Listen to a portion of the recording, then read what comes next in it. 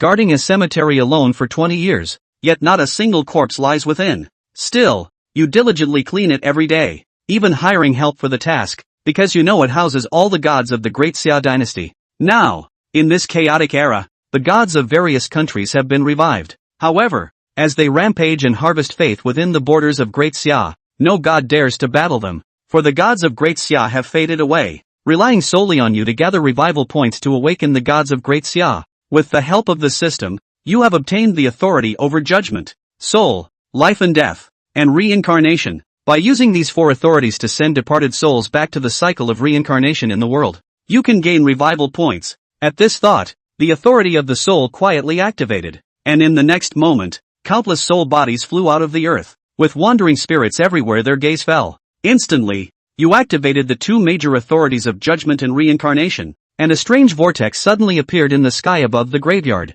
Shadows were engulfed by the whirlpool, some with expressions of relief, some with expressions of unwillingness and rage. This scene only calmed down after all the wandering spirits within a 5-kilometer radius were absorbed. All the departed souls in this place have been reincarnated, gaining plus 1,650 revival points. Congratulations to the master for gaining cultivation feedback. Current cultivation level, Earthly Immortal Realm. The Hall of Divine Spirits has been opened, and some deities have been unlocked. The master can check the revival points required for awakening. The 4 Sea Dragon Kings require 100,000 revival points. The Thunder Lord, Electric Mother, Wind Master, and Rain Master also require 100,000 revival points. At the same time, a tall middle-aged man was reporting to several elderly people in the video. Everyone, the unbelievable phenomenon of the revival of the gods has been confirmed by my Shinfu temple from various aspects. We also have gods revived within the Great Xia territory, but we don't know if he is a god from our Great Xia legends or from the West, a god of justice and light, or a god of evil and darkness. From initial observations, the power controlled by this Chen Beiyin is likely inclined towards darkness and evil, related to souls and undead. Ji Ding, what makes you so sure? Leaving aside the Western gods, just talking about our Great Xia god lineage. It seems like there are no evil gods, right? The middle-aged man named Ji Ding shook his head and said, although my ancestors have become gods and my Shinfu temple has been passed down through generations, I dare not speculate on the minds of the gods. We cannot speculate on how they view us from our own perspective. The elderly man sighed after a moment of silence. Ji Ding, if the future is destined to return to the pattern of the gods holding power, I hope you can be more tactful. After all, the Great Xia can only rely on you and your Shinfu temple to deal with those gods. After the video call ended, Ji Ding was about to gather his subordinates to devise a plan to deal with you when suddenly a member of the Xinhua palace rushed in anxiously. Master, the satellite detected abnormal activity at sea, suspected to be the sea god Poseidon of the Olympus god family extending towards our Daxia direction. In the darkness of night, 3 white colossal warhorses were pulling a golden chariot swiftly across the sea. On the chariot throne sat a majestic figure wielding a trident, none other than the sea god Poseidon. As you watched the live broadcast, you began to furrow your brows. On the sea, there was a gigantic mermaid, her voice echoing majestically across the waters. I am tasked by the sea god to guard this sea area. Those who wish for calm seas must pay homage to the sea god. My true name is Poseidon.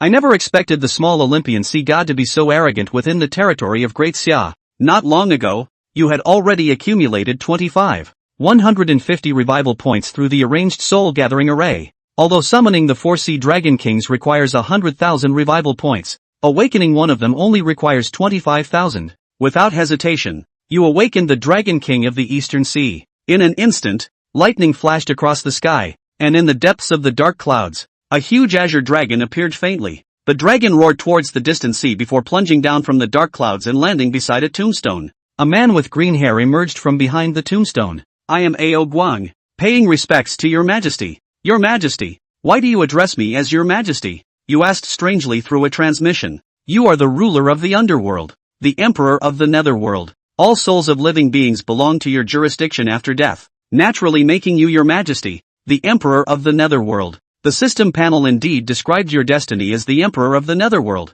At this moment, Ao Guang, the Dragon King of the Eastern Sea, transmitted again. Your Majesty, your memories should still be sealed. As your strength gradually recovers, you may be able to retrieve them gradually, but let's set that aside for now. There is another sea god from elsewhere causing trouble in your Eastern Sea. Can you handle it? Ao Guang sneered upon hearing this. A tiny golden immortal without even the authority of a sea god dares to stir up trouble under the name of our 4 brothers. I can easily handle this. Despite Guang's confidence, Yu looked puzzled and asked, "If you're so powerful, do you know why the gods of Great Xia perished?" "I do not know, little god. During the Great Calamity, only powerful beings like your majesty knew the inside story. Beings like us immortals vanished in an instant, only aware of the future or the chance of revival in the depths of fate. Did you know about the existence of the Western gods back then? Like this sea god, Poseidon?" I do not know. Divine positions are bestowed by the heavens. Poseidon does not hold the authority of the heavens. He should be a creature born after the Great Calamity, falsely claiming the title of sea god. "Well," Chen Beiyin murmured, "in that case, then you and I should stop talking nonsense here. You go early and come back early. Beat that Poseidon away or beat him to death as much as you want. I still have a lot of questions about cultivation I want to ask you." The little god obeys. When the words landed, the pale Guang with a head of green hair instantly disappeared without a trace. Chen Beiyin was just about to cast his mana to watch the battle remotely when Wang Mumu's scream suddenly rang out beside him. "Aha! There's a ghost boss. Boss, did you see that? There was a green-haired evil spirit in front of you just now, and it was gone in an instant." Chen Beiyin, the Dragon King of the East China Sea, is the legendary green dragon, with a head of green hair that's very cool. "Okay, how did you become a green-haired evil spirit in your mouth?" Chen Beiyin sighed. "Moo.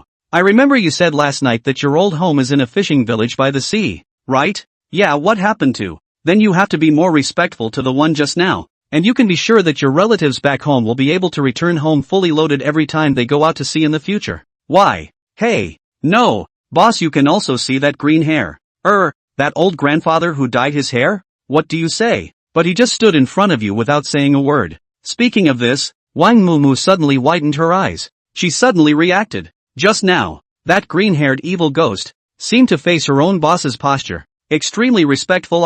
Thinking back again to last night's scene, Wang Mumu's body and mind all relaxed at once. Evil spirits and all that. What the hell? In front of your own boss, all of you have to stand at attention and kick the right foot. As long as she hugged her boss's thigh, she, Wang Mumu, dared to walk up to the palace of Hades. Thinking of this, Wang Mumu carefully opened his mouth to inquire, "Boss, can you teach me to cultivate immortality? Let's talk about it later. I have a big show to watch today. I don't have time." Saying that, Chen Beiyin returned to his office, paralyzed himself on the sofa, and prepared to cast his divine ability to watch the battle remotely. But it was interrupted by Wang Mumu again. Boss, look, the official even sent someone to communicate with that water monster that calls itself the sea god. And there's even a full live broadcast." Chen Beiyin raised an eyebrow and opened the large screen in his office that demonstrated funeral ceremonies to his clients and found the live broadcast. Only in a seaside harbor, a group of people wearing black uniforms with golden flames tattooed on their chests and backs,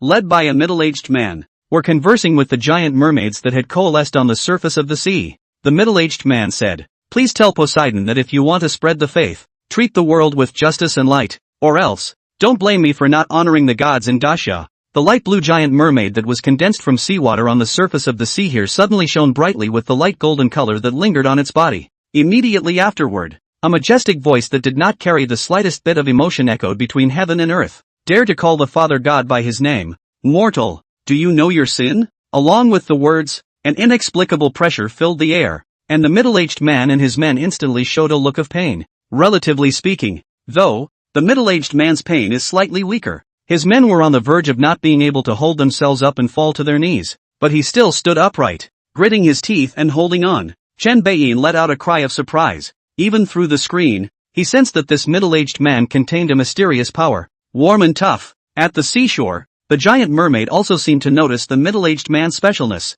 He let out an equal cry of disbelief, but then spoke angrily. "The gods are before us, and disrespect is blasphemy. How dare you use the power of evil against the divine might? In the name of Poseidon, the Father God, this god condemns you to death." Woo! A conch sound was heard, and a huge wave was raised from the sea, sweeping towards this side of the harbor. The middle-aged man stared at the huge wave with a hideous expression. "Is this what they call God? What kind of bull ******* God kills people with divine power at the drop of a hat? If my great Xia gods were still around, where would it be your turn to be arrogant here? A subordinate god of the sea god?" Chapter 6, The King is Here. Who dares to make waves? Straight from the booth. Netizens everywhere are also exceptionally sad and angry. In the beginning, when Poseidon showed his miracles in the sea, there was still a lot of worship. After all, this is a god. Don't care where it is, as long as it can bless everyone with good weather when they sail. But when news spread around the coast that many people who did not believe in ghosts and gods were killed by the so-called sea god from God,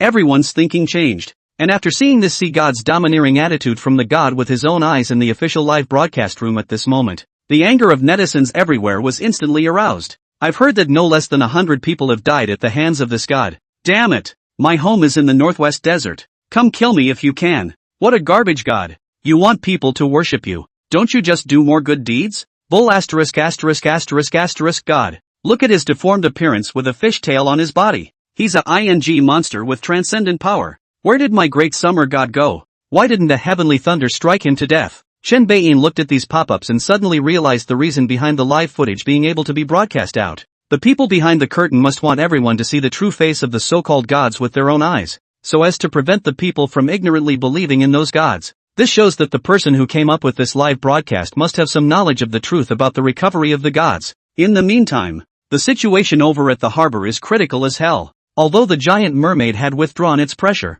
the monstrous waves were inching closer, almost like a large tsunami. The middle-aged man growled, "If you dare to plague my Grand Xia again, I, Ji Ding, swear, will destroy the foundation of your Olympus god system's faith." At that, the giant mermaid laughed out loud. You're a weak mortal that I can crush with my hand. So who are you to destroy the foundation of my faith? Ridiculous. If you don't believe me then let's try. Ji Ding put his finger to his ear and shouted into the communicator, "Pass on my orders. Spread the word to Olympus about what's happening here. I don't believe that the people of Olympus, who have been enlightened, will still believe in an evil god like him." The words came out. The giant mermaid blushed, but then relaxed. He said, "That's your bargaining chip? That's ridiculous. Do you think you can spread the image of this place over? As long as Father God slightly exerts his divine power, he can block and change your human electromagnetic and lightwave signals at will. Your so-called technology is like a third-rate magician's show in front of God, full of holes. Give up.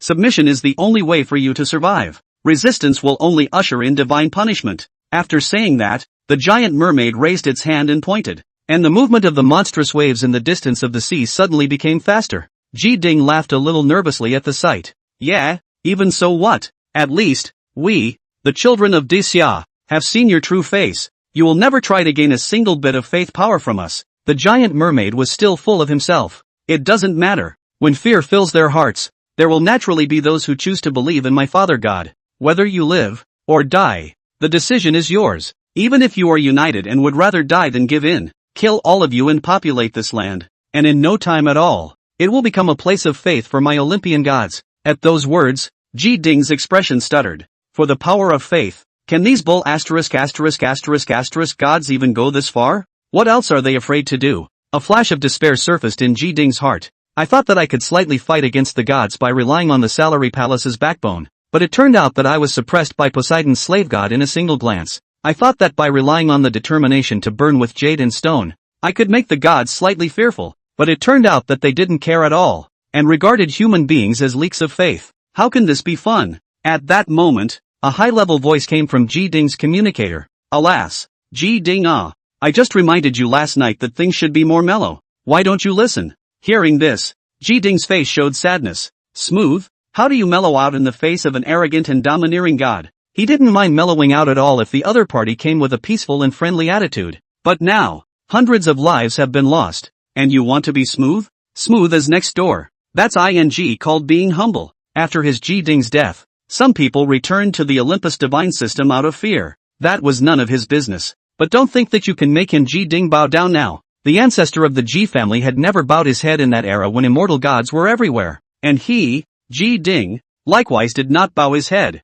At this point in the live broadcast, the netizens' emotions were similar to Ji Ding's. Even though there are a lot of softcore people who have started posting goonish pop-ups that can't stand up, but angry words dominate. "You want me to believe in your disgusting and deadly god system? Get lost. Even if I want to be a believer, I will kneel down and worship my great summer gods. You count as a hook 8. I've always disbelieved in ghosts and gods, but since a creature claiming to be a god has appeared in front of me, then I sincerely pray that the great summer gods will show up and slap this shameless evil god to death." Poseidon, the god of the sea? Is that the same trash who takes women by force and has a dozen mistresses? Is such a god worthy of my faith? The hearts and emotions of the various parts of Daxia directly affect the favorability of a region towards a particular god. This meditative change was directly sensed by Poseidon. So Poseidon, hidden in the ocean, instantly communicated his displeasure to the giant mermaid. It is signaled to make quick work of it and stop doing things that don't make sense. That would do nothing but inspire antagonism in mortals. The giant mermaid that received the order said with a slight change in face, "Mortal, I will give you one last chance. If you kneel and submit, your life will be spared. If you persist, you will die immediately." Looking at the huge wave that was already close at hand, Ji Ding shouted out the angriest voice in his heart, "Screw your submissiveness. Humph. Then you go to hell." The words were not yet spoken. A monstrous wave came crashing down. Ji Ding tried to stand up straight, preferring to die. Just then, an old, appreciative voice drilled into Ji Ding's ears. "Not bad. You human descendants haven't lost the backbone of the human sages." If those human emperors of the past had known, they would have laughed with relief. Boom! A thunderous boom exploded, and a bizarre scene occurred. The monstrous waves that the giant mermaid had summoned with the sound of the conch had actually frozen in thin air at this moment. This sudden and unreal scene really happened in front of everyone's eyes. Not only did Ji Ding and his men see it, but the viewers in the live broadcast room also saw it clearly. The giant mermaid's expression was instantly gloomy. He looked around and rebuked in a deep voice, "Daring, who is preventing me from carrying out divine punishment?" Guang, the Dragon King of the East Sea, topped his head with green hair and quietly appeared beside Ji Ding. He looked at the giant mermaid with disdain. "Divine punishment? You sailor race was just an affiliate of my dragon race back then, and you dare to call yourself a god and carry out divine punishment? Hide your head and show your tail. Sinful animal. Get out of here for this king." Guang let out a loud shout, and the giant mermaid condensed from seawater instantly collapsed. Then, a figure fell in front of Guang in a sorry state, but it was a mermaid, or shark, that was more than 2 meters tall, with a lanky male upper body and a wide fish tail lower body. He looked at Guang in horror, his eyes filled with disbelief. He had just been 100 miles away, remotely manipulating the seawater incarnation. How did he instantly come here? What kind of horrible power is this? Feeling the abyss-like aura on Guang's body, he opened his mouth with a trembling voice. My father god is nearby. He is a main god. If you dare to kill me, Father God, he will definitely launch a big tsunami to destroy this place." Guang sniffed faintly. "This king is here. Who dares to make waves?" Wow! The solidified monstrous waves instantly dissipated, turning into a mass of water vapor that finally condensed into a rainy mass that fell back into the sea. This scene deeply shocked everyone. Chapter 7, Your name is Poseidon, isn't it? You're pretty wild. The pop-ups in the live feed stagnated for a while before suddenly filling the entire screen. Asterisk asterisk asterisk asterisk. Which big guy is this? My great summer gods can't stand to watch and have finally shown themselves? This godly old grandpa is quite trendy. He dyed his hair green. What nonsense. That's clearly Aoshi. Calls himself the king? Can manipulate seawater? I'll go. It can't be a dragon king, can it?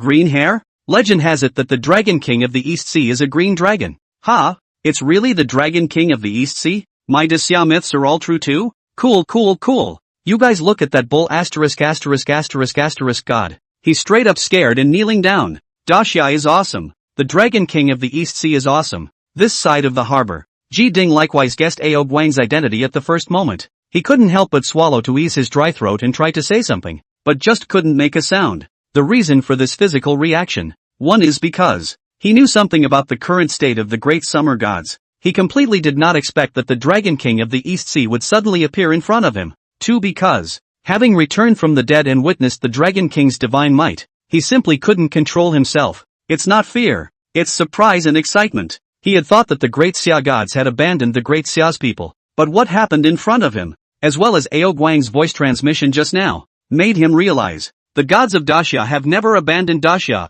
In these end times, at this time of distress, the gods came down from heaven and broke the gloom and fear brought about by the evil gods in one fell swoop. With the Dragon King of the East China Sea, Poseidon, god of the sea, is nothing. Ji Ding was secretly excited. Guang cast his gaze into the depths of the sea and faintly said, "Hiding rat, don't you show yourself yet?" The words just fell. A golden light flashed, dissecting the sea and dispersing the dark clouds, creating a golden path from the sky to the sea, from far and near. In the next second, he saw a magnificent figure galloping in a golden chariot pulled by 3 huge seahorses and filled with magnificent jewelry. When the chariot docked 100 meters from the shore, the magnificent figure that made it impossible to see his face raised the trident in his hand, pointed it at Guang, and said in a cold voice, "Great summer sea god, you captured this god's son, Terry Tong, in such an insulting manner. Is it not that you don't regard this god in your eyes?" Guang snorted. "Your name is Poseidon, isn't it? How dare you? The East Sea is this king's territory.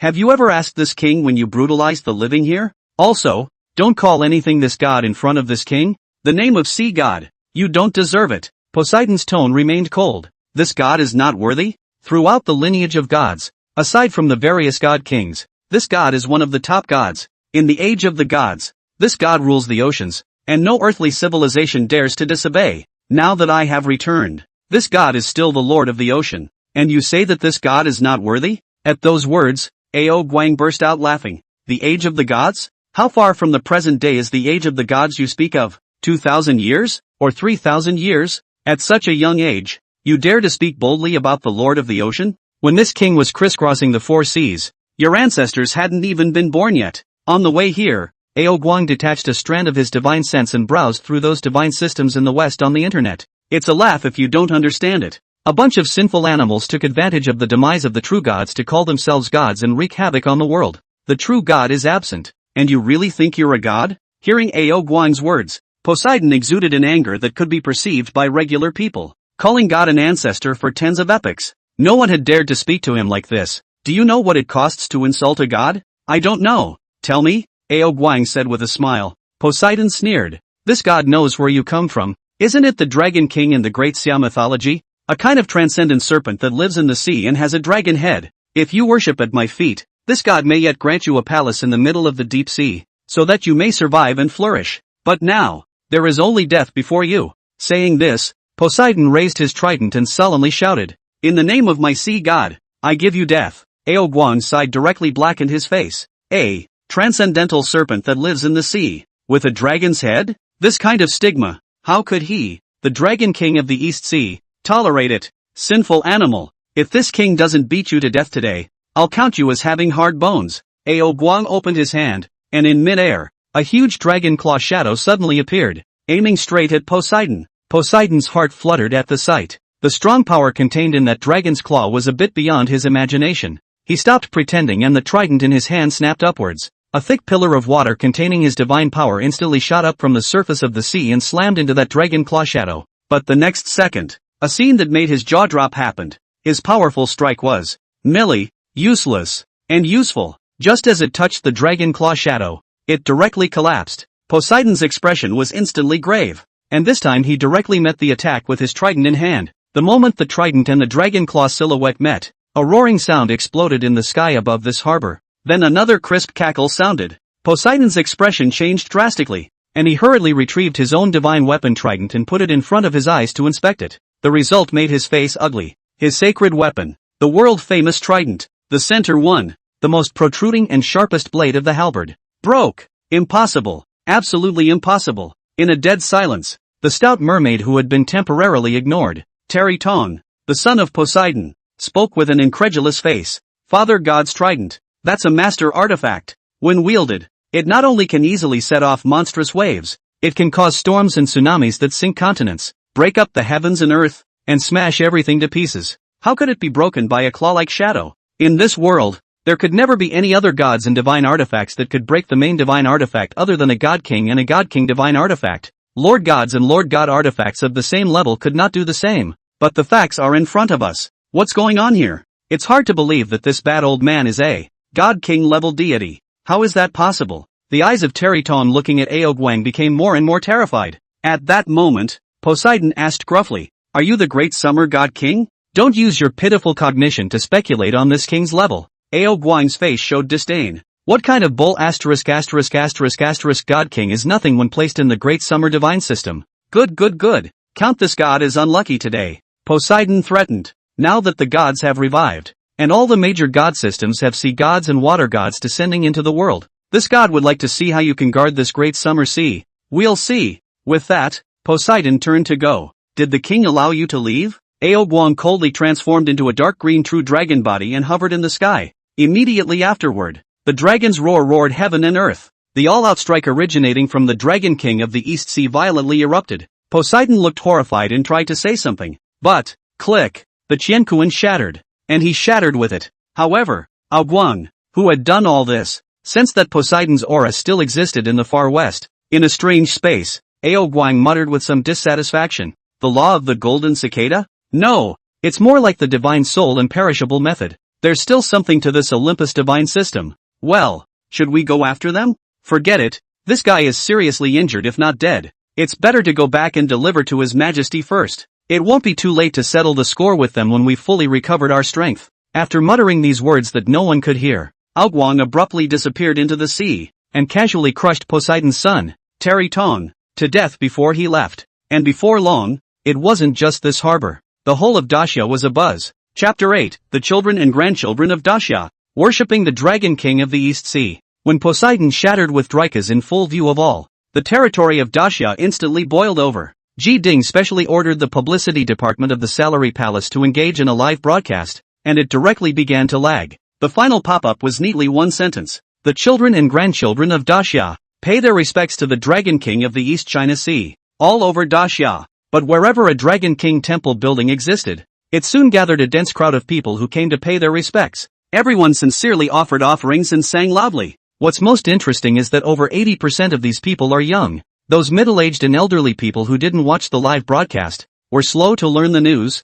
and even didn't know about this matter for the time being. At this time, one by one, they were all dumbfounded. Hamseon Dragon King Temple. The grandpa guarding the temple looked at the people who were charging like an army of zombies, crossed his arms, stopped in front of the door, and questioned, "What are you doing? Although we have free admission here, we can't accommodate so many people at once." The young man who rushed to the front said, "Grand Master, don't you know? The Dragon King has manifested himself. He has defeated Poseidon, the western god of the sea. We all came over to thank the Dragon King." "What? The Dragon King has manifested himself?" On the watchman's face, a shocked expression flickered, and then he said in disbelief, "What are you talking nonsense about? You child, why are you more superstitious than an old man like me? Really, why would I lie to you? If you don't believe me, look." The young man took out his cell phone and played a live video for the grandfather. The janitor was still a bit unconvinced. That's when the others spoke up. "Grand Master, you open the door and let us in." "Yes, Moncler. I've bought all the joss sticks here. It's broken. I forgot to buy it." "Master, do you sell them here?" Upon hearing this, the caretaker's old companion, the damsel who sells incense and candles at this temple, brightened up and said, "I have it here. I've got it." "Damn, old man. Let them in quickly." The caretaker grandfather no longer insisted when he saw this, and admonished, "Don't you guys mess around. Everything in here is public property, and you'll have to pay for it if you break it," he said, stepping aside and opening the door. The people who came to worship instantly swarmed in. However, a scene that amazed the janitor beyond belief occurred. These people with frenzied expressions showed extreme excitement when they were outside the door, but when their feet stepped over the threshold and entered the confines of the Dragon King's temple, all of them quieted down. The frenzied expression remains. The excitement is still there, but everyone is in control of what they say and do, to the point of a perversion. Everyone consciously lined up in 5 lines and moved forward, step by step, step by step. Upon arriving at the incense-burning furnace in front of the main hall, those with offerings were dutifully placed in front of the furnace, and those with scented candles were respectfully lit and inserted into the furnace. Those who had nothing with them made a great salute and mouthed the words. The janitor was grabbed by his partner to help with the sale. He was extremely puzzled and said, "Wifey, we haven't come to a single person in 10,000 years. What's going on here today?" The older woman was too busy loading people up to pay any attention to him. The customer who was buying something said, "Master, you still don't believe me? The Dragon King has really manifested. The most honorable Dragon King of the East China Sea." The janitor rolled his eyes. "The Dragon King of the East Sea? You're playing Journey to the West for me." But before he could say anything, he heard a sudden bolt of clear air in midair. A green dragon shadow appeared, descending from the sky and landing directly on the Dragon King Hall. In the next second, an old but gentle voice came out from the middle of the main hall. "I just did a trivial thing, and for the simple purpose of trying to defend my turf. If for this reason I bear your worship, which is not in name, do not spend any more money to worship me." The words came out. The room was quiet for a few seconds. Then a roar of cheers erupted. Someone shouted, "Master Dragon King, that Poseidon wanted to plague Daxia. You helped us defeat him. This is a piece of merit. You should enjoy the incense." "Yeah, you should not excuse yourself. I'll invite your idol home and worship it day and night." "Ha ha ha, I'm far ahead. I have the Dragon King's shrine enshrined in my house all the time." At that moment, Guang's voice once again came from the main hall. "In that case, I'll take this incense, to celebrate my return, and for the sake of this incense, this gift you may also accept." The words just fell. A sudden, white, somewhat unrealistic white cloud appeared in the sky. There was also a 7-colored rainbow light lingering around the white clouds, making them extremely dreamy. In the next instant, a misty rain fell. Someone subconsciously tried to take shelter from the rain, but the whole person suddenly froze, because, as the rain fell on his body actually suddenly felt very relaxed. No more soreness or pain in my back and legs. Small wounds on the surface of the body, healed. The ones that are coughing, don't cough, but anyone with a bit of a health problem, big or small, got better quickly after being caught in the rain.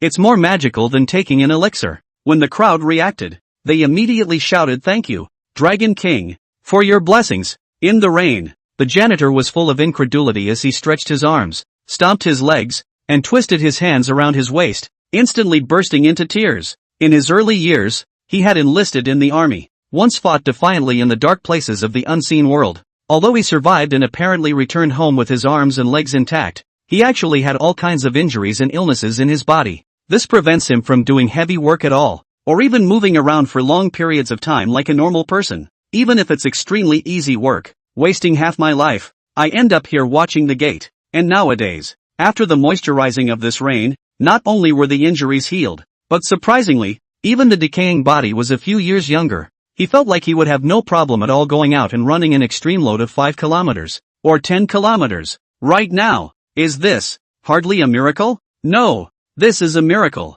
The caretaker grandpa looked towards the Dragon King temple hall with hot tears in his eyes and respectfully made a big salute. Thank you, Dragon King, for your blessings. Thank you, Dragon King, for your blessings. The damsel, who also felt her body becoming very healthy, followed suit and saluted and shouted alone. When she got up, someone wanted to buy scented candles, and the older woman waved her hand. Not for sale, not for sale. I'll keep the rest for myself to offer to the Dragon King. And just now pay all come over to me. I'll return the money to you, from now on, but I'll give away free of charge anything that worships the Dragon King. Hearing this, those who wanted to buy something didn't get angry. Instead, he gave a thumbs up and said, good job, ma'am. In the idol of the Lord's temple, when Guang's wisp of Yuanshan saw this scene, he immediately revealed a smile. Dream big for 10,000 years. On this earth, he, the Dragon King of the East Sea, was still very popular. Immediately afterward, Guang left his own Yuanshan brand in the idol,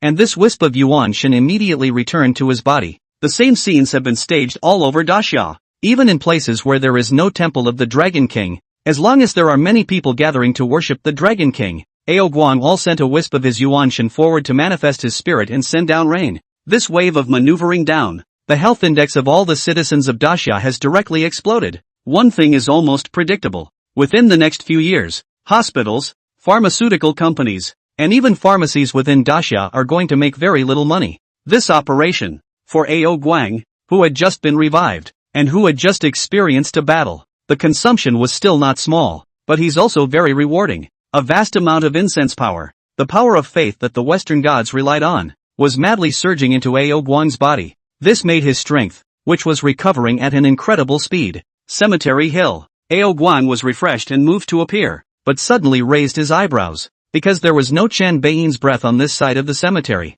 After a little sensing, Guang cried and laughed a little. What's going on? Why did His Majesty run to that harbor when he just came back from his own side? Chapter 9 Unexpected Harvest. Early reunion of the 4 Dragon Kings of the Sea. Guang didn't dare to bother Chen Baiyi. Turning to appear in front of the dumbfounded Wang Mumu, he opened his mouth amiably to inquire, little girl, do you know what your master is doing? Wang Mumu shuddered, as if she was waking up from a big dream. When she saw the person in front of her, she didn't know how to react in her panic. He actually clasped his fists like a martial artist and stammered, meet the Dragon King, Guang. Don't be afraid, I don't eat people. When your master left, did he say what he went for? Wang Mumu secretly spat. I know you don't eat people, but you're the Dragon King, the gods of myths and legends, standing so alive in front of them. Anyone would have to be nervous, right? And so on. Master? Wang Mumu hurriedly said, he's my boss, not my master. Oh, look at my brain, subconsciously maintaining the concepts of the ancient times. It's okay.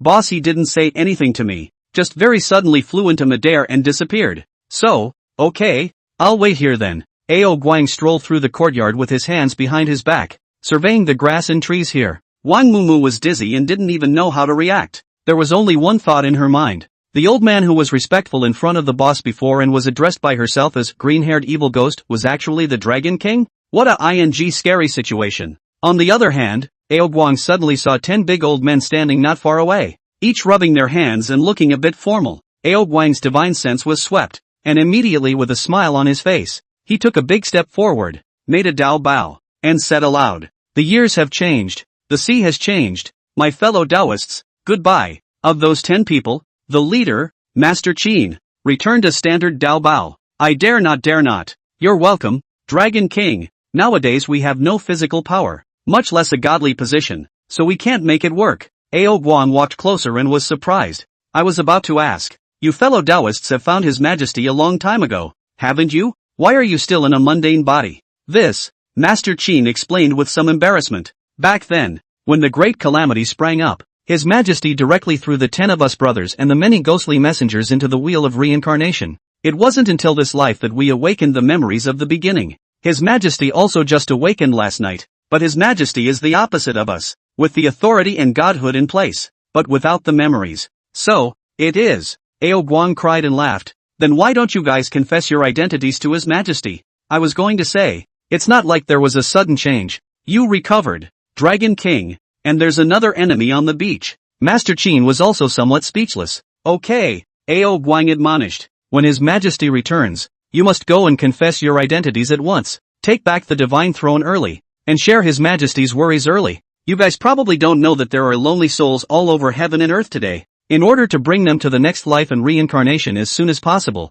His Majesty has set up a large formation here to gather the wandering souls." Upon hearing this, Master Jian and the others showed shame on their faces and opened their mouths one after another. "I didn't realize that His Majesty was taking our duties on one shoulder. Though His Majesty has lost his memory, the sense of responsibility to maintain the balance of the heavenly Tao is engraved into his bones. Alas, it was our negligence. Should have confessed our identity earlier. The question is, does Your Majesty have the ability to allow us to regain the Yama divine throne now?" "Do not question Your Majesty. The fate of heaven and earth and the destiny of all living beings are held in Your Majesty's hands. What is a mere godhood? Let's hope so." These people are each sighing here. Wang Mumu was directly a whole big shock. "What are they talking about? Your Majesty? Yama? These 10 people couldn't be the 10 temples of hell, could they?" Realizing this, Wang Mumu was dumbfounded and his entire body was dizzy. For a moment, she didn't even know how to express her feelings. The self-boss is also too awesome.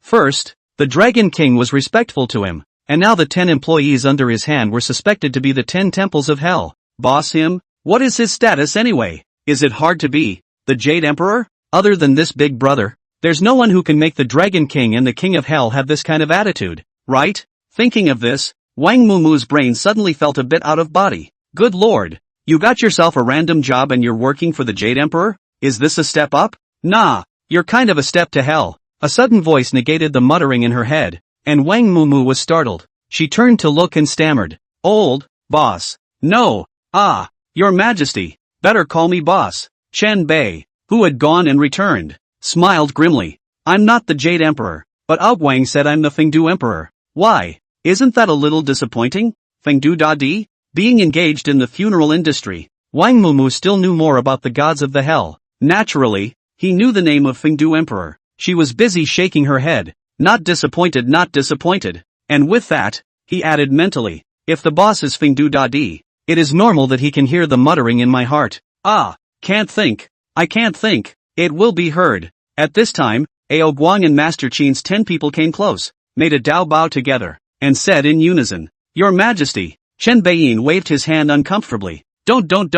The 10 of you should still call me boss. As for Guang, Your Majesty has granted the little god a second life. The little god does not dare to disrespect it. Guang directly interrupted. "Fine, as you wish, but when there are outsiders around, you and I will talk by voice, so as not to scare others." Chen Beiyin shrugged his shoulders helplessly. "I don't want my place to be surrounded by fanatical people a few days later." "Yes, Your Majesty." Guang finished and turned to ask, "Your Majesty, what were you doing in that seaside harbor just now? If you have any errands, feel free to command the little god. I can't pretend to lend you this, but until I can move, I can let you move with me. It's too slow for me to fly on my own." Chen Beiyin didn't explain too much as his gaze fell on the system panel in front of him. Owner, Chen Beiyin. Cultivation, late heavenly immortal realm. fate, Yin Tian Zi, authority, judgment, soul, life, death, reincarnation, awakened god, dragon king of the East Sea. Recovery value, 80,150. The reason why he went to the harbor where Guang fought with Poseidon was because the moment Poseidon died violently, he suddenly sensed the appearance of an extremely powerful divine soul. The panel also gives tips. If one could take this divine soul into the chakras, one could gain a large amount of revival value. Hence, that's why he immediately moved to run over. Unfortunately, by the time he arrived, the powerful divine soul was gone, and there were only a few fragments of the divine soul wandering on the sea. However, just these divine soul fragments alone had allowed him to gain 80,000 revival values and raise his cultivation to the late heavenly immortal realm. Now, he had been able to reunite Guang with his other three brothers ahead of time. Chen Beiyin thought about it, and for the time being, he did not rush to awaken the West, North, and South Dragon Kings of the Three Seas. Instead, he seriously inquired, Guang, did you completely kill Poseidon? Back to your majesty. The little god can only be considered to have seriously injured him. Guang explained. That false god has a secret method, similar to the blood sea indestructible body of the former Styx sect leader, or the method called divine soul indestructible. As long as that little bit of origin soul in the lair remains intact, even if the physical body and Yuanshan are annihilated, it will take some time to recover as before. So that's how it is. Chen Beiyin's eyes glowed slightly. Originally, he was indifferent to the existence of the Western gods. As long as the other party didn't come to scourge Daxia, it was none of his business to screw around in any other place. But now with the divine soul equals recovery value layer, then don't blame him for incarnating as a hunter. And it's out of the way. Poseidon had killed hundreds of people in Daxia this time, and in the future, he would not have any psychological burden when he laid his hands on the Olympus divine system. Think about it. Chen Beiyin temporarily suppressed these thoughts and turned to ask, Guang, is there any way to resurrect those Daxia people who were killed by Poseidon's son? At those words, Guang was somewhat speechless. A matter of life and death. You ask me? Are you Yin Tian Zi, or am I? Chapter 10, His Majesty's Word of God. The four seas are in peace. Guang explained. Chen Beiyin immediately slapped his head. Yes, he held the four great powers, and was in charge of the life and death of heaven and earth. So wouldn't it be easy to resurrect people? Chen Beiyin immediately said. Guang, use your nomadic power to take me around the coast. I'm going to resurrect those who were killed, one by one. With us, we must not let innocent people die at the hands of the outer gods. Upon hearing this, Guang didn't immediately agree, but instead frantically gave a wink to Master Qin and the others who couldn't intervene next to him. Master Qin immediately bowed and said, Your Majesty, I am willing to take over for you. Your Majesty, I am willing to take your place. The other 9 immediately followed. Chen Beiyin frowned. Didn't I tell you guys to call me boss? Your Majesty. Master Qin had tears in his eyes. Your Majesty, do you really not recognize me? I am Xiao Jiang. Your Majesty. I'm Little Calendar. Your Majesty. I'm Xiao Yu. Your Majesty. I'm Xiao Lu. Your Majesty. Stop. Chen Beiyin shouted, his face oddly colored. As slow as he was, he reacted at this moment. These 10 employees of his own are not afraid of the 10 Hades, are they? Chen Beiyin looked at Guang, who nodded. That's true. You guys. I haven't even awakened yet. Why did you come out? Chen Beiyin asked. Your Majesty. It's like this. Master Qin repeated what he said to Guang. Chen Beiyin was speechless. I threw you guys in the wheelhouse? Did I really do this? Why do you all have memories of your past lives? But I, the so-called Lord of Hell, the heavenly son of the Underworld, do not? Well, in that case, it's only fitting that you all fall into place. Let me think. Chen Beiyin closed his eyes and thought, actually sensing his 4 great powers. Not long after, he opened his eyes and drank with a serious expression. Judgment, soul, life and death, reincarnation, Yama's divine position, reboot, 10 halls of hell. Return to your positions quickly. Buzz, buzz. A chirping sound that cannot be heard by ordinary people resounded in heaven and earth. 10 black lights were seen drilling out of the ground and disappearing into Master Qin's 10 people. In a split second, the 10 men, who had originally looked and dressed like old peasants, were instantly transformed. Not only did his aura become majestic and terrifying, but the plain clothes on his body were all replaced by gorgeous robes of different colors and patterns. On top of its head, there was even a crown of yen generated. Chen Beiyin observed curiously. Guang was smiling. Wang Mu, on the other hand, slowly opened his mouth wide. Even though she knew that the people in front of her were all godly greats, she still couldn't help but be shocked at the sight of this miraculous scene. Thank you, Your Majesty, For the honor of the throne of God, the 10 halls of hell bowed in unison. Chen Beiyin was surprised. Yeah, I thought the Netherworld and the Book of Life and Death and all that would show up after you guys returned to the throne. Why none of that? Master Qin, also known as King Qin Guang, bowed and said, Your Majesty, the little god had seen before entering reincarnation that you had blown up along with the entire hell. Chen Beiyin? Bombed? The Underworld is supposed to be a huge world, right? How can you blow this up? Then how do you work now? Chen Beiyin asked. King Qin Guang mused. Now, we'll have to deal with official business in the Netherworld for the time being. The little god has an idea. 10 of us, 8 of us will find a cemetery to live in according to the square in each part of Daxia and turn it into a temporary earthly Yama's hall. Yama and I, on the other hand, will find a cemetery in the center of the area to live in, to command the various places, and to deal with events of all sizes. Your Majesty, do you think this will work? Chen Beiyin nodded. Yes, but what about this cemetery of mine? I don't have any more employees. 10 halls of hell. Why are you still thinking about business in the Netherworld? Yama, whose face was as black as charcoal, said, Your Majesty, with the divine seat, we will have strength equivalent to the golden immortal realm. Why don't we go to Yama's hall to work at night, and serve you here during the day? Or, it's fine for us to stay here at your Majesty's all the time, and we can deal with the matter of ghost reincarnation by separating a strand of Yuan Shen. When these words came out, the other 9 Yama kings immediately cast speechless gazes. You're still the one who has to argue about the roles. Back then, you guys were ordered to purge the court in the Yang world. Good guy. Day examines the sun. Night breaks the yin. Not only do not feel tired, but also enjoy it. That's when the idea was brought up again. Simply unbeatable for you. Chen Beiyin was more than happy to do so. Very much so. Well, then you guys go ahead and bring me back those hundreds of innocent dead souls, and then you can go build your respective Hades halls afterward. Yes, Your Majesty.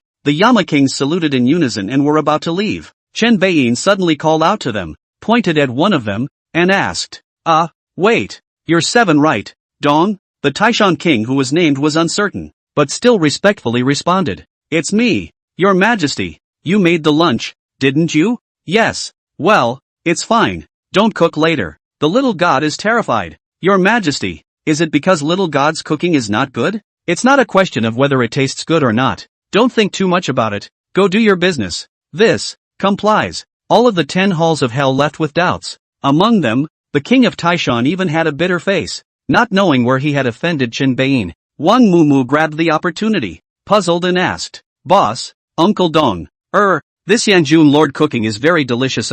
Why do you not like it? Do you remember what he cooked for lunch? Chen Beiyin slanted a glance at her. It's a deep-fried feast, with fried chicken, fried crispy pork, fried flat mushrooms, fried eggplant boxes, fried croquettes, fried sliced steamed buns, fried cream, and the croquettes and seaweed soup at the end. And all of them are very tasty. Then do you know the duties of the Tarzan king of the 7th temple? In hell? This is not too clear. You wait for me to check. Haha. Wang Mumu took out her cell phone and searched. 30 seconds later. Why didn't you say so, boss? Vom dash. I just realized he's the king of Tarzan too. Don't you vomit. It makes me want to vomit too. The king of Taishan manages the 7th hall in the Netherworld, and anyone who steals, falsely accuses, extorts, or seeks to kill or injure people will suffer the punishment of going to the frying pan in the hell under the command of the 7th hall. Associated with this, ask who else could eat the fried feast he made. Guang watched the interactive atmosphere between the two with a smile, and in his heart, he couldn't help but admire Chen Beiyin, the former heavenly son of the Netherworld. Not every god can be so approachable, even if he is an extremely kind god. At this time, Chen Bei Vagina, Guang, I want to have a seafood dinner in the evening. This is not difficult for you, right? It's not hard. You could say it's very easy. Okay, I'll leave the ingredients for the evening to you. Your Majesty, I see that humans today hold the meat of the species lobster in high esteem. Would you like to try a 100-pound lobster? Chen Beiyin and Wang Mumu's eyes shone brightly as they nodded frequently. Guang laughed. Okay, you just look good. Saying that, he immediately exerted his magical powers, and not long after, a lobster bigger than a man, as well as many thousands of strange seafood appeared out of thin air in the yard. Seeing this, Chen Beiyin was suddenly looking forward to the evening meal. In a good mood, he said to Guang, a surprise for you. After speaking, he directly spent 75,000 recovery values to awaken the Dragon King of the West Sea, the Dragon King of the South Sea, and the Dragon King of the North Sea. Guang was stunned and immediately greeted him. The 4 brothers met and were all a bit emotional. However, they still came over to thank Chen Beiyin in the first instance. "Thank you, Your Majesty, for your holy grace." Chen Beiyin looked at these 4 spiritual old denizens in front of him, the green-haired Ao Guang, east, the white-haired Ao Lun, west, the red-haired Ao Qin, south, and the blue-haired Ao Shun, north, and kind of couldn't help but laugh. But he held his tongue and nodded his head. "With you guys around, the 4 seas of Daxia will be safe from now on. Your Majesty speaks the word of God. The 4 seas shall rise in peace." The 4 dragon kings responded in unison. Immediately afterward, there were 4 dragon roars that faintly echoed between heaven and earth. The whole of Daxia, east and west, north and south, no matter how high or low the altitude was, no matter what kind of weather it was before that, from this day forward, the winds and rains are favorable. P.S. Typhoons are turning the corner. Chapter 11 Change of Plans. Prepare to sacrifice to the gods. Night. The king of the 10 temples of hell brought back those hundreds of dead souls. Chen Beiyin used his authority, life and death, to reverse their state, and all that was consumed was some mana to mold their physical bodies. Of course, the reason it was so easy was because these people were all mortal. If it was hundreds of immortal gods, he couldn't do it even if he was exhausted. Perhaps it could only be done with relative ease after the strength reached the level of the Fengdu Emperor that Ao Guang and the others spoke of. In this regard, Chen Beiyin was already satisfied. The resurrection of these hundreds of people naturally caused another burst of unheated discussion on the internet. However, because none of those people had any memories of this, many people pressed this credit on the head of the Dragon King, Ao Guang. Ao Guang was thus a bit embarrassed and wanted to exert his divine power to inform the people of the truth, but Chen Beiyin stopped him. He didn't want to reveal his identity too early. After all, the strength was too low. At least one should have the strength of the Tai realm in order to feel a little safe, and it would be best to become a Dao Lord before being exposed. Evening. The 2 men and 4 dragons gathered together for a comfortable seafood dinner. What they didn't know, however, was that an operation from the Salary Flame Hall, targeting Chen Beiyin, was waiting to happen. West of Ham City, in the air on a huge helicopter, Ji Ding was advancing towards Cemetery Hill with 30 team members wearing black uniforms with golden fire patterns on the back of their chests. In the comm channel, Ji Ding said in an uplifted mood, "I'll repeat the mission message. Mission location, Cemetery Hill, Ham City. Mission target, owner of Cemetery Hill Funeral Company, Chen Beiyin. Mission content, investigate which god of which divine lineage Chen Beiyin's power originates from. Mission approach, first courtesy, then military, and when necessary, attitude must be firm. Now I, Daxia, also have a god revived, and it's a powerful god that can easily defeat Olympus' main god, Poseidon, the Dragon King of the East Sea. All of you get your spirits up and don't degrade the great summer." Of course, it should be noted that if Chen Beiyin's source of power is likewise a Daxia deity and is of an order-keeping stance, then, we also need to avoid provoking each other, thus creating unnecessary conflicts and trouble. All clear? Understood. The 30 members of the team responded in unison. Everyone's expression was extremely solemn. However, if one looked closely, each person's eyes also carried a look of excitement, euphoria, and so on. There's no way not to get excited. Ever since being recruited into the Salary Flame Hall, the message everyone received was that since there was no god in the Great Summer, it was up to the people to fight. If a divine war ever breaks out, they must rush to the front line. But now, the Dragon King of the East China Sea has made a shocking appearance. All trepidation and fear was dissipated. If it was in the past, against an existence suspected to be a divine agent, they would definitely not dare to come directly to the door like this. It will only use various means to sidestep the mission and confirm the danger factor of the other party. It was different now. Daxia also had a god, and it was the extremely powerful Dragon King of the East Sea. Then what's there to be afraid of? It was polite enough not to just open the door. Not much longer. The helicopter arrived at the intended landing site. Ji Ding landed on the ground with 30 people, and then rushed towards Cemetery Hill, which was 5 kilometers away. Cemetery Hill entrance. There's only one way up here, and there's a sign on the side of the road with the words Cemetery Hill Funeral Directors. Ji Ding turned around and addressed the team once again. All according to plan. If the other side reacts violently and wants to strike, then here's your chance to exercise. Yes. The crowd responded in unison, and then they went up the mountain in 3 silent lines. Cemetery Hill. Chen Beiyin was sparring with Ao Qin, the South Sea Dragon King with reddish hair color. Neither one of them is convinced. One uses a straw and the other blows into a bottle. Ao Guang laughed at this scene, but suddenly his complexion moved and he frowned slightly. But then he returned to normal, a look of speechlessness on his face. Ji Ding and the others' caution naturally could not be concealed from him, and, with his strength having recovered to the peak of the Tai Golden Immortal Realm, he knew Ji Ding and the others' purpose with a slight projection. Such an action was, in his opinion, utterly stupid. However, considering that Ji Ding was just a mortal, his cognition and pattern were not open, and his way of thinking was even more completely unable to understand the world of immortals and gods, which was normal. After thinking about it, Guang transformed into a doppelganger and blocked in front of Ji Ding and the others. Ji Ding's side was leading the people, full of hot blood towards the target, when he was suddenly startled by the black shadow that appeared not far away. He cautiously raised his hand, signaling the procession to stop. Then he stepped forward and asked, "May I ask who you are? Go back. This is not a place for you to come." Guang slowly turned around as he spoke. Ji Ding and the others froze for a moment, their pupils instantly tightening. East Sea Dragon King? What's this big guy doing here? Ji Ding reacted the fastest and immediately bowed with his hands. Ji Ding, a descendant of the Daxia Ji family. Meet the Dragon King. Shoo, keep it down. You can't afford to disturb the one inside. Who's in there? Who's in there?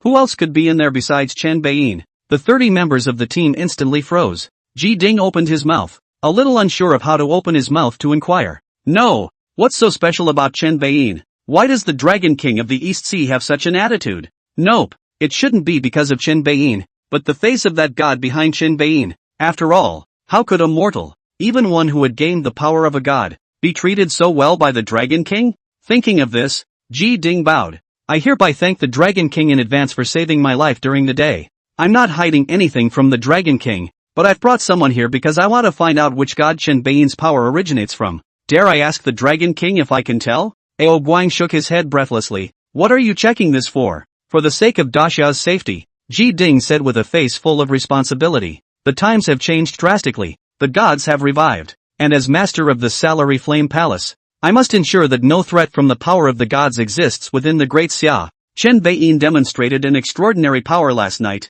involving the realm of souls and the undead. I must find out. In case he's getting his power from some god of death or something in the west, then I have to take some kind of measures. Taking steps, like this afternoon on the beach, fighting the gods with flesh and blood? Courageous, but ridiculous, Ji Ding continued. But now it seems that since you are here, Dragon King, the source of Chen Beiyin's power is 80% not the Western gods, but I still want to confirm it. I wonder if the Dragon King can tell me. Guang sighed. You're a man. I was right in praising you this afternoon. You do have a backbone and are very brave, but it's just a brain fart and a horribly low IQ. Kidden. He'll take offense when others say he is. But the Dragon King's opening, he dared not disobey. After all, it's a lifesaver. But what does that have to do with not having your head on a swivel? While Ji Ding was thinking, he heard Guang say, if I can even take the initiative to stand up and stop you from going up there, don't you want to think about what kind of scary identity the one up there could have? If you mess with him,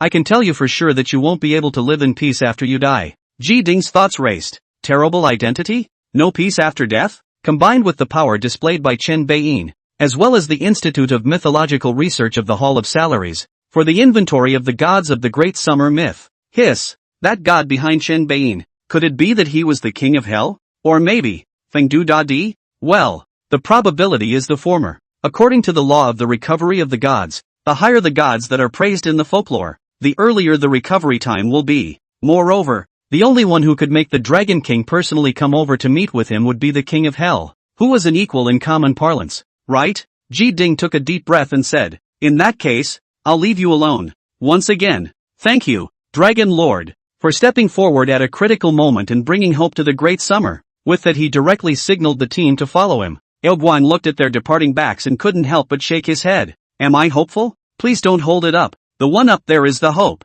Cemetery Hill below. Although Ji Ding and the others returned without any success, one of them was not frustrated, but on the contrary, they were very excited. For one thing, I got to see the Dragon King up close. Secondly, it basically ruled out the potential pitfalls of the gods behind Chen Beiyin. It was a death god, but it was the death god of Daxia. Starting today, Daxia has 2 more layers of protection.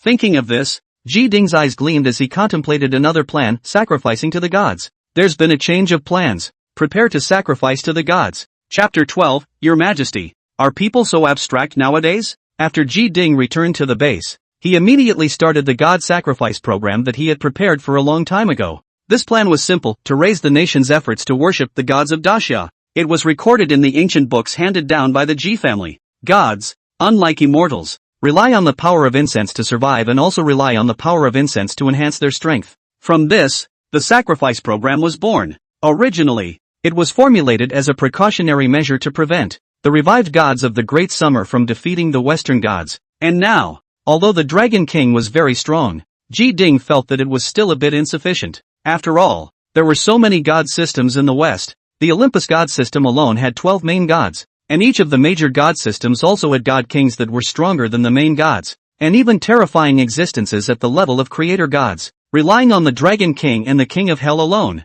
I'm afraid it's not going to work out too well. Also, one can't put one's hopes on the matter of more Daxia gods being revived. Who knows when the next god will revive? Thus, when the only unknown deity hidden danger within the Great Xia territory today was ruled out, and it was learned that the Great Xia now had 2 deities, Jian didn't hesitate to open the god sacrifice program. Early the next morning, an announcement was published on various online platforms. In a flash, the country shook. The content is simple, calling on everyone to pay homage to the Dragon King and the King of Hell without interrupting their lives. There was no need to talk about this Dragon King, even if the Salary Palace didn't mention it. Everyone was already frantically worshipping it. And the Yama one is a bit of a shocker. No, I'm not mistaken, am I? Yama has also come out of the world? Asterisk. That's a bit oozy, isn't it? What's there to be afraid of? We should be happy. It shows that there is reincarnation in the world. Then can I beg the King of Hades to add some life expectancy to me? With the blessing of the Dragon King, we are too healthy. How much longer do you want to live? Other than that, at least you can pray to the King of Hades that your departed loved ones will have a better life underground and a better reincarnation. Could I end myself after the sacrifice and let the King of Hades reincarnate me as a rich kid? Genius. Get out of the hospital. Ha ha ha ha ha. Without your memories, even if you're really rich in your next life, you won't be able to enjoy it now. I don't care. Let's worship first. Burn more paper money for the King of Hell, and try to have a good reincarnation in the next life. The announcement came out. The power of the incense received by Guang plummeted. The 10 Yama kings suddenly received a large amount of incense power. And it's not just the power of incense. There are many strange offerings. 3 days later, the 10 kings of hell found Chen Beiyin, wanting to say something. Seeing this, Chen Beiyin asked, "What's wrong? Did something happen?" Each of the 10 Yama kings looked at each other. Finally, it was King Guang who spoke helplessly. "Your Majesty, are people so abstract nowadays? The 10 of us received the power of incense even if, surprisingly, there are so many offerings I'm embarrassed to say." At those words, Chen Beiyin came to be interested. "Offerings are just meat, fruit, and joss sticks. Why are you embarrassed to say that? What are all the offerings?" Chen Beiyin asked. Upon hearing this, King Guang's face showed embarrassment and didn't bring out his own offering, but instead signaled King Jian with his eyes. King Jian looked at his eyes and nose as if he didn't see it. King Guang looked at Emperor Song again, who also averted his gaze. Chen Beiyin said breathlessly, "Each one of them is a god. What's there to be embarrassed about? Hurry up, don't delay, and see this scene." The 4 Seas Dragon King, who was drinking and chatting, as well as Wang Mumu, who had eavesdropped on the 4 Seas Dragon King talking about the ancient Great Melon, were also interested. In plain sight, with a clench of his teeth, King Guang materialized all of his offerings in front of him, while he himself turned his back directly. Chen Beiyin fixed his eyes and froze. In the next second, he couldn't help but let out a kukukuk laugh. The offerings received by King Guang were divided into 3 levels according to the level of explosions. Some of the more conventional ones are cars, watches, cell phones, and gold jewelry. Some of the more exotic ones are a Fengdu bank card with $1 trillion in deposits, a Hades brand TV and computer, a massage chair, and various household appliances. And the most explosive of all, the papier-mâché maids, paper-cut beauties, tall, short, fat, thin, all types, take your pick. Anything from an imperial loli to a pogon tank. Most importantly, one was cooler dressed than the other. These papier-mâché offerings are burned by people during the worship of Yama, and are received on the side of the 10 kings of Yama. It just looks very unreal, but as long as the kings of hell pour their own ghostly power on them, these illusory offerings immediately become real and can be used in the hellish environment. For example, a papier-mâché beauty, if nourished by the power of ghosts and gods, will immediately become an alternative type of hellish spirit, can talk and move, but can't think, like the extremely realistic kind of simulated robots in sci-fi movies. After Chen Bei had enough of his sinister laughter, he asked, "Have several of you received it?" The other 9 Yama kings nodded with embarrassed faces. Qin Guang said, "Your Majesty, how do we deal with this?" "What do you mean? If someone makes an offering to you, just take it and use it. It just so happens that you don't have any ghost guards under your command right now, so these maids and beauties can all serve as temporary ghost guards. Speaking of this, Chen Bei-yin laughed evilly. Of course, if you don't want to turn them into temporary ghostbusters, but have another use for them, then I don't care. When these words came out, the 10 Yama kings became even more embarrassed. The Dragon King of the Four Seas showed an expression of I know too much about this. Wang Mu, on the other hand, took a long time to react, and her cheeks directly turned red. Color jokes between men. Point taken. Chen Bei-yin turned to ask, by the way, how come there are people worshipping you guys? Have you guys been exposed to the world these past few days?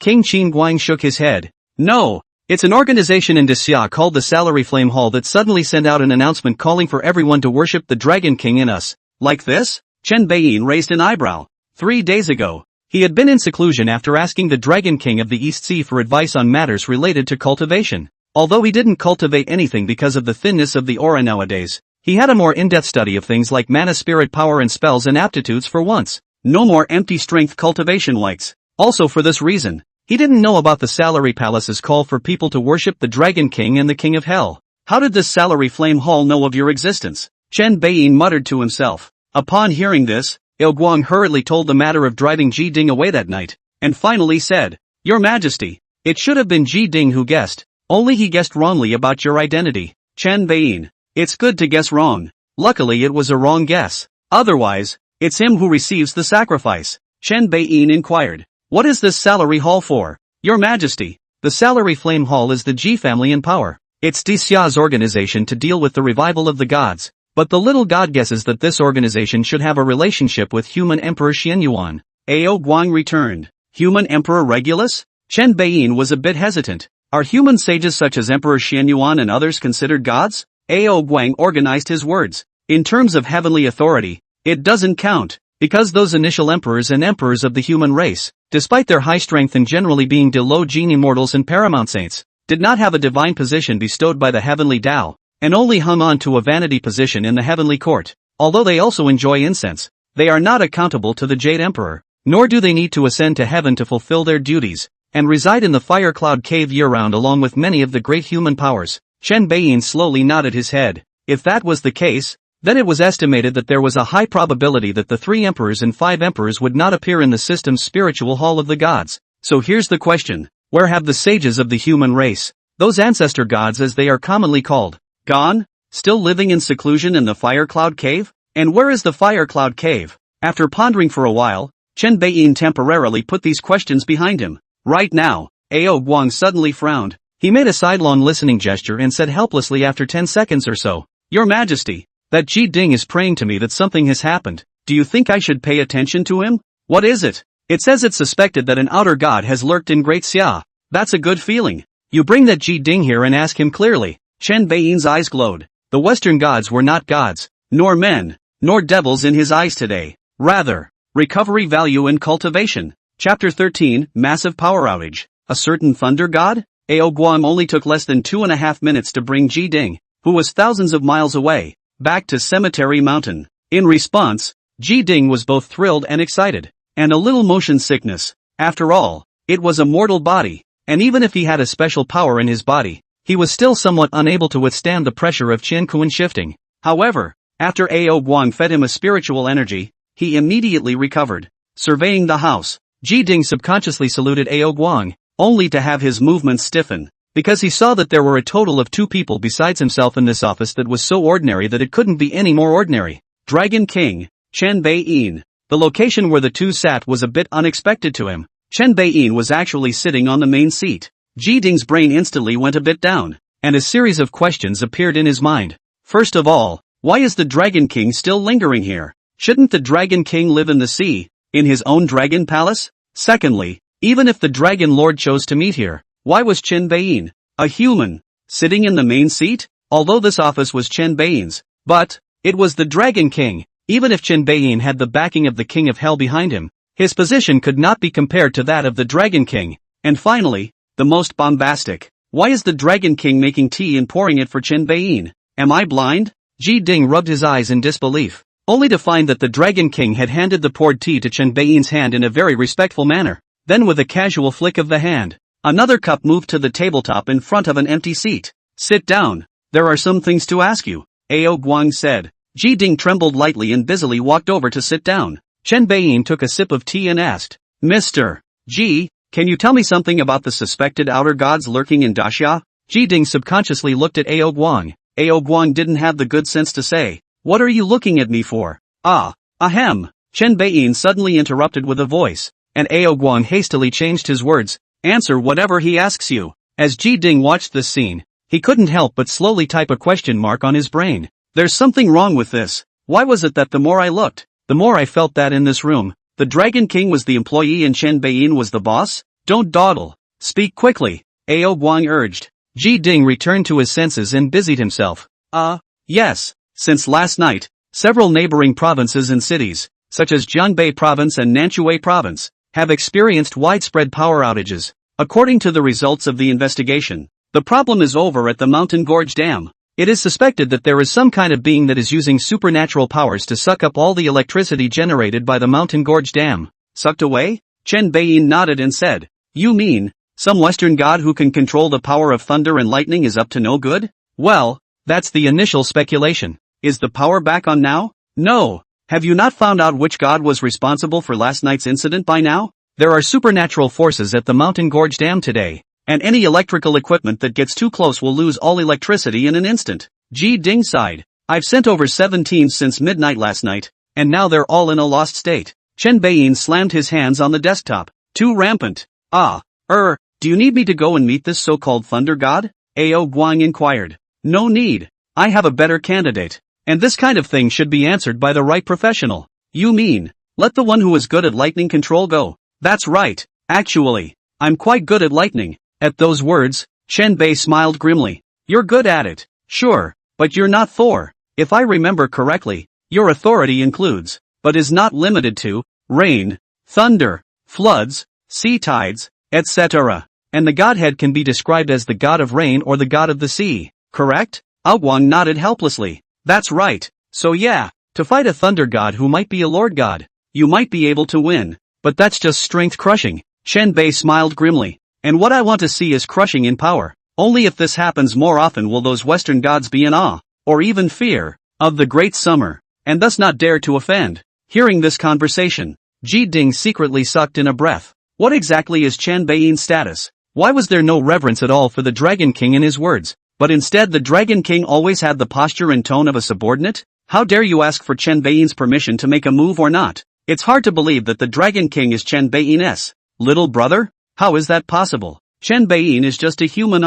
According to the previous analysis, it was just an ordinary person who was more fortunate and got the power of Yama. Why should the Dragon King be his little brother? What kind of hidden agenda is there that you don't know about? Good to know. Seeing this scene, Ji Ding only felt his heart itch. Over here, Chen Beiyin glared at Guang. Guang immediately exerted his divine ability and sent Ji Ding back. In a base in South Water Province, Ji Ding's face stiffened, and he was a bit disappointed. But he then pulled himself together and commanded the stunned men around him. Aim the satellite with the clearest shot at the Mountain Gorge Dam, and report back to me as soon as anything happens. Cemetery Hill. After Ji Ding was sent away, Chen Beiyin came into the cemetery and utilized the 4 major powers to send all of the wandering souls that had been gathered over the past 3 days into reincarnation. Resuscitation value plus 94,850. Current total 10,000 resuscitation value. Congratulations to the master for obtaining cultivation feedback. Current cultivation, early golden immortal realm.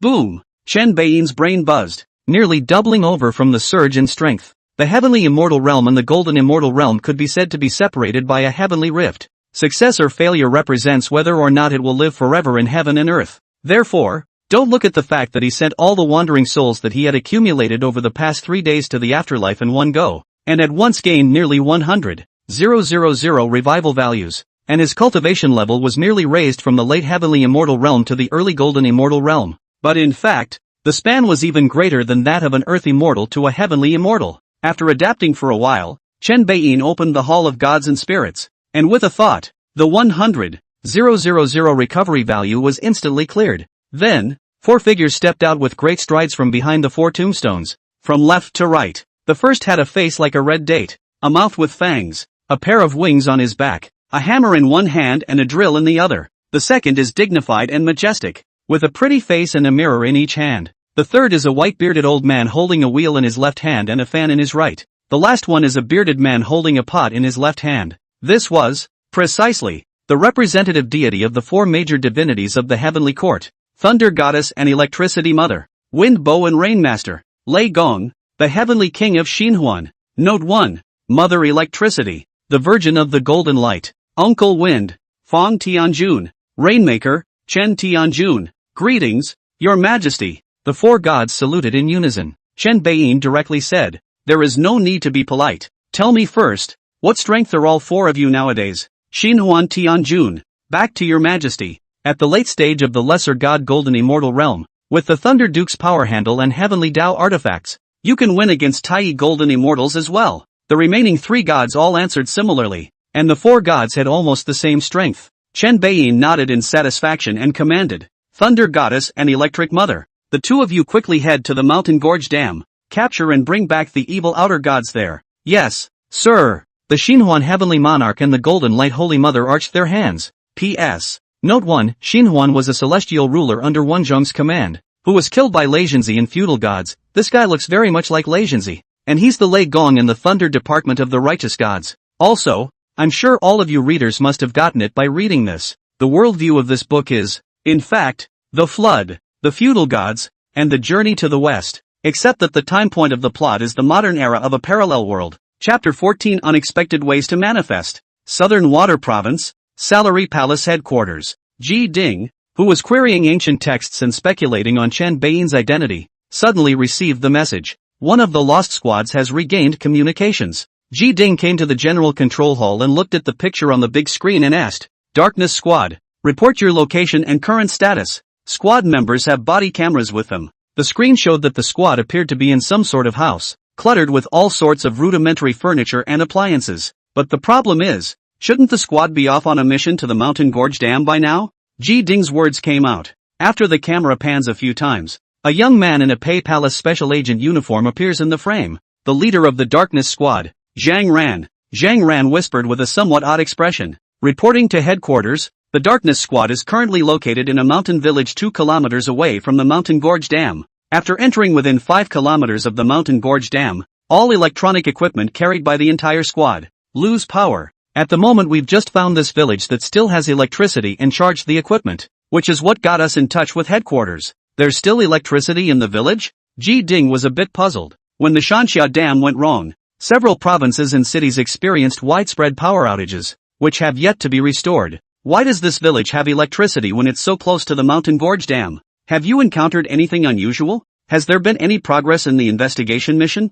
Ji Ding asked. Zhang Ran looked back at the door and lowered his voice even more. Report. It's now certain that the blackout was the work of the god of thunder or the god of electricity from one of the god systems. The reason this village has electricity is because of the worship of that god. Worshipping a foreign god? This finally happened. Ji Ding sighed darkly. It can't be helped. God is too scary for man. Whether it's the value of force or the power of seduction, a person can't resist. When the world is plunged into darkness, if light can be restored just by worshipping the gods, it is expected that many people will choose to be obedient. Ditto for this thing put on electricity. If this god had disguised his identity a little more, he would have been able to fool people even more into being a cutie. Of course, it doesn't rule out that the god exhibited force, just as Poseidon wanted to use fear to develop a following. Ji Ding pursued. Do you know which god it is? Investigate clearly and come back immediately. Our Great Xia's god should be about to strike already. We asked implicitly, but the villagers wouldn't tell us, but only after confirming that we were prepared to believe in that god too.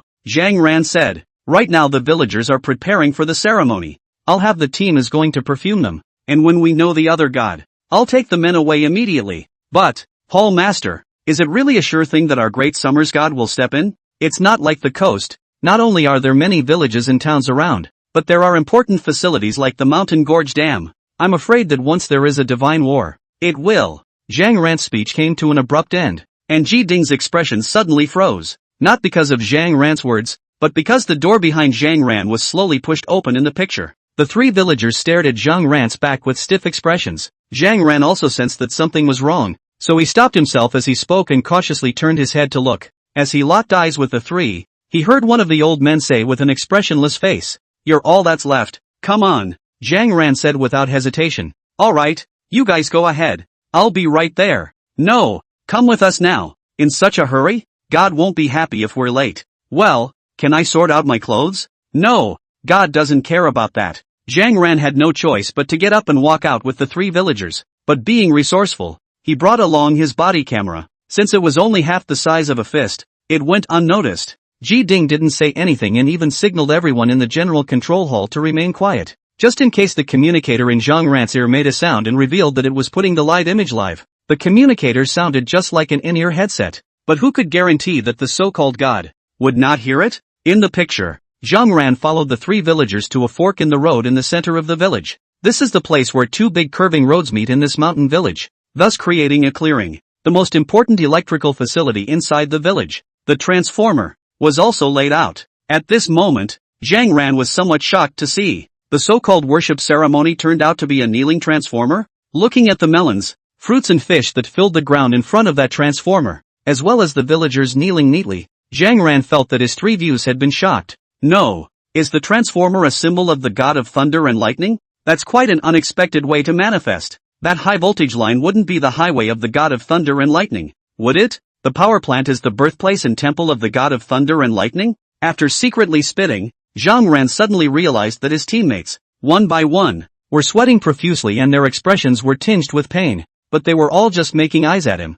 shaking their heads in small hints, not speaking. Alarm bells went off in Jiang Ran's heart. At that moment, the old-fashioned village chief said, "Young man, your friends have submitted to my lord, and you are all that is left." Jiang Ran naturally trusted his teammate and said without showing any emotion, "What should I do? Go over there and kneel. God will naturally test you." The village chief pointed 3 meters in front of the transformer. Jiang Ran then walked over, but he did not kneel down. The village chief asked, "Why don't you kneel? Isn't it true that I haven't believed in the God you talk about? If you ask him to manifest himself, I'll kneel." "Oh, that's what your friend just said. I hope you can hold on. What do you mean?" Before Jiang Ran could react, suddenly, a blue-white arc of electricity jumped up from the transformer. With a snap, it landed directly on Jiang Ran's body. In a flash, Jiang Ran was electrocuted and couldn't stop his body from convulsing, and the whole person rolled his eyes and lay down on the ground. Dozens of seconds later, he lay on the ground, breathless.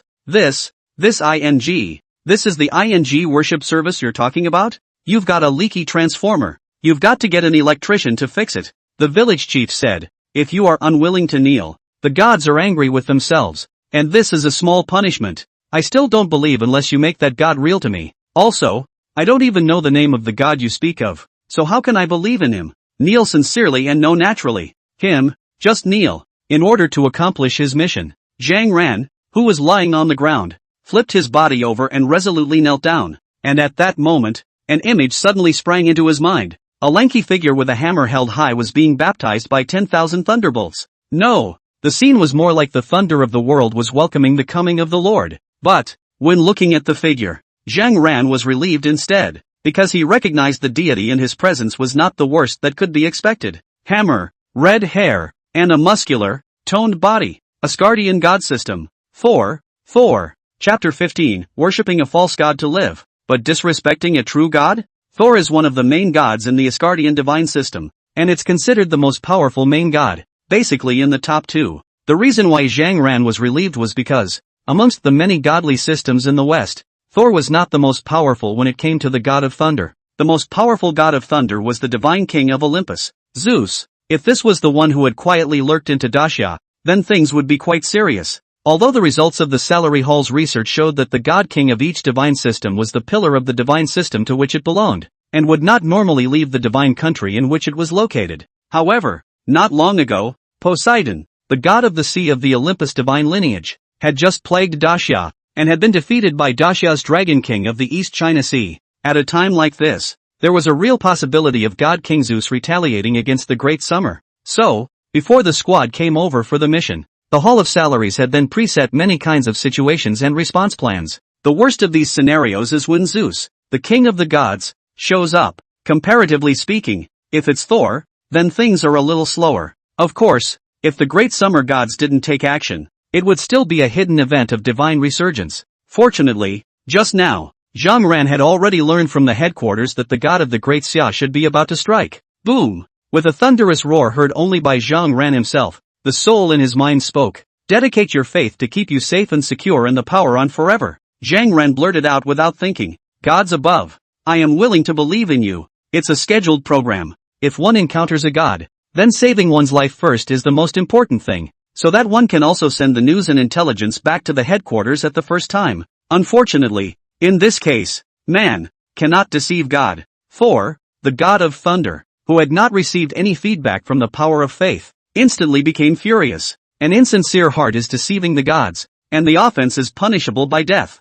Boom! This time the thunder rang directly in reality. The transformer instantly exploded with thick arcs of electricity, flailing as if it were a monster. The village chief turned back to the villagers and the rest of the darkness squad with a sneer at the sight. If you don't worship God when you see him, and your heart is not sincere, you deserve divine punishment. Hear this. Not only were the members of the Dark Knight squad angry, many of the villagers also revealed a stifled look that dared to be angry. Apparently, not all villagers immediately believed in Thor, the god of thunder. Under the influence of lust, the village chief is the only one who appears to have been affected in some way, turning into a loyal follower of Thor, the god of thunder. After the village chief said this, he moved out of the way in an attempt to let everyone see the image of the blue arc of electricity that was building up its power to strike Zhang Ran as a way to deter the crowd. But just then, right at the moment when the arc of electricity popped out and was about to land on Zhang Ran, the two figures appeared suddenly, and the arcs of electricity that were spreading towards Zhang Ran in the air instantly surged towards the two figures as if they had found their masters. Many of the villagers and members of the Darkness Squad, who were originally in the midst of anger and grief, froze directly at this moment. The village chief, who had his back to the transformer, was still unaware of this, and opened his hands with a frenzied expression and said, "See, this is what happens when you dishonor God." And then, nothing happened. Gah! In the mountains and forests around the village, there are birds chirping anachronistically, setting off the frenzied village chief like a man. A few seconds later, the aging village headman reacted and turned around instantly, moving with the athleticism of a man who did not look like an old man.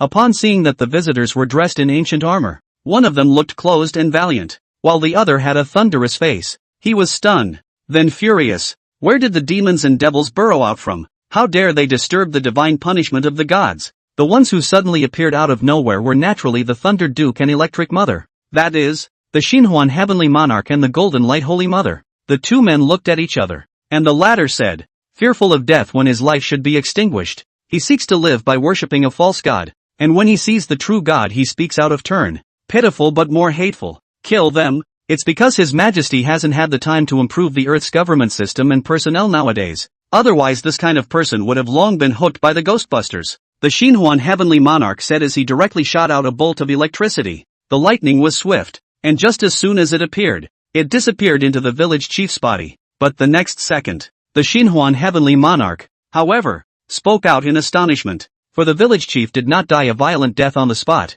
but instead laughed out loud. I have a protective aptitude given to me by the gods. How can you demons jeopardize my life? The Xinhuan Heavenly Monarch shook his head. After dying for so long, my eyesight has regressed a bit, and I can't even tell that there's a life-preserving divine power hidden in your body. Saying that, he once again struck out, this time directly utilizing his divine weapons, namely the hammer and drill in his hands. This was not an ordinary magic treasure, but a Thunder Road artifact that the heavenly Tao had condensed on its own when it had conceived Lei Gong as a divine position, and the mirror in the hands of the Golden Light Sacred Mother was something similar. Although this kind of divine artifact was not considered a powerful treasure in the eyes of the more powerful, it could still allow heavenly deities such as the Xinhuan Heavenly Monarch to raise their strength by a notch out of nowhere. Moreover, the life-preserving divine power in the village head's body contained the power of restless thunder and lightning, and the Thunder Road divine artifact was simply a burnt chicken pointing to a duck against this divine ability. A professional counterpart. Just a click. The smiling village headman's expression froze on the spot,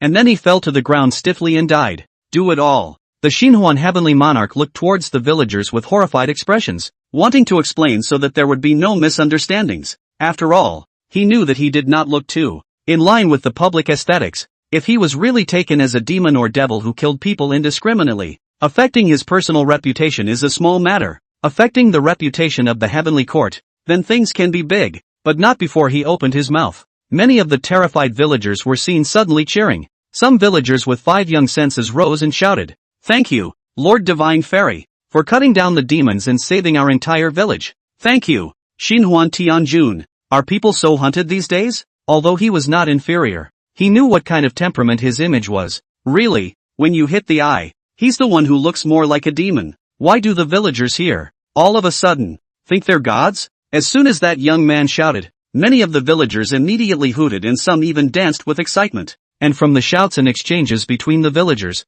the Xinhuan Heavenly King found the reason. It turned out that the village chief, who was so old that he could not be seen, was actually on his deathbed 2 days ago, and yesterday he was even about to breathe his last. But just last night when the power went out, a miracle happened. Not only did the village chief come to life, but he also asked everyone to join him in believing in Thor. Whoever is not willing, the village chief directly out to punish. That hand and strength, more than 100 times more fierce than young boys. Everyone agreed that the village chief was possessed by an evil spirit before he died, but there's no way to beat it. So everyone had no choice but to succumb to the lustful authority of the village headman, and each family took something and ran over to pay homage to the transformer at the entrance of the village. This process has led some people to actually start believing sincerely because they have seen the image of Thor, the god of thunder, in their minds, and most people still give in for the time being to save their lives. After all, that image of Thor, the god of thunder, is a god of the West at first glance. Who's going to believe in that stuff in Daxia? This was also the reason why the villagers were not the least bit afraid of the slightly hideous-looking Xinhuan Heavenly Monarch. Thunderer's face, wings on his back, and ancient battle armor. This look is Daxia's own Thor. What's there to be afraid of? Not to mention, there is a beautiful fairy on the side that is as beautiful as a heavenly fairy. No, it is the beautiful fairy of the gods. When Heavenly Lord Xinhuan saw that after these villagers cheered, they began to dedicate those fruits and meats on the ground to themselves, and that there was a flow of incense power into the godhead in the underworld, his heart was a little darkly pleased. He didn't think that after being dead for so many years, he would be so loved right out of the gate. However, before he could say anything, only a thunderbolt rang out in midair. A voice as thick as muffled thunder and as explosive as lightning rang out. Dare to kill my familiars? You're really tired of living. Boom! In the clouds, a figure holding a hammer appeared along with thunder and lightning. Thor, the god of thunder, makes his entrance. Chapter 16 Reikage vs. Thor. Looking at Saul, who had made his entrance wrapped in billions of thunderbolts, the villagers present were a bit intimidated. However, when the Xinhuan Heavenly Monarch and the Golden Light Sacred Mother slowly rose into the air to confront them, that awe and fear stemming from the omnipresent pressure in the air dissipated. We have gods on our side too, and 2 of them, so what's there to be afraid of? The members of the Darkness Squad came to the side of Captain Zhang Ran and helped him up. Zhang Ran excitedly looked at the figure of Thunder Goddess and said into the communicator, Paul Master, our great summer's gods have struck, and there are still 2 new gods. The male among them looks like the legendary Thunder Duke, so it should be the Thunder Duke and Electricity Mother. If nothing else, Salary Palace Headquarters. Ji Ding, who had watched the entire worship ceremony and the appearance of Thunder Goddess and Mother of Lightning, returned with a flat tone. Well, I saw it. It's not bland, it's a little dull. He was never expecting that the one who struck this time would be the Thunder Goddess. Originally, he had thought that it would still be the Dragon King who would make the move, although when he met with Chen Beiyin, the Dragon King of the East Sea had wanted to make a move and Chen Beiyin had given it a refusal. At that time, he had been shocked at the respectful manner in which the Dragon King had treated Chen Beiyin. It was only now that he saw Thunder Goddess and Mother of Lightning strike that he remembered what Chen Beiyin had said at that time. You do excel at it, but you're not Thor. What I want to see is crushing in power. So, the appearance and outburst of the Thunder Goddess was also due to Chen Beiyin? Or to put it more bluntly, is Thunder God and Electric Mother sent out by Chen Beiyin? Realizing this possibility, Ji Ding was at a bit of a loss as to what to say. Who is this Chen Beiyin? Can make the Dragon King treat you respectfully, can drive the thunder and lightning, self-possessed powers of the soul, undead aspects. If the third one was removed, Ji Ding might have guessed that Chen Beiyin might be the legendary Thunder Ancestor. But with the last one, this conjecture is not valid. Thinking about this, Ji Ding was a bit pained. One was because he wanted to know the identity of Chen Beiyin and was unable to do so. Secondly, it was because even if one wanted to speculate on Chen Beiyin's identity, it would be a bit difficult. The Daxia myth is too complex. Various versions, various gods, more than enough. Some are still in conflict, and some even contradict each other. This makes it incredibly difficult for future generations to identify a mysterious being through ancient texts. Suddenly, a thunderclap came from the screen, interrupting Ji Ding's thoughts. Thor and Thor the god of thunder are at war. Ji Ding hurriedly stopped his thoughts and looked intently. As Zhang Ran had said earlier, this time was not like the last time at the seaside, and if there was a divine battle, a single slip-up could result in serious consequences. He could only pray and hope that the Thunder Goddess this time would be as strong as the Dragon King of the East Sea. But think of the alternative existence of Chen Baiyin. Ji Ding was suddenly a bit relieved. Since this one didn't let the Dragon King make a move and instead chose to send in the Thunder Goddess, he should be certain. The mountain village side. The villagers and the members of the Darkness Squad looked up in awe at the sky above. Only 3 figures were seen hanging in the air. One side's aura exploded, sweeping endless thunder with every move. The other party is calm and indifferent, although there is no anomaly occurring around the body. But the aura is not weak in the slightest, but instead there is a kind of calm and unhurried view. The former is naturally Thor, the god of thunder. The latter is the Thunder Goddess. The two sides didn't talk too much and came up and clashed a few moves. However, perhaps sensing the thorny nature of the Thunder Goddess, Saul, who was known for his violent temper, had suddenly stopped. He stared at the Thunder Goddess Thunder Dao Divine Artifact with some scorn and said, "I can sense that you are not as strong as me, and that you can engage me only by the weapons in your hands." Lei Gong and Dianmu looked at each other, and the latter laughed. "Do you really think you're an onion? In terms of realm, Heavenly Monarch Xan and I are indeed one step weaker than you. The two gods and I are only at the latent peak of the Golden Immortal Realm, while you are at the Tai Golden Immortal Realm. But in terms of overall strength, even if we put aside the divine artifacts and don't use them, just about any one of the two of us can battle you alone." Thor, the god of thunder, was instantly furious. "Who are you looking down on?"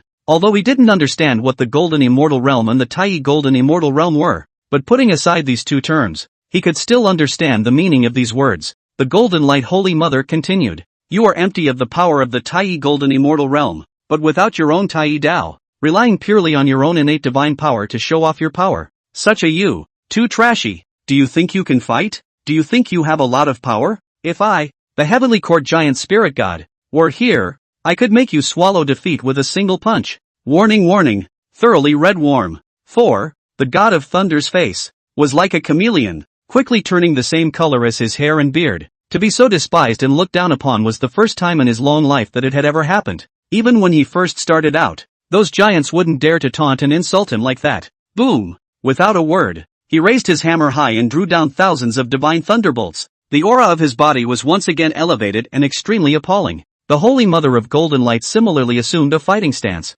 ready to end the battle quickly. At this time, Thunder God Xinhuan Tianjun said, "I'll do it. Against such a rude person, there's no shortage of melee combat. Go together, capture him back early and hand him over to His Majesty to dispose of." The Golden Light Holy Mother shook her head and refused. "That works too." The Xinhuan Celestial Sovereign didn't insist anymore and turned to Thor, the god of thunder, and said, "Your hammer is made of good material, but the forging technique is too rough, so I'll reluctantly accept it." Saul Face smiled coldly. "Want it? You have to have that strength too," said directly throwing the hammer in his hand. The hammer wrapped in thunder and lightning rushed forward, aiming straight for the Xinhuan Heavenly Monarch's head. Seeing this straightforward attack, the Xinhuan Heavenly Monarch dodged out of the way with a dodge, while expressing disdain. "I'll add one more thing. Your means of imperializing magic treasures is also crude and unimpressive." The words threw out the hammer and drill in his own hand, and unusually deftly pressed against Thor's hammer. The 3 divine artifacts were like they had an artifact spirit,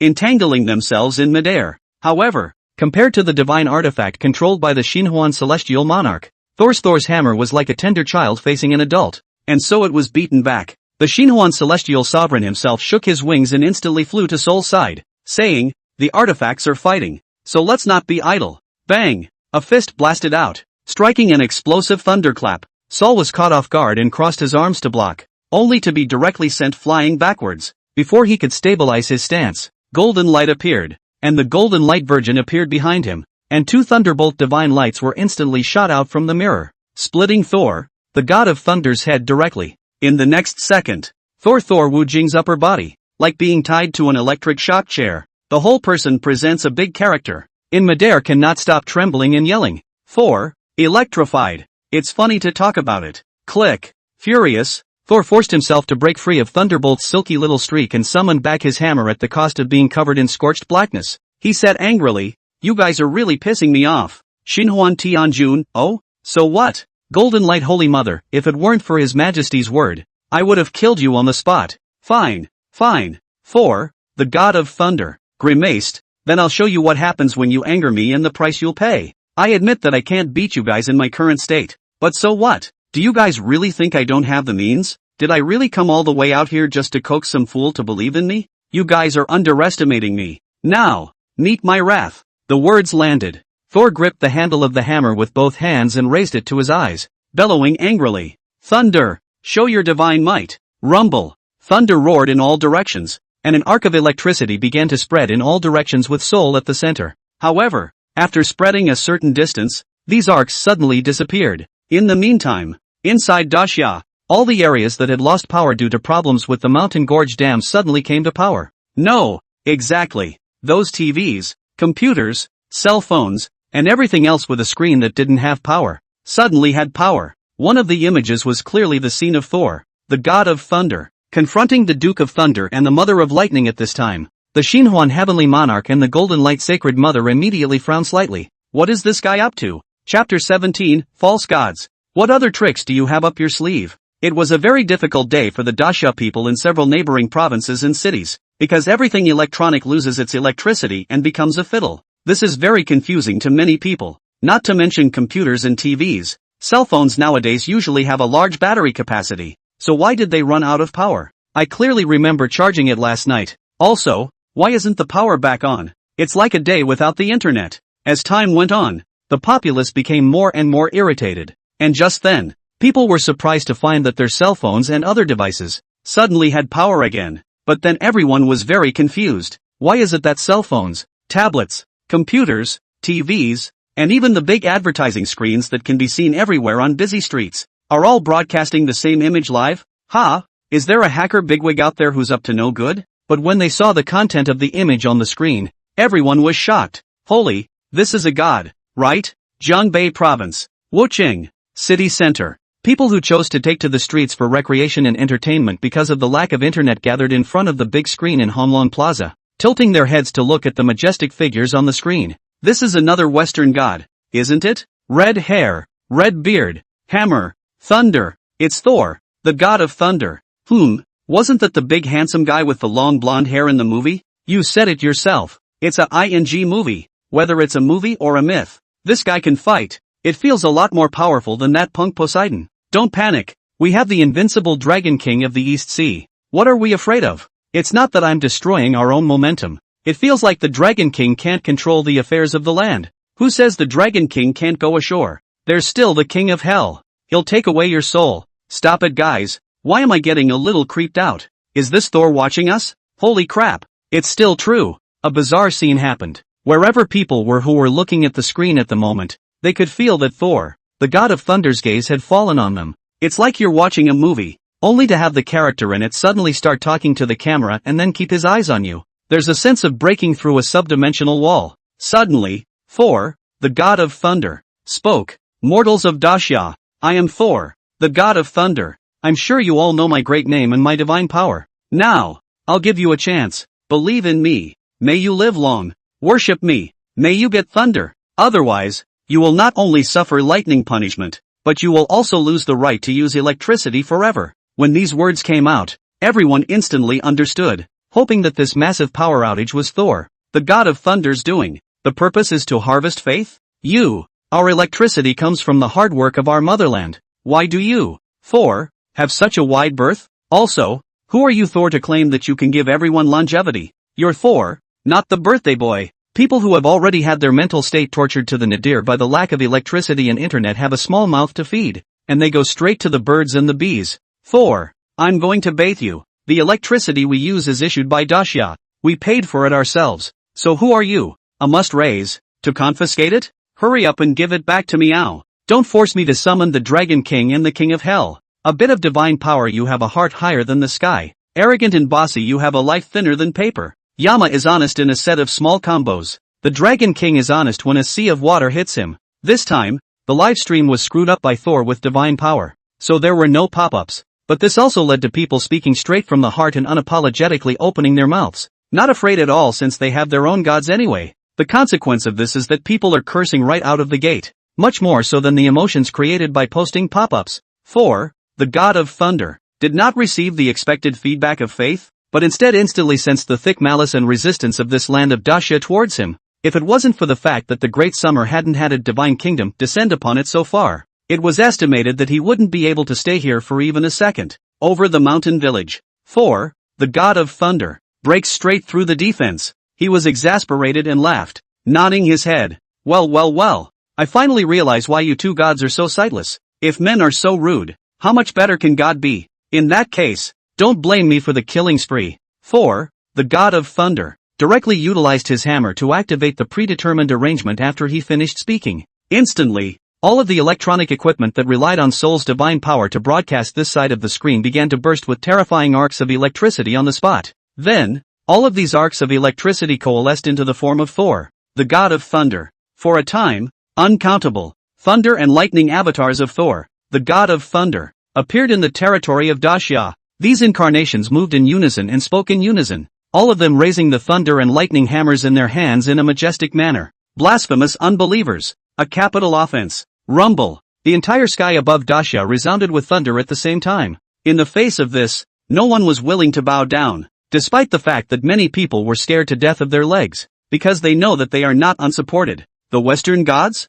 Thinking that the great summer gods are just for show. Boom. Click. When Thor, the god of thunder, manipulated the avatars and was about to lay hands on countless people, grander and more explosive thunder bloomed high above the sky. Two figures, one hideous and one stunningly beautiful, appeared steeply in the skies above all parts of the Great Xia. No matter where you are, if you are facing the threat of Thor, you can see it when you look up. This is not a lightning incarnation or some kind of shadow projection, but divine dharma, reflecting heaven and earth. As a god of thunder and lightning recognized by the heavenly Tao, Thunder Goddess and Mother of Lightning could easily do this with the help of the heavenly Tao. In the past, there was still the heavenly court to control it, but now that there were no constraints, it was directly free to play. Anyway, today's Northernine Majesty would certainly not be blamed. People all over the country, whether they were raging just now or in fear, at this moment, all froze. Is that the god of Daxia in the sky? A man and a woman, one with wings and one of great beauty. This is certainly not the Dragon King and Yen Wang. Doesn't that mean that a new god has appeared in Daxia? Thunder Goddess. It must be Thunderbolt. *******.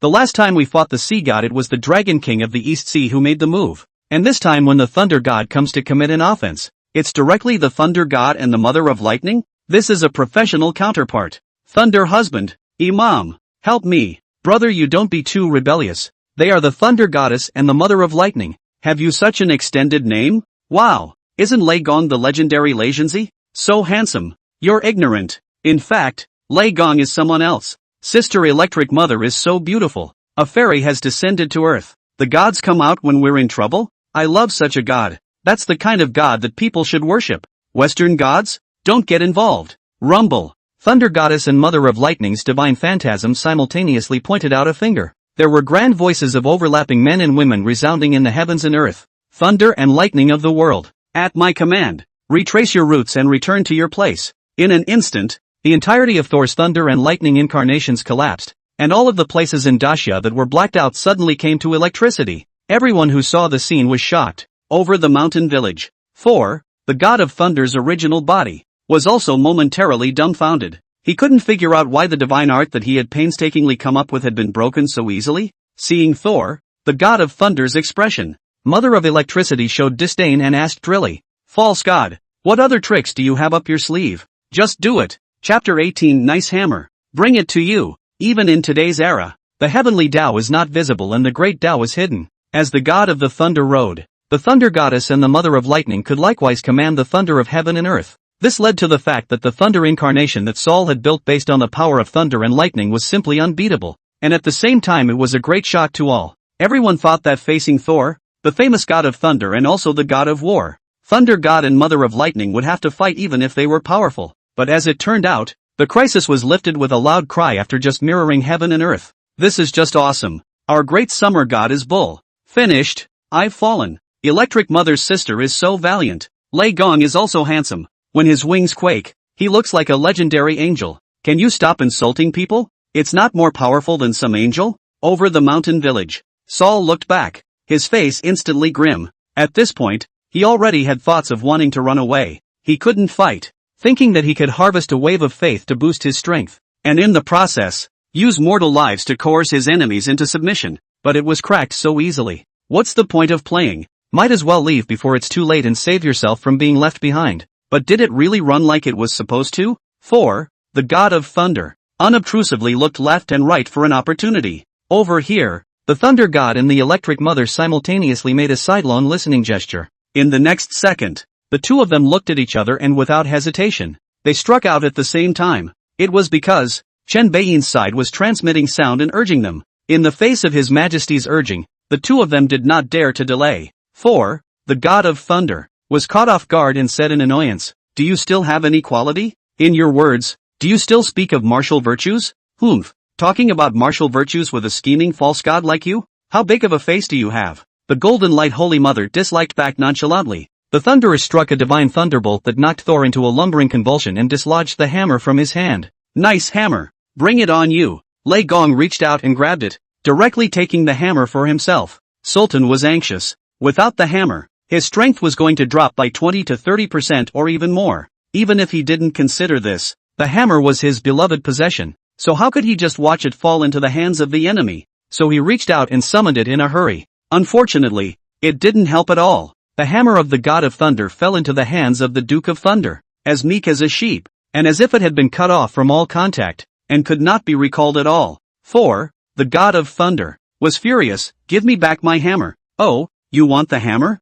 Here you go then." Lei Gong casually offered his own Thunder Road divine weapon, a hammer. Instantly, boom. 4. The god of thunder was directly scorched. "Collect." At this time, the golden mother shouted. The mirror in her hand shot out 2 channels of golden light, and on the spot, the god of thunder, 4, received the mirror in the small Qiankuan imprisoned. The battle, officially, is over. The ground was filled with cheers as the villagers and members of the Darkness Squad kept shouting. Thunder Goddess and Electric Mother exchanged a glance, and without bothering too much to get involved with the mortals, they directly instantaneously went to Cemetery Mountain. However, that didn't stop the enthusiasm. With the relationship of saving his life, in the future, this small mountain village, I'm afraid, will become a loyal believer of Thunder God and Mother of Lightning. The young village secretary is already thinking of organizing people to build a temple to Thunder Goddess of Mercy. The same is true for the rest of Daxia. As power was restored, the network quickly returned to normal.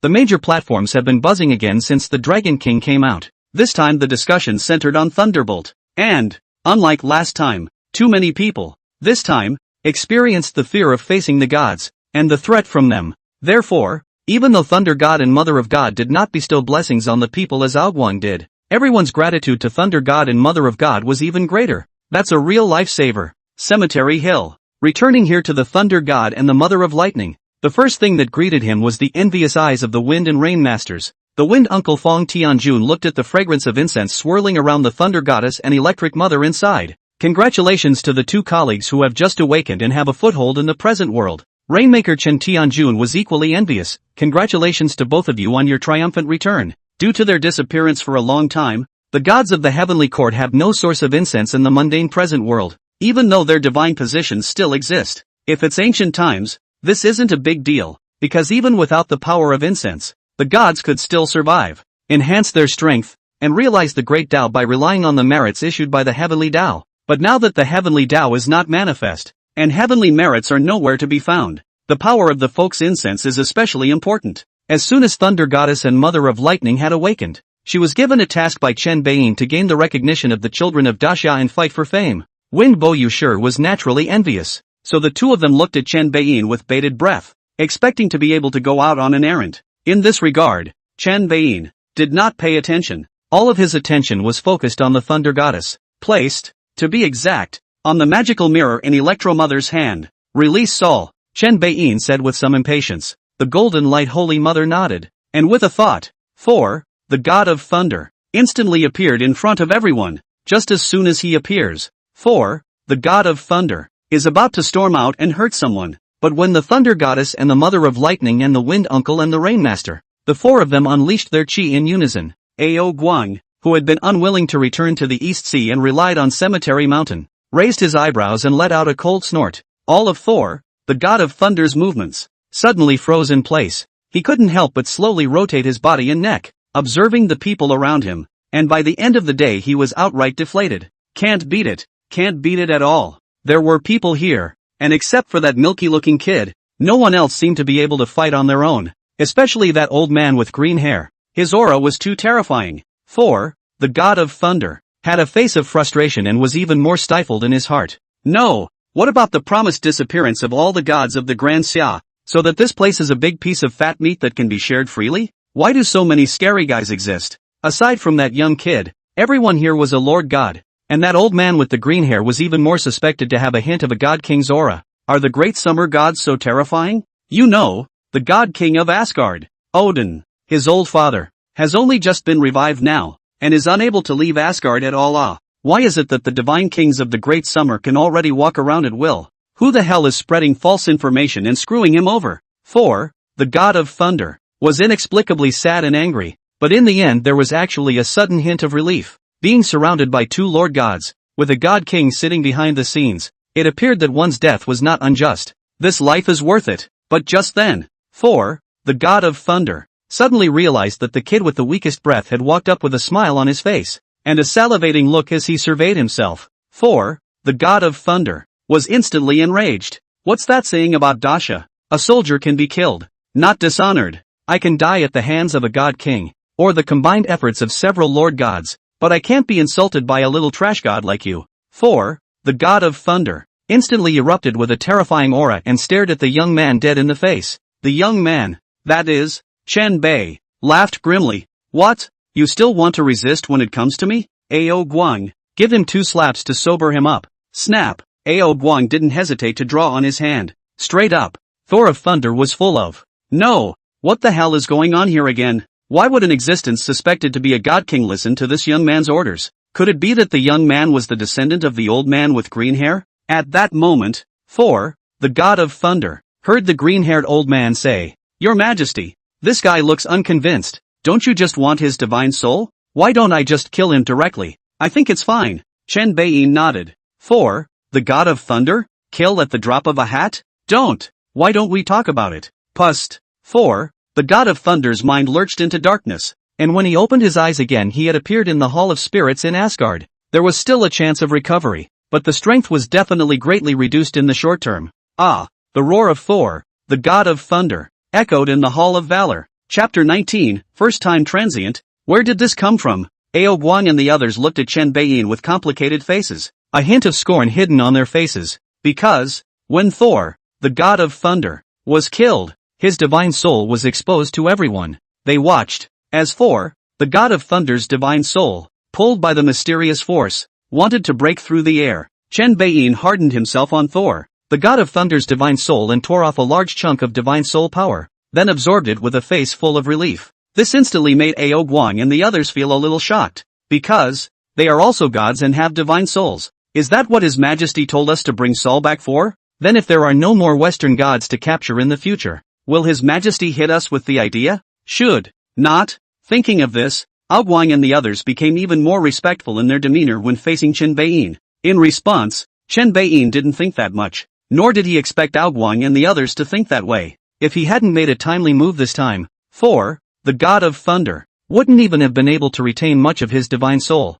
Maybe it's because the execution was done in the wrong way. Last time, Ao Guang directly shattered Poseidon, and his divine soul was torn by the power of Qianquan, leaving behind many fragments of his divine soul. And this time, Ao Guang directly sacrificed an ancient sword and lorded Thor, the god of thunder, without separating any divine soul fragments. Luckily, he struck in time and forcibly ripped a few pieces off with his authority, soul. After absorbing Soul's divine soul fragment, the system panel immediately gave a prompt. Congratulations to the master for obtaining the divine soul fragment. Recovery value plus 80,000. Congratulations to the master for obtaining the cultivation feedback. Current cultivation, middle golden immortal realm. Chen Bei nodded in satisfaction. Ao Guang and the others were a bit surprised. It wasn't the first time that Chen Bei's cultivation aura had suddenly skyrocketed in front of them. Why? It doesn't make sense. Who is a good person? Did not do anything? The cultivation is so cuckoo upward.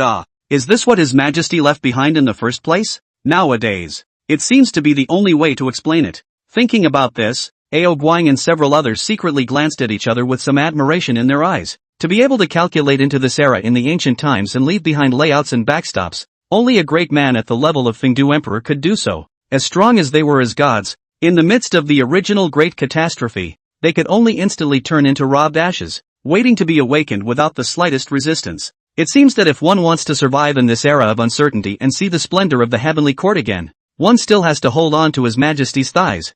Thinking of this, Guang and the few others overcame the awe they had just felt towards Chen Beiyin and once again put on a respectful smile. At that moment, he heard Chen Beiyin Dao. Which one of you is the most skillful in the art of instantaneous transfer? The golden immortal realm can sense the Qin Kuan and comprehend the art of instantaneous transfer. Chen Beiyin could do it now, but he was still a bit unsure in his heart, so he was ready to let Guang and the others take him along to try. He didn't feel embarrassed to talk about it. So what if you are a former big shot in the eyes of others? Just don't allow the big guy to retake it? Upon hearing this, Guang arched his hand and said, Your Majesty, amongst the few of us, when it comes to the art of instantaneous transportation, it is the little god. Thunder Goddess and the others nodded slightly. After all, Guang's strength and status was there. They were at best considered to be close ministers serving in the heavenly court, whereas the Dragon King was a king assigned to the sea. Moreover, he himself was a great Luo powerhouse of the Dragon clan. And even though he had lost his great Luo Dao fruit now,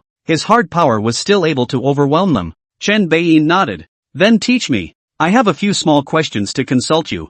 Your Majesty, please ask. The little god knows everything. Guang laughed. Thereupon, the two sat in the courtyard, reaching out to ingest many fruits and spiritual food, as well as tea, and discussing the Dao together. Both Thunder God and Electric Mother and Wind Bow and Rainmaster also didn't go away and stay together beside them. Not long after, Chen Beiyin fully comprehended it, and with a tenfold certainty, was ready to attempt an instantaneous transfer. Guang admonished, Your Majesty, for your first transient, you must go to a place you are familiar with or a location that has a strong sense of summoning, or else it is highly likely that you will be lost in the midst of the void turbulence. Chen Beiyin compared an okay gesture as his body surged with mana, hooking up the ubiquitous Qinkuan Dao rules between heaven and earth. The next second, swish, Chen Beiyin disappeared in place. Guang narrowed his eyes and sensed it, and his expression was immediately a bit odd. Your Majesty, didn't you say you were going to a familiar place? Why did you go to Ji Ding's side? Hey, wait a minute, could it be that Ji Ding's side gives his Majesty a special sense of summoning?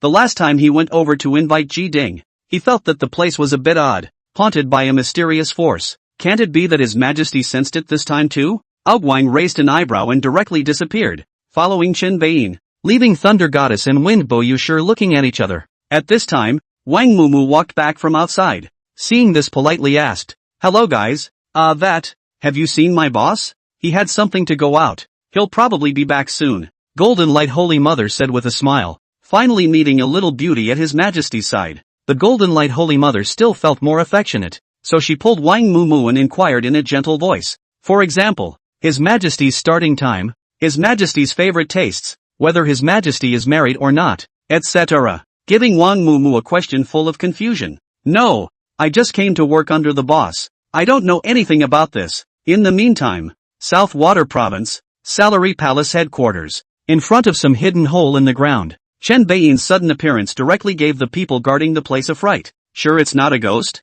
Who are you? State your name. I can tell you this. This is the Hall of Salary Flame, and you'll be damned if you mess around. Both guards were a little wary, although he knew that Daxia was now sheltered by the gods. Who knew if the gods would come to his rescue when something happened to his two little Karamis? Chen Beiyin was somewhat speechless at the sight. No, where did this come from? The Hall of Salary? That mysterious organization Ji Ding runs? Why am I here? Chen Beiyin fell into deep thought. He remembered what he had just felt during the instantaneous transfer. At first, he was prepared to instantly move to his old home to take a look and then go back. But halfway through, a subtle force suddenly attracted his attention. It made him change his final destination involuntarily. That power. It came from the space behind the guards. Chen Beiyin frowned as he looked away and said, "Notify Ji Ding to come over. I have something to do." The guards were shocked as they sniffed in relief. Relief because this person across the street spoke and looked normal. Surely not a ghost. The big surprise was because, well,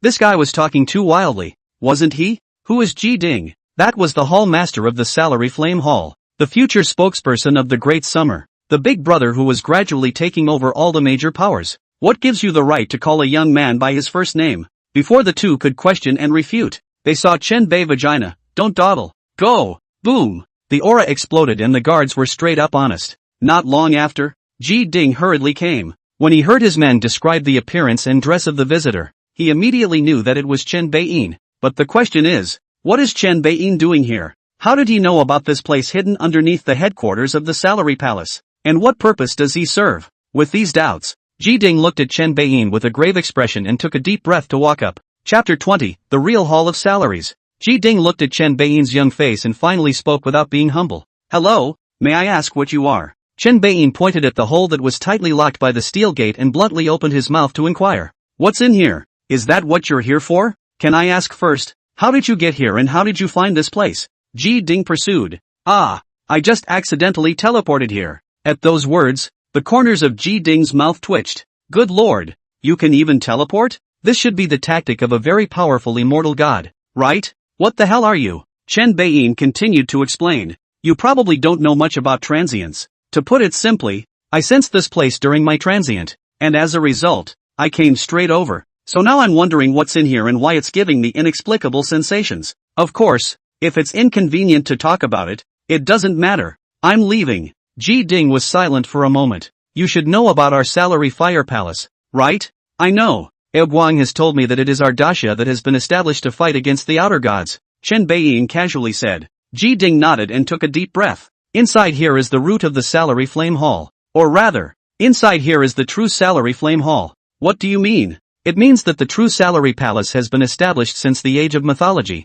from the hands of successive human emperors. Are you saying that this is the main hall of the salary flame hall that was established by the human emperor in the beginning? Well, you sensed the inexplicable summoning. It should be the cause of the power of the salary fire in here. The power of the salary flame? It's that subtle power that exists within you? You know? You sensed it the last time you confronted Poseidon. And at the time I wondered what kind of power was so warm and tough. Well, it's true that nothing can be hidden from you fairy gods. Ji Ding sighed. Actually, even I don't know what it looks like inside. And the power inside me is just a strand of payload passed down from generation to generation of the Ji family. So, okay, I know. Bye. Chen Bein twisted his head and was about to instantly leave after he finished speaking. Ji Ding froze, and busied himself. You, aren't going to try to see if you can open it? Why would I open it? Chen Bein had an odd expression.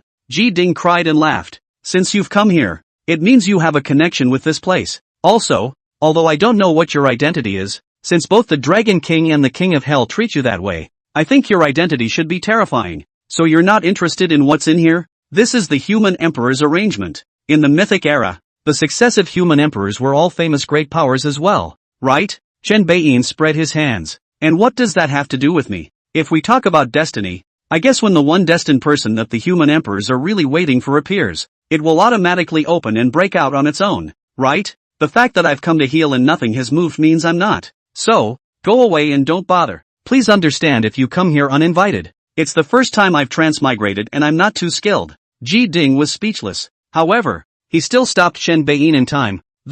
Wait a moment, can you listen to my nonsense for a few more words? Alright, you say, Chen Bein said helplessly. It's true, behind the steel gate is a stone door. Ji Ding slowly said. Ever since the events of the gods' revival appeared all over the world, I have used countless methods to try to open it up, but all to no avail. I even tried to dig up the earth, but it didn't work at all. This stone door is just a stone door, with very ordinary dirt in front and behind it, as if the so-called salary hall exists in another dimension. My guess is that the only way to reach the real salary hall is to open the stone door and pass through it. So I'd like to ask for your help to see if I can get it open. Speaking of this, Ji Ding smiled bitterly. Although it looks like you're higher than the Dragon King and the King of Hell, you're the only person with transcendent powers that I have access to and can negotiate with at the moment. If the Dragon King and the King of Hell were here, I might not even dare to open my mouth. Besides, I don't want to ask them for help. After all, they're not human. You know what I mean? Chen Bein?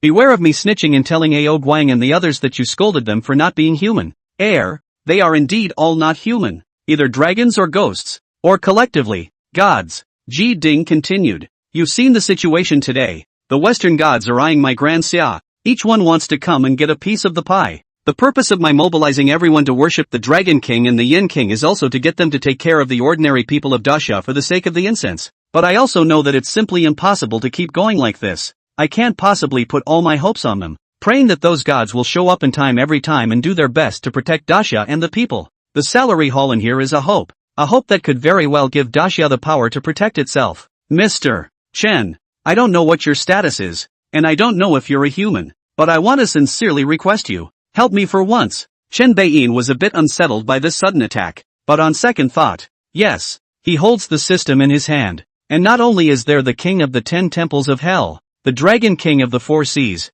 the God of Thunder and the Mother of Lightning, as well as the wind and rain masters of all kinds of gods, but also has the strength of the golden immortal realm himself, and is still rapidly improving. Security can be full all the time. And for Ji Ding? Nothing. The only hope, too, was blocked by the stone door that wouldn't open. It's better to rely on people than to rely on yourself. This is the usual thinking of the people of Daxia. Ji Ding's request today was a bit sudden, but it made sense. After thinking about it, Chen Beiyin said, "Alright, I'll give it a try. But first things first, I'm not sure. It doesn't matter, as long as you're willing to try. Mr. Chen." Ji Ding suddenly perked up and didn't know where to put his hands. He excitedly said, "So, is there anything I need to do to get ready?" "No. You open the steel gate first." "Good. Wait a minute." Not long after, Ji Ding entered the password known only to an individual and opened the steel gate completely, revealing the ancient stone door filled with arcane patterns inside. The stone gate is about 3 meters high and over 2 meters wide. Not too spectacular or grand. There were many patterns engraved on it, including flowers, birds, fish and insects, a large cauldron and medicine furnace, and even swords and spears. One of the most conspicuous and largest patterns was carved in the very center of the stone door. It was an old man clad in a straw raincoat, crouching in a dimly lit cave, drilling wood for fire. A wisp of fire waved on the wood, with some ripples representing light etched around it. The golden fire pattern on the uniforms worn by those under Ji Ding's command was exactly the same shape as this fire, so it must have originated from this. Chen Beiyin admired for a while and walked closer. He placed his hand on the stone door and sensed it for a moment, and immediately, with a dawning look on his face, he inputted a strand of spiritual energy. The pattern around the stone door was seen to suddenly shine brightly, and finally the starry points of light on the stone door gradually extended to the fire in the center of the door. The small flame became bright all of a sudden, as if a flaming flower had actually bloomed. Next, the entire stone door became illusory in the center except for the doorframe on the 4 sides, outlining a gate that seemed to be able to travel through time and space. Chen Beiyin turned his head and said to Ji Ding, who was already too excited to speak, "Going in together? Good." Ji Ding nodded vigorously. The two then walked in, but as soon as they entered, the scene in front of them shocked them both greatly. Chapter 21, The Final Hijacking. The human race's underpinnings come in before. Ji Ding fantasized about many scenarios. For example, it's a scene of an immortal's cave, storing the cultivation techniques of the human emperor and the ancient greats of the past. Or, as the name suggests, a large hall dedicated to the human payload. Even, he had thought that there might be human sages that had survived from the ancient times to the present day in here, but he never expected to see such a scene in front of him. Dense plaques. The stone door was only 3 meters high, but after entering, the hall was tens of meters high. Directly opposite the stone door is a wall composed entirely of plaques. A casual glance at the many plaques reads something like this: Human race, Shenqing Daoran. Human race, Fairy No Name. Human race, Danding Scattered Immortals. The human race, without exception. The prefix is the word human. Further up, there is more description in the center part. Human race, War General under Emperor Xian Yuan. Mu Wuchen. Human race, War General under Emperor Xian Yuan. Changjing. Human race, War General under Emperor Xian Yuan. Song Prowler. Human race, War General under the Shenong Human Emperor. Wu Dao. Human race, War General under the Shenong Human Emperor. Qian Jimin. Human race, War General under the Shenong Human Emperor. Yao Linger. Continuing upwards, Ji Ding couldn't see much, but Chen Beiyin could see clearly. This was also the reason why Chen Beiyin was shocked, because the names on that one plaque that was placed at the top were extremely bombastic. Human, Queen of the Winds. Human, Rikamu. People, often first. The human race, Da Han. Human, Songjie. Human race, Xiaoho clan. Human race, Regulus. The human race, the Shinong clan. Human race, Fushi clan. Human, Flint. At the top, the tablets of successive human emperors and their ministers were enshrined. Chen Beiyin was in a somewhat low mood and was silent. Ji Ding couldn't see the top one, but he could pretty much guess it. He muttered to himself with a face full of disbelief. Could it be that all of my human sages have all passed away? They're not gods, but they're all immortals. Too, immortals are immortal. Why? What happened at the end of the ancient age? At that moment, a voice suddenly rang out. Hey, who said fairies don't die? Chen Beiyin was immediately taken aback. Good lord, there's a live one in here? Why didn't I sense it just now? Is it hard to believe that the other party's strength far exceeded his own? In the middle of his thoughts, an illusory figure stepped out from the side of the wall of cards. This person looked very young, just 17 or 18 years old, dressed in a white Taoist robe. He looked very dusty. Ji Ding wasn't afraid in the slightest and stepped forward to salute. May I ask who you are? Don't get me wrong.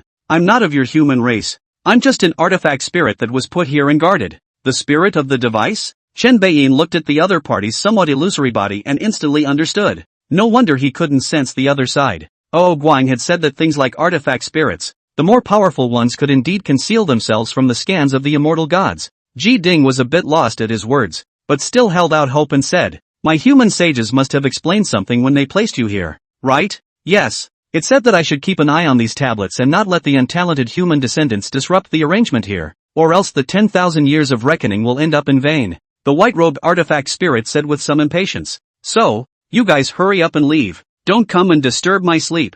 Ji Ding was a bit speechless, not knowing how to continue, mostly because he hadn't dealt with people like that. You'd have to say that if you were to fight those old foxes of Daxia, he could come and go and gain the upper hand. But now that it's God and ghosts again, it's embarrassing when another artifact spirit appears here. He was a little unsure of what to say, but Chen Beiyin didn't care about that much. Chen Beiyin directly said, are you stupid for being trapped here? Is it possible that the fact that the two of us were able to come in was a part of the human sage's calculations? The white-robed artifact spirit froze, and then his face showed disdain. He, a mere mortal, has no cultivation at all, even though he carries the bloodline of the Ji family and has a trace of the power of the salary flame in his body. You, milquetoast. A series of question marks appeared on the white-robed artifact spirit's head. Then his expression grew more and more grave, and his eyes grew whiter and whiter, as if he had seen something terrible. You, who are you? Why do I sense the symbol of the pillars of heaven from you? The white-robed artifact spirit said incredulously. Could it be that you are? Impossible. Absolutely impossible. Those few great men have all been annihilated. It's impossible for them to resurface in the world. Besides, you are obviously a fleshly mortal. You are a golden immortal? How can a golden immortal still be born in this world? Who the hell are you? Chen Beiyin shook his head speechlessly. What's wrong with me being a golden immortal when there are great gods running around out there? I may have had a bit of status at one time, but you don't have to assume I have any. Just tell me that you know everything about the setup of this place and soon not to tell the two of us? The white-robed artifact spirit sensed carefully and finally directly arched its hand. Human Emperor Seal Artifact Spirit. Meet the Supreme God. From that arcane pillar symbol alone, the white-robed artifact spirit could not discern who Chen Beiyin really was, and could only circle a few identities. And these people are all big shots from the ancient times. You're the artifact spirit of the human emperor Seal? Chen Beiyin asked. Then you must have followed many human emperors and know what happened back then, right? Tell me about it. The white-robed artifact spirit wanted to speak. Actually, I'm a newly birthed artifact spirit of the human emperor Seal, and I only know the one-sided information left in the old artifact spirit brand. That great catastrophe back then was called the Final Catastrophe after the quantum rain. Exactly how it was final, I'm not sure. All I know is that the great powers of heaven and earth, from saints down to immortal gods at the level of golden immortals, managed to delay it at the cost of all of them falling. This is what has kept civilization alive for thousands of years in later generations. But it is said that once the gods reappear in the world, the true end is not far off. The white-robed artifact spirit sighed. There's only so much I know about the final havoc. Chen Beiyin's face was thoughtful, but nothing came out of it. Too little information. He asked again. Then tell me about the arrangements that successive human emperors have made here. The white-robed vessel spirit nodded. This place is called the Hall of Salary Flame. A small world opened up by the joint efforts of successive human emperors. It looks like just an ordinary hall now, but as long as someone masters it, they can turn this space into a military training ground and quickly hatch many immortal soldiers and immortal generals. That's what the word payload means. But of course, it's just one layer of meaning. The word salary fire itself also represents a power that was given to the human race by the Holy Mother, and the human race can likewise be recognized and branded in this world, and inspire greater power with the salary fire. Chen Beiyin frowned slightly, capturing a slight difference. Do you mean that immortal soldiers and immortal generals can be hatched here without the salary flame? Yes. Where does the power come from? It takes time to cultivate, right? Far away, but close at hand. The white-robed artifact spirit pointed at the tabletops. Chen Beiyin was first a bit puzzled, then it dawned on him. These dead human sages have left behind a legacy. Maybe it doesn't even take much training for the successor to have great strength. Okay, it looks like the sages still have a backhand. Chen Beiyin looked at Ji Ding. Now you're not worried, are you? At those words, Ji Ding, who was listening with excitement and anticipation, returned to his senses, and suddenly, as if he had made up his mind about something, he arched his hand and said, Mr. Chen, please also take control of this place and train immortal soldiers and generals for my Great Xia. Chen Baiyin. Not buddy, why are you on me? Chapter 22. The funeral company comes in with a list of shocking melons. Chen Baiyin called in Ao Guang to deal with this Ji Ding fellow. Mainly, on the one hand, he didn't want to get involved in so many things, but on the other hand, since the human race had this underpinnings and backhandedness, he couldn't just watch and keep it from working. So Chen Baiyin thought of Ao Guang. How normal is it to have someone to work for? As soon as Ao Guang appeared, Chen Baiyin then pulled him and told him what happened. During this process, the white-robed artifact spirit's eyes grew wider and wider. When Ao Guang finished understanding what happened and wanted to speak, the white-robed artifact spirit said in a shocked voice on the spot, You're the Dragon King of the East Sea? Ao Guang arched his hand. It is precisely this king. Meet fellow human Emperor Seal. Perhaps you don't remember, but I am the last generation of artifact spirits. Still have a good relationship. The white-robed artifact spirit was a bit confused.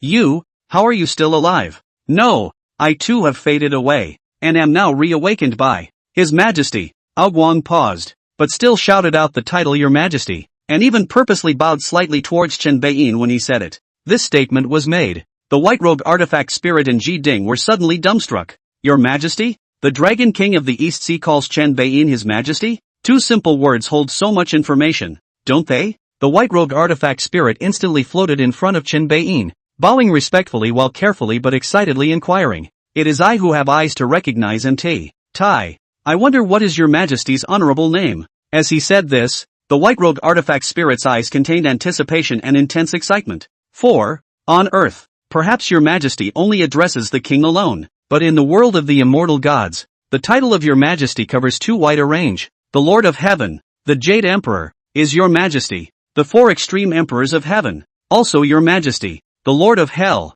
likewise your Majesty. For the white-robed artifact spirit most importantly, the successive human emperors of the human race are even more His Majesty. What he was looking forward to was whether Chen Baiyin would be a certain human emperor. If so, we've found a home. Unfortunately, he was doomed to disappointment. Chen Baiyin blankly eyed Ao Guang and helplessly said, My name is Chen Baiyin, can't you guess? The white-robed artifact spirit froze, and then was a bit disappointed. But still, he respectfully said, Greetings, your Majesty. Ji Ding, who knew and studied a great deal about the myths of the Grand Xia, also reacted instantly. Northern Yin, Fengdu Da Di, the Lord of Hell, the Son of Heaven in the Underworld. Ji Ding's face was agitated. Sure enough. In fact, after seeing Ao Guang's attitude towards Chen Baiyin, he had a guess, just a little afraid to confirm. What's the Fengdu Emperor? The big man in charge of the whole netherworld. In the hell, apart from the Empress Ho Tu, who was reincarnated in her body. Fengdu Da Di was the strongest and highest-ranking deity. Even when looking at the 3 worlds, the status of Fengdu Da Di was only that much weaker than the Jade Emperor, who was the head of the heavenly court. Because Emperor Fengdu had another layer of identity in the heavenly court, the Arctic Violet Emperor, the first of the 4 Imperials, Lord of the Stars. Such a great man suddenly appeared in front of the eyes as an ordinary human being in the profile. It's a little hard for anyone to believe, but now, it can be confirmed. Apart from the Jade Emperor, only the Fengdu Emperor, who was the incarnation of the Arctic Violet Emperor, could make the East Sea Dragon King Ao Guang so respectful. Ji Ding instantly felt invigorated. With this big brother in place, along with the other gods, as well as the underpinnings of the human race here, even if the many godly lineages of the West came together to commit a crime. So what? Better to sink it first. You can't say too much. At this time, the white-robed artifact spirit said suspiciously, Your Majesty, with your status, you should know more than anyone else about what happened in the ancient times, right? Why? Chen Baiyin shook his head. I have no previous memories. In that case, then, since it is you, Your Majesty, the backhanded arrangements of the successive human emperors here can indeed be placed at your disposal. The white-robed artifact spirit said sincerely. Chen Baiyin once again refused. I have more important things to do. Ao Guang, hurry up and do things. Yes, Your Majesty. Ao Guang made a bow and raised his hand to wave out a spiritual force. Only the aura on Ji Ding's body gradually increased, and in a short while, he possessed a strength equivalent to the Earth Immortal Realm. Ao Guang said, I forcibly raised your realm for the time being. As long as this spiritual power doesn't run out, you'll be able to possess the strength of the Earth Immortal Realm,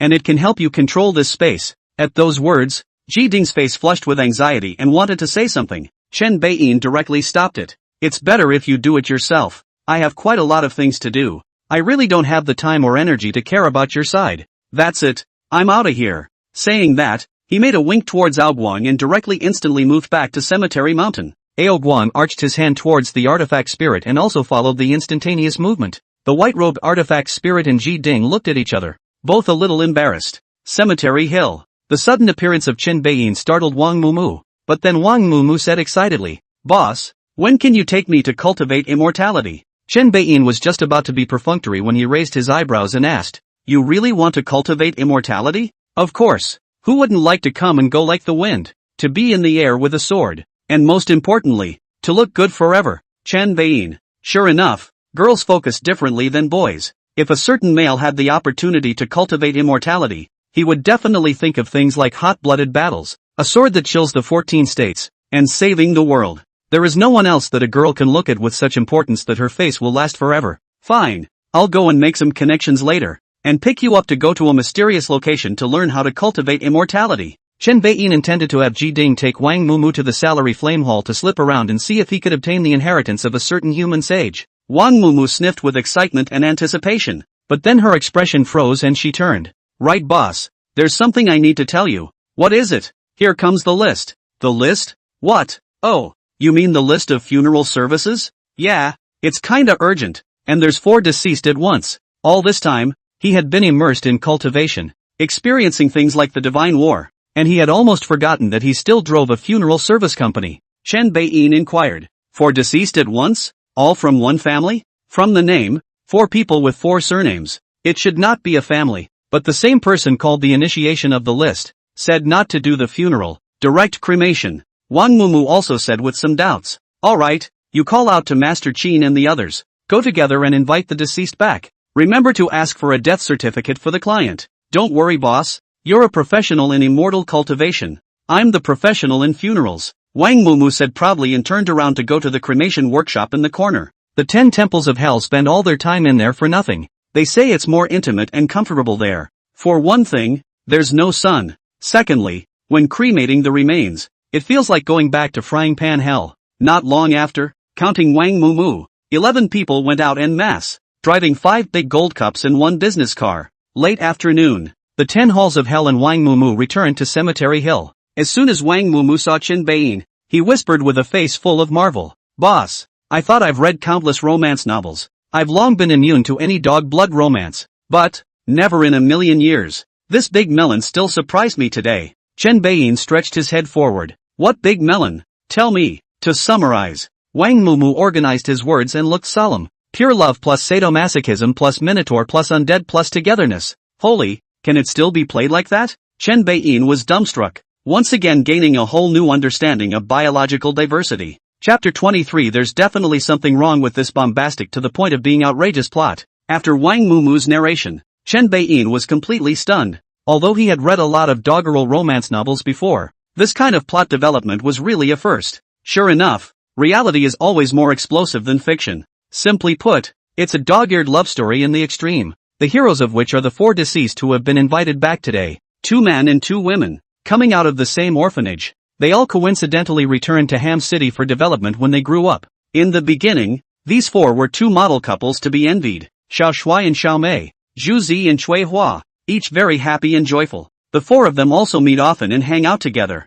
But suddenly one day, Xiao Shuai found Xiao Mei and Column in sneaky meeting, and behave intimately. The back is together into the hotel. Xiao Shuai was furious to the core, but instead of choosing to reveal it on the spot, he found Suihua and told her about it. Suihua's explosive reaction is completely unexpected by Xiao Shuai. She chooses to forgive Pillar and confesses her love for Xiao Shuai on the spot. Handsome is incredulous, but chooses to respond enthusiastically and has sex with Trisha, because he thinks he kind of likes Trisha, too. So, for the next while, the 4 were ostensibly A, B, C, D, but in fact carried out the permutations of A, D, B, C, until Pillar finds out about Xiao Shuai's relationship with Suihua. The Pillar is a little sad about this, but it's not his place to say anything. After all, he was the one who betrayed the relationship in the first place. He initiated the breakup, and that's when even more explosions happened. Not only does Trisha not want to break up, but she suggests that the 4 of them live together, because, privately, she was also maintaining an affair with Mei. Pillar froze on the spot at that, stating that he needed to smooth things over and be quiet. He found Handsome and confessed everything. Said he felt a little strange about Trisha. And that's when the most explosive happened. He received a deep confession from Handsome. Xiao Shui said that he felt that he still preferred Pillar through his time and bonding with Xiao Mei and Suihua, and said that he had wanted to just him for a long time. The Pillar's brain cracked right open and he collapsed on the spot. A man and a woman, sharing a room, with the door unlocked. In the face of Xiao Shui's strong attack, Pillar swore to defend his asshole, so he was killed by Xiao Shui shouting, "Destroy it if you can't get it." Outside the door, Xiao Mei and Suihua broke in and saw this, just sad for a little while, and then comforted Xiao Shui with their bodies. Things then began to move in a psychic direction. Pillar, due to his death being too suffocating and sorrowful, his deceased soul directly regained his consciousness and witnessed the unpleasant scene that took place next to his corpse by the three people. So, he just stormed off and took away Xiao Shui, Xiao Mei, and Cui Hua in a set of silky little combos, completely ending the blow-up to the point of outrageousness. Chen Beiyin couldn't calm down for a long time after hearing this, and his cognition almost collapsed. This plot has too many elements, doesn't it? Taken individually, each one would make a dog-eared romance blockbuster. He then questioned Wang Mumu. How do you know so much? Even what happened after the Pillar's death? Master Qin told me He said he interrogated the souls of the four on the spot and threw them to the Hall of Hades, saying that he would wait until he returned at night to continue the interrogation and finally make a comprehensive decision on punishment. Wang Mumu's eyes still sparkled with melon-eating excitement. Something like this, which was more explosive than a romance novel, could excite her for days. Chen Beiyin's face was thoughtful. This big melon does sound quite energizing, but why does it always feel a bit odd? No, is definitely problematic. In this story, Mei and Trisha are the two people who always have wide-ranging hobbies. The former has Xiao Shui, and is still messing around with Zhu Zi, and is privately rubbing up against each other with Cui Hua as well. The latter, not to mention, maintains a relationship with Xiao Mei in private. Surely knows about the matter between Pillar and Xiao Mei, but is not repulsed in the slightest, and even confesses his love for Xiao Shui when Xiao Shui comes to his door. Even more so, when Pillar finds out, he suggests 4 people living together. Arguably the most bombastic of the 4 is her. Pillar, the man, although a scumbag, is considered the most normal one among the 4, and the little handsome one at the end is the one with the biggest problem. He's changed so much before and after. He was very angry after he himself ran into the adulterous affair between Pillar and Xiao Mei, which is a normal reaction. But after receiving Jade's confession of love, he actually agrees? More problematic is that he's trying to just Pillar behind him? Why? Why did a man who would be angry at his girlfriend for betraying him change so much before and after? It would be understandable if it were to go from innocent guy to scum, but this went straight from being an innocent man to a male ketone. That's not the way to wake up. Chen Beiyin called out to King Qin Guang and asked, how long is the time span between the beginning and the end of what happened between these 4 people? King Qin Guanglong replied without thinking, half a month. He had asked everything during the interrogation. Hearing this, Chen Beiyin shook his head once again. There must be a problem. It's only half a month, and it's impossible for a person to change in such a significant way. What's more, the fact that Xiao Shui could immediately accept Zuewa's confession in the face of it was a bit outrageous. How can a man who was in the throes of anger at his girlfriend for betraying him gladly accept another woman's confession and roll with the punches? It's hard not to be in a mood to get back at Pillar and Xiao Mei because of anger. It was logical. But let's not forget that King Qin Guang had already interrogated that Xiao Shui had responded enthusiastically because he thought he liked Suihua. The interrogation of the soul state, or Qin Guanwang, the Yama king boss himself, surely can't go wrong. Then this proves once and for all that something is definitely wrong with what happened. Handsome's XP and acceptance and adaptability is so strong that it's completely illogical. One gets the feeling that no more perverted person could do such a thing without some outside intervention. External intervention? Thinking of this, Chen Beiyin's eyes narrowed slightly. This is a world where the gods are revived. If you want to say what external force could have done all this, it seems to be some god, right? So here's the question. What kind of god is behind this? The god of XP? Chen Beiyin pondered for a while and didn't get an answer. So he chose to ask Wang Mumu. For some reason, he always felt that people like Wang Mumu should know best. Mumu, if there is a god that can disrupt, or even change a person's XP, what god do you think it would be? Or rather, is there such a god in this world? XP? King Qin Guang was filled with confusion, not understanding what it meant. Wang Mumu, on the other hand, froze and blurted out, it's not easy, Eros. As long as one is targeted by the god of love, one will fall madly in love even if one is placed in the same sex. Chen Beiyin. Openness, enlightenment, and realization. These three idioms haunted Chen Beiyin's head, flying around. In fact, he wondered if it could be a god of love or marriage or something like that. But because the direction of his musings was that this deity possessed the ability to alter human perception, this led him to overlook one thing. After being set up by Eros, it is possible for a person to fall in love with anything, even if the other person is a tree or a rock. Again, this is a cognitive modification. Thinking about it, Chen Beiyin took a deep breath and said, Master Qin, and Mu, you guys pay more attention to things within the Great Summer in regards to love and marriage in this regard these days. I think that there might be a god of love, or the god of marriage, from a certain divine lineage that has come to our Great Xia to mess with us. Chapter 24, God of Love? Netflix Eros. Poseidon made a big deal out of it. Saul didn't do much hiding either, but this time this Eros, so to speak, is nowhere to be found. He didn't hover in the air in an imposing manner, declaring that the domain of Great Summer Love belonged to himself from now on, let alone getting himself a live broadcast like Saul did. Therefore, for the next 3 days, the king of the 10 temples of hell, with Wang Mu in tow, could only utilize his spellcasting aptitude and the internet to keep an eye out and observe all sorts of doggerel love stories throughout the entirety of Daxia. Wang Mu was enjoying herself, and every day was like chasing a dog in pony show. But this can be a bitter experience for the 10 temples of hell. As hallowed masters of Hades, the 10 of them were simply tortured. The various love-hate relationships of mortals really opened their eyes as well. But fortunately, when the time came to the 4th day, things finally came to a head. That night, Qin Guang brought Wang Mu to report. The former said, Your Majesty, the lesser god has tentatively locked onto the trail of that god of love. Oh, you've already locked on the trail? So efficient? Chen Beiyin was somewhat surprised. King Qin Guang laughed bitterly. Actually, it's still Wang Mu's credit. This so-called god of love didn't use divine power on a large scale to influence mortals, but chose a subtle, spreading faith approach. King Qin Guang gave Wang Mu a wink. Wang Mu immediately said, Boss, you'd never have guessed that guy even opened a matchmaker website in our Daxia. Just sign up as a matchmaker on this site and get paid. The premise is to keep setting up couples, and the more you set up,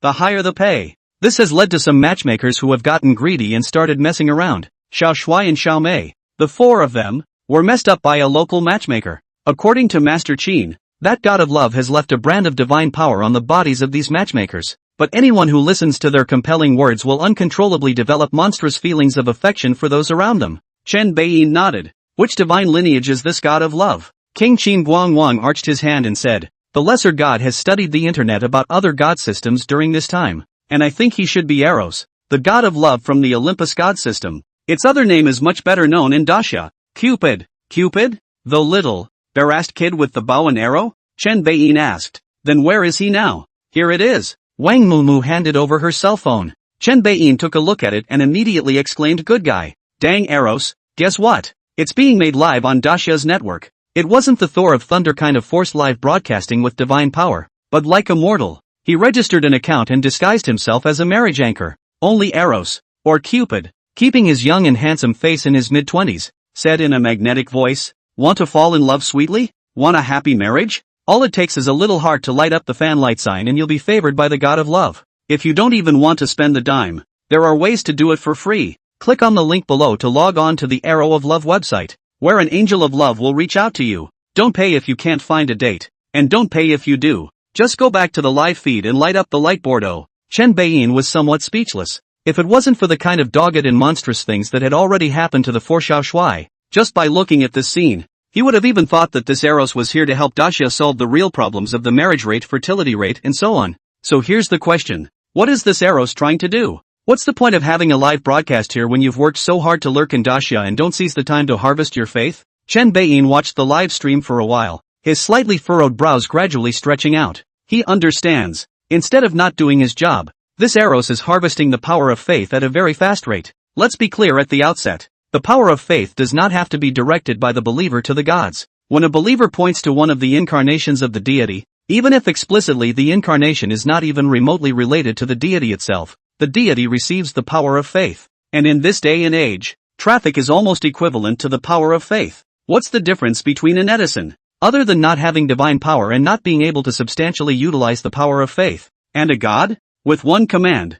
millions of fans chimed in. This call to arms is simply more powerful than the ancient gods. Therefore, after the 2 previous mistakes of Poseidon and Thor, Eros changed his mindset and chose this way to harvest faith. For one thing, It wouldn't clash head-on with the great summer gods. Secondly, it's also extremely on-trend and responsive. But, Chen Beiyin looked at Eros in the screen with a somewhat disgusted expression. This guy forgot one thing. If what he was doing was truly working for the welfare of the people of Daxia, then not only would he not oppose it, but he would also give it his utmost support. But the problem was that this guy had copied that concept of love and marriage from the Olympus divine system to Daxia, and that was very disgusting. Chen Beiyin didn't want to see a world full of monstrous romances in the future. Thinking of this, Chen Beiyin did not hesitate to come to the cemetery and send all the dead souls that had accumulated over the past 3 days to the afterlife, preparing to use the resuscitation value to wake up the Moon Elder and let the Moon Elder, a professional, deal with Eros. The system panel immediately popped up with 3 prompts.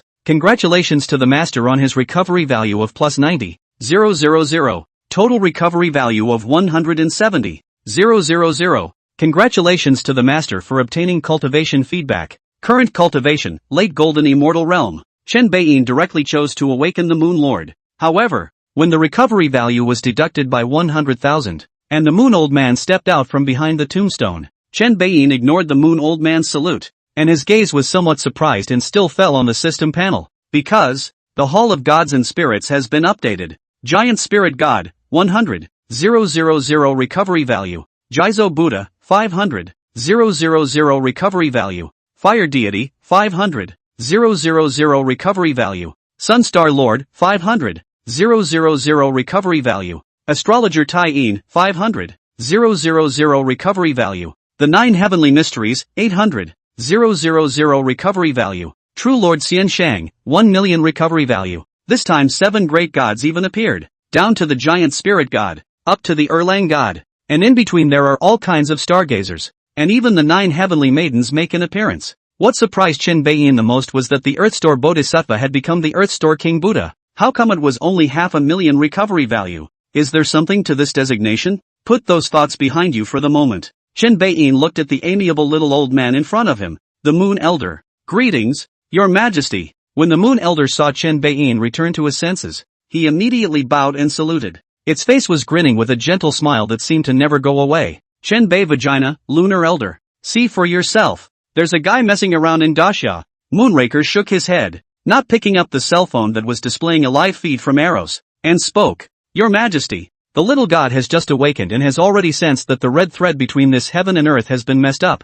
This false god, leave it to the little god. Aha! Chen Beiyin asked curiously, but what are you going to do? Set things right and block Eros from harvesting the faith? Or do you mean do over a fight? Upon hearing this, the Moon Elder smiled and said, the lesser god is not good at fighting. Since this Eros gathers incense with the help of things like live broadcasts, then the lesser god will return the favor in its own way. Live? Chen Beiyin had the urge to spit. He could already envision the comical spectacle of Luna fighting Eros in a PK. Chapter 25, Anchor Moonlord. Dispensing Peach Blossom Luck Online. When it was learned that the Moonraker was going to have a live broadcast, the already attentive Wang Mumu was most active. She directly handed over her account to Yu Lao, so that Yu Lao could use her account, which had already broken 1 million fans, to play PK with Eros. This also saves Moonraker from having no fans and being at a disadvantage initially. It made a joke though, when Wang Mumu posted a live broadcast preview in the fan group and subsequently opened the live broadcast. The fans who rushed into the live broadcast room sprayed angrily when they saw that it was an old man with crane hair.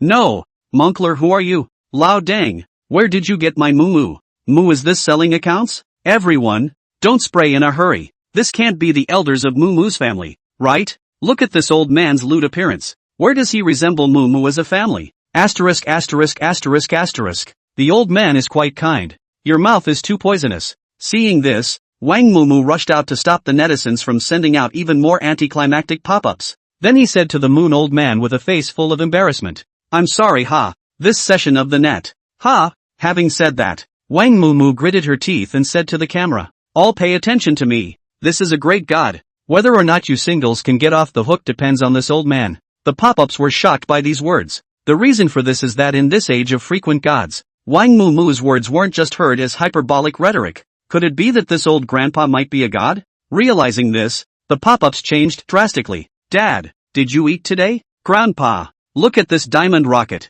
Master Tai, I've conjured up 2 divine dragons for you. Do you think this special effect is funny? The netizens who had no bottom line began to kneel down at once. There is only one request. begging the Moon King to grant himself a great beauty or a great handsome man. There were less than harmonious pop-ups, though. You guys right. You believe Moo when he says this? Instead of believing this, why don't you go to the Arrow of Love God's live broadcast room and light up a fan light sign faster? That is, I'm not going to lie. Bro, I've been getting it left and right. Left and right? Foo brother VI 50 to see the strength. I'm not a rich brother. Oh, on the contrary, these two in my arms are rich women, and this is all because of the luck brought to me by the Arrow of Eros Live. Brothers, Eros Arrow Live is really spiritual. Go if you wanna find a date. Been single for 50 years. And today I spent just a dime to light up the fan light sign and got straight off the hook. The object just turned 18. Asterisk.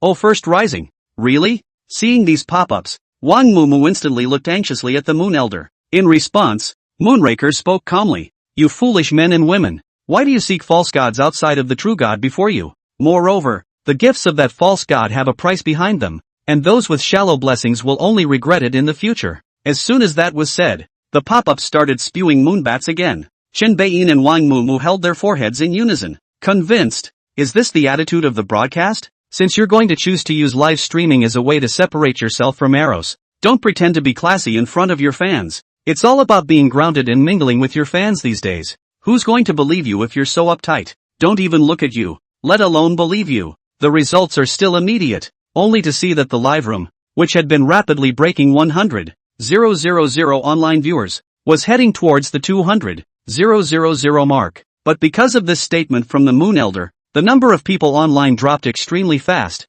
and soon fell below 100,000. This is certainly due to those pop-up compulsion. All ran to the Eros Arrow live room, but most of it is still the consequences of the Moon Old Man pretending to be a man. In response, the budding anchor Moonraker was a bit embarrassed. Chen Beiyin muted the microphone and glared at Wang Mumu. Wang Mumu understood and instantly gave the Moon Elder an emergency training. At this time, the Dragon King of the East Sea, Guang, and the three gods of thunder and lightning walked in. Seeing this, Guang was surprised. Yo, fellow Taoist, you've come alive too? Thunder Goddess and Electric Mother also came forward to greet him with a happy face. The Moon Elder was educated by Wang Mumu, and the whole person was a bit at a loss for words. This new era of emerging things, he is really a little confused, but also a little pulled back. At this time, taking this opportunity, he was busy getting rid of Wang Mumu and arched his hand at the Guang trio. I'm amused. Thanks to your majesty's divine power. Lei Gong Dianmu and Yulao belong to the Jade Emperor together in the service of the Jade Emperor in the Lingxiao Temple on the Heavenly Palace Star officials.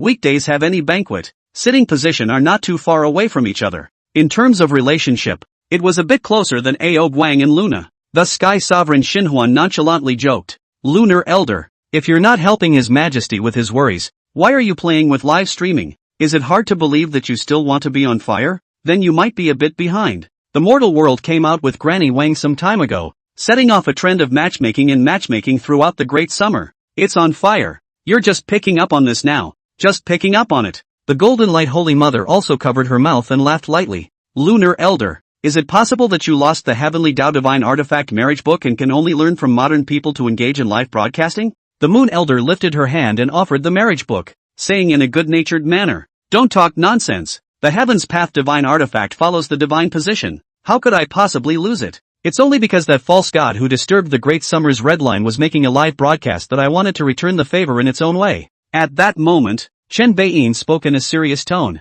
Lunar Elder, you have a good idea, but you have to put down the pedestal. The Great Summer gods are essentially, to put it bluntly, nothing more than servants who serve heaven and earth and living beings. How can people believe you when you're pretending to preach to an audience? Look at that Eros. People just don't have any attitude at all. They're talking and laughing with the audience and directing them to the fan sign. Every now and then, a big lucky bag is given out for the audience to grab and liven up the atmosphere. This is the right way to go live. The Moon Elder respectfully responded. Yes, Your Majesty. The lesser god will go and study a bit right now. Please wait. Saying that he split a strand of Yuanshan power and drilled into the network to collect all kinds of related knowledge and posts. For example, on how to be a good anchor. Top 10 basic anchor qualities. Live streaming, from getting started to getting blocked. Straight up, from money loss to bankruptcy. After becoming a Netflix anchor, I earned hemp.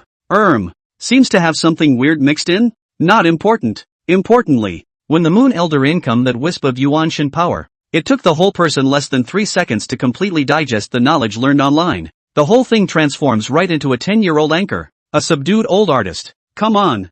I'm ready. The Moon Lord looked like a general ready to go into battle and kill the enemy. His body was full of vigor and spirit. He skillfully turned off the mute and addressed the audience who were asking questions. Okay guys, new anchor, Santa under the moon. Officially reporting to you. That's right. You guys heard right. I'm the legendary moon goddess who pulls people's red strings. Want to get off the hook? Want to find a date? Want to stop being lonely at night? No need to spend money and no need to send gifts. A small attention and likes. All to satisfy you. Come on. In 5 minutes this account's fans go up 10,000. The number of likes in the live broadcast breaks through 5 million. I'll directly pop up to draw a single dog and help him get off the hook. Ow. Don't miss it when you walk by. Sexy moon old man. Handing out peach blossom luck online. Moonraker was caught off guard with this silky little combo. It directly gave Chen Beiyin and the others a dumbfounded look. Good lord. That's a quick change. Is this the adaptability of God? In one word, awesome. Chapter 26, Bring me Eros. See if I'm really not real. He's finished.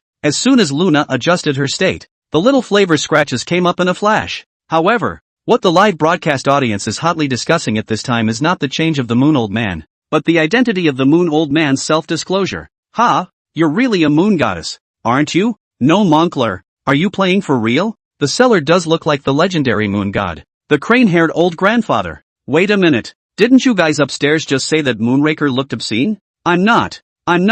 Don't be ridiculous. How do you prove yourself? Lunar Elder saw the pop-up and smiled confidently. Then he closed his eyes and carefully sensed it. Then he opened his eyes and said, "This one, called Hide Your Mom Well. You broke up last week and are currently in a state of stress. Don't believe in all love. Reject any ambiguity. Resent all care. Create death to all. Am I right?" The words came out. The pop-ups were frantically eyeing this netizen. Hide your mom, I knew about my breakup last week? You're in the dark. As the god of love and marriage, do I need a mon? Lunar Elder laughed. I can also say with certainty that you and your girlfriend are destined to be a couple, and the separation is only temporary. She will soon come to you to get back together. Hide your mom, really? Why am I so unconvinced? Unless she gets back together with me right now immediately. Okay. Moon Elder pinched his hand with a spell. The red thread between you two is very tough. On this basis, I'll let the two of you cultivate the fruit of righteousness as soon as possible. It's not considered to be a violation of the rules of the heavenly Tao. Saying that, he chanted and changed his fingers. When everything came to a stop, the Lunar Elder laughed. Well, you wait for the news. See this scene. The rest of the audience sent out pop-ups of disbelief. Although there are gods in this world, it would be too much of a stretch for the Moon Lord to bring one's significant other back just by pretending to pontificate. So everyone has been entering Hide Your Mom away and wondering if anything is going on or not. 2.5 minutes later, this netizen reappeared in the live broadcast room, and instead of posting pop-ups, he directly initiated a video link request. Moonraker clicked acceptance without panicking. The hyphenation just worked. The netizen was seen kneeling down to the cell phone camera, his excited voice resounding through the broadcast room. Elder God of the Moon is above. Accept the boy's worship. Woo woo. She's really coming to get back together with me. She said she couldn't get over me, and she said she didn't want anything else and would marry me right away. The old man of the moon had a confident smile on his face. Don't thank me. She'll be looking for you in the next day or two itself. I'm just along for the ride.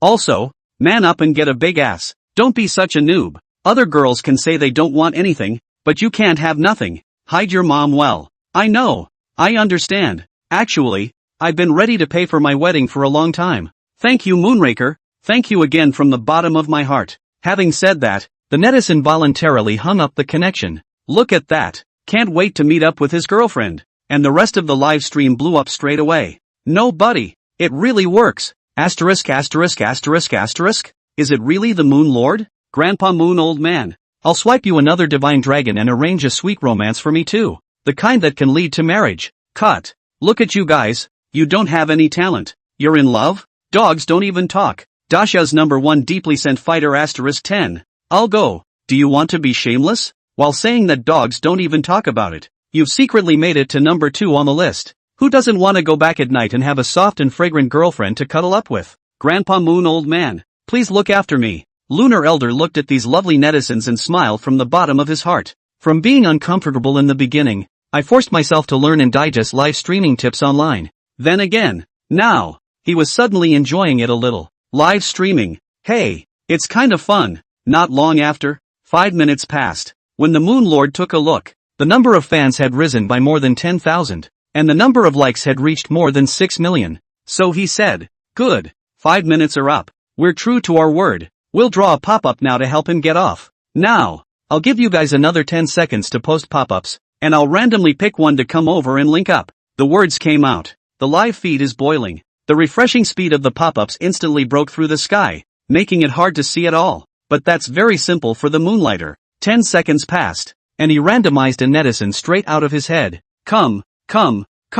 This netizen called Cement No. 9 with nuclear wastewater poured into the mouth of a small life and stirred for 3 months. Please get on the mic. This net name was read out by the Moon Elder in a serious manner. Not only the netizens couldn't hold their breath, Chen Beiyin Wang Mumu also almost didn't hold his breath. If it's talent, it's still a netizen. The chosen netizen even got on the mic and was so excited he couldn't even speak. In the end, it was only a small tranquilizing spell from the Moon Elder across the sky that calmed him down a bit. Just listen to this netizen. Boss Moon. I'll be honest. I've been maternally soloing for 30 years and I've never been able to find the right one. It's not that I can't find the right one, but no girls want to hit on me at all. I don't get to have contact with too many girls either. The only women in my circle of friends, other than my classmates from school, are my co-workers at work. Do you think there is salvation for me in this way? Can you set me up? These words immediately resonated with the pop-ups. The rest of the audience chimed in, and so did I. The Lunar Elder used his divine authority to find out the marriage file of this netizen, and just by looking at it, he definitely stated, "Don't worry, if I draw a Heaven's Fury, I'll really be in trouble, but you're just a late bloomer in the marriage destiny, and that's totally trivial to me. Answer me one question first, where are you now?" 9 Cement with nuclear wastewater pouring small days mouth stirring for 3 months, resigned the day before yesterday. Rental house lying flat. Lunar Elder pinched his fingers and counted. Not bad. Now you do as I say and go order a takeaway immediately. Order takeout? That's right. Don't hesitate to order. Just anything. Oh, yes. Quickly, he said. I ordered it. Upon hearing this, the Lunar Elder laughed. Okay, the next step is just to wait patiently. Seeing this, not only was this netizen a bit confused, but the other viewers watching the live broadcast were also puzzled. Order a takeout and you're off the hook? Is it hard to beat that kind of takeout? If that kind of thing happened, I guess this moonlighting old man would be scolded to death. No one would want an entry bus even if they were a bachelor for the rest of their lives. Based on this, another questionable pop-up began to be issued. Are you any good? People's Realm of Eros Live is an immediate effect. How much longer do you have to wait? I don't know if the anchor is a moonbat, but I think this should be scripted. I think it's scripted too. Randomly picking this pop-up. He reads it straight out and doesn't show people the screen where the pop-up is drawn. Yeah, I was just going to say that. Seeing these pop-ups, Lunar Elder was instantly furious. No, I've just demonstrated a wave of maneuvering, and you're still questioning my identity by now? Where is this all coming from, little black man? Little blackie? Moonraker raised an eyebrow, meditatively deducing the identities of those who had just questioned the pop-ups. As a result, the truth came out instantly. Those people were all fans of the Realm of Eros livestream. Die-hard fans, or devotees, of Eros. All of them have been deeply marked by Eros, just one step away from being refined into a divine slave. Know this, the Moon Elder instantly said without a trace of anger. Will you Elros brainiacs get lost? Get me Eros if you can. See if I really don't get real. He's finished. Chapter 27, A Little Finger and the Rap begins. The Lunar Elder's chiding made the die-hard fans of Eros even more arrogant. That's a rush? You don't look like a god either. Ha ha ha. Someone's in a hurry. I don't have to tell you. They all know. I paid a dime to light up the fanlight sign right here in the Realm of Eros, and people set me up for Peach Blossom luck twice straight away. How about you? That's right. How much money has Big Brother List 1, 2, 3, 4, and 5 swiped? Have you ever paid attention to people? This is a charlatan who hired actors. Don't believe him. People, if you want to fall in love sweetly, hurry to the Arrow of Eros livestream. Go early and enjoy. These pop-ups caused passers-by and Wang Mumu's original fans to become dissolute again. Audience members have begun to ask moonbats to prove their identity or strength. Because, the hand that Xiaolu just showed, even if it was just an ordinary person, the effect could be achieved by hiring an actor. After all, people didn't really see it. The hide your mom away getting back together with his girlfriend. Seeing this, the Lunar Elder was a bit unable to control his emotions for a while. It has been proven that both gods and men are swayed emotionally once they fall into the roll of the dice. God, too, is not exempt. With a clench of his teeth and a stomp of his foot, The Moon Elder immediately wanted to show off his spellcasting aptitude and use it to prove himself. In response, Chen Beiyin, who had been watching from the sidelines, stopped him. I told you to ground yourself, but I didn't tell you to drop the pussy, Chen Beiyin said breathlessly. You can't help yourself with such a simple provocation? I thought you really learned the essence of being an anchor, but it turns out that you're not even as good as Mumu. At least Mumu can still maintain a normal mind when faced with attacks from black fans. Upon hearing this, the Moon Elder looked embarrassed. Anymore, it was his first live broadcast. Chen Beiyin continued, isn't it just a proof of identity? Where's the need to waste mana? Come, Dragon King, Heavenly Monarch, Holy Mother, give them a shine, the whole job. The words landed. Guang, the Dragon King of the East China Sea, Xinuan Tianjun, the God of Thunder, and Golden Light Virgin, the Mother of Electricity. The three gods took a step directly behind the Moon Elder, in a triangular position, smilingly appearing out of the mirror. This time, it directly triggered the entire live broadcast. The image of Guang has long been spread through the streets. That day on the beach, the live broadcast from the Salary Palace directly caused idol manufacturers across the country to smash all the original Dragon King templates and reformulate the statue of the Dragon King, not to mention Thunderbolt. That day's divine phantasm in the battle against Thor, the god of thunder, made the places that didn't have a blackout see what the majesty of a god was all about. Now the three gods are in the picture together, standing behind the moon god to prove his identity. In an instant, the winds of the pop-up changed directly. I'm sprouting plants. These three big brothers are here too. Blackie talk. I believe it. I've always believed. Look at me, Mr.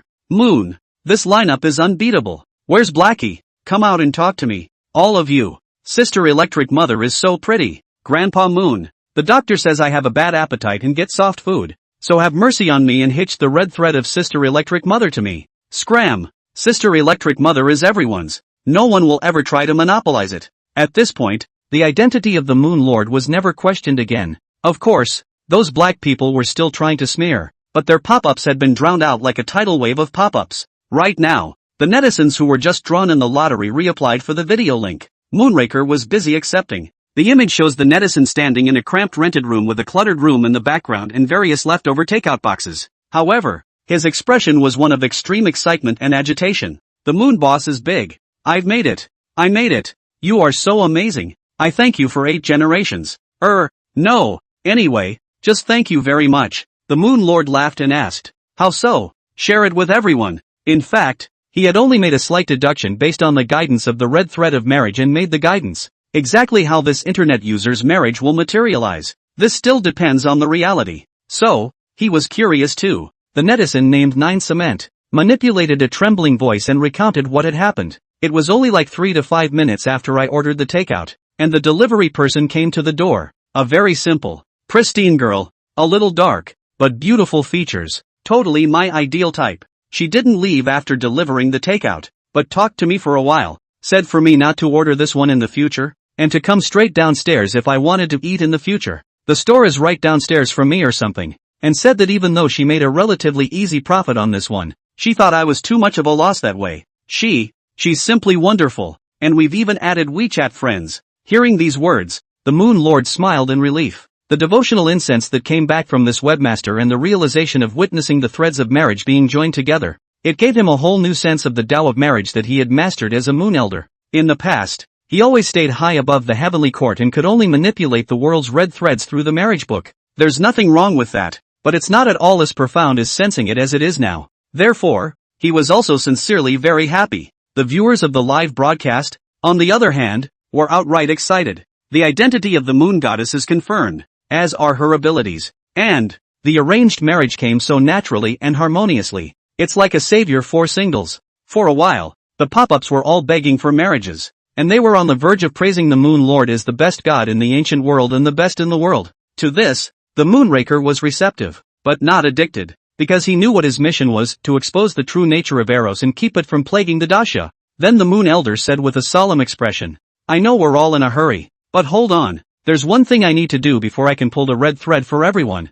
Love God's Arrow is a live broadcast that most of you are probably aware of, but I'm going to tell you that the opposite side is a pseudo-god even though it's also a god. He is Eros of the Olympus divine lineage, better known in Daxia by his other name, Cupid. Perhaps you would say that Eros, or Cupid, is always the god of love, and can just help everyone find a date. But what I'm telling you is that the way he fulfills your wishes is too simple and crude and mixed with too much of his own selfishness. I'm declaring war on him directly now. Ladies and gentlemen of the audience and fans, I'd also like to ask you to tell him, if you have the ability, come over and confront me face to face. If you don't dare to go offline, I can accept online PK. The words came out. The pop-up was a shock. So, that Eros Arrow of Love live streamer is Eros of the Olympus divine lineage? If that's the case, it's something to guard against indeed. After all, with the two examples of Poseidon and Thor sitting there, for the moment, the Western gods were all ill-intentioned towards Daxia. Realizing this, many netizens instantly left Wang Mumu's live room for the time being and rushed into Eros' live room. Straight from the booth. Eros Arrow. Eros looked at the skyrocketing number of people online and was pleased with himself. While mentally mocking Poseidon and Thor for their lack of brains, they kept harvesting faith. But then he realized, the number of people online in the live broadcast room was about to break through 300,000. But the total amount of power of faith not only didn't go up, but instead it went down. At the same time, a strong wave of malice began to arise in this world, directed against him, an alien god. Eros subconsciously glanced at the pop-up, and in the next instant became outright annoyed. Without hesitation, he sent a PK request to the Moon Lord. Naturally, Lunar Elder's side immediately pressed the consent button, when the live broadcast screen had just split in two, showing Luna on the left and Eros on the right. Before either viewer had a chance to see what the other anchor looked like, Moonraker starts directly on frame 0. With a small hand, the rap begins. Chapter 28. Chapter 28 Elder of the Moon, compare with me? What grade are you? In a bit of a hurry, posted without a title.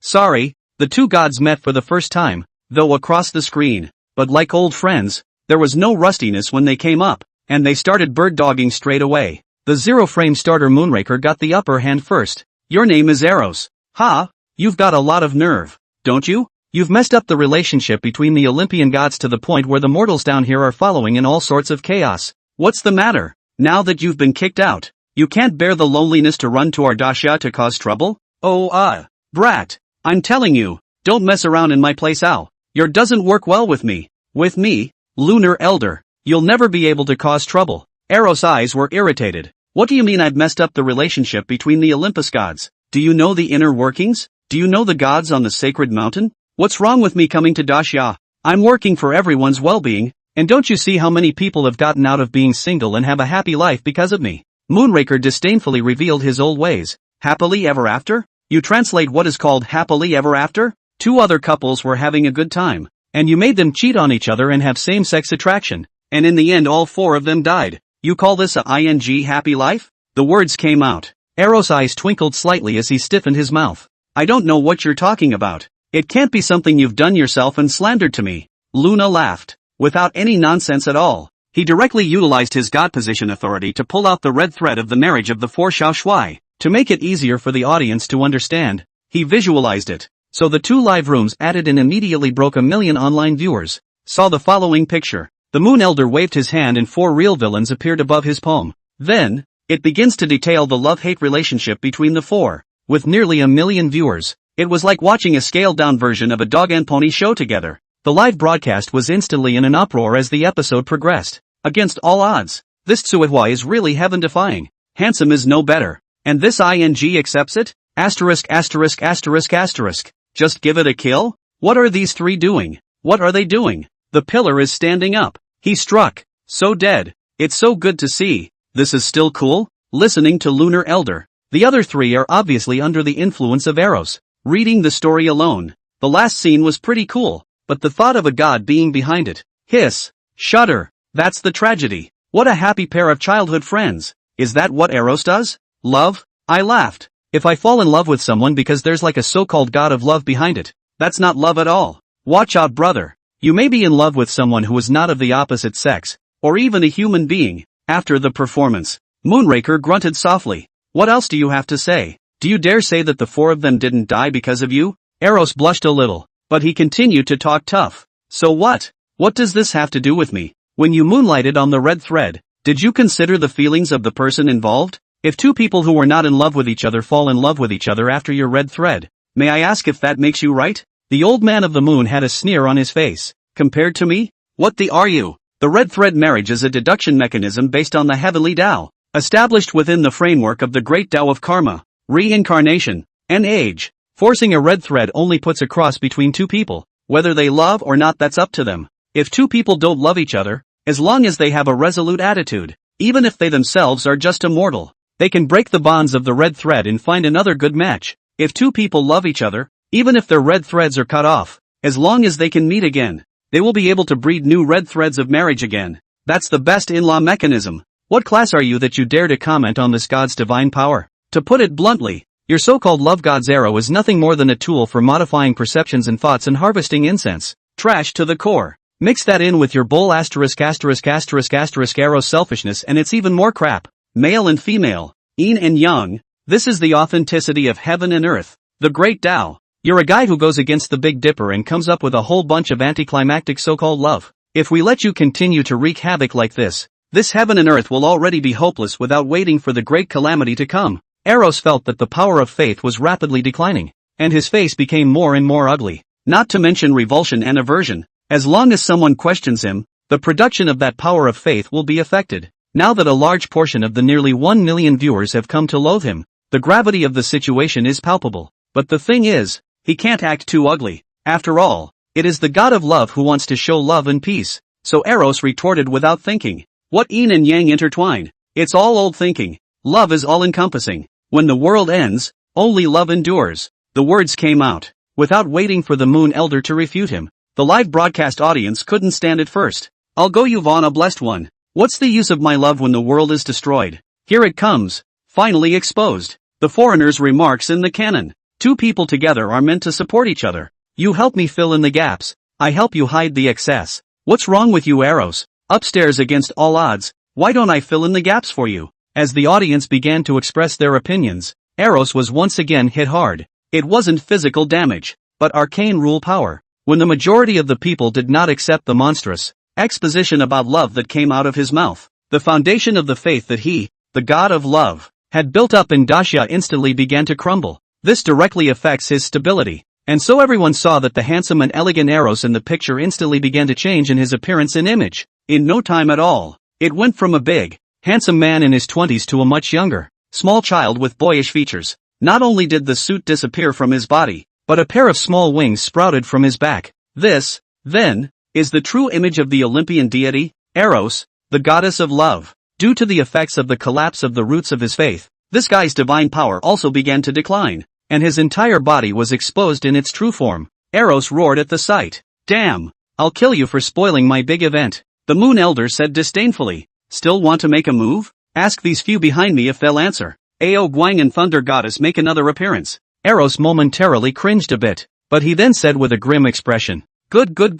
Don't you want to uphold the ethical program? I'm going to break it. When the love of the gods is showered on the earth, I'll see how you end up. With that, Eros raised the bow and arrow in his hand and drew a full bow towards the camera. Shoo shoo shoo. An illusory arrow of light was shot out by him, shooting through the network of the live broadcast to the brow of all those watching the live broadcast, and those matchmakers who had originally been branded by Eros, as well as the lovers who had found true love under the influence of Eros' divine power, were also affected by the divine magic cast by Eros at this moment. As a result, all sorts of unpleasant ethical tragedies began to play out all over Daxia. Chapter 29, The Northern Indian Soul Spirit. The Old Man of the Moon's Red Thread. Eros strikes in a strange and otherworldly way. The hearts of those affected everywhere were instantly flooded with love that could not be restrained. It was abrupt, but everyone didn't feel awkward. And so the following scenes took place. A university dormitory somewhere. The male college students who were gathering in front of one of the computers to watch the live stream. Two of them suddenly kissed each other after looking at each other. Another said to the fourth, Man, you smell good. Then the two fell straight onto the bed in a hug. Campus basketball court. Watching her boyfriend play basketball got a little boring, so she watched a live stream of the girls. Suddenly putting down his cell phone, he launched a strong attack on everyone in the room. Those who say they love this one moment and want to have a relationship with that the next, regardless of gender. It made her boyfriend go straight to black. But then something happened that made this boyfriend not care about being angry. Because a teammate, waiting in the wings off the field, initiated a fencing request to him. That's fairly normal. The most outrageous thing was the sudden appearance of a group of madmen on the traffic line street. They are defiant and forceful in their pursuit of all things. Some hugged street lamps with flushed faces, some pulled the old man to worship heaven and earth, and some even said I love you when they saw a person and wanted to marry someone. The whole world is in disarray. Of course, Not everyone is like that. Many of those who watched the livestream were not affected in the least. One is because they didn't believe in Eros, the god of love, in the first place. Secondly, they had all once worshipped Guang and been blessed by his reign. This gives them a strong resistance. Even after being struck by the arrow of Eros, he did not lose his mind. And because those who were out of control, all of them went to busy themselves with love. The pop-ups of the 2 live broadcasts were actually suddenly highly unified. A water is spewing Eros. You von Fua Earlos. My dad called me and said he was going to divorce my mom and marry my second oldest. Wasn't it you who messed up? Asterisk asterisk asterisk asterisk. My hairdresser confessed his love to me. Damn you to hell. Eros. Wait. My goddess said she wanted to be with me. Is this a good thing that Eros did? Jerking off, bro? Your goddess is probably confessing her love to several people at once. Mud. You're right. The goddess pulled me into the group and said we'd all be family from now on. Boss Moon is big. Hurry up and kill him. I can't take it anymore. Hurry up and kill this guy. The corners of Eros' mouth quirked, although he exposed his true face. And although the insults in the live broadcast room were even worse, the roots of Eros' faith stabilized in Daxia, and even faintly showed signs of becoming more and more solid. This was because, the more unpleasant the behavior those out of control committed and the more love they exuded, the more his divine power here in Eros raged. Accordingly, the foundation of faith becomes more and more solid. Eros grinned. Well, do you have a trick up your sleeve? Come at me and beat me to death? Ha ha ha. It's useless. I could just incarnate the purest love and hide in the red dust. As long as love doesn't die. I won't die. You guys still want to kill me? Joke. Wait until after the world is destroyed. Tell you what, the love of this land is mine from now on. Lunar Elder's expression was a bit grave. This move by Eros was a bit out of his league. Like Guang and Thunder Goddess and Electric Mother. In their eyes, these Western gods had no heavenly divine position, no divine authority, and were actual pseudo-gods. But as it turns out, these gods are still something. Let's say right now, Eros' move had actually affected the ethical Tao, causing the rules of in-laws to have a tendency to collapse soon. If it continues, the godly position of the moon god will cease to exist. Eros will take its place. Guang's brows furrowed as he urged, Moon Elder, make your move. In his divine sense scan, the entire Daxia was not in complete chaos, but it was almost there. All sorts of unpleasant and disgusting things are going on in variations. Seeing as how the Lunar Elder wasn't going to do anything yet, he couldn't help but want to go and slaughter that Eros. At those words, the Moon Elder frowned. It's not that I don't put up a fight, but it's a little difficult. The red thread of marriage can only circle the marriage between mortals sideways, but it can't affect the minds of mortals. Like I said earlier, even if 2 people are forced to get hitched to a red thread, it doesn't mean that they will necessarily become husband and wife. On the contrary, even if you cut off the red thread between 2 people, you can't stop these 2 people from falling in love with each other. What's happening is that this Eros has caused the emotions of the people of Daxia, especially the love piece, to expand rapidly in an extremely monstrous and exaggerated way. Expressed in the red thread of marriage is that everyone, no matter what they meet, even if it's not a human being but just a dead thing, a red thread will be born out of thin air. I can cut it off, but I can't stop it from continuing to produce new red threads. If you don't believe me, look. The words were not yet spoken. The Moon Elder presented the red thread of marriage in front of the crowd. Guang and Thunder Goddess frowned at once. Wang Mumu couldn't help but cover her mouth. Chen Baiyin, on the other hand, had a thoughtful face. Just see that at the level of the red thread of marriage, every individual intelligent being in the world is represented by a small clay figure. The red threads fluttering on the little clay figures represent their own in-laws. Normally, a person is just 3 or 2 red threads terrific. But now, many of the little clay figures were actually growing uncontrollably and crazily with red threads. One was cut by an invisible force, and 3 or 4 more drilled out. What's even more outrageous is that originally these red threads were supposed to extend outward and tie into another little clay figure. But now, there are a lot of little clay figures with the other end of the red thread tied to non-human things. After all, pigs, cows, sheep, dogs, cats, streetlights, umbrellas, cell phones, and even a reverse model of the Holy Grail. It means that someone is uncontrollably, madly in love with these things. It wasn't as if the Lunar Elder hadn't put up a fight, but instead had worked hard to maintain the situation in the first place. But the cut and thrust is increasing rather than decreasing the number of red herrings. In response, the Moon Elder was somewhat at a loss for words as she looked toward Chen Baiyin. Your Majesty, it wasn't like Guang and Thunder Goddess of Electricity, who had cultivated step by step from a weak period and eventually became divine existences. He's just a moon god. A god born from the senses of all beings, the way of heaven. though the authority of being in charge has allowed him to read the mundane things of the world and have a very strong human nature, as well as mastering a number of additional spells and aptitudes. But in a way, he was a bit of a loser, both in terms of fighting and in his study of beings like people. Thus, at times like this, he could only turn to Chen Beiyin, who had the highest status in the room, for help. In response, Chen Beiyin, who had been sensing the red thread of marriage, mused, "The red thread of marriage can't directly affect a person's thinking. So in other words, it means that by curbing out of control emotions, the problem of red thread clumping can be solved at the root, and emotions are associated with the human soul. Essentially, those who are out of control are actually souls that are rioting. If that's the case, I should have a solution. Moonraker, if I can keep the new out-of-control red herrings from continuing, you can sort out the current mess, right?" Hearing this, the Moon Elder was pleasantly surprised. "Sure, if your majesty can do it. The little god can restore all the red threads to normal with just one thought. The original is no longer agitated, and that which should not appear is simply annihilated." Chen Beiyin nodded. "Yes, I'll calm the spirits. You take care of the red thread." After saying that, Chen Beiyin activated the authority, soul, and in an instant, all the soul silhouettes of Daxia that appeared abnormal surfaced in his pupils. It set him off like a great god with eyes that contain stars and rivers. Chapter 30, Good Old Punishment Turns into a Reward? The effect of Chen Beiyin's strike was immediate. Once the soulful and unusual emotional outbursts were contained, the out-of-control people instantly fell into a calm. Although there is still a raging love in their hearts, they begin to think and reflect. For example, there was a man who had long been dormant for years. Moncler outlet store and stood on the side of the road in deep thought. "Second brother, what's wrong with you today? Why would you have an urge for a telephone pole?" "Ha, a university dormitory." The atmosphere was awkward as the four male college students pushed each other away. "Dude, you still smell good, but I need to chill." "It's alright, all brother day, all over Daxia." The out-of-control people all regained their senses, but the fait accompli was still radiating its effects. But that's the first step done. The Moon Lord was pleasantly surprised to find that the red threads on the little mudman, indeed, no longer appeared new, so he directly invoked the power of authority and drank. Tai Chi divides into two, Yin and Yang are one. The Harmony Immortal Palace sits in charge of the marriage registry.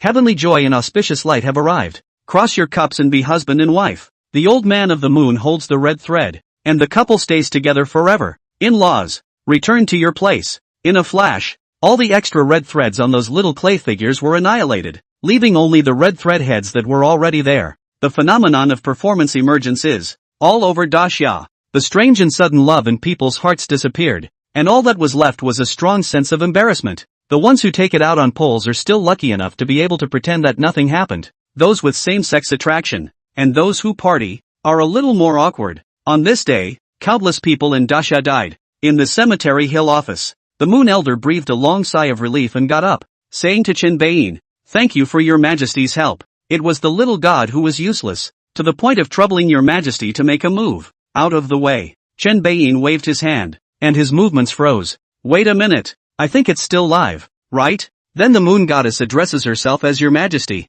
"Wouldn't." The corners of Chen Beiyin's mouth twitched slightly as he looked towards the pop-up screen. The next second he reached straight for his forehead. As expected, the live stream blew up. Asterisk asterisk asterisk asterisk. Who the hell is Muumuu's boss? The Lunar Elder called him his majesty? It couldn't be the Jade Emperor, could it? Ha! The boss's identity is so impressive. It doesn't have to be the Jade Emperor. Many characters in our mythology can be referred to as His Majesty. But what's certain is yes, this boss of Muumuu's, his identity is absolutely awesome. I told you that it wasn't the strong army battle song that scared off the ghosts that day. It was definitely Boss Chen's problem. Say you're a cultivator, but it turns out you're supposed to be a bigot? There's one thing to be said for the boss's outburst just now being really cool. A word to subdue the soul spirit, assisting the Moon Elder to easily solve the trouble created by Eros. It's really a bit powerful. I love you, boss. It's from the heart. No Eros influence. Please teach me the way to ascend. Since it had come to this, Chen Beiyin did not intend to hide it. Of course,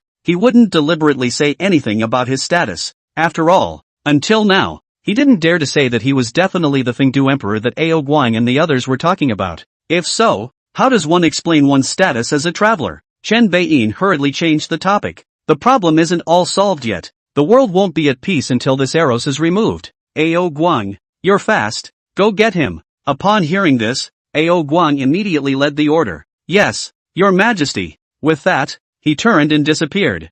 following the karmic connection and going to catch Eros. And the scene was seen by the audience, causing another gasp. Even the Dragon King called out to His Majesty in a respectful manner. It's solid. Boss Chen is a big shot in heaven. Not long after, Guang returned carrying Eros, who looked like a small child. The seemingly innocent and cute Eros had a face full of resentment and scorn at this moment. He's the god of love, all right, but his power is to give love. This leads to the fact that the love he himself feels is actually the opposite of what the world feels. What goes around comes around. As a result, Eros' character and temperament are full of negativity. Only by bestowing love on people over and over again and getting feedback on the power of faith could he control himself a little. This is why he is so desperate to spread love, to the point of expanding the very meaning of love and filling the world with monstrous love. And now, when the roots of his faith that he had worked so hard to build up in Daxia were completely destroyed, and the divine art that he had cast was cracked by Chen Beiyin and the Moon Elder in a joint effort, his nature is then completely exposed. Grievance.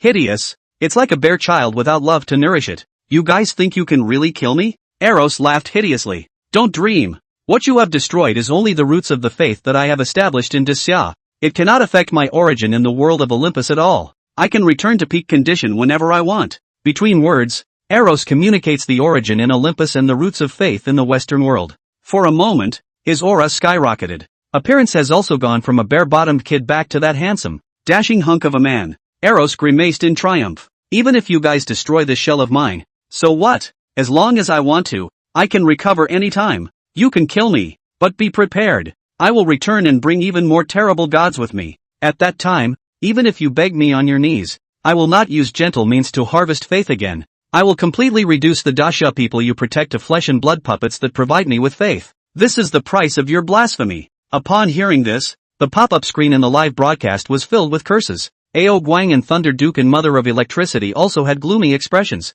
wanting to exterminate this chattering bull ***** god of love with a slap. Yu Lao even took out a rare immortal sword and held it in his hand. He said to Chen Beiyin, "Your Majesty, kill it." Chen Beiyin shook his head. Killing him is too cheap. Let me think about how to dispose of him better. Mainly, it was necessary to prevent this guy from sneaking back to Daxia again and creating disgusting things. At this time, Wang Mumu, who hadn't said anything, said with some hesitation, that, since Grandpa Moon Old Man said that we have to treat him the way he treats others, why don't we let him experience what it means to be disgusting? Wang Mumu explains what disgusting means. Simply put, let Eros know firsthand what it feels like to be just. The words came out. The live broadcast room was instantly filled with "It still has to be you Mumu" pop-ups. Chen Beiyin, Guang, and the others reacquainted themselves with Wang Mumu and collectively turned their heads to look at her. Wang Mumu instantly blushed. Geez, I'm just saying. Anyway, just torture him and don't kill him so he can't bring the other Western gods to cause trouble, can he? Good idea. Chen Beiyin silently nodded and came forward to whisper a few words with Guang. Guang's face immediately surfaced with an expression of obvious disgust, but he didn't have the courage to refuse. So, he had to cast a magic spell to put Eros in an illusion. Soon, Eros, who was caught up in the illusion, reacted with his body in reality. I only heard him say vaguely with a lewd smile on his face, "He. Continue. I like it. You're so manly. Can you do it again?" Live viewer, Thunder Goddess, Moon Lord, and Wang Mumu, Chen Beiyin, Guang, did you make the illusion as I said? Chen Beiyin asked. Guang said numbly, "Yes, Your Majesty." Then why is this guy enjoying himself so much? The little gods can't understand it either. Chen Beiyin was speechless and held his forehead. Good lord, the punishment has turned into a reward? Chapter 31, Can you call robbing a cultural person? That's called asking for it back. In the end, Chen Beiyin still let Guang kill Eros, because keeping such a perverted guy around, not only Chen Beiyin, but Guang, Lei Gong and Yu Lao were all very insecure. Guang used the same shattering the Qianquan's divine ability, directly shattering all of Eros's body and soul. Of course, like Poseidon, this guy's original divine soul directly ignored space and returned to Mount Olympus. However, Chen Beiyin had still gained many divine soul fragments from this, and the recovery value came to 160,000. Looked at the Hall of the Spirits of the Gods. Chen Beiyin did not rush to awaken the giant spirit god. The targeted awakening of the restrained Daxia gods proved to be the wisest course of action in the face of the scheming of the Western gods. In terms of combat power, there is no shortage of Megalopolis as a punching bag right now. Might as well save the recovery value for later. Meanwhile, once Eros died, the entire Daxia's view of marriage and love completely returned to normal. There were still alternative things happening. but that was no longer the result of being affected by divine power. In this regard, adhering to the idea of respecting the destiny of others, the Moon Elder did not make a move to rectify the situation, and Chen Beiyin even maintained a disinterested attitude. However, after this incident fell through, Chen Beiyin is considered to be completely on fire online. In fact, there were many netizens who knew about him in itself. That one strong army battle saw him scaring off 10,000 ghosts, and the subsequent outburst was suspected to be an immortal cultivator, and there had always existed discussion net posts about him on various platforms. It was only after this incident, the scene where Lunar Elder and Ao Guang addressed him as His Majesty in front of nearly 1 million viewers, that made him a complete center of discussion. Faced with this situation, Chen Beiyin was somewhat helpless. Mostly, the days are no longer clear. In the week following Eros' death, one after another, many of the netizens found their way straight down the line. Some want to get a glimpse of the real thing, some are trying to find immortality. There were even people who met and directly worshipped the teacher, causing Chen Beiyin to get annoyed and directly set up a party formation around the cemetery mountain. However, anyone who came with impure intentions would never be able to find where Cemetery Mountain was located, and would even be directly teleported 10 kilometers away. Of course, there are those who want to entrust Chen Beiyin's company with their funerals. This is more than welcome by Chen Beiyin. On this day, a family came to Cemetery Hill and scheduled a funeral. Wang Mumu took Qin Guang with him to make the front preparations. According to the custom of Ham City, families in which someone has died usually hold a funeral at home for 7 days or 3 days. And finally the deceased is sent to Cemetery Hill for cremation. This is what requires a funeral service company to set up the hearse and perform the ceremony at the home of the deceased. Families also have the option of holding the funeral at Cemetery Hill, which involves pulling the deceased right back and setting up the site with a company hearse. For this list today, the family choice is the former. Because of this, Wang Mumu and Qin Guang pulled all sorts of things and ran to the deceased's house to make arrangements. Night time, the two drove back to Cemetery Hill. Chen Beiyin asked, "Are things still going well?" "It went pretty well," Wang Mumu said. "The family decided to have a 7-day wake and chose the deluxe version of the service." "Well, that's fine. Then it's going to be hard on you, Mumu, for the next few days. As well as Master Qin. You take care of him more." King Qin Guang arched his hand and said, "Your Majesty is overstating the case. This is all what the little god should do." After saying that, King Qin Guang was a bit eager to speak. Chen Beiyin asked directly, "What's wrong? Have something to say straight out." "It's like this, Your Majesty. The little god isn't tired, but I don't think it's a good idea to go on like this." King Qin Guang slowly said, "Now that you have returned, and all of the 10 temples of hell have returned to their positions, and although the 5 ghost emperors still do not know their whereabouts, the system of hell has taken shape. The little god is thinking, isn't it time to open up a real side of hell?" Chen Beiyin murmured, "You're right, but have you ever thought about who's going to do this thing of opening up the hell?" "Me? I'm only in the late golden immortal realm. I don't have that kind of strength." King Qin Guang froze. "Your Majesty, as you hold the authority of the Lord of the Hellmouth, this matter of opening up the Hellmouth should have nothing to do with strength,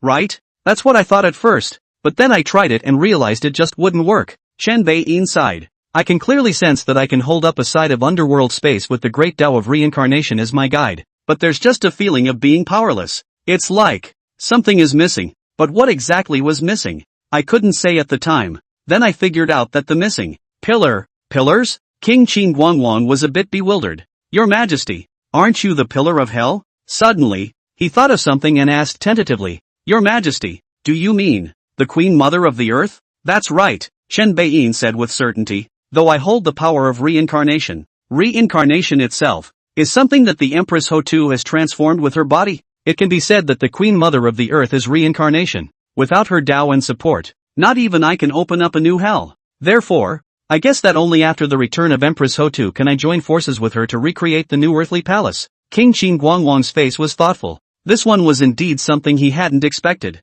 At this time, Chen Beiyin added, "But you don't have to be in a hurry. Although I don't know when the Empress Hotu will return, this matter of opening up the Earth's capital can be partially realized in advance in a tricky way." King Qin Guang's eyes lit up. "How to take the trick? Have you forgotten? Although my Grand Xia doesn't have a hell now, the other god systems can all have a side of underworld space, such as the hell of the Western Holy Church, the underworld of Mount Olympus, the underworld of the Desert Sun City, and so on." Speaking of this, Chen Beiyin's expression was slightly stealing sense. "Although I don't know what their hells and underworlds are like, since they can make the dead souls reincarnate, they must also contain part of the great Tao of reincarnation. If we get it back, won't we?"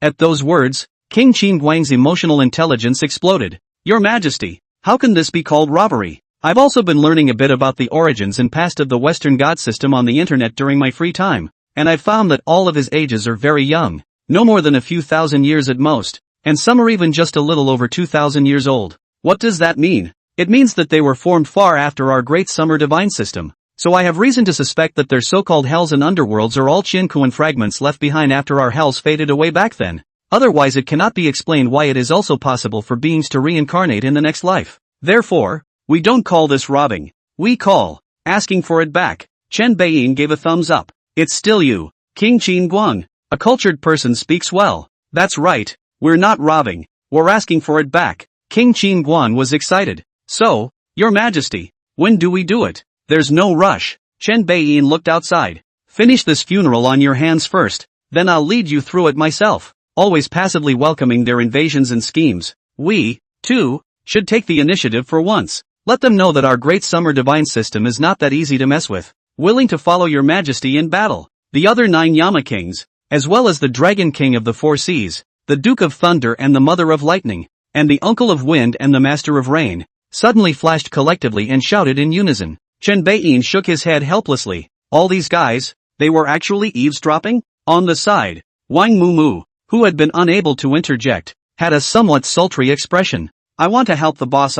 Unfortunately, it is not in the power of mortals to meddle in the affairs of the gods. If only I could cultivate immortality. Thinking of cultivating immortality, Wang Mumu's eyes flickered slightly as she recalled the dream she had the other day. Chapter 32, plans are out of control, and you're beaten at the door again. The week passed quickly. After tonight, the family of the deceased will have finished their first 7 days of mourning. Early the next morning, Wang Mumu and Qin Guang Wang could go over and pull the deceased back for cremation. Tonight is destined to be a sleepless night. King Qin Guang and the other 10 halls of hell were very excited. Of course it wasn't because of the excitement of cremating a deceased person, but after finishing this order, Chen Beiyin was going to take them out on a quest. It would certainly be very good for them if hell could be initially established. The Yama Palace on the ground was naturally not as comfortable as the underworld space. And, after the local government was established, they, the kings of hell, will also activate their divine authority, and will then be able to reorganize the forces of hell, like the Ghostbusters team. For example, the process from hooking the soul to judgment to punishment, drinking Mengpa soup, passing to the next life, etc., etc., etc., can be perfected. Instead of the way it is now, everything needs to be done personally by them, the kings of Yama. If one wanted to send the dead souls to the afterlife, then one could only send the dead souls after they had been judged, the guilty ones personally punished, and the innocent ones sent to Cemetery Hill to wait for Chen Beiyin to open the reincarnation. It's too much of a hassle and too informal. Who doesn't want to sit high on the throne of Hades and watch his men work? And so, the 10 Hades are out of business tonight. The group stayed on Cemetery Hill and waited for the next day. As soon as that deceased is cremated, the great battle is about to begin. Unfortunately, things always go a little awry. Midnight that night, in order to prevent any accidents, King Qin Guangwang rushed to the deceased's home early and prepared to guard the family to prevent any problems in the first 7 days. As a result, the first 7 days of the deceased's life went by without any problems for the family. But there was an unexpected visitor to the scene. A village in Ham City. King Qin Guang was hidden in the night to look at the 2 black shadows not far away. His brows furrowed tightly. These 2 black shadows seem to be Western gods, and they're all gods of the underworld. Its body was so thick with the power of the underworld that it was on the verge of drawing silk. Qin Guangwang weighed the strength of the 2 sides and decisively ran away. Can't help it. Can't beat it. In his senses, the other party should all be at the peak of the golden immortal realm. And even though he had a divine position to add to his strength and was at the late golden immortal realm, he could not fight against 2 opponents at the peak of the golden immortal realm. If it wasn't for the geographical advantage, King Qin Guang would have doubted that he wouldn't even be able to hide his figure in front of the other party. So, what's the point of not running? Going back to shaking people is the way to go. King Qin Guang, who had hurried back to Cemetery Mountain, directly approached Chen Beiyin. Your Majesty, something big is wrong. There's a tough guy on the doorstep. King Qin Guangwang's voice echoed in the middle of the cemetery, startling a burst of bird calls. Chen Beiyin walked out along with the 9 Yama Kings and asked somewhat breathlessly, "What's going on? Don't tell me another Western god has hit the door. Are these Western gods so unable to sit still?" His own side had just planned to lead a conquest against them, and they had instead taken the initiative to send them to his door once again? King Qin Guangwang said, "Yes, sire. There are two of them. Both are gods of the underworld. At least at the peak of the golden immortal realm. Two peak golden immortal realms? Chen Beiyin looked at the king of Yen beside him and decided to give up on summoning the 4 dragon kings who were resting back in the 4 seas. Nor did he bother to quarrel with the thunder goddess and the wind bow and rain master who were secluded in the neighborhood. He was in the late golden immortal realm. And the 10 temples of hell were all equivalent to the late golden immortal realm as well. 11 late-stage golden immortal realm. Could they still not defeat 2 peak golden immortal realm? It's a joke if you can't really fight. Lead the way ahead and meet them. We were about to find them in trouble. And since we've taken the initiative to send them to our door, let's preview them in advance. Just as well. Now we've made a name for ourselves. Chen Beiyin waved his hand and changed into a set of loose clothes so that he could be more flexible when he fought later. Immediately, 1 great emperor and 10 kings of hell, a line of 11 gods, flew toward the deceased's home in a vast manner. Not long after, they peeked forward in the shadows. And sure enough, they spotted the 2 dark figures. They hovered over the hearth, blending in with the night. There was naturally nothing unusual in the eyes of mortals, but in Chen Beiyin's and their eyes, it was very striking. Chen Beiyin frowned slightly. I can't see through the black mist on my opponent's body. So here's the question. What god's family are these 2 guys from? If you know your enemy and know yourself, you will win 100 battles. It certainly wouldn't be right to make a move without even knowing who the other party was. After thinking about it, Chen Beiyin's divine sense crossed thousands of miles and contacted Ji Ding, who was far away in South Water Province. Mr. Ji, is it in? Salary Palace headquarters. Ji Ding, who was sitting in front of the True Salary Flame Hall, was silently digesting the cultivation that Guang had bestowed upon him and sensing the inheritance of the Salary Flame Hall that he had just gotten his hands on. The sudden 1,000-mile transmission almost scared him to death. Having been a mortal for most of his life, this kind of divine tactic was not something he was quite comfortable with for a while. Mostly, who has nothing to do with traveling thousands of miles in the middle of the night. Unless there is a problem. Thinking that it is Chen Beiyin, Ji Ding quickly adjusted his mind and respectfully responded. I am. I've got 2 Shinigami from a certain divine lineage appearing here, so help me analyze which divine lineage they came from. Okay. What do they look like? Anything special about their looks or clothing? I'll have someone from the Mythic Research Institute go and compare them immediately. I don't know. Can't see the other side's appearance. One sentence gave Ji Ding gone silence. How can you analyze if you don't know the most basic information? Then do you know the vision of the opponent's appearance? This can be used for analysis as well. I don't know. They're just hovering silently in mid-air right now, blending in with the night, surrounded by black mist. Then I have a suggestion. What? Ji Ding took a deep breath and said, you directly go up and interact so that you can know the identity of the other party. Chen Beiyin. As if remembering something, Ji Ding added, of course, provided you have the power to defend yourself. I suggest you call the Dragon King over. It's definitely not a good idea to interact with the other side without the power to defend yourself. Okay, hanging up. Although it wasn't a phone call, Chen Beiyin still said such a sentence out of habit. Then he couldn't help but hold his forehead and cry a little. For the first time in his life, he had to fight a god and take on a god himself. I can't believe I made such a cheap mistake. Yeah, how do you get someone to help analyze the identity of the opposite party when you don't know anything? Nice guy. Still a little nervous. Thinking of this, Chen Beiyin took a deep breath and prepared to take the initiative to expose himself and interact with the other party. But just then, the 2 dark figures spoke. Instead of normal speech, it was communicating in a bizarre fluctuation. This kind of fluctuation was a communication realized by way of vibrating soul force, and was directly captured by Chen Beiyin. Collect this dead soul tonight, and you and I can go back to our uncle. Yes, I hope it won't be discovered by the Great Summer Divine Lineage, or else it's possible that even if Father God himself comes over, he may still be severely hurt. It won't be. Although your and my perception of the outside world will also deteriorate in this state, the concealment effect goes up in a straight line, so we won't be discovered. I hope so. The great summer gods are generally ridiculously strong. Who knows what bizarre means they will master? Don't be so pessimistic. I'm not being pessimistic. I'm being. That's right. This isn't pessimism on his part. You've been found out by me. The sudden extra fluctuation caused the 2 death gods that were haunted by the black mist to be filled with questions and consternation. It's like having 2 people talking on an encrypted channel that they thought was incredibly private, only to have a third party step in all of a sudden. Who are you? The second god asked Drilly. Chen Beiyin breathlessly revealed his figure and said to the black mist, that's a question I should be asking you guys, right? Who are you people? Why have you come to our great summer to harvest souls? Chapter 33 Olympus Divine System, 2 Goddesses. After revealing his figure, Chen Beiyin immediately transmitted his voice to King Qin Guang and the others. separate out 2 men and specialize in protecting the mortals below. Everyone else, get ready to fight. Yes, the 10 halls of hell responded in unison. At this moment, the black mist dispersed, and 2 beautiful figures with convex front and curved back faces looked at Chen Beiyin with ugly faces. Because they were worried about exposing their identities and being chased to their old homes by the great summer god, they didn't open their mouths to speak in the first place, but instead pondered on how to escape. Chen Beiyin was somewhat surprised. This is actually 2 goddesses? If it wasn't for the rich ethereal power on its body that was a bit phallic, the figure and appearance alone would simply make people salivate. But how come it's a little weak? The aura of the peak of the golden immortal realm was indeed correct, but why did he feel that he could easily pin down the other party? Could it be? After figuring out the details of it, Chen Beiyin directly spoke. Speak, mute, or is it that hiding his head and not daring to meet people for fear of losing the face of his divine lineage? After a pause, Chen Bei smiled grimly. Even if you guys don't open your mouths, I can probably guess your identities by now, just by looking at the appearance of the 2 of you, combined with the conversation just now. I guess that the 2 of you should be from the Olympus god system, right? The god who sent you. One of you calls him uncle and one of you calls him father god. Let me think, haha.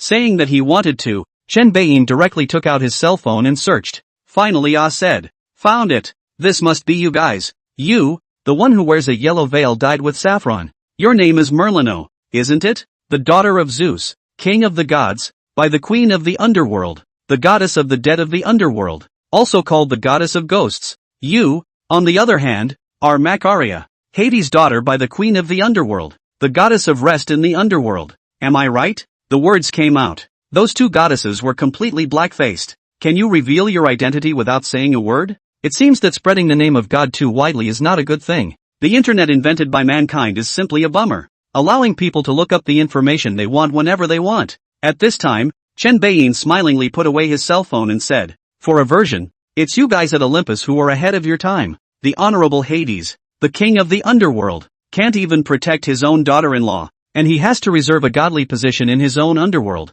for someone else's daughter. It's unbeatably hot. Speaking of this, Chen Beiyin suddenly froze, his face gradually becoming odd. Wait a minute, I suddenly remembered something. It seems that the queen of the underworld, of your Olympus divine system is the daughter of Zeus, right? Hiss, O ye gods of Olympus. Chen Beiyin pointed and shook his head repeatedly. It's too messy. Now he suddenly felt a little bit like, had he wronged Eros, the god of love? With his piss-poor nature, could he really influence the Olympus divine system to the point of chaos to this point? It's hard to comment. It feels like Olympus is messed up from the roots. Behind Chen Beiyin, the 10 temples of hell were originally very serious. After all, this was the first time they had struck out against an enemy along with Chen Beiyin. But now that he heard what Chen Beiyin said, he was also a bit tense. It's outrageous. How is it that all the other gods of the other divine lineages have this style? If this were to be placed in the heavenly court in the ancient times, any heavenly god who dared to do this would definitely be struck to death by the thunder of punishment sent down by the Queen Mother.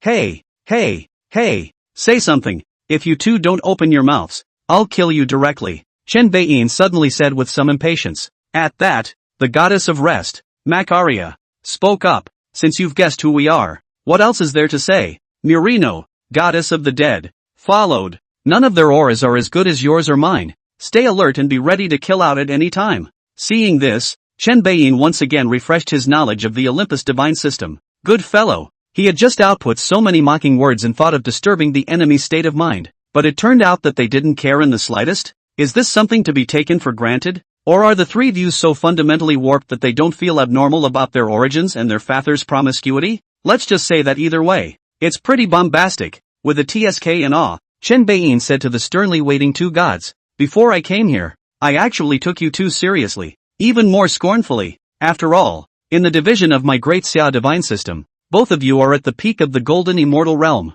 and neither I, nor these 10 behind me, are even close to the peak of the golden immortal realm. As you say, Murino, we don't even have the same breath as you 2, but when you guys showed up, it suddenly didn't matter to me, because, suddenly, I realized. Chen Beiyin paused and slowly revealed an oozing smile. What I've suddenly realized is that in front of me, your so-called god of the underworld in the West, no matter what his strength is a complete joke. The words just fell. Chen Beiyin suddenly struck out, but also just raised his right hand. But it was such a small action that Macaria and Murino on the opposite side instantly changed their faces. because they both realized that the divine power and authority they had received from their parents was out of their control. Macaria is the goddess of rest, and as the name suggests, wields the power to put people to rest. All the severe and evil spirits will be pacified of their negative powers and put to rest in her presence. Everything that is immortal and otherworldly is also compulsorily and truly dead in her presence. Merlino is the goddess of the dead, wielding powers that can utilize the dead and target them.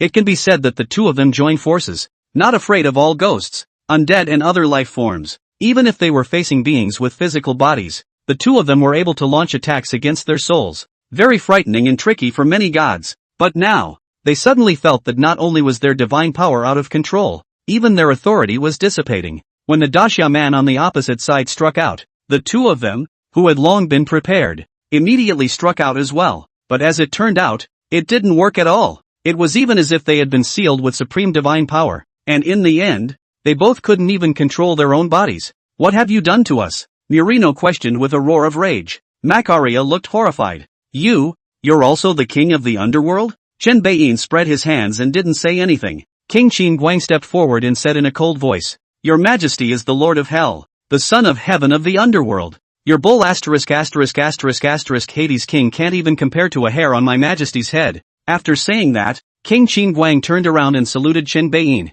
Your Majesty, if you have no use for them, leave these two false gods at the disposal of the lesser gods. Yeah, why is King Qin Guang a bit strange today? Such a request. So awkward to make it this time. Chen Beiyin thought about it and his eyes glared. Old Qin, are you pining for sex? Do you have eyes for these two underworld goddesses? The words came out. King Qin Guangwang directly made a big red face. The other 9 Yama kings also looked over with squinting eyebrows. A few of them, of course, were sneaking glances at the bulging Macaria and Murino. King Qin Guangwang said with a thick skin, Your Majesty is joking. Little God just wants to share for Your Majesty. Don't be shy. If you really want to, I can set you up. Chen Beiyin casually detained the second goddess and sent her to King Qin Guang. Then he said, However, you have a wife in this life in the mortal world. Ah, sister-in-law can be willing? King Qin Guang said period.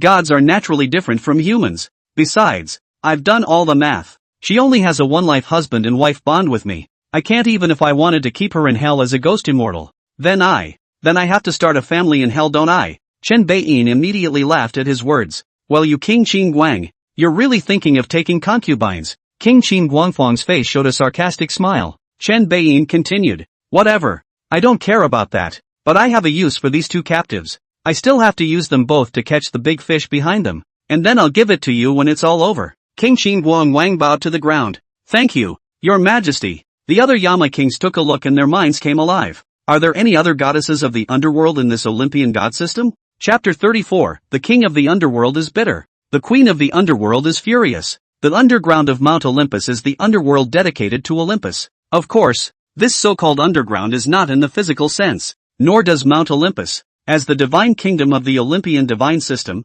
exist in a physical sense within the borders of one of the countries of the blue planet. At this time in the underworld, Hades, the king of the underworld, was sitting on his throne, his face full of bitterness. I was thinking of taking this opportunity to send someone to the Great Summer Realm to sneak around and get some souls to replenish the power of the underworld, but what he didn't expect was that it was about to work, and it turned out to be a direct failure. In fact, he had been paying attention the entire time when Murino and Macaria were exposed just now, but considering that he might not be able to defeat the gods of Daxia, he didn't show his head. As it turns out, he made the right decision. The power that Chen Beiyin displayed out of his hand made even he, the so-called underworld king, feel extremely terrified, even seeing it through the eyes of his daughter Macaria, separated by time and space and an unknown number of thousands of miles. He felt a jolt of fear. He had a strong premonition. If he were to stand in front of that great summer god, I'm afraid that he wouldn't be a one-trick pony. And that, in a nutshell, was one of the reasons why he was full of bitterness.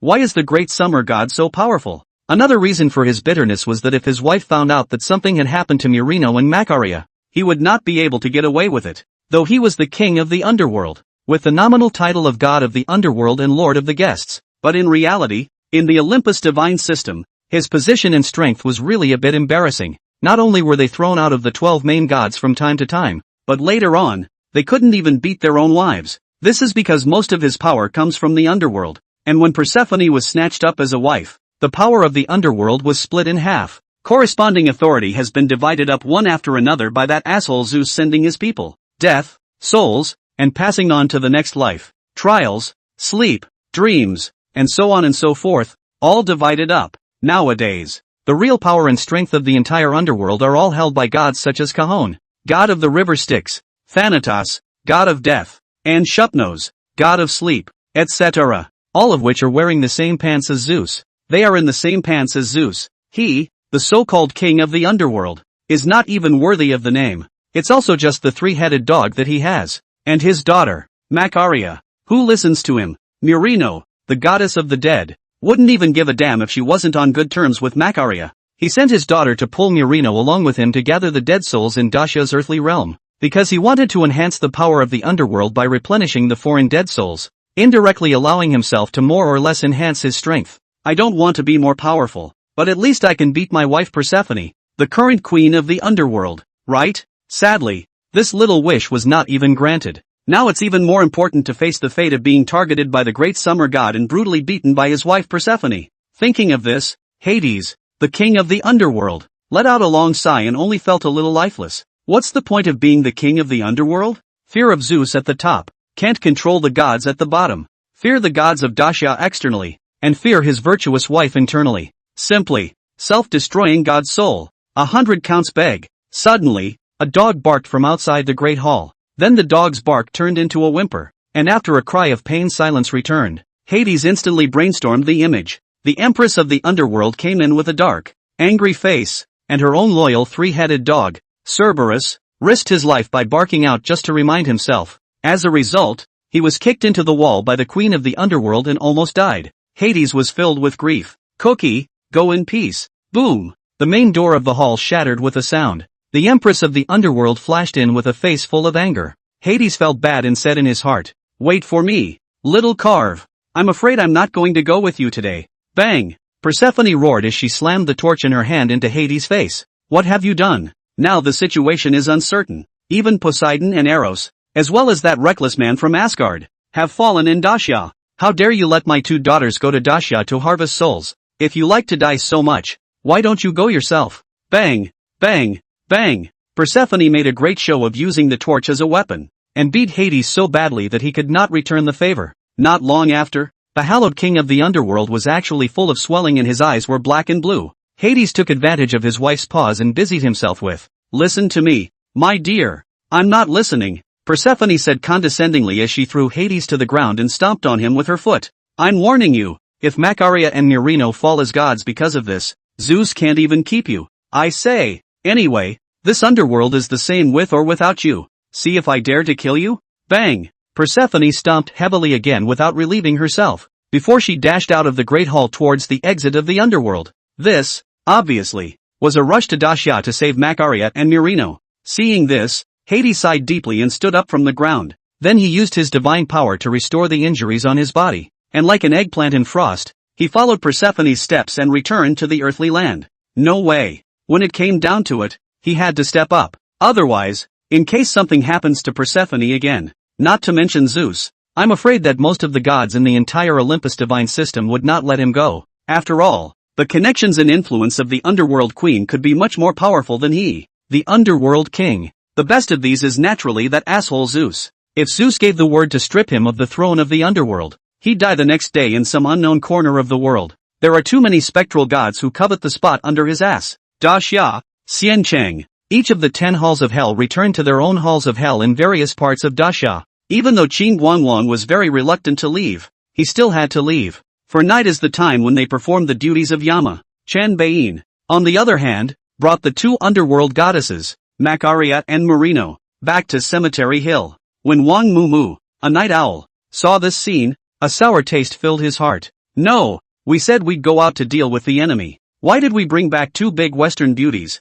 This dress, this outfit, this little face, this big thunder." Wang Mumu looked down at her own and secretly sighed in relief. "Not bad yourself, but the problem is, the owner is trying an import? So does one have a chance?" Thinking of this, Wang Mumu asked sideways, "Boss, it's a big night. You're a bit out of place, aren't you? If people see it, they're sure to attack your private morals." Chen Baiyin, where did this girl's mind go? You said yourself it's the middle of the night. Who can see? A ghost? Chen Beiyin glanced at the wandering souls that had been gathered by the soul-gathering formation and were everywhere, and was speechless for a moment. Ghosts do see. Oops no. Got carried away. Chen Beiyin didn't have the good sense to say, "What are you fooling around with? This is my captive, the demiurge of Olympus." Upon hearing this, Wang Mumu breathed a long sigh of relief, but the next moment she was a little scared. She hid behind Chen Beiyin's and carefully peeked at the two goddesses, saying, "They're both so pretty. Are they really ghosts?"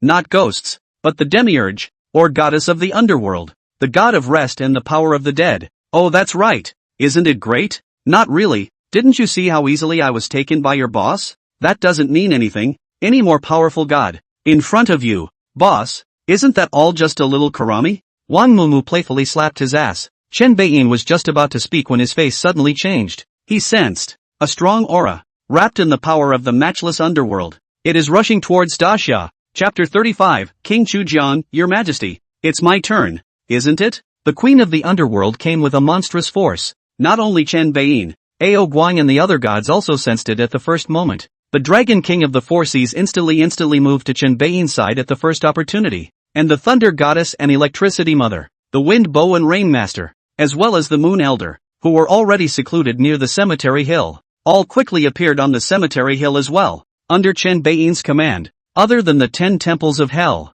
the other few were temporarily hidden in the shadows. Seeing Chen Beiyin's gloomy expression, Wang Mumu asked in an uncertain manner, "What's wrong?" Chen Beiyin shook his head slightly and shielded him behind him. At that moment, a black mist suddenly appeared, covering the bright full moon as much as possible. The earth suddenly became out of reach. A haughty figure clad in a long black ornate dress slowly emerged from the darkness. At the same time, an icy voice rang out, "Release my daughter." Macaria and Murino perked up. However, they were helplessly sealed by Chen Beiyin's power, and now that their every move was out of their control, they were not unable to speak, and could only use their expressions to convey their anxieties to the mother goddess. Chen Beiyin's face dawned on him as he saw this. The Queen of the Underworld, right? Pearl, Persephone? Now that you know it's me, why don't you let my daughter back? The Empress of the Underworld's voice was icy cold, but then the words that came out lowered her stance. "I am not willing to break out in conflict with your great summer god. As long as you release my daughter,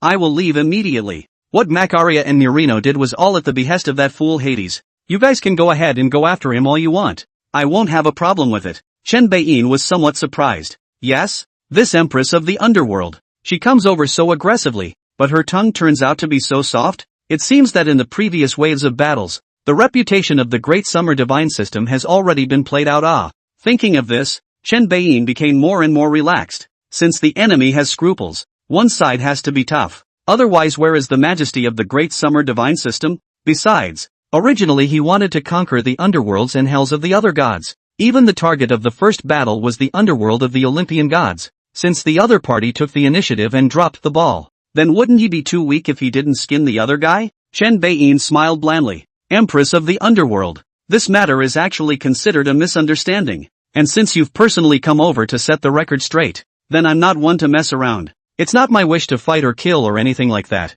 It's definitely best to live in peace. At those words, the Empress of the Underworld secretly slurred. Peaceful? All of you Daxia gods are violent. When the Olympus divine lineage was at odds with the other divine lineages and a divine war broke out, it was hundreds of years before a major god could be fought to death. Since your great summer god system began to recover, how many lord gods have fallen this far? Poseidon, god of the sea; Thor, god of thunder; Eros, god of love. Good lord. 3 whole ones. All of them are big name, strong gods. Who's going to believe you when you say you don't want to fight and kill? After the Empress of the Underworld secretly spat out some words, the vigilance in her heart was pulled straight to full strength, because from her experience, it was time for Chen Beiyin to say but Fark. Underworld showed an expression of "I'm sure that's the case." Chen Beiyin said in a slow voice, "But there's something to tell you first. I have a friend who has his eye on these 2 daughters of yours. Since you've come over today, it's better to choose a day and let's finalize the marriage. What do you think?" Empress Hades' face was suddenly grim. Chen Beiyin pretended not to see her expression and said to himself, "Hey, that old Qin, come over here. Come.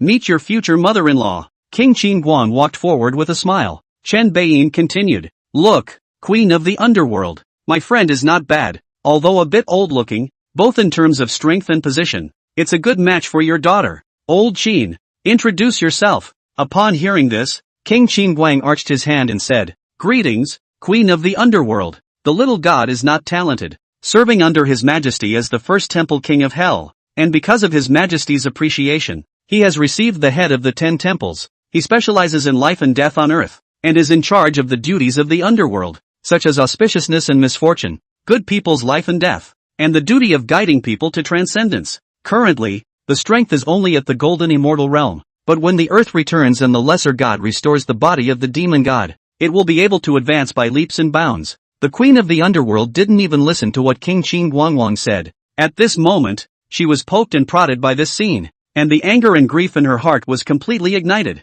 Why the anger? Because of this situation of 2 daughters being detained and taken home as wives. It had actually happened to her in the first place. Back then she was a carefree seed goddess on Mount Olympus, relying on the divine power and authority she inherited from the mother goddess Demeter to govern the growth of the earth's grains. She had lived with the mother goddess Demeter since she was a child and had never considered marriage. As a result, once while picking flowers in the jungle in the company of Athena and Artemis, he was inexplicably attracted to a strange daffodil and got lost. That's when the earth opened up and Hades, the king of the underworld, appeared in a chariot pulled by 4 black horses and forcibly swept her back into the underworld, forcing her to become a wife. She didn't have much of a fighting chance at that point. Hades, the king of the underworld, on the other hand, is in charge of the entire power of the underworld and is exceptionally strong. As a result, even with the help of the mother goddess Demeter, she was ultimately unable to regain her freedom and thus became the queen of the underworld. It was only later that she realized that Hades, the king of the underworld,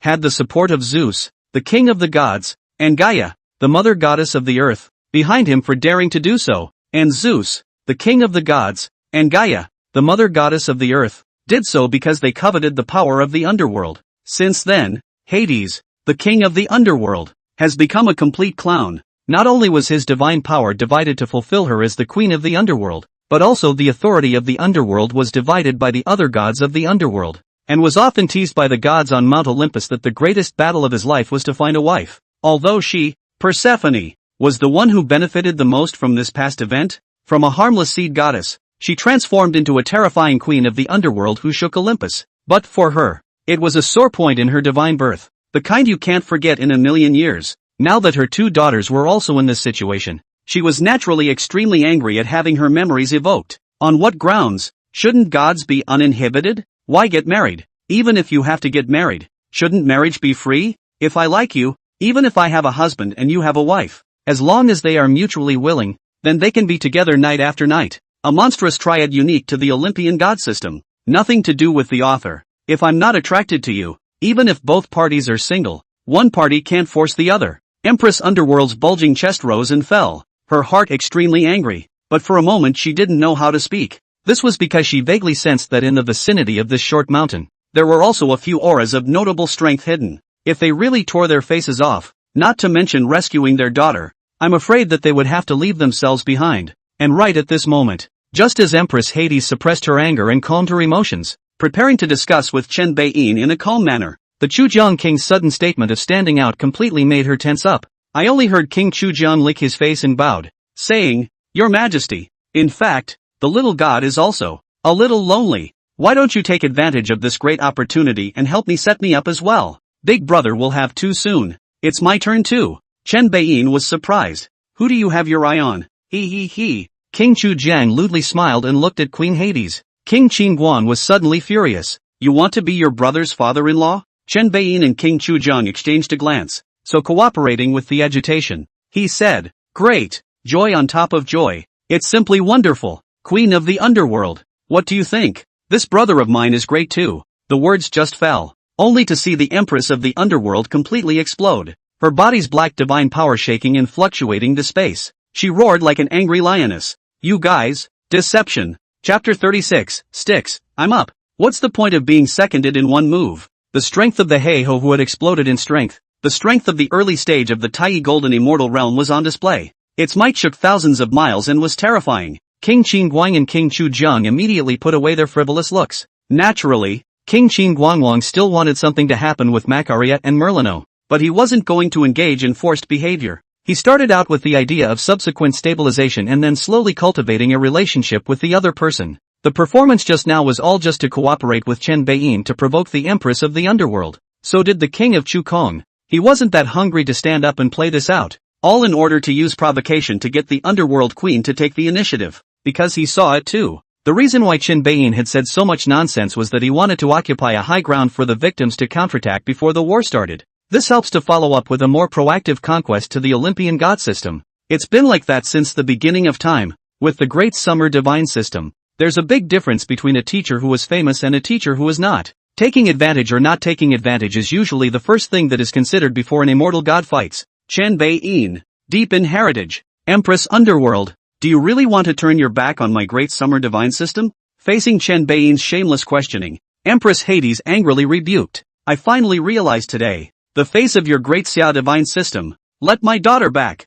Otherwise, I will do whatever it takes to flatten this land. Boom! A torch appeared in the Queen of the Underworld's hand, and a blazing, eerie black flame rose from it. It was the Underworld Divine Flame that originated from the Underworld. I'll ask one last time. Will you let my daughter go or not? The Empress of the Underworld levitated in the air, holding a torch in her left hand and placing her right hand open in front of the black flame in a fighting stance. Chen Beiyin smiled and pointed. O ye gods of Olympus, say civilized. Extremely bad. It's hard to judge when you say confusion and have a goddess who cares about mother-daughter bonding like you do. But, Chen Beiyin's face sank. No matter what, you and the others invaded my Grand Xia before. Poseidon's arrogance in the front, and Eros' scourge on earth in the back. Now the gods of the underworld have sneaked in to reap the dead souls of my Great Xia, Queen of the Underworld. Am I the bully, or are you Olympus the bully? The Queen of the Underworld was just about to open her mouth when she sniffed. Chen Beiyin didn't give her a chance and drank in a deep voice. I don't like it when people talk to me from an overlooking position.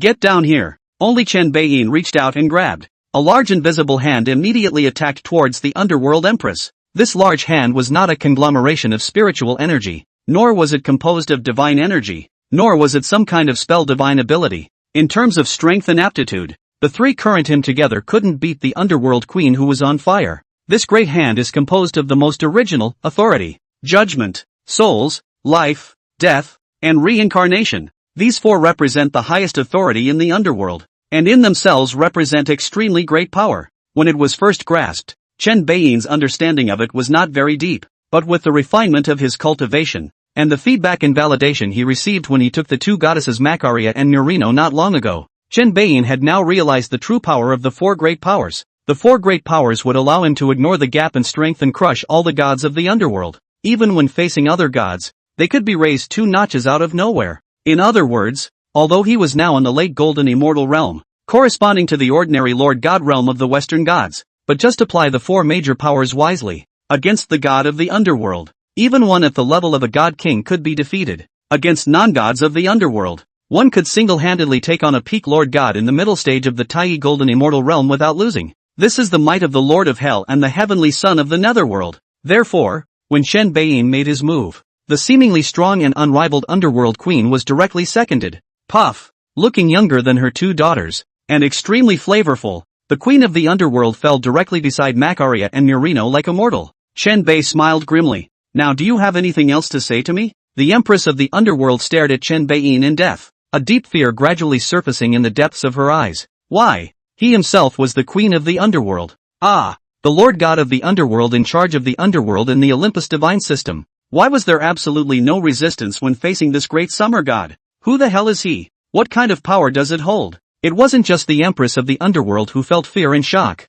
The 10 temples of hell, as well as Ao Guang and the others who were hiding in the surroundings, were also feeling a bit incredulous. Chen Beiyin was Fingdu Da Di in their eyes. As the Lord of Hell, it was normal for Chen Beiyin's strength to be exaggerated relative to his realm. But it can't be so exaggerated, can it? If Chen Beiyin had stepped in today and defeated the Underworld Empress head-on after a fight, none of them would have felt much of anything, and would have only bragged about how awesome their own majesties were. The problem was, Chen Beiyin had taken the Empress of the Underworld, whose strength was almost at the early stage of the Taiyi golden immortal realm, with just a single lift of his hand? What a frightening pace this is. The 10 temples of hell looked at each other and communicated with each other in a secret method that they had researched out of boredom back then. When did His Majesty become so powerful? Well, who can tell? In theory, His Majesty is the same as us, reincarnated and reborn after awakening his past life. Unlike us, His Majesty awakened his power, not his memories, But doesn't power have to be recovered gradually? That's the problem. Your Majesty is recovering too quickly, and you should know that we are still at the tail end of the age of the end, and this heaven and earth are not yet suitable for cultivation. The most crucial thing is that not only is His Majesty recovering fast, and he's only in the late golden immortal realm now. What the hell is a move that seconds the underworld queen of the Tai realm? Stop it. Your Majesty's divine might is unfathomable. Can it not be fathomed by you and me? Yes. You and I just need to follow His Majesty's lead nowadays. And always remember not to make mistakes. Shoo, be silent. See what His Majesty is doing. Your Majesty is looking at the Empress of the Underworld? King Chu Jian. I'm afraid you don't have a chance. Scram off to the side. I was just playing along with His Majesty's act just now. I have no intention of competing with His Majesty. Yard. In plain sight, Chen Beiyin squatted beside Empress Dowager Hades and reached out to lift Empress Dowager Hades' chin. The Empress of the Underworld now sat on her side, her posture and demeanor unbelievably soft. It really couldn't be linked to that imposing and terrifying look just now. Now that Chen Beiyin lifted his chin, he instantly felt like a little petite wife. Chen Beiyin naturally wasn't trying to molest the other party, as he allowed the Empress of the Underworld to lock eyes with him, preparing to ask some questions about Mount Olympus and the Underworld in preparation for the subsequent conquest. At that moment, however, a helpless voice rang out, interrupting his movements. This, Majesty, can we discuss this and let my wife and daughter, and niece, go back? Before the words fell, a figure wearing a black robe in the couple style with the Empress of the Underworld appeared in the courtyard. It was Hades, the king of Hades, who chased his wife to the crematorium. Chen Beiyin shook his head and laughed. Good lord, the whole family is here. It just so happens that I intend to ask you to claim. What about those dead souls that you have taken captive? Since you have come, then get your ass over here. Puff. Although he was barely in the Tai realm, Hades, who couldn't even beat his own wife, directly pounced. The Empress of the Underworld gritted her teeth when she saw this. You are still as useless as ever. Hades commiserated. No way. I'm up. What's the point of being seconded in one move? Chapter 37, Gathering in the Underworld, Saving the Underworld Queen. Everything that happened on Cemetery Hill, everything in the salary hall was being watched. Ji Ding even organized manpower to come and support him personally in the first place, but things were ending faster than he could have imagined. Apparently, on his side, he had brought more than a dozen experts who had obtained the inheritance of the human sages, and had only just flown halfway across the country when the Underworld King and Underworld Queen had already been captured. By the time he arrived with his men, Chen Beiyin's side was already cleaning up the battlefield.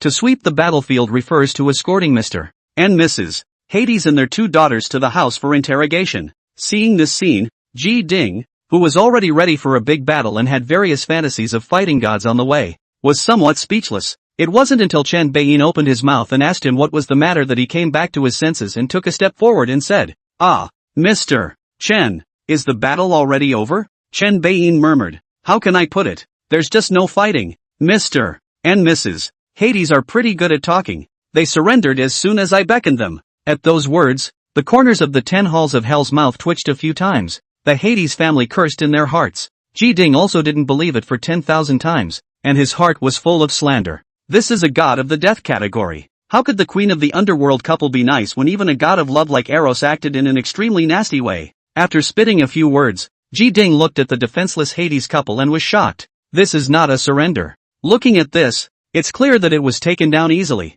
Ji Ding took a deep breath and slightly suppressed the shock in his heart. He finally had a rough impression of Chen Beiyin's strength. At this time, Chen Bei Vagina, there's nothing more going on over here, so you should go back. And you don't need to follow up by running to me at the first sign of trouble. Your main task now is to get the salary flame hall right, so that in the future, the Great Xia itself will have a not-so-weak self-preservation power. Ji Ding clasped his fists. I understand, but I would like to ask, Mr. Chen, do you need manpower? This was the second purpose of Ji Ding coming over today. Chen Beiyin was the Fengdu Emperor, a great god that the Dragon King and the Moon Lord had to respect. It's a bit shabby to have such a big man around all the time without a human hand to call on. The reason why Ji Ding had asked this was also because he wanted to place his men who had already obtained the inheritance in an honorable manner by Chen Beiyin's side. For one thing, it's good to bring people closer together. Secondly, the main force currently supporting Daxia from being invaded by the Western gods was still on Chen Beiyin's side.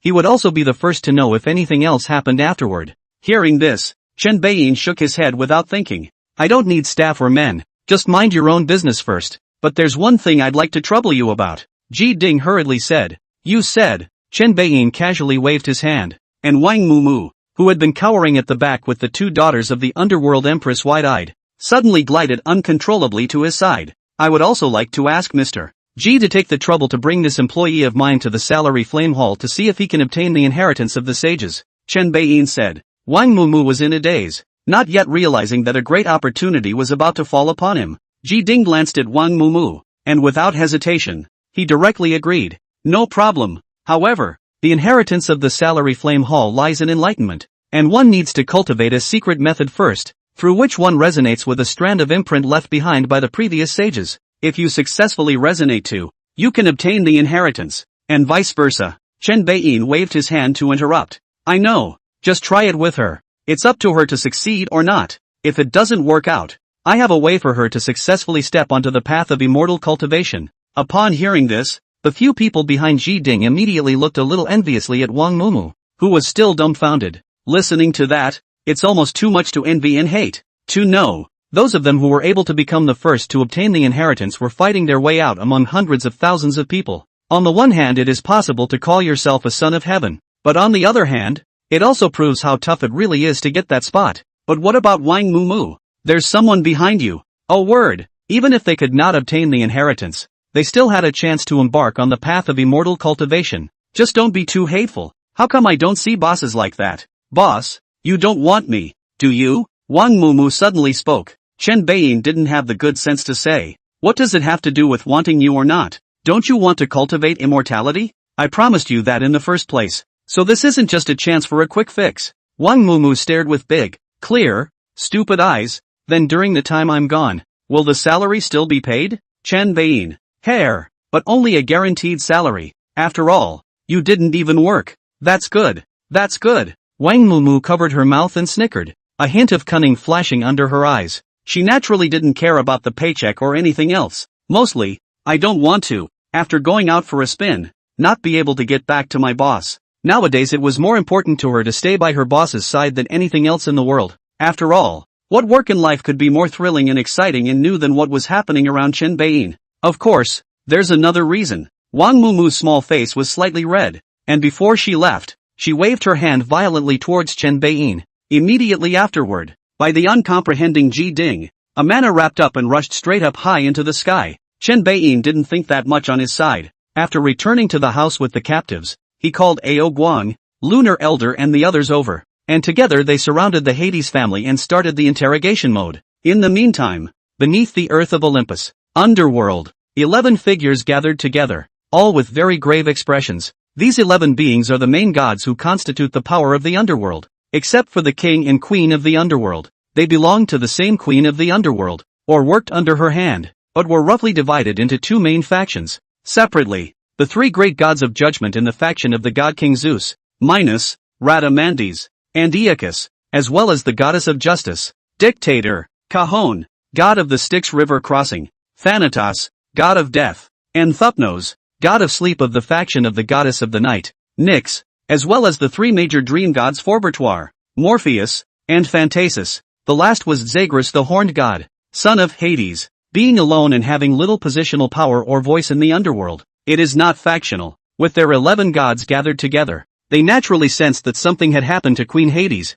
the true master of the underworld. The goddess of justice Deke, who carried a large sword at her waist and was full of valor, opened her mouth. What exactly happened? Why did the underworld queen leave the underworld without authorization and travel to Daxia? She is the daughter of Zeus, who lives on top of Mount Olympus all year round, and is not a god of the underworld but will often come to the underworld on business. When the three gods of judgment finished judging souls, they could not make a decision. This is when she holds the sword and weighs the souls. If they have more good than evil they go to paradise and vice versa they go to hell. Hearing goddess of justice Deke's words, none of the other gods said anything. That's when 3 dogs barked. The 3-headed dog, Cerberus, appeared and told the story. Deke, the goddess of justice, became enraged when she heard this. Styx is simply too much nonsense. I will definitely sue him in front of Father God and completely strip him of his power and position. The 3-headed dog sighed. This is not the time to talk about this. The most important thing is to hurry up and save the people. Goddess of justice, I think you should request the Divine King to take action.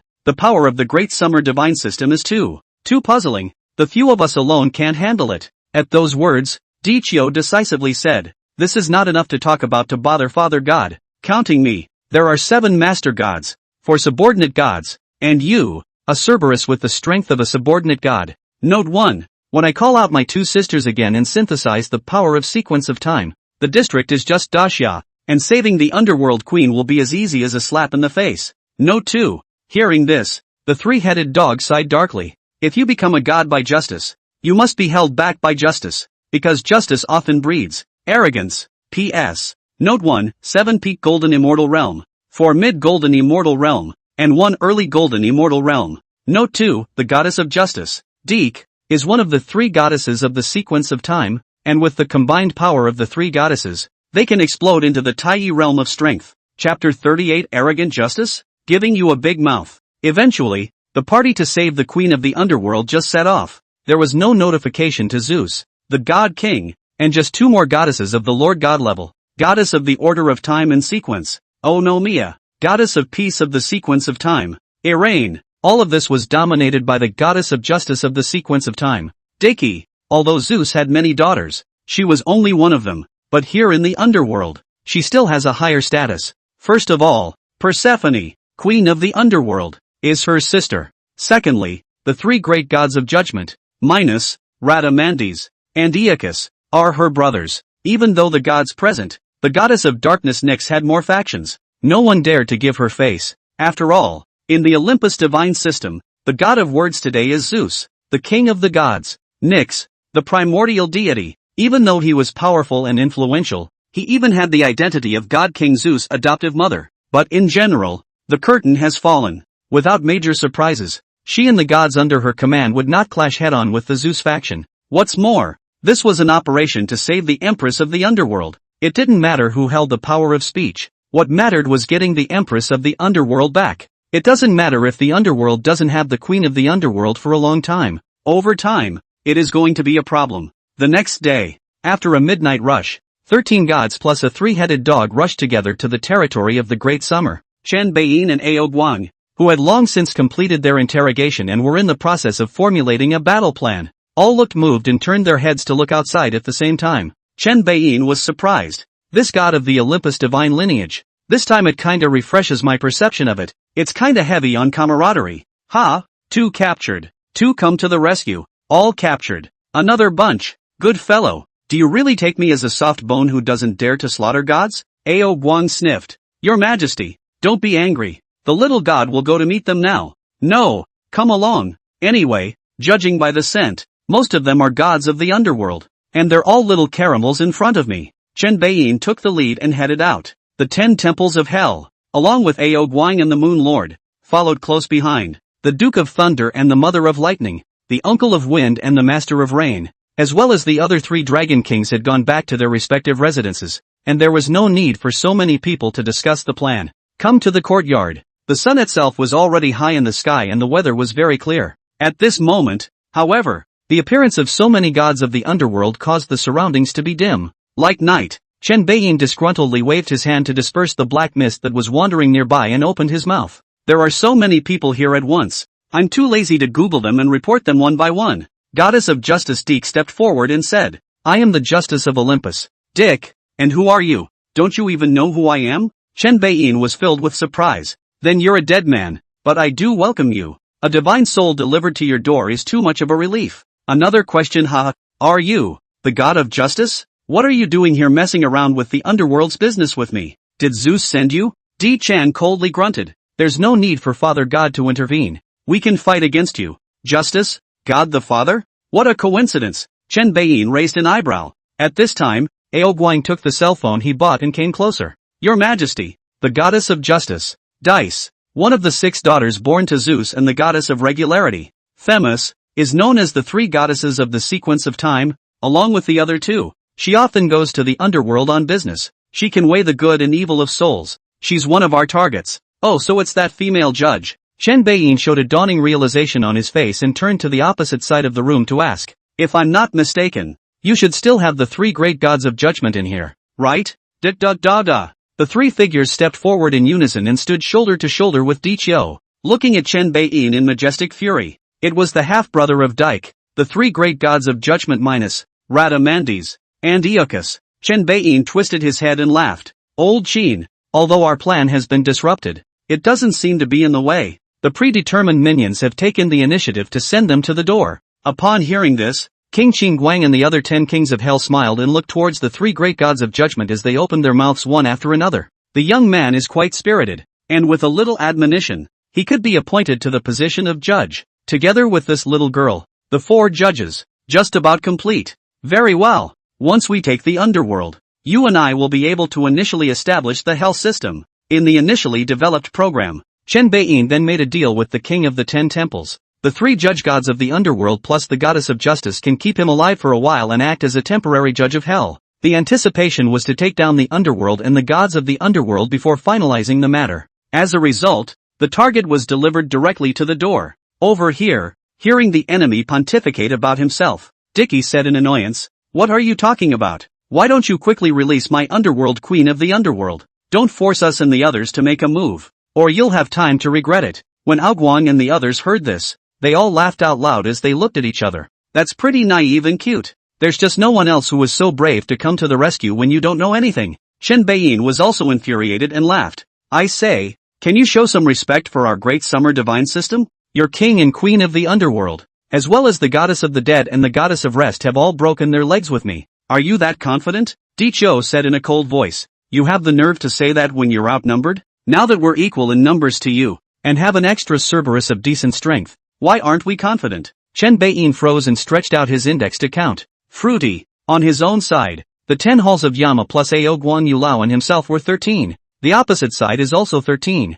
with an extra 3-headed hellhound. Chen Beiyin smiled. Well. Confidence comes from being outnumbered, doesn't it? What about now? Buzz. As Chen Beiyin raised his hand, the power of the heavenly prince of the netherworld's authority exploded. The 3 gods of judgment minus Radamandes, and Iacchus, Cajon, the god of the Styx fairy, Thanatos, the god of death, Thupnos, the god of sleep, and the 3 great dream gods, Phobter, Morpheus, and Phantasis, 9 gods, collectively pouncing. The only ones left standing were the 3 goddesses of the sequence of time, the horned god Zagreus, and the 3 hellhounds. And he is also under endless pressure. Di Chou's face instantly turned ugly. Her mind trembled a little as she tried to say something, but Chen Beiyin's waved his hand again to interrupt her. Brush up. A series of figures appeared. The 3 dragon kings, the thunder goddess and the mother of lightning, and the wind and rain masters, appeared in an instant. A decrease and an increase. The numbers instantly came to 20:5.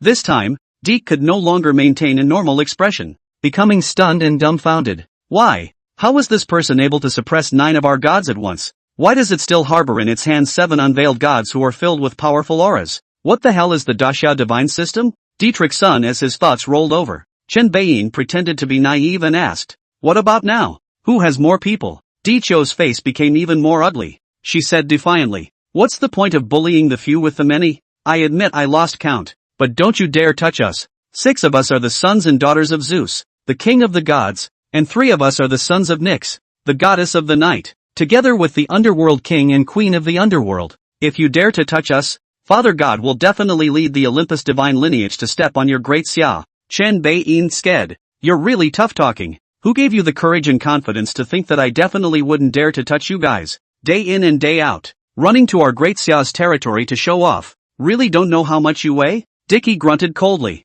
Humph. I don't know who's talking tough. Try moving me if you don't believe me. I swear in the name of justice, you will regret this. Chen Beiyin. After a few seconds of silence, Chen Beiyin raised his chin. Snap. Ao Guang slap, who had a clear understanding of the situation, instantly landed on Di Chou's face. Ao Guang said disdainfully, daughter of Zeus, right? Goddess of justice, right? How dare you talk to our majesty like that? I'll give you another big ing mouth. Snap. Ao Guangjing backhanded 2 more slaps. For a while, a dead silence fell over the field. Chapter 39, Did my majesty give you face? 3 slaps in the face teach God to be a man. Di Chou covered his face and retreated 3 steps back, his expression full of incredulity. It was unheard of and unbelievable for the goddess of justice to be slapped 3 times by her enemy just like that. Even when she had once gone to war with someone and was beaten and defeated, she had never felt so humiliated. This is a strange shame. You actually. Dicky couldn't get a full sentence out of his trembling voice.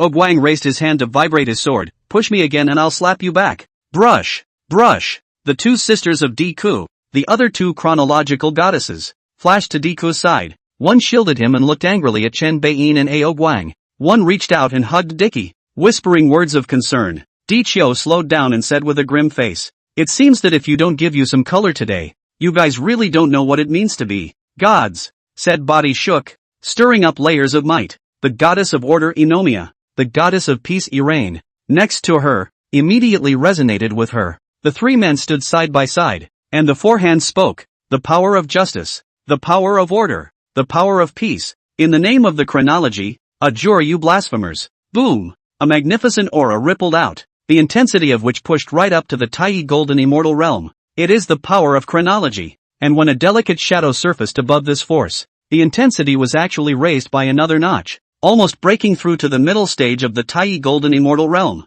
The delicate shadow was a beautiful goddess, the mother goddess of the three goddesses of the time sequence, Zeus and plus wife, the goddess of laws, Themis. This was one of the first generation of Titan main gods of the Olympus divine system, and nowadays, even though it had fallen from grace, it still held a high position in the Olympus divine system by relying on the identity of Zeus' wife. Its strength is also terrifying. The power of chronology is stripped of the power of laws. The power of the laws of Themis, the goddess of laws, represents the laws of nature of the earth, and the primal laws of heaven and earth. In other words, basic rules and order. As such, Themismir's Shadow Edition made the strength of the three goddesses of the sequence of time joining forces rise a notch out of nowhere. Dicho felt the power he controlled in his hands and laughed coldly. Come to your senses. Invoking our Olympus divine lineage is the most wrong thing your Great Xia divine lineage has ever done. At those words, Chen Beiyin nodded. Awesome, Ao Guang, over to you. Green-haired Ao Guang nodded. Second brother. Ah, big brother has already made a move.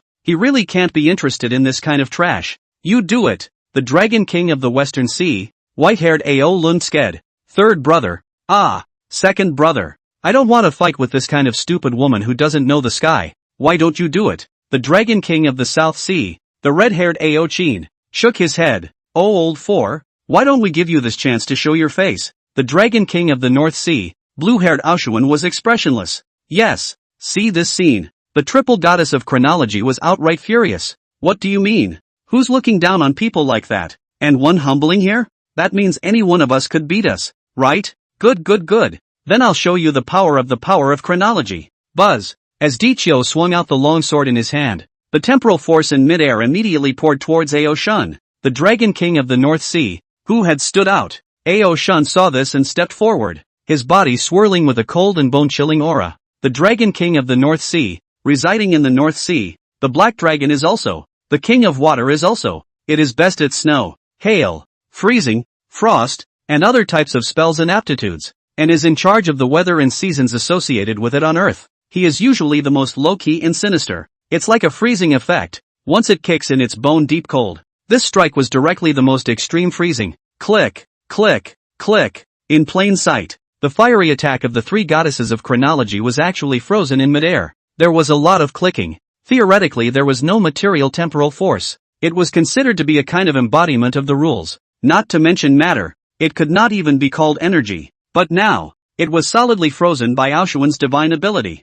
A big invisible sword with a layer of frost on the outside appeared in midair, and the tip of the sword stopped right in front of Ao Shun's eyes. With the greatsword frozen as a whole, Ao Shun stretched out his right index finger and gently made a point. Bang! Wow! The pouring strike of the three goddesses of the chronological sequence directly turned into fragments and scattered all over the ground. Put, put, put. Three sounds of spitting blood rang out almost simultaneously. The three goddesses of the sequence of time staggered backward, their delicate little faces turning pale at once. Aoshuan's icy voice rang out. My Majesty gave you face, did he not? Just like you. In the ancient era, you wouldn't even be worthy of lifting His Majesty's shoes. And you're still blowing smoke up your ass with my sire here? I can't beat you to death. The words landed. Ao Shun struck again, without any compassion at all. In fact, he was a dragon, and his aesthetic was different from that of the human race. Although the human body was an innate Tao body, all living things would take shape towards the human body, and he himself maintained a humanoid appearance most of the time. But in the matter of aesthetics, he still preferred large female dragons with graceful lines. In the eyes of ordinary people, the three goddesses of the sequence of time, whose appearance and temperament could kill all female celebrities, were nothing more than three damned people who disrespected His Majesty in his eyes. Click, click, click. Endless light blue mist erupted out of the void, drowning the three goddesses of the sequence of time. When the fog cleared, only the three goddesses of chronology had completely turned into ice sculptures. Next, a black dragon claw appeared out of thin air, swinging from the upper right to the lower left. Swish! Ice sculpture scum shattered all over the place. The three goddesses of the chronological order, with their divine bodies destroyed, the three divine souls immediately appeared, all with a look of extreme fear on their faces. Under the pull of the invisible force, the three of them were uncontrollably going to burrow into the void, crossing the barrier of time and space, and returning to Mount Olympus. Just then, Chen Beiyin thundered out, "Authority, soul, rip, ah!" Cries of agony sounded faintly, only to see that the divine souls of the three goddesses of the sequence of time had all been torn down by most of them, with only a little bit of their original divine souls remaining, quickly disappearing into the void. Chen Beiyin absorbed and digested and looked at the system panel. Owner, Chen Beiyin. Cultivation, Peak Golden Immortal Realm. Fate, Yin Tian Zi. Authority, Judgment. Soul, Life, Death, Reincarnation. The gods have been awakened, the Dragon King of the Four Seas, the God of Thunder and Lightning, the Master of Wind and Rain, and the Lunar Elder. Recovery value, 310,000. Together, the three goddesses of the chronological sequence had raised his strength to the peak of the Golden Immortal Realm, and he had gained 150,000 recovery values. Not bad. Chen Beiyin nodded in satisfaction. The dead souls gathered by the Soul Gathering formation over the past half-month. He hadn't moved yet. It is predicted that at least 400,000 or more recovery values will be gained. The two sides combined could already immediately awaken a 500,000 revival value god, and 100,000 giant spirit god in the process. Chen Beiyin was in no hurry and chose to continue saving up. In fact, anything like Earth-Hidden Buddha or Sunstar Monarch was not something he was interested in. There were two that he wanted to awaken the most right now. One was the 9 Heavenly Shan Nu and 1 Xian Shangzhen Jun, the former out of an old color grant, not out of curiosity. The latter is due to the rendering of various works such as movies and TV dramas. Oh, Erlang Shun. Who doesn't want to see just how god-awful it is? Chapter 40, The Gods of the Underworld. All wiped out. Yard. Chen Beiyin digested the power of his divine soul without speaking. The gods of the underworld were each and every one of them trembling with fear under the gaze of the Four Seas Dragon King and the others. And they were even more shocked by the strong strength displayed by the North Sea Dragon King, not afraid to open up at all. So the atmosphere lapsed into a moment of silence. This situation, the most tormented ones are naturally confined in the house Hades and Hades Queen, and the two daughters. What exactly is the result? Still fighting? Win or lose? Since all their strength was sealed, the family could only guess the situation from their voices. In the case of the Queen of the Underworld, she was both relieved and angry. Relieved because, after all, his usual kindness to the gods of the underworld had not been in vain. It's true that there are people who come to the rescue when they are in trouble. Pissed off that the gods under his own hand seemed to be a bit clueless. She, the most powerful empress of the underworld, had fallen head over heels. Couldn't she still not realize the terror of the great summer gods? Why not just inform the gods on Mount Olympus? Even if that bastard old man Zeus, the god king, couldn't easily leave the god mountain nowadays, he would still send an army of gods to help, wouldn't he? You can't beat the underworld alone. Ah, hello. At the thought of this, Queen Hades was speechless for a moment. Come to think of it, she seemed pretty reckless herself. In the front, she was rebuking her unchallenged husband, Hades, for easily sending her daughter to provoke Daxia, and in the back, she herself irrationally ran alone to Daxia to save her. No, it's not. Queen Hades subconsciously justified herself. She didn't want to fight at first, she just wanted to get her daughter back by sniping. If it wasn't for the fact that the two lewd fellows later evoked memories of the past and were stimulated out of their wits, they wouldn't have moved their swords so easily at all. Thinking about it, Queen Hades' teeth crunched at the roots. 1,000 words and thoughts were reduced to one sentence, the shameless Daxia god. Just as Empress Underworld was cursing the great summer divine system here, a gust of wind suddenly blew in this room that was originally used to set up the spirit hall. Wrapped up in the underworld, Queen Hades, as well as Macaria and Murino, came into the courtyard. When the gods of the underworld saw their own boss and his wife, they became excited. But the next second, they wilted. What's so exciting? Both the owner and the owner's wife were captured with their hands tied, and the powerful outside help that had been brought in was lightly crushed, with no bones left. How much better could one end up? Realizing this, the remaining gods all lowered their heads. Cerberus, the three-headed dog, whimpered and spoke. Lord Hades, Hades, the king of the underworld, whose eyes were tightly closed, opened a slit, glanced at his beloved pet, and then closed them again. as if he was unwilling to face such a shameful scene. How do you face it? Not only had a whole family been captured, but even the entire underworld's major gods had been wiped out, which was a strange shame, the kind that couldn't be recovered. If he didn't still want to stay alive and enjoy life, Hades would want to just die right now. Unfortunately, he didn't dare. Although the attitude hardened up and went straight to his death, or let Qin Baiyin and the others kill him, and subsequently resurrected over on Mount Olympus. But that comes at a great cost, and it won't be as good as new for a long time. Didn't you see that Poseidon, who first ran to Daxia looking for trouble, and Eros, who came after him, haven't shown their faces until now? One by one, they're all soaking in the divine soul pool. 4. The god of thunder of Asgard is in a similar position, and is presumably in the inferno trying to find a way to regain his physical body. With that thought, Hades sighed deeply and slowly opened his eyes. As a result, it was almost scary, only to see a big pale face somehow mortared in front of him, looking at him with a smile. Ao Guang laughed. Awake? Come with me, His Majesty has something to ask you. Saying that, he directly lifted Hades and threw him in front of Qin Baiyin. Qin Baiyin squatted down and asked, Hades, do you want to live? Think yes, but I won't give in. Hades changed his tune just in time, glancing sideways at his wife. You can't branch out in terms of strength, but you can still be tough with your mouth. Otherwise wouldn't you make your wife, who already despises you, despise you even more? Qin Baiyin nodded and smiled. Pretty good, with a backbone. Then I'll fulfill you. Your Olympus divine lineage has the means to resurrect you anyway. With that, Qin Baiyin raised his right hand. The authority of the Lord of Hell was contained and emanated a terrifying aura. This kind of might not be felt deeply by other gods, but Hades, who was the Lord of the Underworld, felt it extremely clearly. It was like a mortal standing under a snowy mountain that was about to avalanche. Because, in a way, the Hades of the Lord of the Underworld, the bitterness was actually the same as Qin Baiyin. The same refers not to status or strength, but to type. In other words, Qin Baiyin was the Earth Lord of the Daxia Divine lineage, and Hades could also be called the Earth Lord of the Olympus Divine lineage. Only, if we compare them,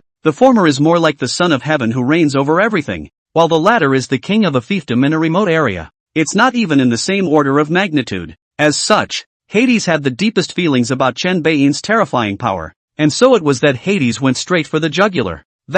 There is something to discuss, huh? In fact, between you and I, there is no irreconcilable deep hatred, isn't there? Hades said weakly. Upon hearing this, Qin Baiyin instantly smiled and withdrew his hand, and not far away, the Underworld Empress rolled her eyes, her face full of disgust. Qin Baiyin Dao, you're right, we really don't have any deep grudges. You gods, although you have trespassed into the great summer, you have done no harm, nor have you harmed mortals. But you're wrong about one thing. Between you and me, there is indeed something irreconcilable. It's not a deep hatred, but it's enough to give me reason to slaughter you. Hades was silent for a moment. What is it? The Underworld. Of course, Qin Baiyin said smilingly. Daxia's hell. I don't know what happened. Disappeared. I was worried about what to do. Hey, you've come to my door. Do you think it's a destiny? At those words, Hades finally understood everything. Understand why Qin Baiyin has never killed himself or his wife, and why, in previous encounters, he had been spurring his wife to strike. It's all about having enough reason to take on the underworld of Olympus fair and square. He, who had his eye on that strange space in the underworld.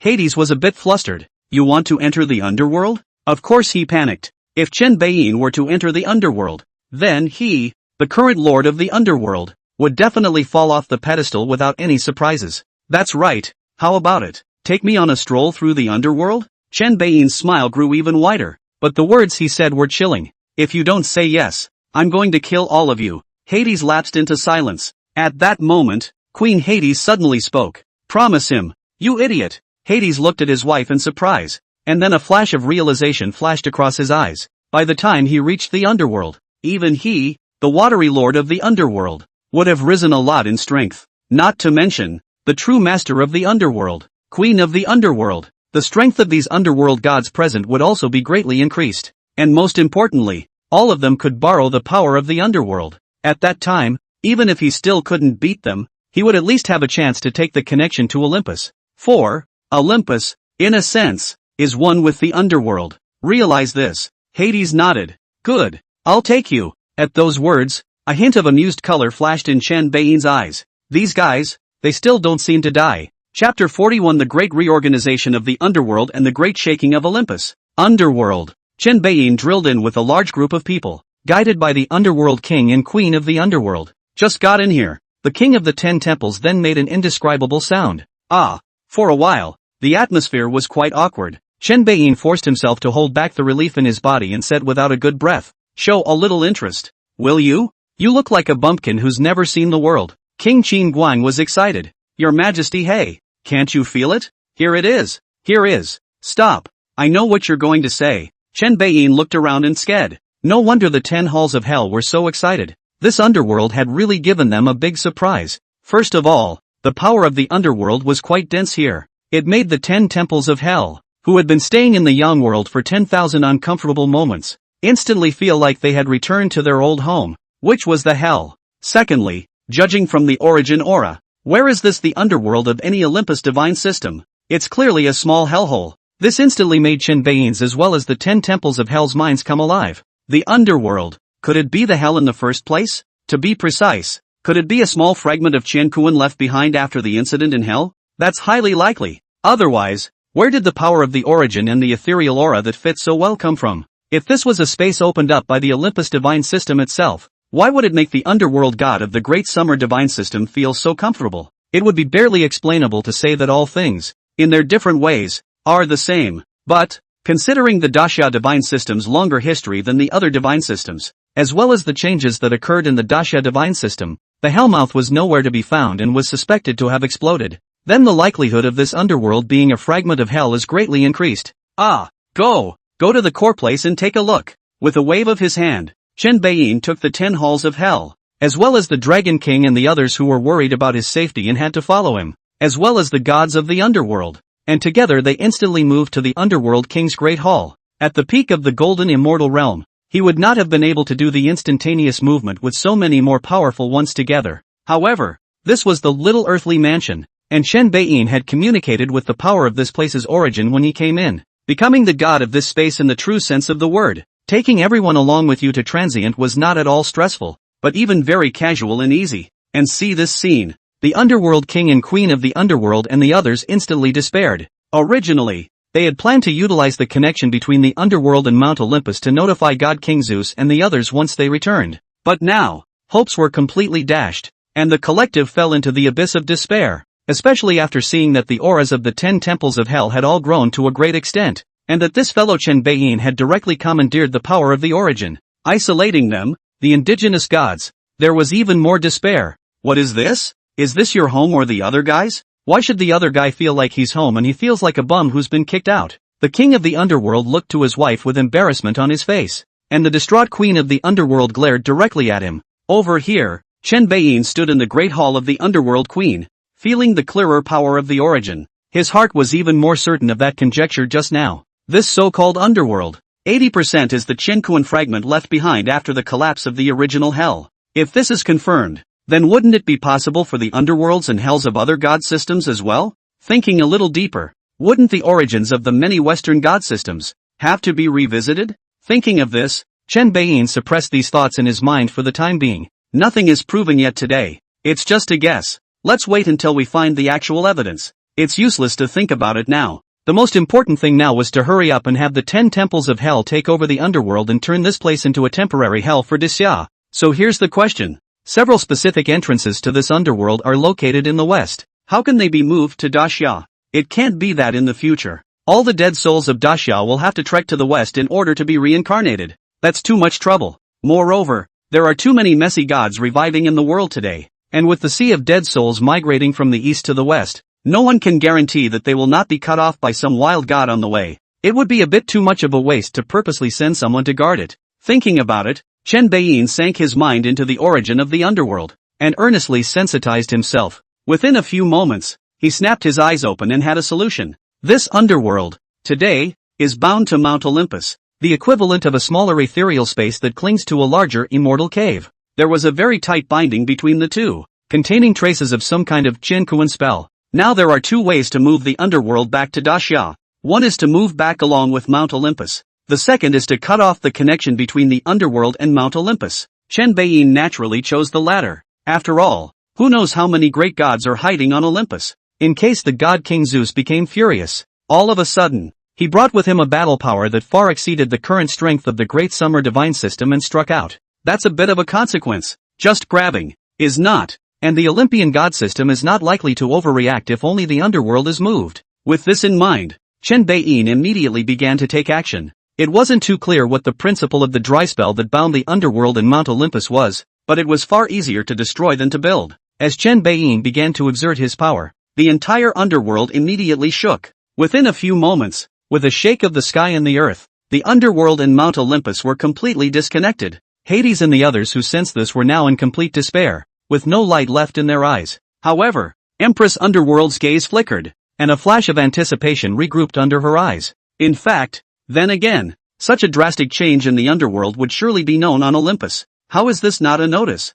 As long as Mount Olympus knew that there was a problem in the underworld, it would definitely find out. At that time, the gods of the underworld will be saved. After cutting off contact, Chen Beiyin authorized the control of this space to the 10 temples of hell. He said, "You follow up with just 2 tasks. 1. Seize the time to move this space back to the underground of Daxia. 2. Receive the gods of the underworld, assist you in establishing a temporary hell, and begin your work at an early date. Do you hear me?" "Yes, sir." The 10 halls of hell saluted in unison. The gods of the underworld were filled with suffocation. Immediately afterward, under the auspices of Chen Beiyin, the underworld began a major reorganization. The 10 halls of Hades divided up the work. Some took turns going to drag this side of space and hurrying towards Daxia, some were busy establishing the palace of Hades, and some were arranging positions for the gods of the underworld. Those 3 great gods of judgment naturally acted as temporary judges. The 3 sons of the god of sleep, Thupnos himself, the 3 great dream gods, together supported the mechanism of dream entrustment to facilitate the dead souls to review their lives and send messages to their families.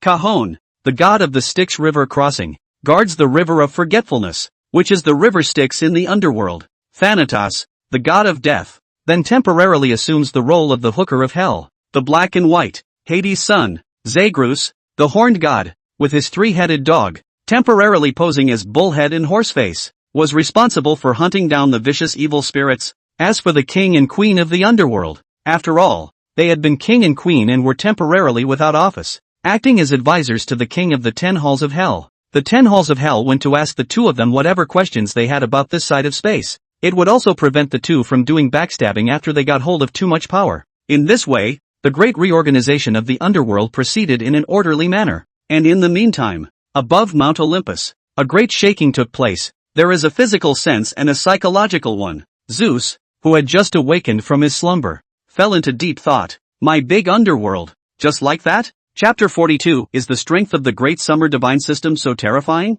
In the midst of the divine kingdom of the Olympus divine lineage, the magnificent Mount Olympus stood at the very center, overlooking the entire divine kingdom. Everywhere in the kingdom of God was a peaceful scene. The weather was sunny, and the birds were singing. Only the sky over Mount Olympus was dark with clouds and lightning. This is because the master of the divine kingdom, Zeus, the king of the gods, is in a bad mood. In the middle of the God King's great hall, the magnificent God King Zeus sat on his throne, clutching the lightning-shaped God King artifact, Thunder, in his hand. Terrifying lightning and thunder flickered in the air around him from time to time, each one capable of killing a powerful god. Obviously, this supreme God King was extremely angry at this time. Open the council of the gods. Zeus's voice that exploded like loud thunder echoed through the divine kingdom, startling even many of the gods of the previous generation and the gods of the previous generation that resided in the fringes. Soon, a figure flashed and emerged, standing either respectfully or casually in the great hall. Those who could come here were the main gods of the 3rd generation of Olympus deities.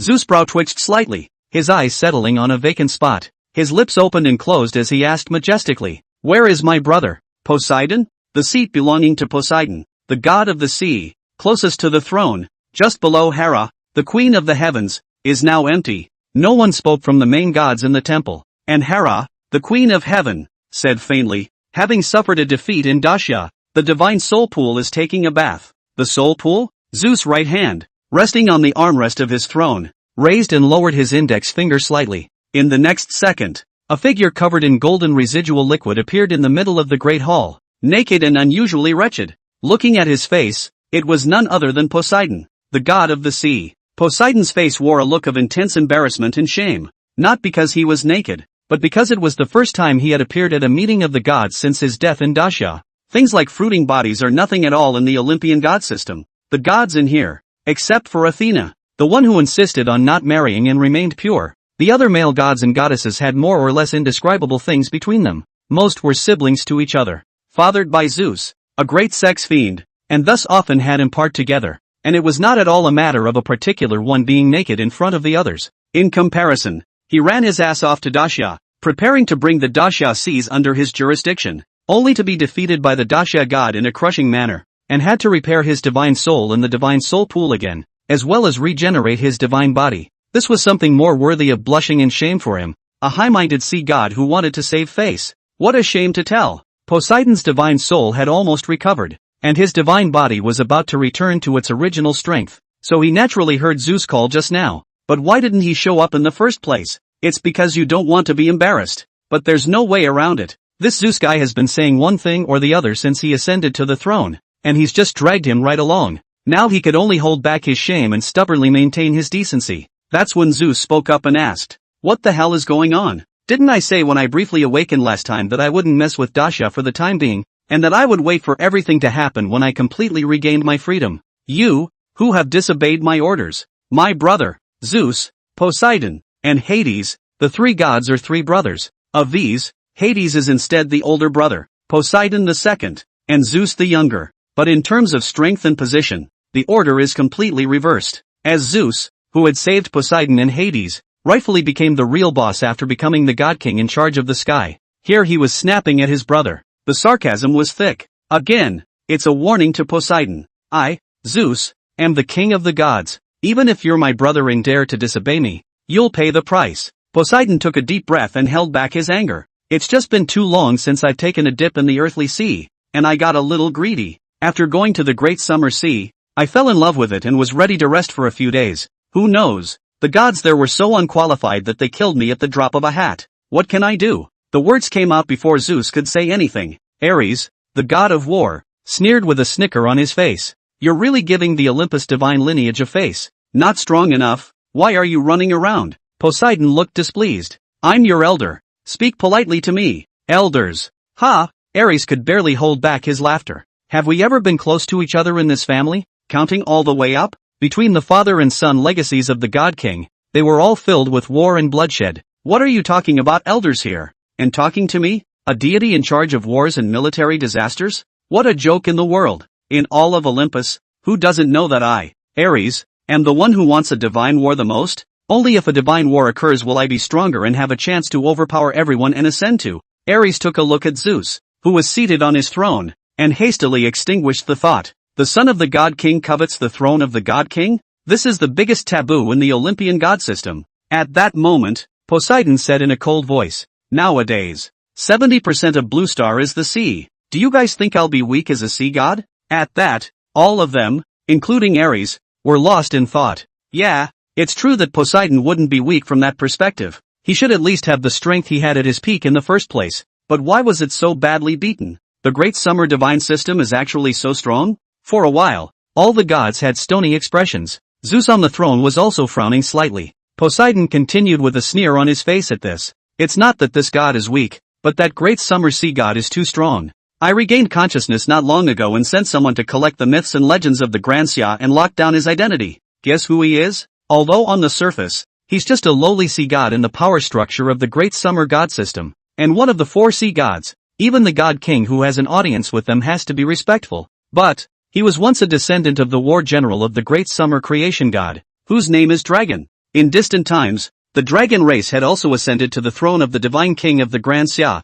commanding heaven and earth. It's no match for the strength of another Phoenix clan that is also descended from the creation god's war admiral. Although the dragon clan fell behind, its patriarch, the sea god who killed me once, is still at the top of the gods in terms of strength. It's only with the punishment of sin on his body that he's just a sea god with no real power. To say so much you may be too confusing. Simply speaking, this Dragon King, its strength is suspected to be no weaker than. At that, Poseidon paused and looked to Zeus on his throne. No weaker than you, my Lord God King, my good brother. The whole room was in an uproar when these words came out. A sea god with a lowly status in the Great Summer Divine System, whose strength is no weaker than the most powerful God King in our Olympus Divine System. What a horrible joke. How could a god with such a strong strength have a low status in the Great Summer Divine lineage? If it was true, Then wouldn't that mean that in the Great Summer God system, just pulling out some gods could be comparable to a god king? Was the strength of the Great Summer Divine System so terrifying? No way.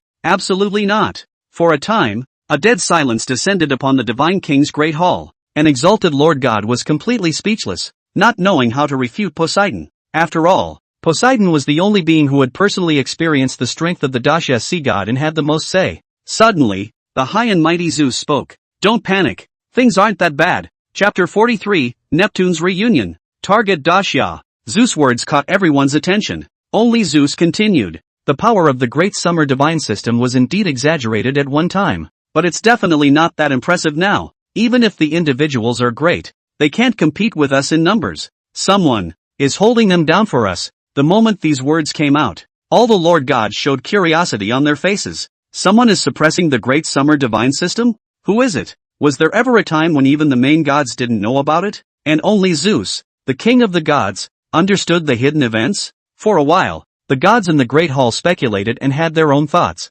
Zeus looked to Poseidon. Originally, I had planned to trouble Daxia after I had completely recovered, but since you've started it now, let's get on with it. At that, Poseidon was surprised. Continue? With what? Do you run over and hang around again yourself? Then get beaten to oblivion, leaving only your remnant soul to return to the kingdom of God? Poseidon wasn't afraid of losing face and said bluntly, how do I continue? I can't beat it again. The truth is that you really can't beat it, and there's no shame in saying so. Zeus explained. Of course you can't do it yourself, but are you stupid? So many of my main gods of Olympus are just for show? Also, since that dragon king is a sea god, wouldn't you find a few more sea gods to suppress his power over the ocean together? You and I have both come from war. The enemy of our enemy is our friend. Do I need to teach you myself? Hear that. Poseidon's expression changed from amazement to consternation and then suddenly to surprise. Zeus, do you mean that I am free to unite all forces and freely carry out acts of vengeance against Daxia? Whether or not to retaliate is not to be said first. At least you can't lay your hands on the mortals of Daxia at will for the time being. As for the gods, there's naturally nothing wrong with killing a few as an example to the others. Zeus faded. It's also good to let the Great Summer Divine lineage know that nowadays, it's no longer the ancient times when they ruled over heaven and earth. Alright, you guys can discuss the rest on your own. It's time for me to go back to my slumber. Pay attention. Don't screw this up. I don't want to wake up again and get news that one of you has completely fallen. Also, Demeter, the matter of the disappearance of the underworld is yours to investigate. Investigate the truth as soon as possible and inform me of the news by way of sacrifice. In the Great Hall, a beautiful goddess standing behind Hera, the Queen of Heaven, and Poseidon, the goddess of the sea, nodded and responded. Yes, my god king, this is none other than the mother of the Queen of the Underworld, Demeter, goddess of agriculture, second sister and fourth wife of Zeus. The reason Zeus was awakened today and called a meeting of the gods was because he was startled by the sudden disappearance of the underworld. But then the discussion centered on Poseidon and the Daxia divine system, causing Zeus to run out of time and have to fall asleep again. So he could only entrust the matter to Demeter, the goddess of agriculture, to investigate. With a clap of thunder, Zeus' form disappeared into the lightning. Demeter, the goddess of agriculture, turned to the gods. Do you all have any ideas about the disappearance of the underworld? Or any inside knowledge? Athena, who possessed the triple divine name of Goddess of Wisdom, Goddess of War, and Goddess of Art, spoke. I know a little bit. Maybe it has something to do with the Great Summer Divine System. Gods? How come it's the Great Summer Divine System again? It's endless. Demeter frowned and pressed. Tell me more. Here's the thing, Athena said in a slow voice. Persephone has always been on good terms with me, as you all know. Back then, we left a brand of divine power on each other, and no matter how far apart we were, even if we were separated by a different space and time, we would still have some sense. Last night, I had sensed that Persephone was moving the coordinates quickly, and I didn't think much of it at the time, but now it seems that the direction she is advancing in is none other than Daxia. Later, I sensed Persephone returning to the underworld, and shortly afterward, the underworld underwent a great shaking that separated it from the divine mountain, and I lost my sense of Persephone. Ares, the god of war, said, then this has two possibilities. For one thing, Persephone has betrayed us by having some sort of cooperation with Daxia and voluntarily relocating the underworld away. Secondly, something happened that we don't know about. The Great Summer Divine System took control of Persephone and snatched the underworld away from her. I favor the former. Demeter then coldly rebuked. What nonsense! My daughter would never betray Olympus. Ares facepalmed with a snort. Great goddess of agriculture, Do you really think your daughter has any attachment to Olympus? Let's see. Not only do they not stay, they are very hateful. I don't need to repeat what happened back then here, do I? Demeter's face darkened. Zeus and Gaia count Persephone as Hades' wife. Later, Zeus, a big sex fiend, also do not know how the brain pumped, even turned into the appearance of Hades and Persephone intercourse, gave birth to her wife, also do not know should be regarded as children or grandchildren of the dead goddess of souls, Merlino. From this point of view, Persephone, the queen of the underworld, does have reason to have hatred for Olympus? Of course, this is just speculation from the perspective of an onlooker. As Persephone's mother, she was aware of what Persephone was really thinking. Persephone, as much as she hated Zeus as a disgusting father, didn't want to get too involved with the rest of the Olympian gods. But Persephone has absolutely no thoughts of betraying Olympus. As the true master of the underworld, she was now one of the pillars of the Olympus divine system. How can you give up everything and run away to Daxia? Putting aside all the enmity and grudges, from the most basic interests of a god alone, there was no way that this matter would happen. Because Persephone went to Daxia and had no foundation of faith. Her strength would have regressed extremely fast, and she might even have fallen directly to the altar of God.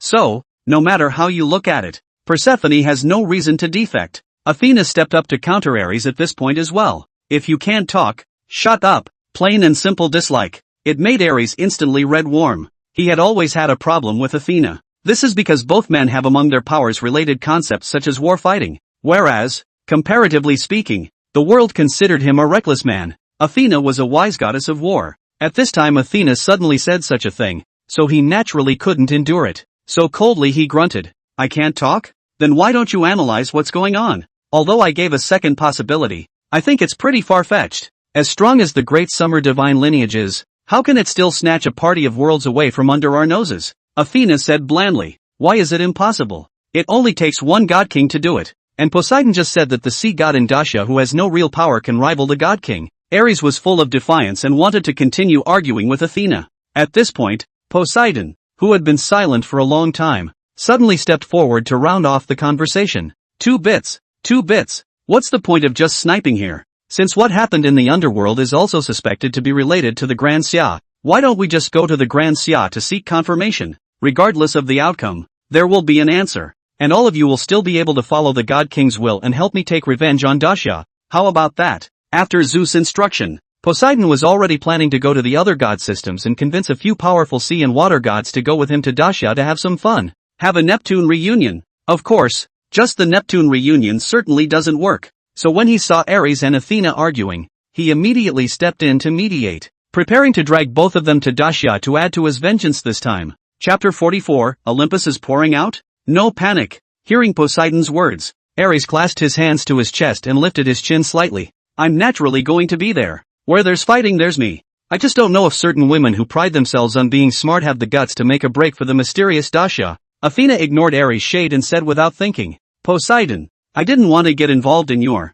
but since Persephone's disappearance is suspected to be related to Daxia, as a good sister, I naturally have to go forward and seek confirmation. As for making a move, we'll see what happens. Poseidon's heart rejoiced and he looked to Apollo. Of the 12 main gods of Olympus, excluding Zeus, the king of the gods, other than that, if you want to talk about combat power, Ares and Athena are definitely in the top 3. And to be number 1, there's no argument that it's definitely Apollo, the sun god, this god king's eldest son. Although he was low-key, just standing there exuded infinite light, making it impossible to ignore. Its strength, unfathomable. Most importantly, this guy has a unique skill, prophecy. If you join this operation, you will certainly ensure that things go smoothly. Are you going? Apollo, the near-perfectly built Apollo nodded. Go, but I go as Athena does, for the things of the underworld, and out of the way to see what happens. Poseidon nodded in satisfaction and said nothing. The situation is unforgiving. At that time,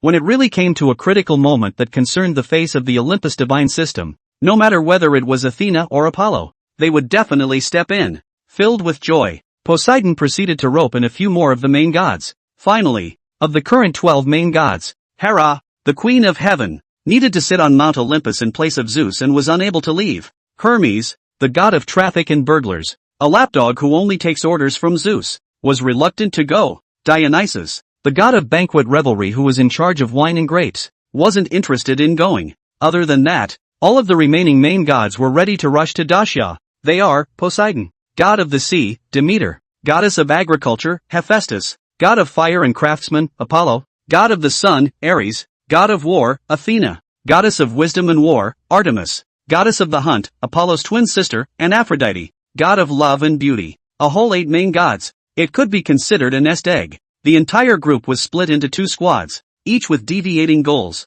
One is a squad led by Poseidon, ready to retaliate against Daxia. Among them are Hephaestus, the god of fire, Ares, the god of war, and Aphrodite, the god of beauty. Noteworthy, Aphrodite, the goddess of beauty, offered to help because she liked Poseidon and Ares, and Hephaestus, the uglier-looking god of fire and husband of the goddess of beauty Aphrodite, reluctantly joins the squad by following his wife there because he doesn't want her to go out alone with Poseidon and Ares. Let's just say that Hephaestus has a big meadow over his head. The other squad was naturally headed by Demeter, the goddess of agriculture, who had gone to Daxia to investigate the affairs of the underworld. 3 of the gods were followed by Apollo, god of the sun, Athena, goddess of wisdom and war, and Artemis, goddess of the hunt. In this way, it was exactly 2 squads with 4 main gods each. Of course, Poseidon's squad will continue to grow. After the meeting of the gods, Poseidon immediately hoofed it to the realm of the other gods. There were twists and turns in the process,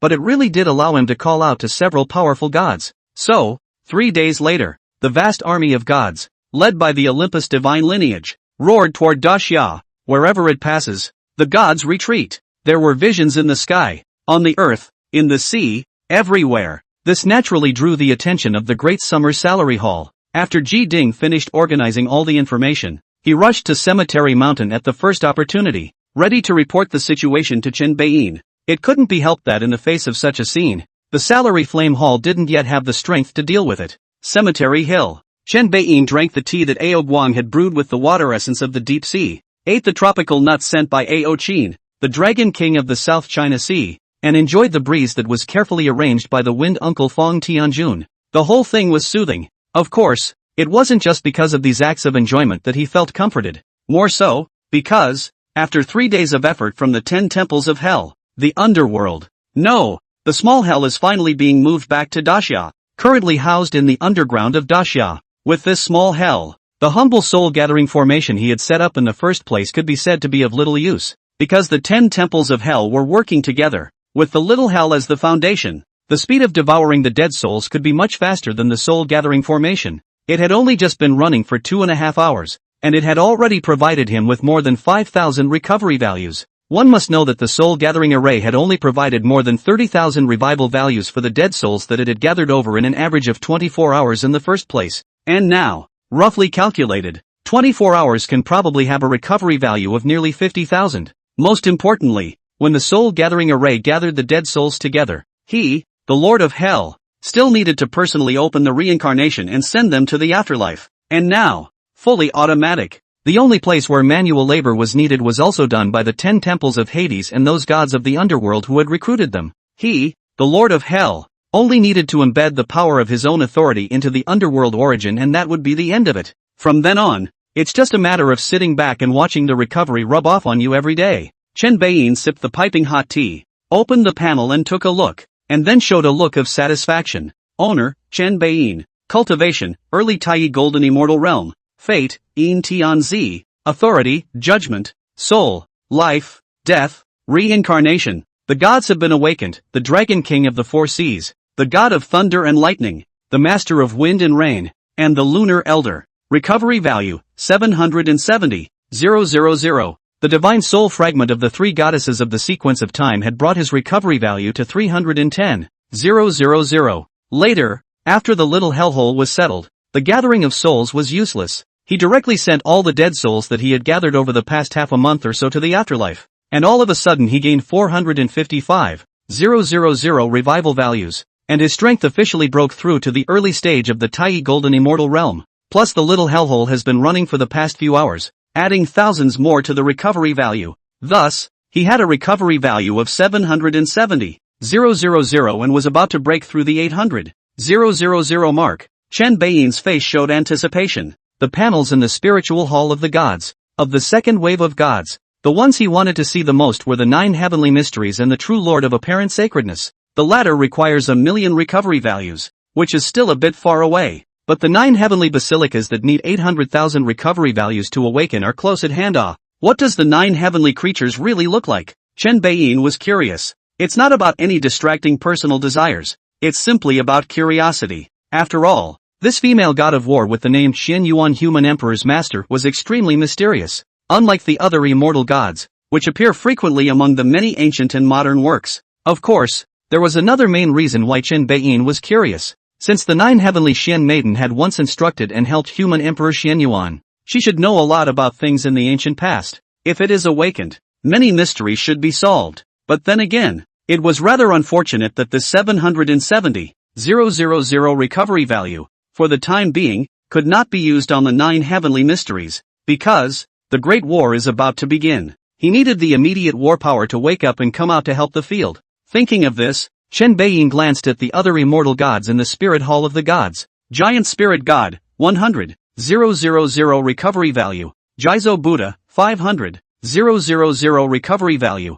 Fire Deity, 500,000 recovery value. Sunstar Lord, 500,000 recovery value. Astrologer Tai Yin, 500,000 recovery value. Right now, Ji Ding descended from the sky. Chen Beiyin reached out to entertain. Here you are. Sit down first and have a cup of tea. Ji Ding showed a bitter smile on his face. Mr. Chen, you're really good at cultivation. You can even drink tea calmly at this? People are hitting the door. Why don't you have some tea? They're still a little ways off. Wait patiently. You know all about it? If you, the Salary Flame Palace, can know about it, with so many great gods around me, how could I not get the news? Also, then, how are we going to deal with it? As far as I can tell, the Olympus divine system might have come out in full force this time. Is it just the Olympian gods coming out of the woodwork? It's actually a little worse than you're judging. But well, speaking of this, Chen Bei smiled grimly. No panic. We have the Dragon King of the Four Seas,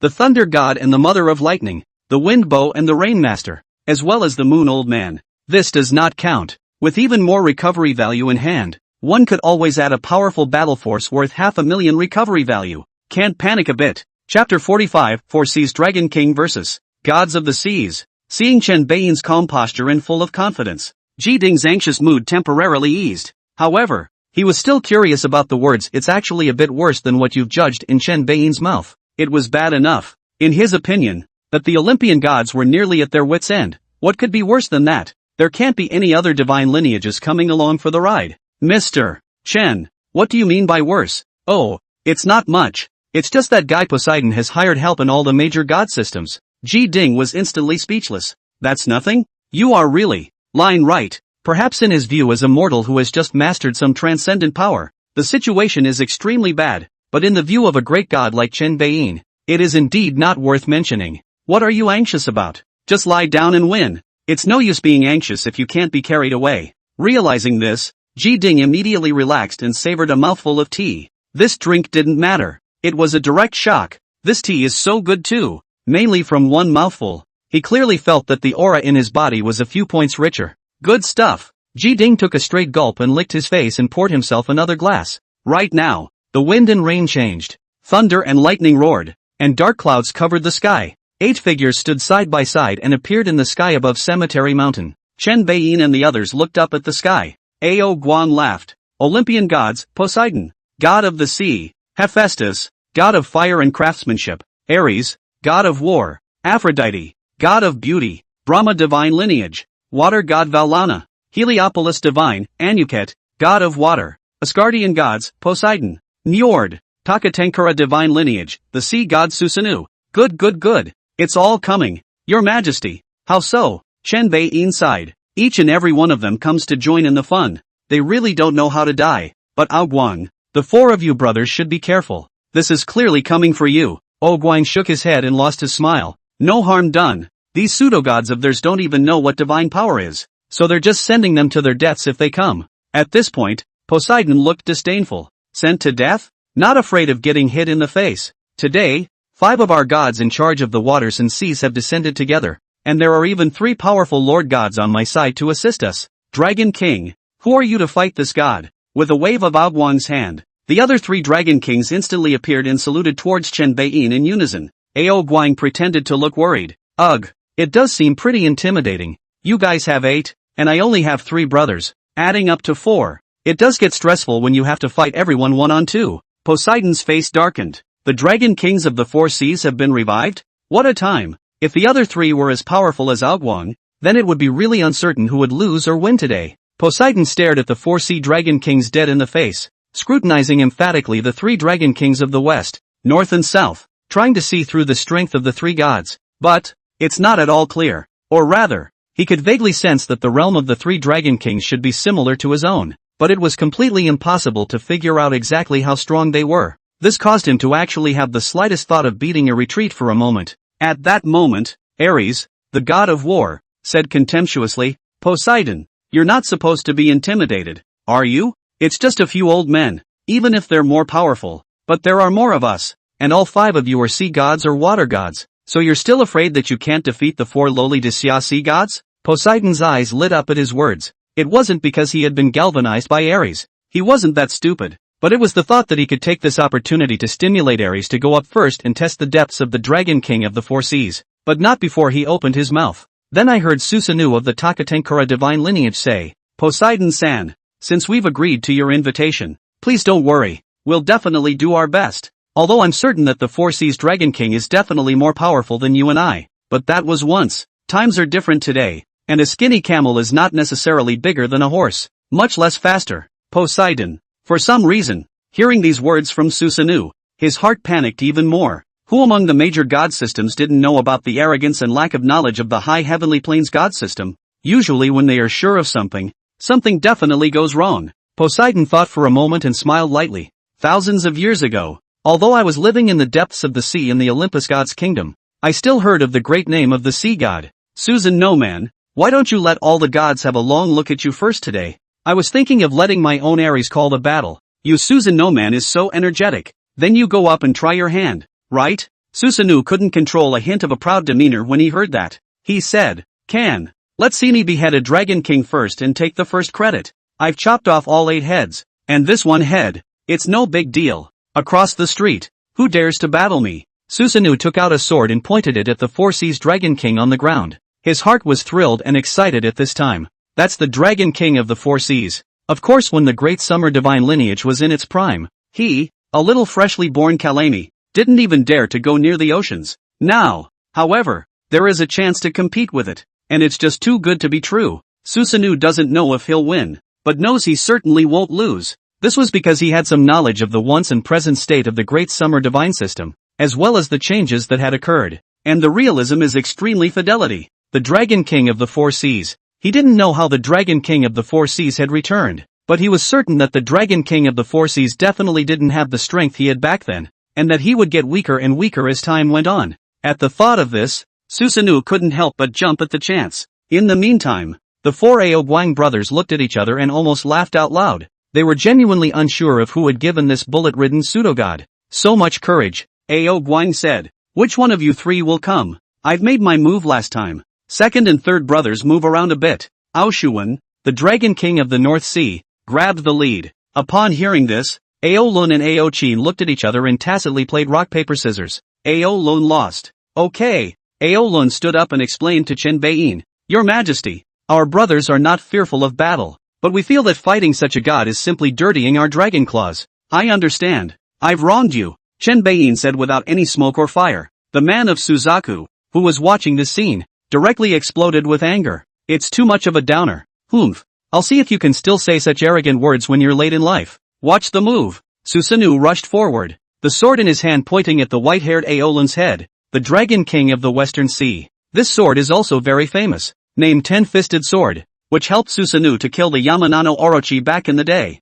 In terms of quality, it was considered a good latter heavenly Dharma treasure in the Great Xia Divine System. In the Western Divine System, on the other hand, it is a solid main artifact. Unfortunately, the first battle of its comeback after many years, it met the dragon race, which was known for its strong physical body, or the Dragon King of the Western Sea, Aolun, one of the 4 Dragon Kings of the Dragon Nation. When the Ten-Fisted Sword attacked, Aolun calmly stretched out his right hand. During the process, its wrinkled pale palms gradually dragonized, sprouting pieces of white jade like dragon scales. Gobble! The tip of the sword touched the dragon scale, and a crisp ringing sound rang out immediately. In plain sight, Susanoo's sword, Broken on the spot. Chapter 46, the Sea God of Takatenkara. Is this it? Broken? My sword. My companion. My most beloved comrade. Broken? Susanoo was struck by lightning, and his entire body shattered with it. This is not only because the personal artifact that has always been destroyed, but also because he suddenly realized that the strength between the two sides seems to be a bit big. No, it's great. Holding a divine weapon himself, he struck with all his might. This white-haired dragon king on the other side simply extended his right hand and manifested a dragon claw, which not only easily blocked it, but also shattered his own 10-fist sword. What's this? A real power gap, an irrefutable power differential, not to mention confronting with his physical body. Since his debut, his 10-fisted sword had collided with countless powerful weapons, and none of them had ever had a single opening. Surprised to be knocked off just as watery today? In milliseconds, Susanoo made the most correct reaction, turning to withdraw from the battle and return to Poseidon and the others. This strike really scared him a bit. Unfortunately, it's easy to strike and hard to finish. How could AO Lion easily let him end the battle safely? Only a dragon roar exploded, a strike that targeted the divine soul. Susanoo's expression steeped in a moment of dullness. When he came back to his senses, there was already an alabaster dragon claw in front of him, growing larger and more hideous in his vision.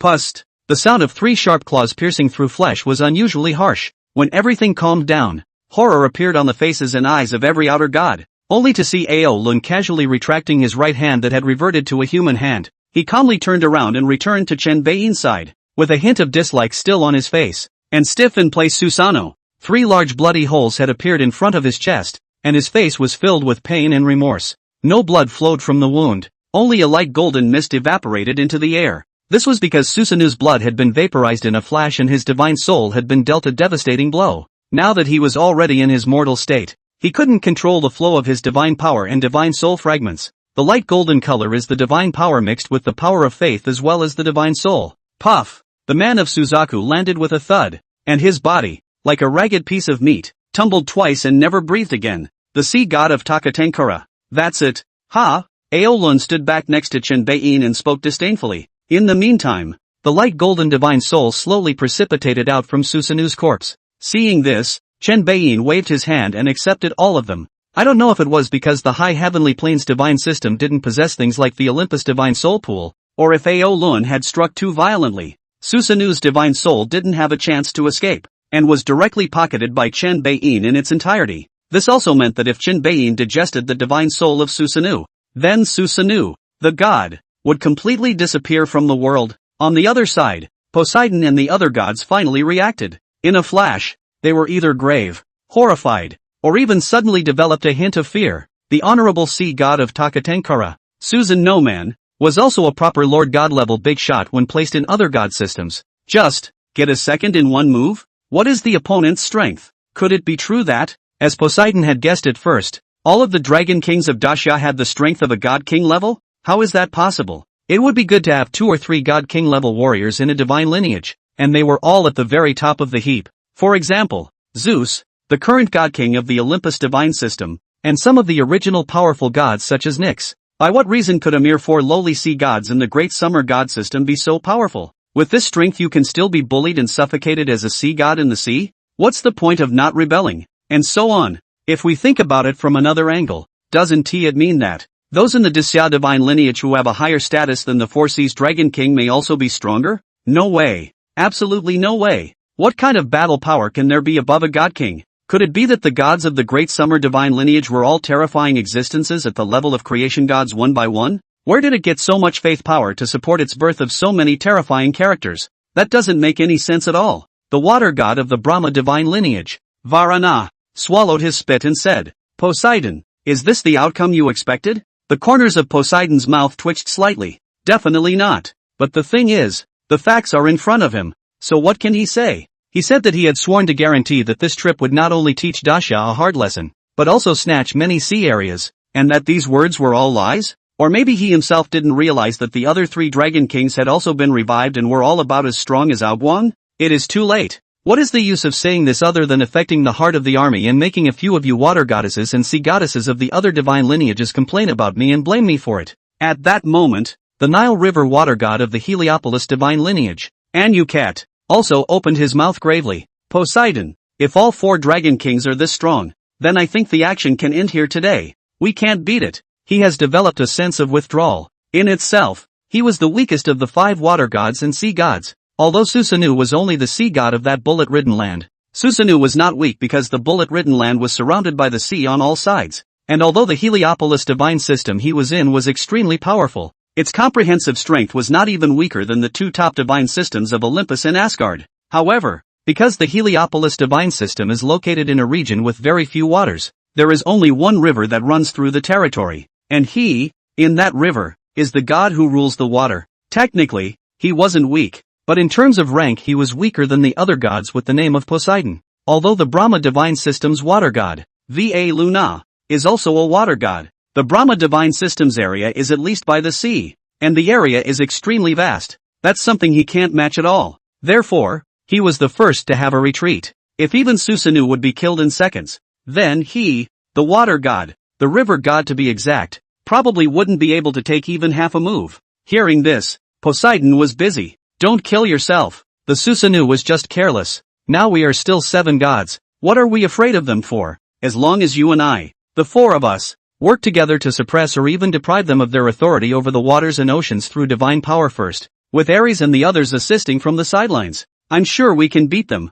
The one from the Asgardian gods, the one who hadn't said a word about Poseidon, Njord. That's when it suddenly opened its mouth. Even if we can defeat the 4 of them, how much battle power will we have left? How can we deal with the remaining enemies? As I see it, this is no longer an option today, so it's best to leave early before the opposite side gets angry. Njord, nominally the god of the seas in the Asgardian divine system, but in fact, the Asgardian divine system is dominated by the Asa gods under Odin. Instead of being a god of the Asa divine race, he was the leader of the Warner divine race that had fought with the Asa divine race back then, and was a generation of lords that had fought with Odin. Though in the end, he lost the battle and took his 2 heirs to live in the godly kingdom of Asgard as hostages in exchange. But his strength and strategy, as well as his vision and insight, were much stronger than the gods present, such as Poseidon. Therefore, he was sensible enough to suggest retreat. This was endorsed by Val-Luna and Anuket, the 2 water gods. Their confidence, too, vanished along with them at the moment of Susanoo's violent death.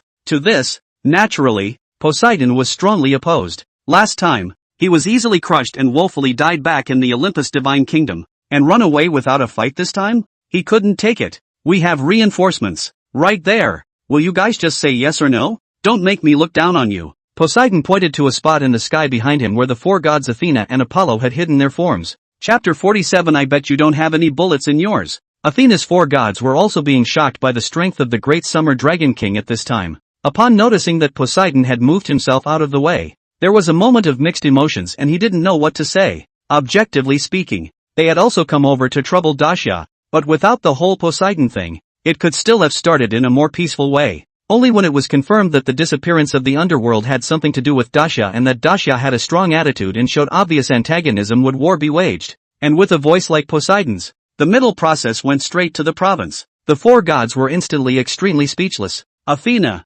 goddess of wisdom and war, resented it. This Poseidon, as usual, has no brains. Apollo's siblings nodded in unison. Silent. Demeter, the goddess of agriculture, held her forehead. Stupid indeed. But then again, the moment he strikes, you and I won't be able to live in peace with Daxia. The most important problem now is that the strength of the great summer god is far beyond our imagination, and it really is a full-scale fight. What if you can't beat it? Can't beat. It's a bit pessimistic, but realistic. For sea dragon kings, that's 4 battle powers comparable to a god king. This crowd of gods of theirs don't look like they are numerous and loud, but in fact, when it comes to combat power, only Apollo and Athena are considered to be in the quasi-divine king realm. Apollo's sister, Artemis, the goddess of the hunt, was a little weaker. Demeter, the goddess of agriculture, though high in status and the most senior, is a bit of a pull across the board when it comes to combat prowess. After all, it is the god of agriculture. As for Poseidon, his peak strength was indeed also at the quasi-god king realm,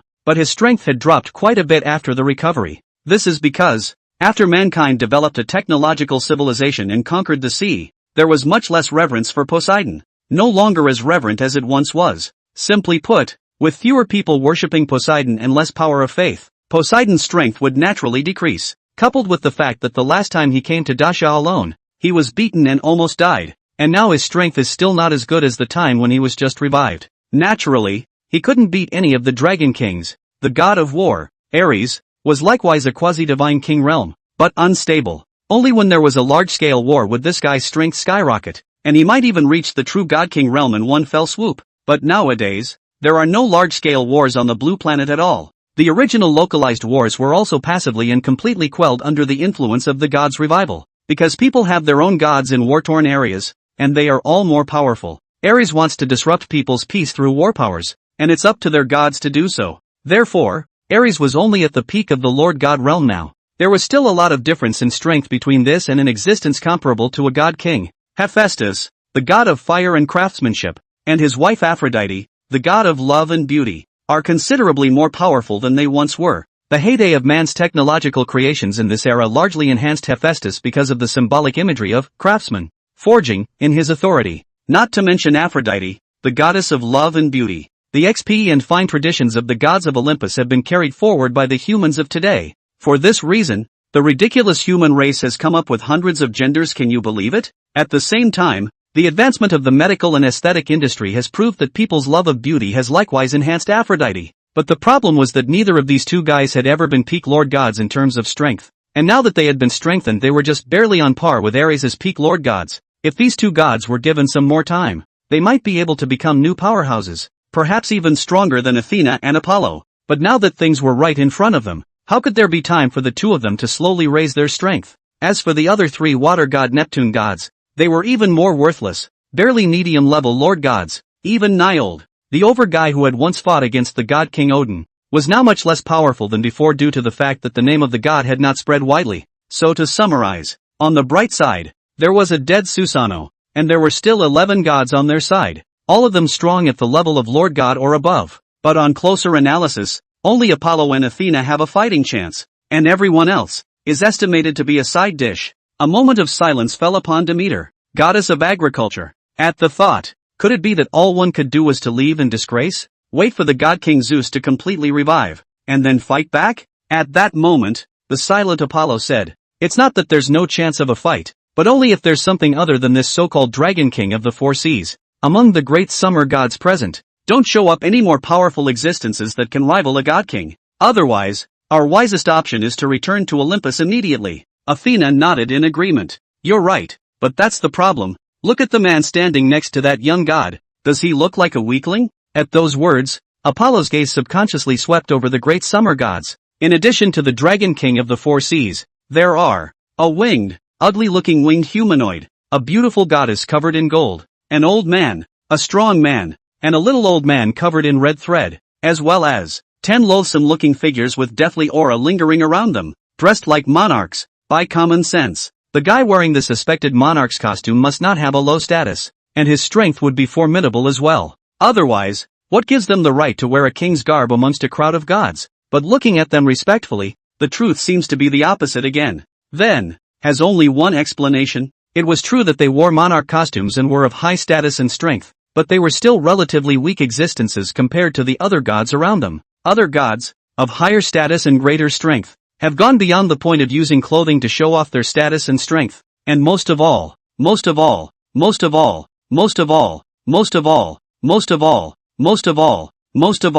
regardless of whether it was these 10 gods in monarch's attire or the four seas dragon king who was stronger than them, or even whose strength was comparable to that of a god king, all of them were respectful to that young god. The implications of what this represents would be extremely terrifying.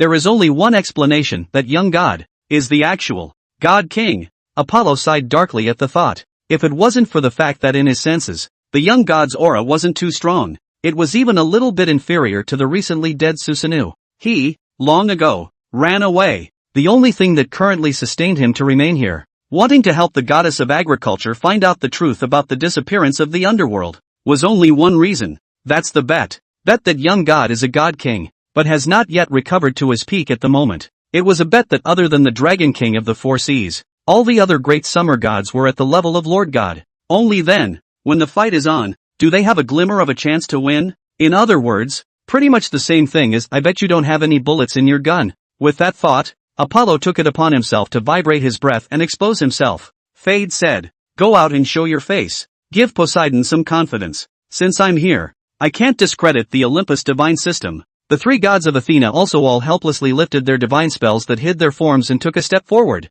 appearing 1,000 meters behind Poseidon and the other gods. See this scene. Poseidon came to life. He said to Val Luna and the other gods, "Look, I'm not cheating you guys." Va Luna and the others glanced at each other, and they all secretly sighed in relief as well. If this was the lineup that came from the Olympus god system, it was not certain which one would win or lose. All of a sudden, they all had some confidence again. In response, Chen Baiyin sipped his tea and said, "These guys, they really don't know how to write the word death. Gentlemen, each of you find your opponents and show them the job." "Yes, Your Majesty." Ao Guang and the others responded with a chorus. Chapter 48, Four Gods Sealed? Joke. The atmosphere was tense as the gods confronted each other. Ao Guang got up for the first time and said to the sky above, "Come on, who's going to be the first to die?" "Oh, I'm sorry, I forgot. One of you is already dead. So, who wants to die second?" Poseidon looked at this enemy who had killed him once, and his eyes burst into flames, his anger lingering around him,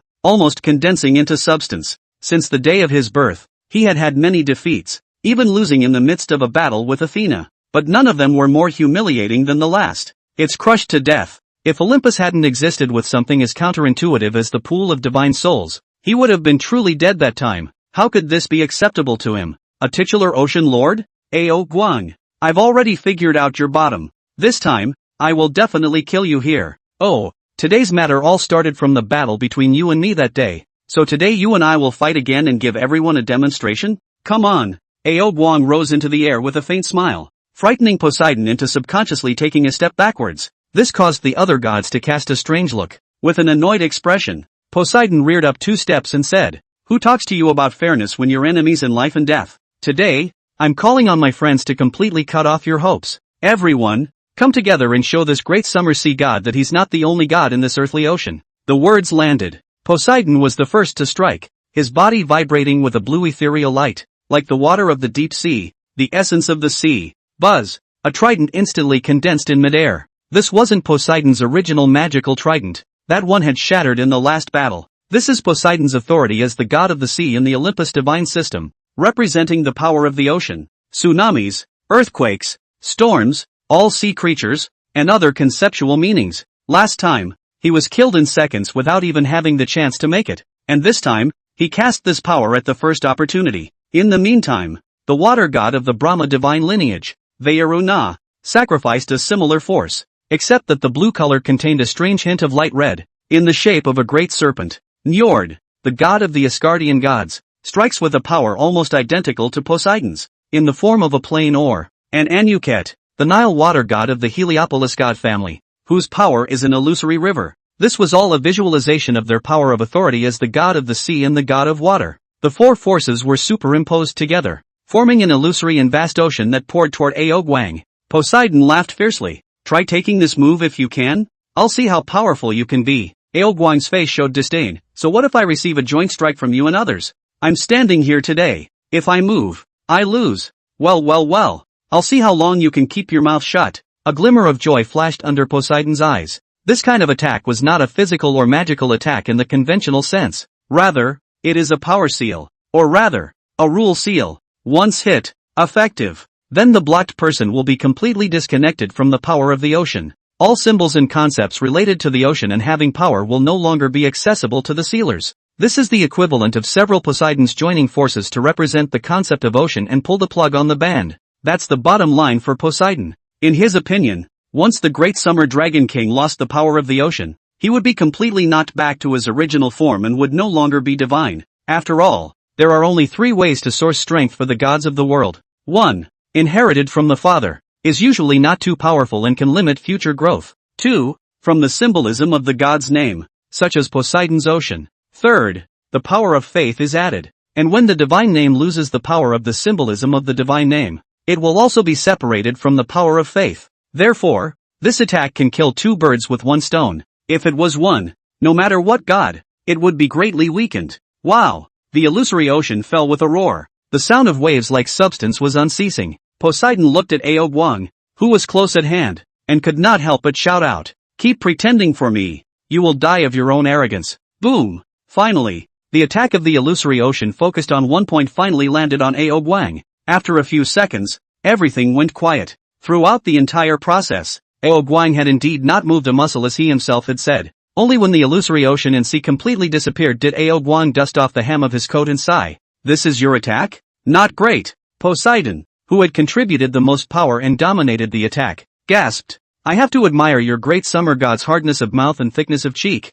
You've reached this point and you're still pretending. Or is it that you simply couldn't read the attack just now? You'd better try to see if you can mobilize the power of the ocean yourself before pretending with me. Guang looked back at his three brothers, and all four dragons laughed. With that he looked to Poseidon and said, how can you not read it? Don't you guys just want to block my power so that I can't make a connection with the power of the ocean? But have you ever thought that we, the great summer gods, have a completely different way of acquiring power from you? Fundamentally? Between words, Guang raised his right hand flatly, and a splash of watery blue power coalesced in his palm. Its form, fluctuations, and even said color, were almost identical to that power that Poseidon had made. Guang laughed. That's what you call it, the power of the ocean, right? Look at me. Doesn't this still work? See this scene. Poseidon's expression stiffened. The other three sea gods and water gods also changed their faces drastically. Why? The power of the seal had fallen on the other side. Why is he still able to communicate with the power of the ocean? Did the power of the seal not take effect? No, it can't be. It was impossible for any sea god or water god to avoid the seal. Unless, you're a genuine god king? You've recovered to your peak? Poseidon was the first to scream as if he had seen a ghost. The moment these words came out, the Varuna three gods had the urge to turn around and run. Damn it! What's the point of playing when your opponent is a god king? At those words, Guang shook his head and lost his smile. Oh, you pseudo-gods! You think you've lived for thousands of years and are ignorant and arrogant to the point of pity, holding on to those thousands of years of experience. Think that you have penetrated the truth of the world and that all existence is within the limits of what you perceive. Unbeknownst to you, you are like the frog at the bottom of the well, with insights the size of a grain of rice. As I said, the source of our great summer god's power is different from yours, Guang said while displaying his power, also preparing for the strike. The other three dragon kings also came beside their own big brother and together they operated the spiritual power in their bodies. Guang said indifferently, even if there is no divine position, we, the great summer immortal gods, are still transcendentally powerful beings. Roar, roar, roar, roar. Four dragon roars came out vaguely. Unrivaled and powerful spiritual power fluctuations swirled around all the four sea dragon kings. The moment this fluctuation came out, not only Poseidon, but even the four gods of Athena, who were thousands of meters away, changed their faces slightly. Solid hammer. This aura was definitely a half-step god king realm, an existence that was a few points stronger than the quasi-god king realm. Guang continued, and with the godhead. I mean, with our Daxia's godhead, the godhead given by the heavenly Tao. Unless the heavenly Tao retracts it, unless those few great powers at the top of the heavenly Tao sequence rankings personally suppress it, then, how can the authority of my great summer sea god be sealed by pseudo-gods like you, who have communicated with the various greatness of the world in some unknown way? If it's really sealed by you, won't the heavenly Tao become a joke? Boom! The last word fell. High above the sky, a force flew in from each of the four directions. Green, white, red and black. Four colors. Meanwhile the cores were all wrapped in a rich blue color that was the power of the ocean. This, representing the power that the Dragon King of the Four Seas, as a sea god, could invoke through the heavenly Tao, represented the concept of the ocean. Brush! The four forces fishtailed into the head of the Dragon King of the Four Seas. In a flash, the Dragon King of the Four Seas showed his dragon body, for true dragons soared in the sky. Roar! Roar! Roar! Roar! In the sound of the dragon's roar, the Four Seas Dragon King's cultivation breath temporarily broke into the Great Luo under the power of the ocean. That is, the Divine King Realm. Chapter 49, the Dragon King suppresses the sea, and the false god is nowhere to be found. The true dragon coiled between heaven and earth, stretching its hideous body to its heart's content. The only thing left on the scene was the unrivaled power of the Tao Lord spreading, shocking the Western gods to their very core. To them, they don't understand what the heavenly Tao is, nor do they know what the Dala is. They only know that the Dragon King of the Four Seas is so watery, and suddenly becomes a real God King realm. This is like a dream. Is the Divine King realm that easy to break through? No. If it was really that easy, how could there be only 3 or 2 God Kings in the God system for thousands of years? The Great Summer Divine System is surprisingly giving birth to 4 Divine Kings in public today? What's the point of playing? The sea god of the Asgard divine lineage, Njord, reacted the fastest and was about to flee with all his might at the first opportunity. But when he just made a move, An imaginary image of a dragon claw was already prepared and prejudged as if it had penetrated his body. Pust. Niold slowly turned around, pointed his finger at the Dragon King of the Four Seas, didn't utter a single word, and then directly burst into pieces. There will be one less Poseidon in the world. Guang retracted his dragon's claws, and his voice, which had become thick and dull, echoed between heaven and earth. What are you running for? Not to fight? I'll give you that. Upon hearing this, Val Luna, the water god of the Brahma divine lineage, and Anuket, the water god of the Heliopolis divine lineage, immediately weakened and shriveled up in their legs and feet. The God King is above. The little god has offended a lot. Please forgive me, Lord God King. It's the little god who's ignorant. Please be merciful. Guang, who had appeared in his green dragon body, had a very humanized expression that was a snort on his face. Forgiveness? Mercy? If there wasn't an undercard, if it wasn't strong, if he was really sealed with the sea god authority today, would the other party spare him? Apparently not. Even if he didn't die, the entire Great Summer Sea would be lost and divided. So, forgive? It doesn't exist. Now that you struck, you're going to kill clean. Let the many false gods of the world see that Great Xia is not something you can mess with. Boom! A frost dragon's breath flooded the two trash water gods, directly freezing their lives. Then,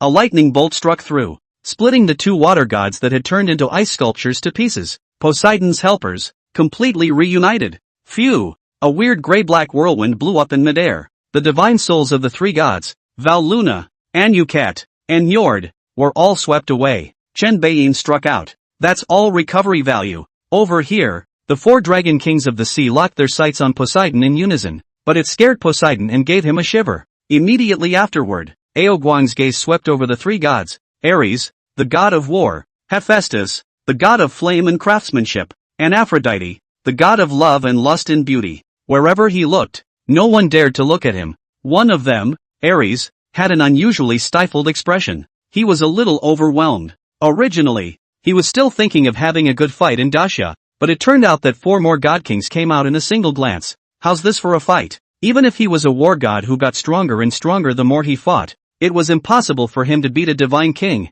Suddenly, Poseidon spoke in a shaky voice. Impossible. Absolutely impossible. It's all a lie. It's all a lie. How can you all be god kings? This doesn't make sense. If you are truly god kings, why are you willing to just be a sea god with no real power? This is so against human nature. If you four brothers are going to be all god kings, why don't you just overthrow the rule and become the supreme emperors of the great summer god system yourselves? It doesn't make sense. The four sea dragon kings looked at each other and suddenly burst out laughing. Ha ha ha ha ha, this bull asterisk sea god is ridiculous. Big brother, this is the false god. Never knowing that there is a heaven beyond the heavens and a god beyond the gods. So much for poor cognition. Boring. If we let him know the depth and true strength of my Grand Xia, will he collapse on the spot? It has collapsed, say yes. Hey, third brother, you haven't been on the internet much lately, have you? You've even learned the suffix mantra say yes, and you're talking about me. Don't you know better yourself? Geez, we're in the middle of a war, so behave yourselves. The Dragon King of the Four Seas was flirting easily here. Poseidon was straight up taut. He roared, "You guys must be fakes," he said and charged straight up. In the next second, he was directly clutched by Ao Shun's claw, breaking his tendons and bones and spitting out blood. Ao Shun casually threw it, and Ao Guang stretched his claws to catch it. Last time, I let you retrieve a dog's life, and you still dare to come over and seek death? Then I must fulfill you this time. Ao Guang smirked and spoke eerily. Then he turned his head and said to Chen Baiyin, "I also ask for your majesty's help. Lock this fellow's divine soul." Chen Baiyin nodded. "Been waiting. Feel free to strike though." "Okay. You'll see." Ao Guang lifted the dying Poseidon to his mouth and slowly opened his large mouth. There were sounds of thunder in his mouth and even more thunder flashes. This was the precursor of the dragon's breath storing up his strength. His dragon's breath, which contained the power of thunder and fire. Just then, a loud cry rang out. "Stop!" Boom! The thunder and fire dragon's breath erupted violently, engulfing Poseidon. A few seconds later, all was calm again, and Poseidon had completely perished. A light golden divine soul materialized, and was suppressed by Chen Baiyin's outstretched hand with the power of authority, not being summoned back by the divine soul pool on Mount Olympus. At this point, the four sea dragon kings then looked at the owner of that loud shout in unison, only to see that it was a tall man covered in blazing sunlight, with a bare upper body, perfectly muscled like a sculpture. It was the sun god of Olympus, Apollo. At that moment, Apollo's face was expressionless, but the unbridled, spewing solar divine power showed that he was not at peace. Is it surprising that Poseidon just died? As a god, he had seen too many lives and deaths, and had witnessed the fall of the last generation of gods on Olympus, but he never imagined that his father's brother, the titular Poseidon, the lord of the ocean, would die just like that. It can be a very powerful shock to him, for in God's conception, he himself is everlasting and everlasting. Thousands of years of living inevitably give birth to a more twisted idea. One is righteous and will never die. The other gods on their own side will not die. But the reality knuckled down and gave him a hard time. Gods, no matter what divine lineage, die. Apollo stared at the dragon king of the four seas dead in the face, his fists clenching and unclenching, then clenching again. Although he did not have the idea of avenging the death of Poseidon's uncle in a fit of rage, he watched with his own eyes the death of the great god who was so important in Olympus. He still had a strong, overwhelming urge to step in and defend the face of the Olympus divine system, but reason was warning him frantically. No, you can't beat it. Athena flew silently to Apollo's side and stared. Don't be impulsive. Those are 4 god kings. Even if the entire Olympus gods were to come out and call on the Titan old gods, they wouldn't necessarily be able to defeat it. At that moment, he heard Guang say, "You guys don't have to be nervous. The 4 of my brothers are only targeting these sea god water gods this time. Now that the mission is accomplished, naturally the work is complete. You see, our strength doesn't actually reside for long in the Dala amount, which is what you call the God King realm." The words were not yet spoken. The 4 seas dragon king's breath fell extremely fast. In a matter of seconds it had retransformed into the Taiyi golden immortal realm, and although it was still at its peak, it no longer had the might of a Tao lord. See this scene. Apollo's eyes lit up. The god of war Ares and other gods also suddenly clenched their fists. Chapter 50, The Origin of the Divine System. The birth of the so-called Divine King. The Divine King realm can still fall? The first reaction of gods like Apollo and Ares was that the Dragon King of the Four Seas was acting, but after truly sensing that the Four Seas Dragon King's aura had weakened, they suddenly had another idea. The Dragon King of the Four Seas has a secret method that allows the half-step God King realm to possess the strength of the God King realm for a short period of time. This can be a huge temptation. For a moment, whether it was Apollo, or Ares, or Athena, the goddess of wisdom, all breathed a few times faster. It is important to realize that one thing is the same, whether it is the Olympian or any other divine system. There is only one supreme God King. No matter how powerful the god below you is, it is impossible to truly break through to the God King realm, nor is it possible to fight over the level and strike a God King against all odds. Only when there was a change of dynasty, and the gods of the previous generation no longer controlled the divine system origin, would one of the gods below have the opportunity to leap to the heavens and become the new God King realm. This is most evident in the Olympian god system. The replacement of the gods in 3 generations is a manifestation of this underlying law of inheritance. What makes Zeus the king of the gods? Rumor has it in the world that it was when the 3 brothers Zeus drew lots to decide who would rule the sky, earth and sea after defeating the previous generation of gods. In the end Zeus drew the sky, so Poseidon and Hades decided to worship Zeus as the supreme god king. This is a joke. How could the god king have made his decision in such a hasty manner? The reason Zeus is the king of the gods. For one thing, he was strong enough to crush Poseidon and Hades, who were at their peak at the time. The second is that when he defeated his own father, Cronus, the second god king, the divine essence of the Olympian gods chose him. That's why he was able to become a divine king and go to the next level of strength. In other words, before the origin of the divine system had fluctuated and the opportunity to give birth to a 4th generation of god kings had not arisen in the Olympus divine system, it was impossible for any of the gods below to shake Zeus, the king of the gods, both in terms of strength and status. And now a secret method has come into view. As long as one mastered it, one could strongly possess the strength of the divine king realm. This is simply the perfect opportunity to become an alternative god king. Anyone would be tempted. After all, Zeus, the king of the gods, had long ago sealed off the prophesied 4th king of the gods, Athena's brother, Poros. This prophesied god of creation and opportunity had no chance to be born. When Gaia, the mother of the earth, and Uranus, the first king of the gods, prophesied, the first goddess of wisdom, Myrtis, the first wife of Zeus and mother of Athena. Its future children are intelligent and powerful, giving birth to daughters who will then give birth to a son who will overthrow Zeus. Fearing that the story of the father stabbing his son would be repeated, Zeus swallowed mother and daughter while Myrtis was still pregnant with Athena. Thereafter Zeus had a splitting headache and had to ask Hephaestus, the god of fire, to split his head open. And just as Hephaestus, the god of fire, raised his axe, a beautiful goddess with a shapely body and a cloak of strength leapt through Zeus' head. This is how Athena, the second goddess of wisdom, was born. The the first goddess of wisdom, Myrtis, passed on all authority to her daughter, Athena, and remained in Zeus herself, becoming Zeus' mind and will.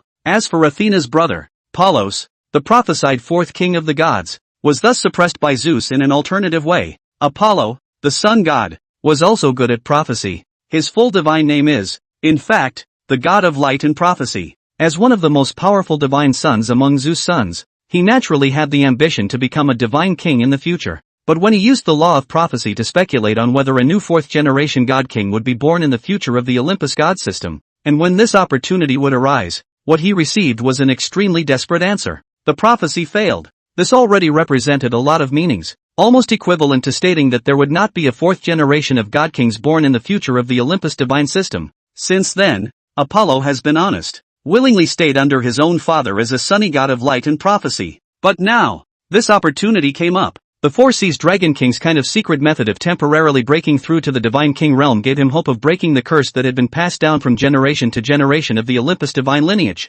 If, on the other hand, he has this secret method, even if that opportunity no longer arises, there is hope that you can force the opportunity yourself. To put it simply, by defeating the current God King Zeus, so that the divine system origin would no longer recognize God King Zeus. Wouldn't the opportunity for the appearance of the fourth generation of God Kings appear naturally? As for whether or not one could defeat Zeus, and what made a temporary God King realm strength capable of defeating the eternal God King Zeus, that wasn't something that needed to be considered. As long as there are a lot of people, it can be done. Apollo believed that Ares and Athena would never pass up such a great opportunity. Back then, after the second generation God King was abandoned by the divine system origin, he still had the same strength of the God King realm, only that he no longer possessed the bit of ruling the divine system. And in the end, wasn't he likewise defeated by the three Zeus brothers who weren't of the God King realm? As long as that secret method is obtained, it is highly likely that the story will play out again. At that thought, Apollo, Ares, and Athena looked at each other. Although there was no communication, there was a tacit understanding between the hearts. Get that secret method. As for who would be the fourth God King after joining forces to overthrow Zeus, that was a matter to be considered only at the end. Aren't you guys going to make a move? We're no longer God Kings, eh? Suddenly, Guang asked with a smile. Utilizing the authority granted by the heavenly Tao to summon the power of the oceans in the heavens and earth to increase itself was indeed temporary and extremely severe in terms of the load on the physical body. However, the four of them had all been great Luo golden immortals at one time, so they didn't have this kind of load. This was also the reason why they were not in a hurry to restore their own cultivation to the Tao Lord realm, because this heaven and earth is not very suitable for cultivation, if they let go to cultivate. Not to mention the four dragons together. Even if it is a single dragon, it will be able to suck all of Blue Star's now thin aura clean. Moreover, it was not enough to recover to the Tao Lord realm. Therefore, with this means, they are waiting patiently.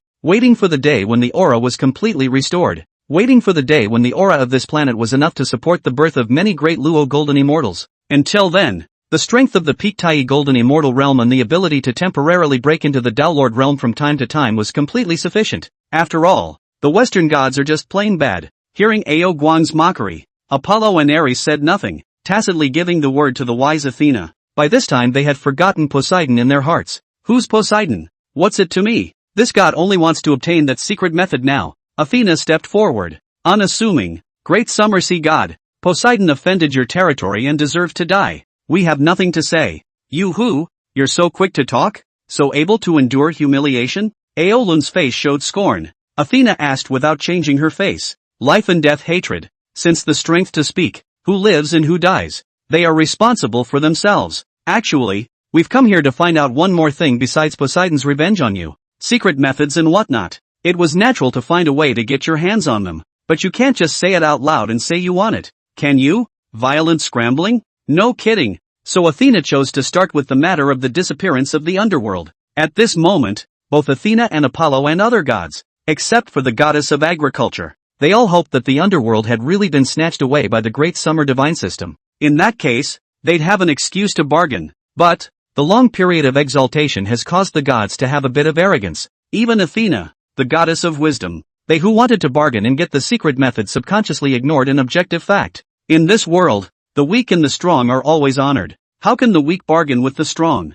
Chapter 51 The Gap in Thought Patterns. The attack of the agricultural goddess. The dragon kings of the four seas looked at each other and instantly knew exactly what Athena was talking about finding out. Guang smiled faintly. Oh, what do you want to check? The underworld of my Olympus. Athena's eyes narrowed slightly as she stared at the change in demeanor across from her. Recently disappeared. I wonder if your great summer divine system knows of its whereabouts. Oh, the underworld. I know. Guang replied without thinking.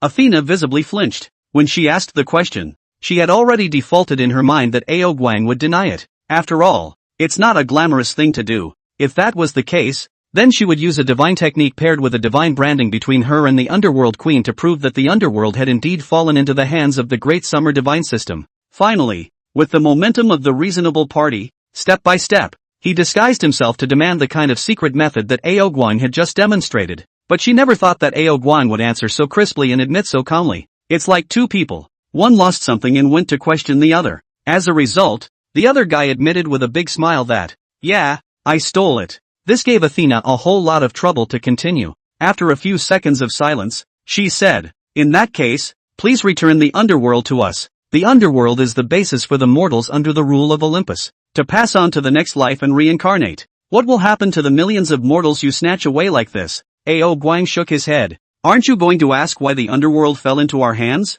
Besides, why should I give it back if you come and ask for it? What strength and qualifications do you have to negotiate with me here? Athena blushed. This is God? There was not the slightest bit of a god's frame, not the slightest bit of a god's face. What a completely mortal hooligan in word indeed. Mundanes know that they are taught from a young age not to take other people's things. Great summer sea god. I respect that you're all strong, but please keep your manners, Athena said, raising her chin. Guang instantly recoiled a little, but before he could open his mouth, Chen Beiyin's voice rang out. Well said. Mortals know they can't take other people's things. Some gods don't understand that. Oh Poseidon. For instance, oh Eros. And, for instance, Hades. The words landed. Chen Beiyin stood up and waved his big hand. Brush. The bitter couple, the king of Hades and the queen of Hades, were transported directly from the underworld. The two gods just appeared. Demeter, the goddess of agriculture, couldn't help but land on the ground and step forward. Daughter,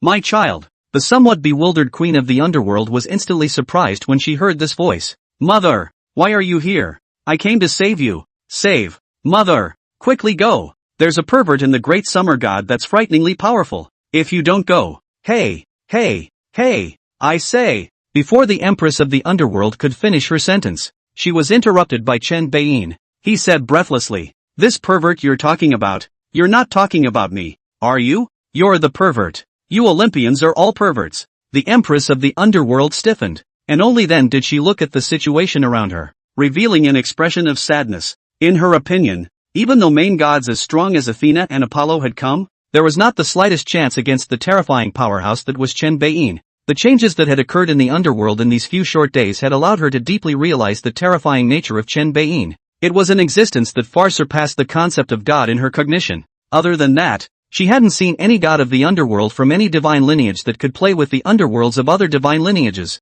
In the palm of their hands. It's like a piece of Play-Doh that falls into the hands of a master sculptor and can be pinched into whatever it wants to be. It's unbelievable. Child, don't you be afraid. Demeter soothed. Although they are strong, they are not invincible. They've killed the other gods, sea gods, and Poseidon fell at their hands. Unless they want to make enemies of all the godly systems in the world, they will never strike at us again. At those words, Guang smiled. Look, your majesty. So this is the bottom line of their negotiation with us here. Chen Beiyin nodded his head smilingly. Long time coming. People say that there is diversity in living things, but I never thought that the diversity of the gods is even better. The mindset gap is too big. As long as it is a normal person. It is a Daxia person. It doesn't have to be an immortal god. It is a mortal person. When it comes to this kind of thing, surely you know that you no longer have any advantage. If you want to ask for the underworld back again, you can only negotiate in a low voice, or completely tear up a big fight. But the thinking of these Western gods is simply laughable. How dare they think that the gods that fell in Daxia today covered the largest few god systems, and then the Daxia god systems wouldn't dare to strike again? It's ridiculous. Either you don't make a move, or once you make a move, you kill to the end. Isn't that the simplest way to solve the problem? What makes this goddess of agriculture and Athena think that the great summer divine system wouldn't dare to strike again against the world? Is this some kind of a big stretch? Not to mention this level of the divine system. The mundane level Daxia has always been such a character even now, isn't Daxia surviving just fine? Chen Beiyin did not understand. but was greatly shocked. Could it be that the difference in thought patterns is so great when the species is different? He shook his head. Athena. And this, if I remember correctly, you would be Demeter, wife of Zeus and goddess of agriculture. I urge you to ask the queen of the underworld why I captured them and why I went to rob the underworld before you jump to conclusions. Otherwise, you put aside here to continue to bring a kind of I occupy reason. I'm not afraid posture to talk to me. I'm afraid I can't help. Directly kill all of you. In the last sentence, Chen Beiyin said it with a smile on his face, but his tone was eerie. Demeter, the goddess of agriculture, then asked, what is going on here, child? The empress of the underworld looked sad and unwilling to speak. Demeter looked to Hades with a look of hatred on her face. Hades stumbled over the story in the face of his sister-in-law plus mother-in-law, the dual-role goddess of agriculture. From the time he sent his daughter and niece to come to Daxia to harvest the souls of the dead, to the time the empress of the underworld came over to save the day and followed herself, only to both fall. And then the gods of the underworld came over just their family, and it was all over. In the end, Chen Beiyin snatched the underworld back to Daxia in one fell swoop. Upon hearing this, Demeter, the goddess of agriculture, felt a wave of dizziness and was exasperated. You asshole. Demeter pointed at Hades and cursed angrily. Back then, of you three brothers, you were the most useless. And you're still like this. What did Zeus say? Don't do anything rash for a while. How can you commit such a transgression when Poseidon and Eros paid for it? I really want to plant seeds all over the flesh and blood of your body so that they can suck out your godly body and your godly power. And then let the horses trample you into powder. And finally mix it with feces and feed it to your ugly pet with 3 heads. Athena and other Olympian gods. Chen Beiyin and other great summer gods. What a powerful attack. It's not as strong and punishing as the old posters, but it's out of the ordinary in the West, especially among the Western gods. Chapter 52 This Goddess. You don't want to. Demeter took a few deep breaths to calm down after cursing. Then he looked at Chen Beiyin and asked, may I ask how to address you? Chen Beiyin casually said, Chen Beiyin. Demeter froze. In fact, what she wanted to ask was Chen Beiyin's divine name, status and role in the Great Xia Divine System. This contributes to the kind of attitude that follows. If Chen Beiyin was pivotal in the Great Xia Divine System, and a single word could influence the entire Great Xia Divine System, then he would give in. If not, then there's a lot of room for maneuver. At that time, even if Zeus didn't step in, she would still have a way to maneuver between the Great Summer Divine lineage and find a way to make Chen Beiyin soften and return the underworld and a bunch of underworld gods. But it seems, Chen Beiyin doesn't even take the moves. Demeter was ready to press on. At this time, the old oilman Ao Guang suddenly added, this is my sire, the Lord of Hell, the Son of Heaven in the underworld. The Lord of Hell? The Prince of the underworld? Demeter and Athena and the others looked at each other. If one remembered correctly, the word hell, the meaning represented in Daxia, was the same as the underworld of their Olympus divine system. Doesn't that mean that Chen Beiyin is a Hades-like character in Daxia? This, don't you guys get any ideas? Ao Guang naturally knew what the other party would react and think, so immediately said, this sassy goddess, though in terms of priesthood, my sire is the same as your son-in-law Hades, but, even I have to address your majesty respectfully, the status and strength of my majesty.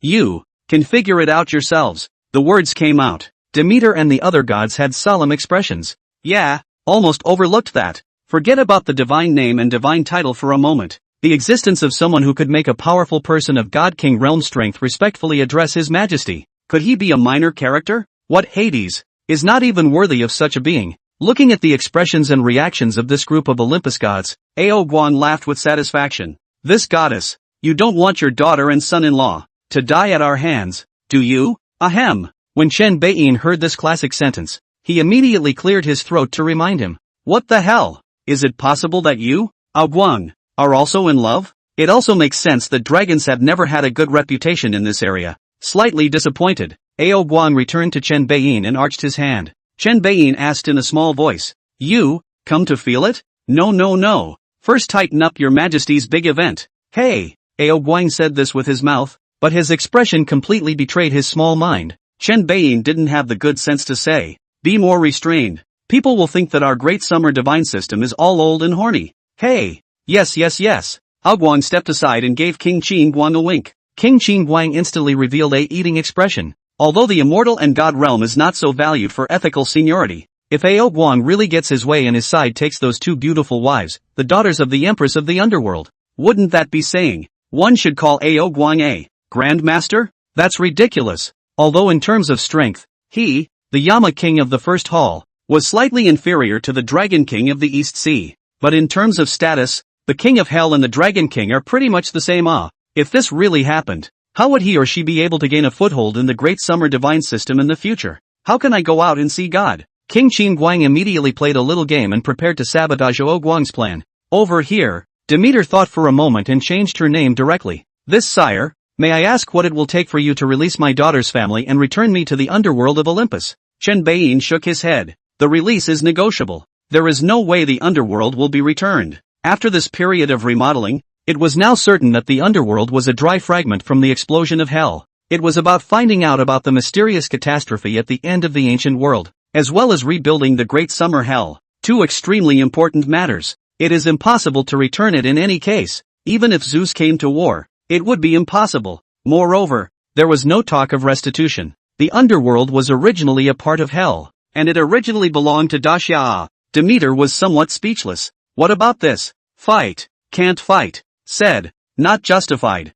After all, it was Hades who provoked it in the first place. If this were reversed, and someone came to the boundaries of the Olympian gods to harvest the dead, they would do even more ruthless and determined than that. At that moment, Athena spoke up. We can do without both the underworld and the people. Demeter? Athena gave Demeter a little look of peace and continued. But the value of so many gods of the underworld plus an underworld is unequal in relation to the wrongs committed by Hades. You must give us some compensation. Chen Beiyin was happy. Good lord, that's a bit of a niche for this kind of negotiating thinking. I have both the human and the underworld in my hands, and the strength is in our favor. And you're licking your chops and asking me to make it up to you? Is this the goddess of wisdom from Olympus? But it's too wise. Athena added. This compensation can be a divine weapon or divine arts, secret techniques, and so on. The beating around the bush ends up revealing the true purpose. In Athena's opinion, as long as she obtained Guang's kind of secret method that could temporarily break through to the God King realm, it's useful whether you're thinking about overthrowing Zeus or looking for an opportunity to fight your way back to Daxia again. When the strength improves, they'd be in a better position to go back and claim the underworld from Daxia, wouldn't they? In response, Chen Beiyin was somewhat confused. A magic weapon? The secret art of divine magic? That's what Athena's been yapping about. Is that what she wants? He asked tentatively. What do you want? Athena pointed her finger at the Dragon King of the Four Seas and said bluntly, the kind of secret method they just used. AO family 4 dragons? There was silence in the room for a few moments before a steep burst of laughter erupted. The Dragon King of the Four Seas kind of didn't fall apart. The Duke of Thunder and the Mother of Lightning and the Master of Wind and Rain, as well as the Elder of the Moon, also shook their heads and laughed. These Western gods are really shallow in their knowledge. Is that a secret technique? To say that there was definitely a secret method or divine ability that allowed the peak Tai Golden Immortal realm to temporarily explode and possess the strength to threaten a great Luo Golden Immortal. But what the Dragon King of the Four Seas used just now wasn't a divine ability or a secret technique. That was the perk of the divine position of the heavenly Tao. Guang immediately transmitted his voice and explained to Chen Beiyin. Chen Beiyin showed a dawning realization on his face and laughed. You guys are mistaken. That's not a secret technique. And you won't be able to learn it. Unless you submit to my great summer divine lineage and wait for the heavenly Tao to manifest and bestow the divine position. Tendo? Athena frowned. She probably knew what the word stood for, but couldn't understand the role it played amongst the great summer divine system. With her, God is God, a kind of transcendent creature that grasps the power of heaven and earth after a certain degree of strength. Why do we need some kind of heaven to bestow the godhood? Could it be that all the gods of the great summer have gotten their power from the heavenly Tao? What exactly is the way of heaven? Something like the divine origin? A more powerful divine origin that all gods can benefit from? Not only Athena, but Apollo and the others were in deep thought. At this moment, Chen Beiyin suddenly spoke with an odd sort of smile. Athena, I hear a hint of something different in that condition of yours. Are you trying to over Zeus? The words came out. Athena, Apollo, and Ares' pupils shrunk. Hephaestus, god of fire and craftsman. Aphrodite, goddess of love and beauty. And Demeter, goddess of agriculture. And Artemis, goddess of the hunt, who is full of wild beauty, collectively change color. Chapter 53, Zeus who worries about his pups. Hearing Chen Beiyin's words, the goddess of agriculture, who had always been concerned about her daughter, first froze, and then looked at Athena, Apollo, and Ares with a horrified expression on her face. She hadn't reacted a moment ago, and now she was taken directly by surprise. Why would Athena prefer to give up the underworld and saving her best sister for a deal? A secret method that could allow a half-step God King realm to directly possess the strength of the God King realm. The temptation was simply not too great. This was to break the status quo of curing, allowing the sons of the God King on the scene to see the hope and opportunity to become a true God King. You guys, Demeter, the goddess of agriculture, looked at Athena in bewilderment. In response, Athena said lightly, "Don't listen to his bull ********. We're just curious about that secret technique. That's all. Overthrowing God King Zeus? How can a temporary God King realm defeat an eternal God King?" But the more Athena did, the more certain Demeter became that Athena had hit on this idea. If one were to pick the one who hated Zeus the most out of the current 12 main gods of the Olympian pantheon, it would be Athena. After all, she almost couldn't come into the world in the first place. Her mother sort of died because of it, and her brother was just straight up unborn. If she saw a glimmer of opportunity, which others Demeter wasn't sure of, Athena would definitely try to take it. "Don't doubt your own people because of the enemy's provocations," Apollo said suddenly, stepping forward. He and Athena exchanged glances, each mindful of the other. Now, Qin had made it clear that they wouldn't be able to learn that kind of secret method, and judging from among the reactions of the Four Seas Dragon King and the other great summer gods, it shouldn't be a lie. Then it's on hold for now. Until then, one cannot reveal too much of one's ambitions. Otherwise, if Zeus knew about it, not waiting for the other god systems to attack, the Olympus god system itself would be in a big mess. At this time, the god of war Ares also walked over and sneered. "You believe them when they say no? I think this is just them bluffing. First, we let the 4 temporary god kings thunder out to shock us, and then we put on airs to scare us. If you ask me, right now, they definitely don't have the strength to fight against us." Apollo, Athena, do not act rashly. Demeter, the goddess of agriculture, warned with some concern. She didn't really care much about anything else, even if Athena and the girls did want to overthrow Zeus. This sort of thing is all but traditional in the Olympian god system anyway. All she cares about is her daughter's well-being. Apollo pondered for a moment and said to Qin, "Since your excellency has made everything clear, let's talk about how exactly you're willing to return the underworld and release the underworld gods of my divine lineage." Qin playfully surveyed the opposite side of the room, his gaze focusing on the 3 gods, Apollo, Athena and Ares for a while. He said, "Tell you what, and don't say I don't give you guys a chance.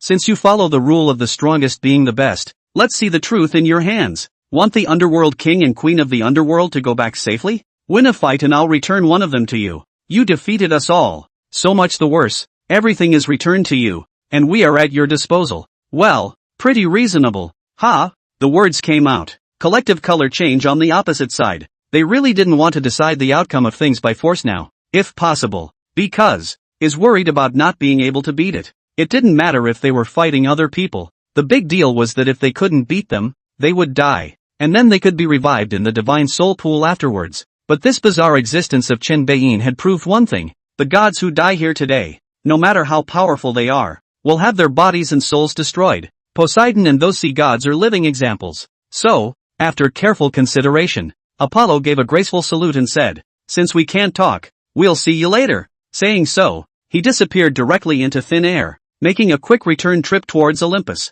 It was an awkward scene to see. Then each of them performed their divine abilities and all of them ran away. Even Apollo, who was probably the strongest of the crowd, had run away. So what was he doing staying here? The last to leave was Demeter, the goddess of agriculture, who spoke wordlessly to the queen of the underworld. "I'll come back for you." In response, Hades showed sadness. Can it really be saved? Unless Zeus, the king of the gods, is brought here. But the problem was that the great summer god system, which had only exuded the tip of the iceberg, could already crush most of the main gods of Olympus. Olympus had the god king Zeus. What made the great summer divine system not have a true god king level figure? Even if they didn't, those 4 sea gods that could temporarily break into the god king realm would be enough to stall god king Zeus or even seriously injure god king Zeus. Over here, seeing the gods of the Olympus divine system trying to run, there was simply no need for Qin to command. The 4 Seas Dragon King and the others were already prepared to intercept. Time and time again you get hit on the door like this and you let them run? Do you really think that the great summer divine system is easy to bully? However, in the end, Qin raised his hand and blocked their pursuit. The Dragon Kings of the 4 Seas were just about to ask why, when they all looked high into the sky with a cold expression. With that, Guang arched his hand and said, "Your Majesty, you have sensed it as well? Well, this guy just tested me." Qin looked towards the distant sky, a dark cloud on the sea level, his expression somewhat grave. "That dark cloud looks normal, but it's not. A tiny lightning bolt appeared and disappeared in it, carrying an eerie golden color. That's Zeus messing around. It seems that this Zeus is quite attached to these people under his command. Even if he himself cannot leave the Olympus god kingdom for the time being, he still forcibly sends out a wisp of his detachment to come and escort them. I kind of sympathize with him, being constantly on the throne under his ass by his children and having to go through the trouble of protecting them. Simply. Chen Bei-yin sked and continued. Hey, I was going to leave them all behind and refine them, but they all ran away. Refining? The Four Seas Dragon King was shocked. The so-called refining is that unknown, suppressive means of absorbing the divine soul? What's the benefit of this? It can enhance your majesty's strength? Speed up his majesty's recovery? The Four Sea Dragon Kings glanced at each other, their expressions all a bit odd. How come it's a bit scary after his majesty's reanimation? This kind of cultivation means was only used by those ancient demonic cultivators. Ao Guang ah. Don't think nonsense. I'm not some man-eating devil. Ah. Yes. Ao Guang hurriedly responded, his heart tightening again. One's own thoughts can be perceived? How deep is his majesty's study of the soul now? Chen Bei-yin breathlessly gave Ao Guang a blank stare. After advancing to the Tai Golden Immortal Realm, due to the application of the authority, soul, his perception of the soul avenue had indeed become more and more refined. It can be said that there is progress all the time, especially after absorbing the divine souls of 5 sea gods today. A series of epiphanies came splatting down as if they didn't want money. In the past, he could slightly sense the soul fluctuations of Wang Mumu, a mortal, as a way to be informed of the other party's mind thoughts. Now, as strong as Ao Guang, a Tai Golden Immortal Realm powerhouse who had fallen from the Great Luo Golden Immortal, he was able to perceive one or two things.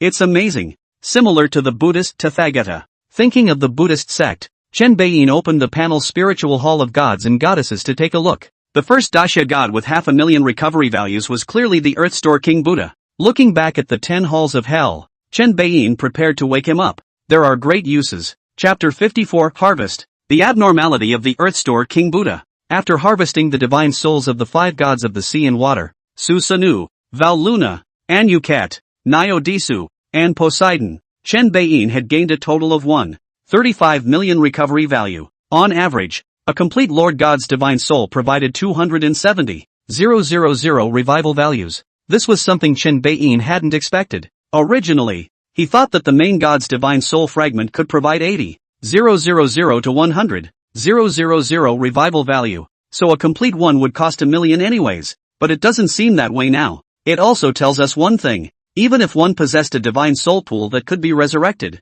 dying once would be an extremely heavy price to pay for a Lord God, almost equivalent to losing half of one's life. Now with 2,120,000 recovery values in hand, Chen Bei-yin intended to awaken the Earth Store King Buddha first. It was mainly because, when the king of the 10 temples of hell was remodeling the underworld, he reported something. That is, the lack of area coupled with the lack of manpower has resulted in the underworld, which is much smaller than hell, simply not being able to gobble up the souls of the dead from Daxia plus the Olympus realm. That's right, even though the underworld has been moved underground in Daxia, the mortals of Olympus Earth still appear in the midst of the underworld after death. There were no scenes of mass migration of dead souls over the earth. When people died, the dead souls immediately appeared in the underworld. This appears to be related to the new rules that have emerged in the underworld. It doesn't even matter. They are all dead souls anyway, and are treated equally for God. But the workload is just a bit heavy. Even if the 10 temples of hell transformed into many detachments and multi-threaded the judgment of the dead souls,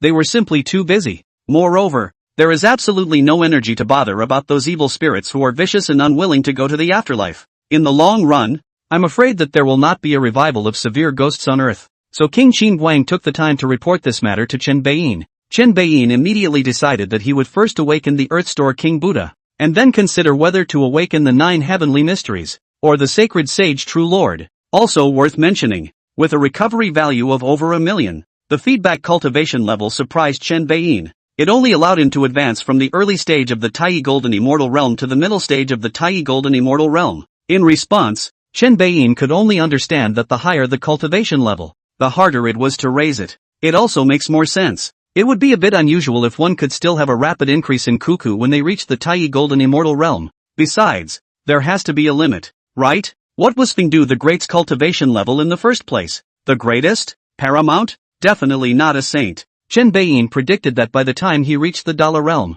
perhaps the panel would not be able to give feedback on its cultivation. Of course, this will need to be determined in due course. Putting aside all distractions, Chen Beiyin came into the middle of the cemetery and silently recited the name of the Earthstore King Buddha in his heart. Not much later, the recovery value was deducted by 500,000, leaving 162 million. A Buddha holding a precious pearl in his left hand and a tin scepter in his right, with big ears and drooping shoulders and a face full of sadness came out from behind the tombstone. Its overall appearance was that of middle age, but its aura gave it an ancient feeling of having been through the ages. This is the Earth Buddha? Chen Beiyin's expression shifted as his line of sight moved down, locking onto Jizo's feet, and then he was happy. Why is there a dog here? Buy one, get one free? Sip, sip, sip. Chen Beiyin reached out and called out, frightening the dog into going straight underneath Jizo's white Buddhist robe. Jizo made a bow and said helplessly, Your Majesty, Shimeji was most afraid of you when it was alive, so don't scare it. Chen Beiyin,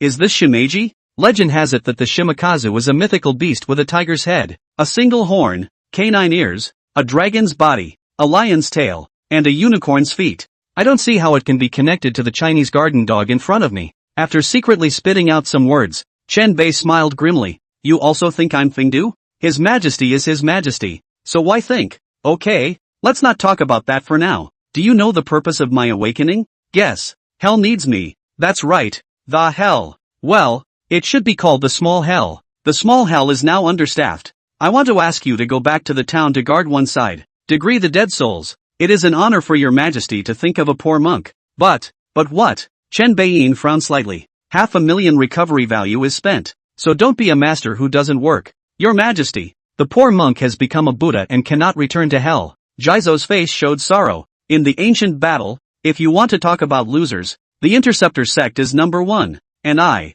the Western sect, am number 2. Ever since Sage Tai Ching turned Hu into Buddha and intercepted the heavenly destiny of the Great Rise of the West, the poor monk has made a great wish that he will not become a Buddha until hell is empty. The so-called Great Wish is sort of a contract with heaven. The poor monk's grand wish is still different from that of the two sect masters at the time. In today's terms, well, Jizo closed his eyes and sensed for a moment. His expression changed continuously, and his breath was actually a bit unstable. Not long after, he opened his eyes and turned. Today's mundane world is simply full of 5 poisons. The poor monk connected to the network with his Yuanshin and watched the information on it for a little while, and almost had his Taoist heart destabilized and his Buddhist heart shattered. Chen Bei laughed grimly. Underneath the splendor, there is always darkness. Adapt to fit in. Is the ancient times better than now? Also, Jizo mused for a few seconds and continued on with what he had just said. In present-day terms, the two patriarchs' grand wishes are borrowing from the heavenly Tao and overdrawing its merits in advance. My great ambition,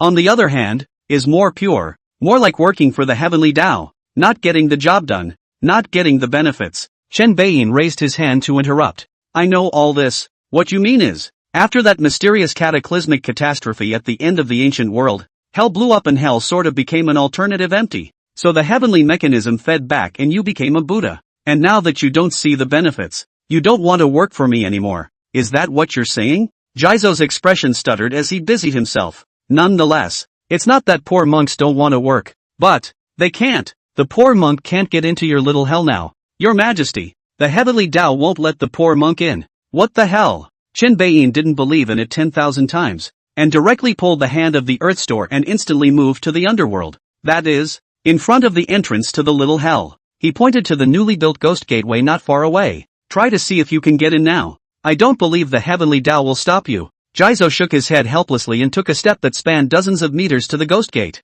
Then took another step. The next second, it was bounced right back. Chen Beiyin's eyes glared. Hi, what's going on? Brush. He came to the ghostly gate in a flash and took the same step forward. As it turned out, there were no impediments. You try again. Chen Beiyin stood on the inside of the ghost gateway, staring at the Earth Store King's every move. Jizo was helpless to cooperate and tried again. In the end, it was the same result. But this time, Chen Beiyin could see some hints. Wait a minute. I might just about understand what's going on. But there are still many doubts in this. So first tell me what you know about that great calamity at the end of the ancient times. The Earth-Hidden King arched his hand and said, yes. With that, the two men and the dog sat down in front of the haunted door, one talking and the other listening. Chapter 55. Chapter 55. What class and what strength are you guys in Takatenkara? With the narration of Jizo Buddha, Chen Beiyin gradually affirmed the speculation in his heart. The hidden secrets known to the Earth Store King Buddha were actually not very many. At the time of the Great Catastrophe,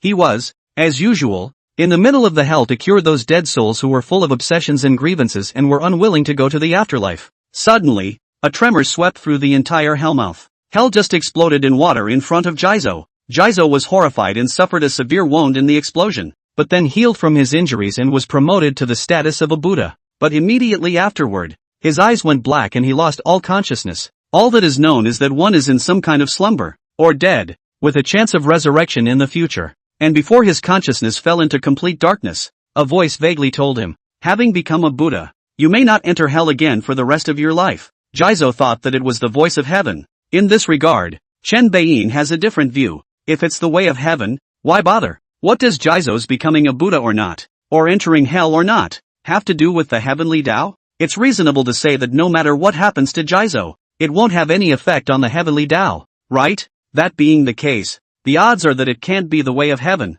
So, who is it? This has to be thought of in terms of Chen Beiyin's speculation. From the process of Jizo being rejected by the Ghost Gate, Chen Beiyin sensed a familiar force, divine power. It was not the kind of divine power of the gods of the Great Summer that combined their own mana with the rules of heaven and the power of incense, but the kind of divine power of the gods of the West that originated from who knows where. That carried almost the same flavor, and that was mixed with the rich power of faith. In other words, it is not the heavenly way that rejects Jizo, but a certain deity in the West. Jizo's narration made Chen Beiyin confirm this even more, because there is no reason or motive for heaven to ostracize Jizo from earth. It was even more unlike the style of the heavenly Tao to directly transmit a warning. What is the way of heaven? The rules of the great Tao combined with the wishes of all beings to breed a rule that constrained heaven and earth, all beings, and all things. How could it possibly do anything to the being of Jizo, alone, in a targeted way? What's the point? Of course, if there is a Hong Jun in this world, that's another story. It was still possible that that old silver coin,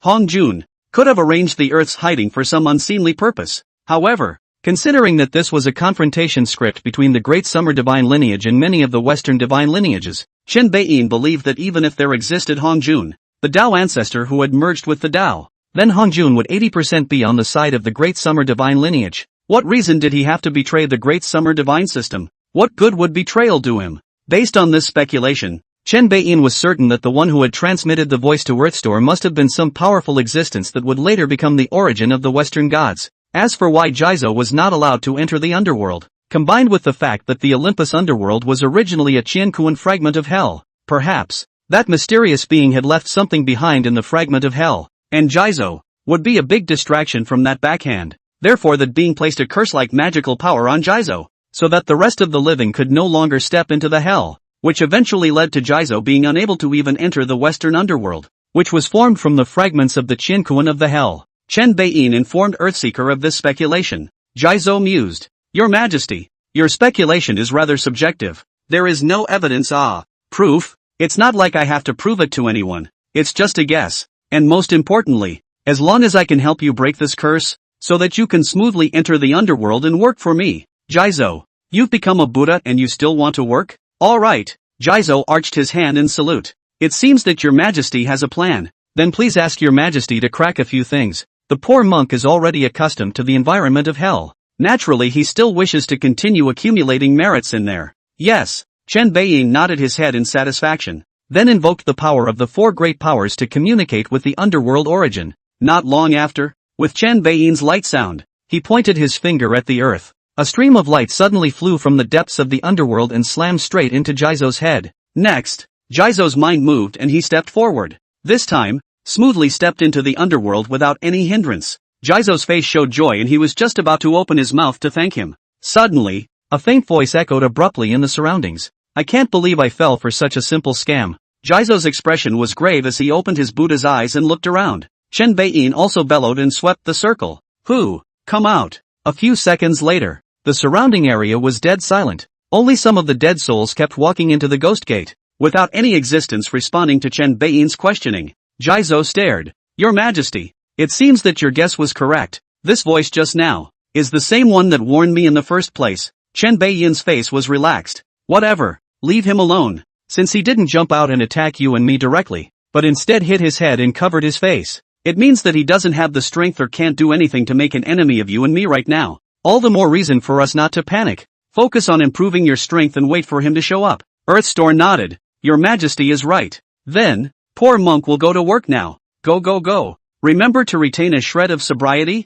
I'll continue to conquer the Western divine system, and if I acquire a new lesser hell, I'll probably need your help. Yes, your majesty. Jizo slammed his tin staff into the ground and instantly took Shimakazu away from this place, heading deeper into the little earthly mansion. Chen Beiyin stood in place and fought for a while before dodging back to the cemetery mountain. Come to the top. He was prepared to awaken the 9 heavenly mysteries and delve deeper into the ancient times when that event occurred, but at that moment, a heaven-shaking voice that spread throughout the entire Grand Xia echoed in the sky. Great Summer Divine System. You've bullied people too much. Give me back my sea god's life. One could only see a lewd-looking male deity, whose clothing and hairstyle were clearly in the style of a certain island nation, hovering high in the sky, with thunder and lightning flickering around him, releasing an incomparable might. Looks like a Thor. Chen Beiyin looked up and said with a yo-yo, "Good lord, the high heavenly planes divine system still dares to come and pick a fight. Ha! Thunderbolt, give him the whole job." "Yes, sir." Lei Gong Xin Tianjun was just about to strike.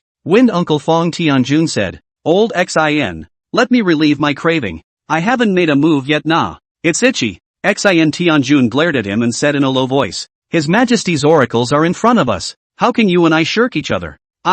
His Majesty, he's easygoing and won't be angry." With that, Fong Tianjun directly struck out. Its right hand manifested the fan divine artifact, which flickered gently and immediately swept up an infinite storm, striking high into the sky. When Xin Tianjun took a look, he was furious. His Majesty is giving me a chance to make my mark by letting me go out. What are you jumping around for here? Taking credit? In a flash, he also struck directly. Click. He flung out Thor's hammer as he proceeded to strike the drill with his own. Rumble. A thick pillar of thunder poured into the handle of Thor's hammer. In an instant, Thor's hammer accelerated to almost sublight speed. Only a stream of light flashed between heaven and earth, and the thunder god that was high in the sky was instantly knocked down. That's not all. Before that thunder god could land, his body was caught in the storm created by the wind uncle and spun around. His clothes cut by the wind became rags, and his body was covered with fine wounds. Puff! The thunder god, who looked like a pile of rotten meat, was flung in front of Chen Beiyin by the thunder god.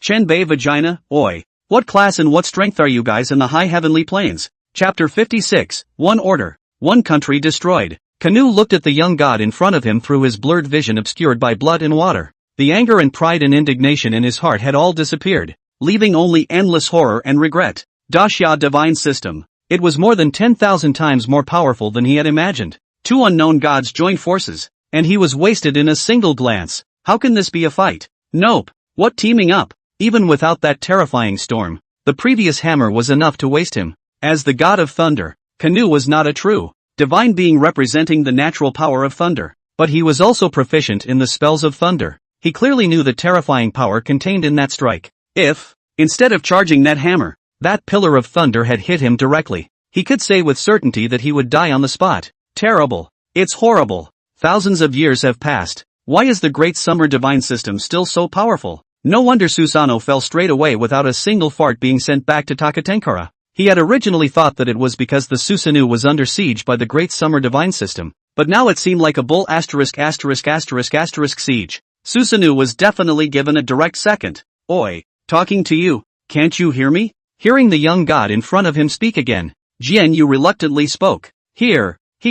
Chen Beiyin shook his head. What do you think you're showing off? Susanoo seems to be one of your most capable gods, right? He's dead. What can you turn over? Canu spat out blood violently. You want to kill someone, and you want to kill them too? Chen Beiyin bristled. You high heavenly planes divine lineage have repeatedly provoked my Great Xia divine lineage. It seems that if I don't show you some color, I really don't know how many eyes the Horse King has. Thunder Goddess, Wind and Rain Master, Ogami is here. The 4 gods spoke in unison. I'll give you a task. Cut off the power of faith from the high heavenly planes divine system. Hearing this, the 4 gods looked at each other, all seeing a hint of shock in each other's eyes. Will the power of faith be broken? Does this mean, as a god, can you do such a thing? Canu also blared furiously. From Chen Beiyin's words, he also heard the meaning. Where does the power of faith in the gods come from? Mortal offerings, to snuff out the source of the gods' belief power. Doesn't it mean that we have to exterminate the mortals under the banner of the Gao Tianyuan god system? You can't do this, Canu said with difficulty. Why can't you do this? Can you stop me? Or have the skills to convince me to give up? Chen Beiyin said disdainfully. Come on, tell me. I'll listen. Canoe wanted to say something, but he didn't know how to open his mouth, and in a rush of fire, he simply fainted. At this time, the Golden Light Holy Mother said, "Your Majesty, is this appropriate? We immortal gods are already transcendent, and now we are even ranked as heavenly gods. I am afraid that the heavenly Tao side." Chen Beiyin waved his hand. "Don't worry about the heavenly Tao side. I would like to force the heavenly Tao to come out and ask it why the Great Xia Divine lineage is collectively asleep, and why, again, the people of Great Xia are destined to suffer. If you knew what the mortals under the high heavenly planes divine lineage have done to Daxia, you would be just as angry as I am. Do it, don't hesitate." The four gods looked at each other, and for the first time, the urge to disobey an order arose. Chen Beiyin saw this and said, "If you have a mental block, then go online and find out what this land under your feet went through in times when no god existed. If you still don't want to, then I won't force you. Where are the 10 temples of hell? I am here." 10 Yen kings instantly emerged from the ground. Chen Beiyin Dao. "I also do not wish to kill more than I have to. You go to that island and convict each one by the power of the underworld. He who is without sin shall live. He who is guilty, perish." People have done things that may be lost to history. In the face of many accusations, one can deny them with peace of mind and reverse the Big Dipper. But there are definitely still traces on the soul imprint. The 10 kings of hell all possessed the Ji judgment and soul powers bestowed by Chen Beiyin, and were not only able to judge dead souls, but also directly judge the souls that existed in the physical body. This will prevent the wrong person from being killed. Although Chen Beiyin didn't think that there would be many innocent people in that bullet-ridden place, after the fall of the Daxia divine system, the dead souls of this world were reincarnated according to the jurisdiction of each divine system. Chen Beiyin could conclude that more than 70% of the people living on the bullet-ridden land today were reincarnations of people who had once done evil things. "Yes, sir." The 10 halls of hell answered the order in unison. At that time, the Thunder God and the Electric Mother and the Wind and Rain Master also learned about those past events from the internet.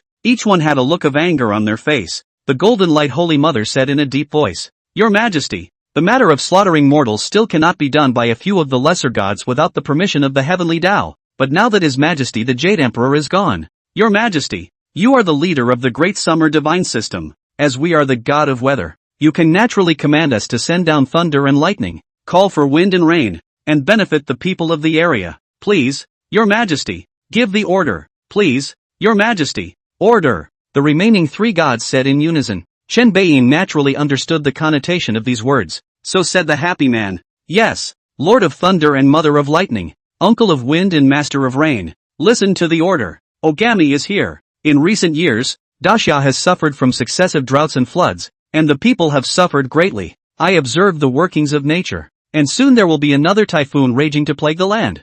I now command you, the 4 gods, to unite your powers for the good of the people." Chen Beiyin paused and laughed. "However, the typhoon is a product of the operation of the great Tao of heaven and earth. If you and others disturb it easily and disperse it by brute force, you are afraid of hurting the harmony of heaven and need to use skillful force." The corner of the Golden Light Holy Mother's mouth hooked. "Dare I ask Your Majesty how to take the trick? Find a random place, let the typhoon vent enough, and then direct the rest of the breeze and rain to Daxia." Chen Beiyin grinned. The little god obeys. The words landed. The 4 gods flew in unison towards the East Sea. The 10 temples of hell also bowed towards Chen Beiyin, and with that, they rushed to that bullet point. One day later, a piece of news spread through Daxia. The thorn in the heart of the Daxia people was completely removed. For a time, the nation celebrated. South Water Province, Hall of Salaries. Ji Ding lamented. "One order, one nation destroyed. Is this the wrath of a god? It's really terrifying. It's a little sketchy."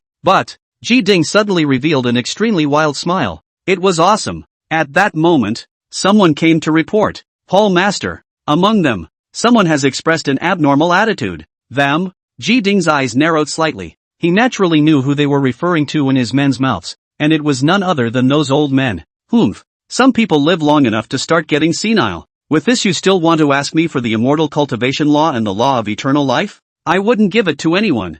Ji Ding commanded. "Notify the Secret Service. Send those men on their way, and deliver the incriminating evidence to the others' mansions." This assistant who had been assisting beside Ji Ding's side, his pupils suddenly shrunk violently. This is really going to change the sky in Daxia. But then a flash of fervor appeared in his eyes. "Yes, also, publicize the real news. One by one. This is a day to rejoice." Ji Ding said so. The mind wondered. "I'm going to have a drink too." Chapter 57 King Mumu Wang. Scrappy returns. Once the news came out, the whole of Daxia fell into a shock suit, and all of them were speculating about who exactly was the one who gave the order. It was because Ji Ding had not taken the liberty of publicizing Chen Beiyin's identity. He knew that Chen Beiyin preferred purity. However, Ji Ding didn't say anything, and the people below weren't cuties either. Everyone brainstormed and quickly locked onto Chen Beiyin. After all, ever since the last time the Moon Lord and Eros Online piped, Chen Beiyin's reputation had spread throughout the country. Many people know that he is a great man with a higher status than the Dragon King and the Moon King.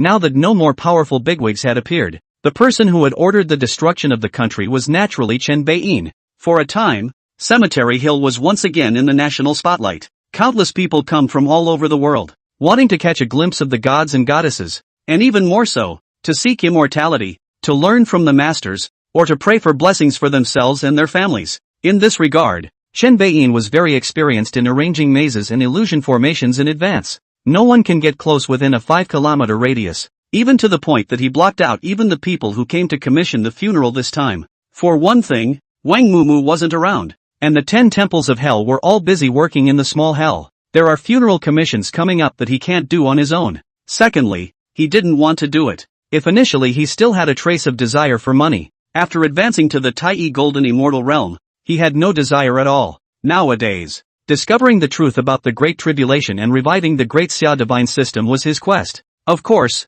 if someone rushed up to give him money, then he wouldn't refuse. After all, most of the time, still living in the real world, there is always consumption, right? However, what Chen Beiyin didn't expect was, on his side, he closed the door and thanked the customers, and Wang Mumu's side suffered a disaster. Hall of Salaries, Legacy Residency. Lying in one of the rooms, Wang Mumu, who had reopened the live broadcast after a long time, looked at the number of people online in his live broadcast room, and the whole person was directly dumbfounded. On the surface it looks like 100,000 plus, but actually it comes to the back end. And good lord, it's about to break 1 million. It's not popularity, it's numbers, and it's still the number of people watching online at the same time. Make the pop-up screen directly stuck, not refreshing at all. The gift special effects are even more layers. Can be the degree of the phone screen broken. Wang Mumu flipped through the pop-ups of the card pillar and immediately beamed. Mumu, quickly explain where your boss is.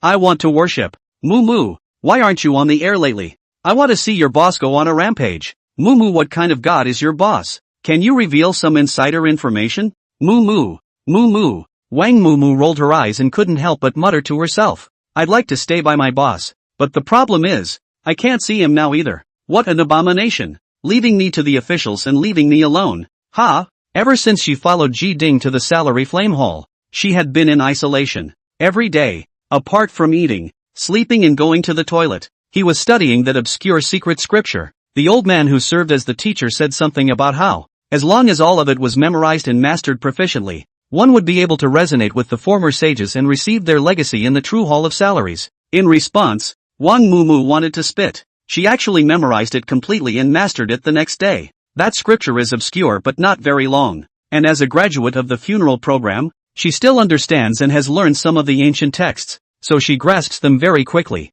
But it's been so many days, she still couldn't empathize with the former sage. Of all the plaques in the Hall of Salaries, none of them resonated with her. This is outrageous. You know, the same batch has all been awarded the legacy. Even some of the later ones had already obtained the inheritance and embarked on the path of immortal cultivation. But I don't know what's going on. She just can't. This left her devastated and demotivated at the same time. Right now, all she could think about was her own boss hurrying to pick her up. The Hall of Salary. That can't stay a bit. This was also the reason why she suddenly felt resentful towards Chen Beiyin when she saw the pop-ups posted by her fans. He's out there having a good time himself, and he's taking one for the nation. You left her here and forgot about her, didn't you? If it wasn't for the fact that she had a bit of time today and she was bored and turned on the livestream, she wouldn't even know that something so big was happening outside. Thinking of this, Wang Mumu switched the cell phone interface and sent a message to a certain top chat box. Boss, when are you coming to pick me up? 10 seconds or so later. You've gained your heritage? No. Then what's the point of picking you up? When Ji Ding says you're a loser, it won't be too late for me to pick you up again. Who's a loser? Annoyed. JPG, March River East. March River West. Mo insults the maiden waste. Maybe I'm not fit to receive any inheritance, and all I need is for you to give me an immortal cultivation law, and I'll be able to progress by leaps and bounds? So, you're really not succeeding these days? Just tell me if you're coming to pick me up. Wait a moment. I'll ask Ji Ding first. Cemetery Hill. Chen Beiyin, who was planning to awaken the 9 heavenly mysteries, couldn't help but shake his head repeatedly. Why do you always get interrupted at critical moments? With that, his divine sense spanned thousands of miles and found Ji Ding, that assistant of mine. Wang Mumu, what's wrong with her? Ji Ding, who was dealing with various matters caused by the turmoil at the top, froze and responded with a bitter smile. Mr. Chen, she is a bit weird. In terms of qualifications, she's considered top-notch, memorizing the contents of the secret method on the first night, and the next day she mastered it proficiently and succeeded in her cultivation. But, until now, I've personally taken her to the Salary Flame Hall many times, and she froze and couldn't attract any resonance from any of the former sages. I was wondering about that too. It's just a little strange. Chen Beiyin frowned slightly. If that's the case, then there's no need to force it. I'll go and fetch her back. Well, I'm really sorry. No need to apologize. It's nothing. Cutting off the connection, Chen Beiyin found Wang Mumu with an instantaneous movement, followed by another instantaneous movement, bringing him back to Cemetery Mountain. Wang Mumu was waiting for a WeChat message from her own boss, and was stunned by the sudden situation for a long time before she reacted. She said dumbfounded, Is this the legendary instantaneous movement? Well, it's just an application of the Qinquan Avenue. What do you say? Who do you want to follow to learn immortal cultivation? Chen Beiyin asked. I don't know. Boss, do you have any suggestions? Recommendation. Chen Beiyin gently rubbed his chin in thought. Although I don't have a gong method, I can come up with an immortal cultivation method by summarizing the way the spiritual energy in my body operates, and I'm sure Ao Guang and the others are just like me. Your words depend on what path you want to take. If you want to learn mine, then you will become ghostly at the initial stage. After all, I cultivate the power of the underworld, and you may have to wait until you become a heavenly immortal before you can get rid of the ghostly aura and metamorphose into a lighter aura. Before heavenly immortal, you'll probably turn into a female ghost-like existence. I'm talking about temperament, not body or form of being. So you understand? Wang Mumu nodded his head. I understand, boss. I'll follow you and learn. Chen Beiyin was surprised. No longer consider it? Don't think about it. Why? Chen Beiyin said in disbelief. You should know that if you follow the thunder goddess, you will surely be very powerful, raising your hands and throwing your feet for thunder to appear. If you follow the wind and rain masters, you will be very ethereal, and wherever you go, the wind and rain will flow smoothly. It's not impossible to learn from Ao Guang and the four brothers. Perhaps you can become a humanoid great mother dragon that bursts through enemies with a single punch. If you're a moon elder, you may not be a strong fighter, but if you learn from him, you'll be able to master the world's marriages. And don't you girls all love romance? Now that you have the chance to make your own love story, why don't you grasp it? Oh yes, there's also an additional Earth Buddha recently, but I wouldn't recommend him. He's a monk. Surely you wouldn't want to become a nun? Chen Beiyin introduced all the immortal gods around him in one breath. He didn't say the 10 temples of hell, because it would be better to follow the 10 temples of hell than to follow him directly. Wang Mumu stayed silent and did not interrupt Chen Beiyin's introduction. When listening, she said, No, I'll learn your immortal cultivation method. The tone of his voice was sure and his expression serious. It's like I've decided you're the one. Chapter 58, The Great Tomb of Heaven and Earth, The Heavenly Tao and Pangu. Chen Beiyin was surprised and stared at Wang Mumu for a while, looking straight at Wang Mumu's small red face. Why are you looking at me so? Wang Mumu whispered. Not. Chen Beiyin frowned. You don't like the boss, do you? Wang Mumu violently turned around. No, I'm not. Don't talk nonsense. Chen Beiyin, you're acting like this. It's easy to misunderstand. But since you're so determined to learn from me, let's get started. With that said, Chen Beiyin raised his hand and pointed. A point of light emerging from his fingertip and disappearing into Wang Mumu's forehead. Wang Mumu only felt his mind buzzing with many more things. Feel good about it. And when you really cultivate into a heavenly immortal, I'll see if I can seal a divine seat for you to sit on at that time. Between words, Chen Beiyin waved his hand and sent Wang Mumu into the staff dormitory. Now that the company didn't have a single employee besides Wang Mumu, there was no one there to bother her. Do all that. Chen Beiyin waited for a little while longer to confirm that no one was disturbing him before he walked to the cemetery and prepared to wake up the 9 heavenly mysteries. With the deduction of 800,000 recovery values, a magnificent figure slowly stepped out in the air, its form coalescing out little by little. Chen Beiyin instantly showed his face in awe. Not bad for a real fairy or goddess. Compared to the valiant golden light virgin, Jiao Tianxian Nu has a more graceful and luxurious, unearthly temperament. perfectly fits the stereotypical image of a female fairy. Greetings, Great Emperor. The 9 heavenly mysteries gracefully saluted. Chen Beiyin nodded with a smile and asked, "There's no need to be polite. Aunt Xian, I have some questions I want to ask about that great catastrophe." The 9 heavenly mysteries looked around, her eyes sweeping over those tombstones, her expression hanging with a touch of sadness. "I know very little of the details of the process when that great catastrophe descended, only the doomed end. This ending is," she said slowly, "the great tomb of heaven and earth." Chen Beiyin's heart shook. "What do you mean? Does it mean that this heaven and earth will eventually come to an end and become an eternal graveyard where all beings will be buried? Does the Empress mean that this heaven and earth are destined to come to an end? Yes.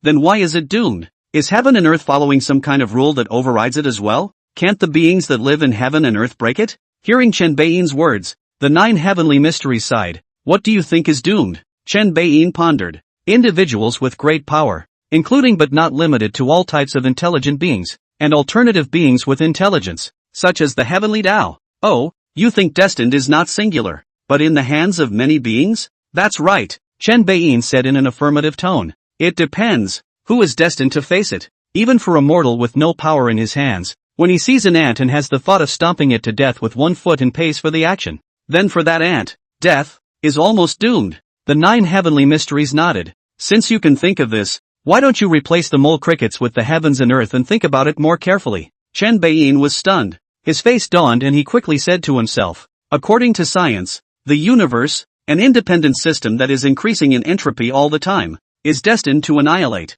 end, and fall into deadness at some distant point in the future. But we're in a mythological worldview. How can that be possible? If heaven and earth are doomed to end, this so-called doomed must be a powerful existence that all beings can't defeat, wanting to make heaven and earth end. The mythological worldview, or the worldview of fairy cultivation, is inherently incompatible with the scientific view of the law of conservation of energy. How can the heavens and earth, or the universe, go to the end of the line when there is no conservation of energy? Unless someone is up to no good." Chen Beiyin looked at the 9 heavenly mysteries and asked, "Hongjun is up to no good? There's a Hongjun in this world?" Upon hearing this, the 9 heavenly mysteries shook her head and lost her smile. "Although I am in a muddled state of non-life and non-death, I can sometimes slightly sense the outside world. The so-called Hongjun Daozu is just a virtual character imagined by later generations. The 3 Qing Taoist ancestors, as well as the rest of the saints, do not have this teacher." Chen Beiyin was somewhat stunned. "Good lord, I can't use the flood novels I read in my previous life."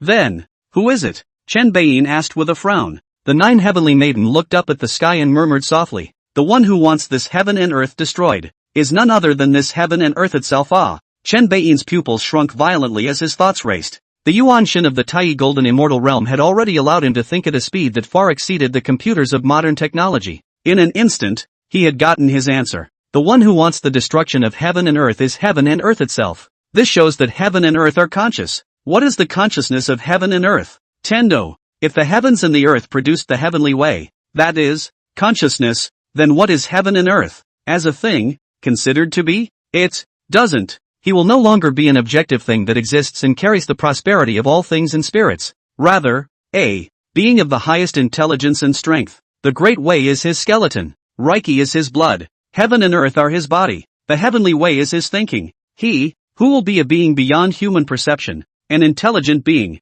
All beings are just some cells, or bacteria, or viruses in the body to him. Then why did he destroy himself? I see. Chen Beiyin came to a sudden realization. It's like a human being. It's reasonable to have bacteria in your body, but if it gets too out of control, you get sick. Tendo feels sick, so he takes the silent treatment and wants to be cured. The 9 heavenly mysteries shook her head slightly and corrected. As you said, people get sick from germs, but the body also needs the help of germs to function properly. If that's the case, the heavenly Tao wouldn't insist on destroying all beings in the heavens and earth. It would only annihilate a portion of the living beings in order to achieve some sort of balance. But to the heavenly Tao, all beings are parasites, maggots that breed within him in his state of death. Would a person allow parasites and maggots in their body? Chen Beiyin was stunned. What a guy. He's a maggot? With that, he suddenly frowned, catching a key word. You said, dead state? He was once dead? If he is the way of heaven, was he not gradually birthed as heaven and earth were perfected? The 9 heavenly mysteries said, if it was conceived after the formation of the heavens and earth, how could it be possible for the later to rise up to the top and overwhelm the 3 Qing Taoist ancestors and the saints? Think about it. How did the flooded heavens and earth come to be? Chen Beiyin blurted out. Pangu opened the heavens. Is it Pangu who wants to destroy the heavens and earth and all living beings to regain and control his body? Yes and no. And this opinion is just something I've synthesized information from all sides and speculated on.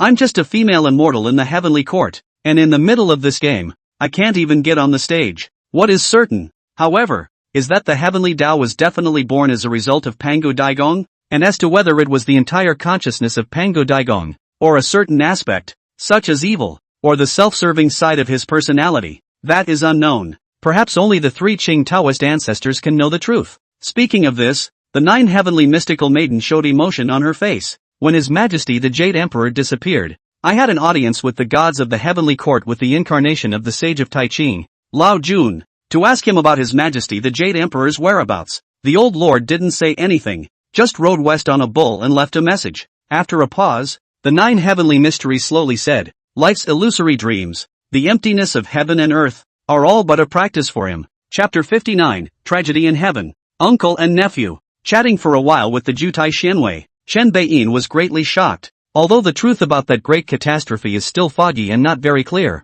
the amount of information contained in it is really a bit large. Who is Pangu? That's the creator god who opened up the heavens and the earth and the myths and legends of Daxia. All things and spirits in heaven and earth, including the 3 Qing Taoist ancestors, were born from his legacy. Such a supreme being is suspected to be a murderer who wants to destroy the world? It's a bit of a perception reversal. After all, in the Daxia culture, Pangu, the great god, had always carried the spiritual label of giving up one's life for righteousness and sacrificing oneself. Suddenly learning that discord could be the big bad is a little too much for anyone to take in at first. Life's illusions and dreams, the emptiness of heaven and earth, are all but a practice for him. The words, relayed by the 9 heavenly mysteries and coming from the Supreme Lord, echoed in his mind. Chen Beiyin suddenly thought of something and asked in confusion. Wait, something's wrong. Regardless of whether or not the heavenly Tao is the consciousness of the great god Pangu, if it is the heavenly Tao that insists on destroying the heavens and earth and remodeling itself, what happened to the great summer gods of the heavenly Tao sequence, as well as the divine seat of the heavenly court? If the heavenly Tao wants to take back everything, why does it still give the great Tao to the gods of the heavenly court by way of heavenly authority through the divine position? Shouldn't he be collecting everything and blocking everything? It's a paradox. Assuming that the final cataclysm was the work of the heavenly Tao, then surely his purpose was to take back all the great Tao, auras, and rules and take control of them himself. Then today after the Great Tribulation, the great summer gods that had reawakened from their slumber shouldn't still have retained their divine positions and couldn't mobilize the heavenly Tao's authority anymore. But now, the opposite is true. Whether it was the Four Seas Dragon King or the Thunder Goddess and the Mother of Lightning and Electricity and other deities, after being awakened by him, they could still return to their divine positions and control the corresponding heavenly authority. The Dragon King of the Four Seas had just mobilized the power of the oceans with the heavenly Tao authority of the sea god, temporarily breaking into the realm of the Great Luo and defeating the incoming enemy. Not long ago the god of marriage like the Moon Lord similarly still governed the red thread of marriage in the world. Not to mention the Thunder Goddess and the Wind and Rain Goddess. They still have all their heavenly Tao artifacts. If that great catastrophe in the beginning was the work of the heavenly Tao, the purpose was to let the great summer divine system fall, take back all permissions and regain dominance over the entire heaven and earth in an attempt to turn the heaven and earth into its own body. So why do Guang and the others still have their godhood and heavenly authority? Why does he, the so-called Fengdu Emperor, similarly control the 4 major powers? It doesn't make sense. Normal circumstances, the gods of the great summer divine lineage, even if they were awakened by themselves, should have turned out to be the same as the Western gods, flowery with empty strength but no heavenly authority. What's this for? Is there a hidden agenda? The 9 heavens Xian Nu also had a thoughtful look on her face when she heard this. Finally, he sighed softly. I'm not sure about that. Perhaps the heavenly Tao hasn't succeeded yet? Or hasn't had time to lay its hands on the authority and godhood of the great summer divine lineage? Or, he struck out, but for some reason, our great summer divine lineage temporarily won, and that's why it still retains the authority of the divine throne? Speaking of this, the 9 heavenly mysteries shook her head. I don't know. Not sure. As far as I'm concerned, it's all cloudy speculation. Chen Beiyin exhaled a long breath and said, alright, it's so foggy, I still have to wait until I wake up more bigwigs to know a thing or two, but now I'm looking forward to the awakening of the Haiyan Shangzhen Jun. As the nephew of the Jade Emperor and the god of war in the heavenly court, he definitely knows more. Upon hearing this, the 9 heavenly mysteries froze and asked, True Lord Xian Shang? You mean Yang Jian? Can you wake him up? Yes. What's wrong? Chen Beiyin was a bit surprised by the reaction of the 9 heavenly mysteries. Although the other party didn't know that he had a system panel, judging from the fact that he was able to awaken so many immortal gods, he also knew that he had some sort of way to awaken all of the gods of the Great Summer, right? Erlang god Yang Jian's popularity in Daxia mythology can be considered as an existence on par with Qi Tian de Sheng Sun Wukong. So naturally, he is among them all. What's so strange about that? Chen Beiyin quietly waited for the 9 heavenly mysteries' reply. It was only after a few seconds of silence that the 9 heavenly mysteries frowned and said, Yang Jian he didn't fade away or fall asleep in the great calamity. He died in the great battle with His Majesty the Jade Emperor before the great calamity occurred. Can you wake it up even after such a death? What? Chen Beiyin's eyes widened steeply. Yang Jian died in the battle with the Jade Emperor? What kind of amazing development is this? Didn't the uncle and nephew reconcile a long time ago? So why is there still a big war going on? What reason or reasons could there be for an unending battle between the two of them? Chen Beiyin called up the system panel and opened the Hall of Gods and Spirits, his eyes locking onto the last name that needed to spend millions of recovery value to awaken. It's not a hallucination. The name of Yang Jian is truly written here. This meant that no matter how Yang Jian died, the Hall of Gods and Spirits had indeed included him, and he could be awakened by spending millions of revival value. Chen Beiyin looked toward the 9 heavenly mysteries. Why did Yang Jian fight with the Jade Emperor? And why did the Jade Emperor kill Yang Jian, his nephew who has the reputation of being the god of war in heaven? Even when Yang Jian almost toppled the heavenly court to save his mother, the Jade Emperor didn't personally take action. What's the reason for giving birth to such a big atmosphere this time? Zhou Tianxian Nua's face was a bit gloomy. I don't know. Including me. All the gods in the heavenly court only know that Yang Jian suddenly didn't know what kind of madness he was having that day and fought his way up to the Lingxiao Palace all by himself, in front of all the gods, mouthing off about killing His Majesty the Jade Emperor. Neither of them exchanged too many words, and they went straight to the heavens to fight fiercely. Yang Jian is the invincible god of war, and his strength has become more and more unfathomable since he was ordained as a god, and this battle has actually erupted with the strength of a peak quasi-saint. However, as His Majesty the Jade Emperor has cultivated his merits and virtues through 750 kalpas and is on the throne of the Lord of the Three Realms, he naturally has the strength of the top of the Three Realms as well. In a way, His Majesty the Jade Emperor is the first person under the saints. Therefore when both sides fought, even outside the Three Realms, they shook the Three Realms, and earth, fire, wind, and water almost collapsed completely. The battle lasted 3 years and 3 months, then came to an abrupt end. Then Yang Jian's voice spread throughout the Three Realms, and he said, with my death, I will awaken all beings, and if they don't perish, the felling of heaven will not stop. And since then, His Majesty the Jade Emperor has disappeared without a trace, never to be seen again. The only thing the gods of heaven can be sure of is that His Majesty the Jade Emperor is not dead, because the throne of the Three Realms Lord, which symbolizes the number 1 ranking of the heavenly Tao sequence in the Lingxiao Palace, still exists and has not dissipated. After hearing these words, Chen Beiyin was silent. Just, pretty outrageous. The more I learn, the more complicated the situation seems to get. Chen Beiyin couldn't help but think darkly. So, what role did he himself, the person everyone thought was the reincarnated body of Emperor Fengdu, play in this? Why did the sleeping gods need themselves to be awakened? Think about it. Chen Beiyin found nothing. Finally, he sighed softly. Well, this is getting, bigger. All I wanted to do in the beginning was run Dad and Mom's funeral company. As a result, now, not only is the company going out of business, but it's also involved in like heaven and earth, beings, the heavenly Tao, and the heavenly court, and no one else. Upon hearing this, the 9 heavenly mysteries once again revealed a sorrowful expression. Who can escape this great tomb of heaven and earth, no matter if they are immortals, gods or mortals? The only difference is that the latter is senseless, while the former knows a thing or two, but can only watch the sky and earth fall. Chapter 61 can have the heart to victimize others, but one cannot be defenseless against them. The two stood silently in the cemetery for a long time without either one speaking. After a while, Chen Beiyin sighed. Okay, don't think about it. Instead of being anxious all the time, you should relax, and the car will be there. If the road ahead is truly desperate and doomed to end, then we must live well for the rest of our lives.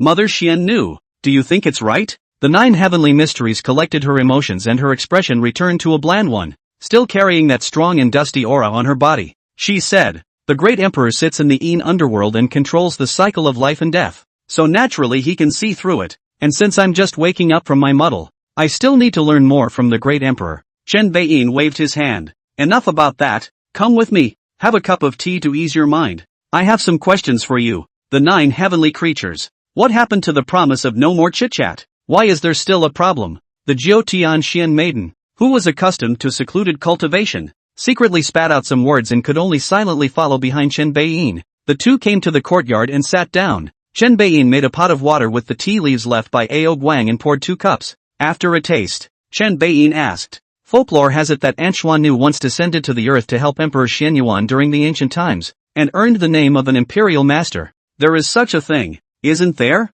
"Yes," the 9 heavenly mysteries replied succinctly. "Then may I ask your highness, what did the human race experience before and after the Great Tribulation? Why did the 3 emperors and 5 emperors and their subordinate immortal soldiers and immortal generals, as well as the immortal gods of the human race who were not in the heavenly court, all go into the salary flame hall and turn into a tableau? Quite simply, for the sake of the future," the 9 heavenly mysteries said. "The human emperors believe that if even the heavenly court is unable to preserve itself in the midst of the Great Tribulation, then it is even more unlikely that the massive human race, which has become the representative of the living beings of the 3 realms, will survive. After all, the human base is too large and most of them are mortals without cultivation. So the human emperors decided to leave the payload inheritance in advance for future generations." Speaking of this, the 9 heavenly mysteries paused and turned to ask, "The Hall of Salary Flame has come out?" "Well, out of this world." Chen Beiyin nodded. "The Hall of Salary Flame has been in the hands of the descendants of the Xianyuan human emperor,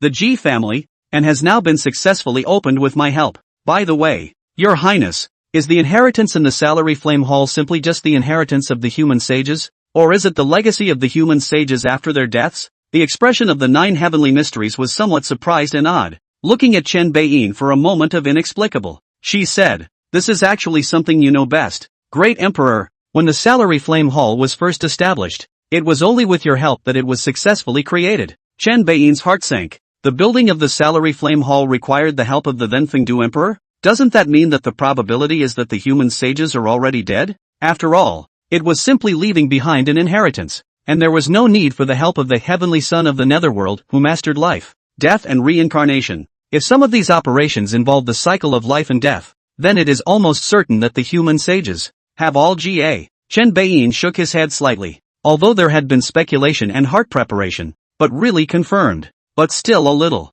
disappointed. After all, deep down, his self-perception was still that of a human being, not the Fengdu Emperor, so he was still eager to meet the ancient sages and drink with each other. As a human race, who doesn't want to meet the regulus human emperor who has 3,000 women to exchange feelings and learn from experience? Ahem, seems to reveal something. Over here, a trace of relief flashed in the eyes of the 9 heavenly mysteries. The Salary Fire Hall has already come out, so it is good. Originally I still planned to travel the world after that, preaching to all beings, so that the immortal cultivation law will flourish again. Now there's no need to draw a line in the sand. With the Salary Flame Hall in place, the human race will be able to recreate the grandeur of the ancient past. At those words, Chen Bei smiled grimly. Your Highness, the world today is different from the ancient times. If you're really going to decide to travel and preach, I'm really going to have to stop you a bit. Oh, how? The 9 heavenly mysteries were a bit puzzled. Chen Beiyin Dao, with your strength, you should be able to scan half of the planet,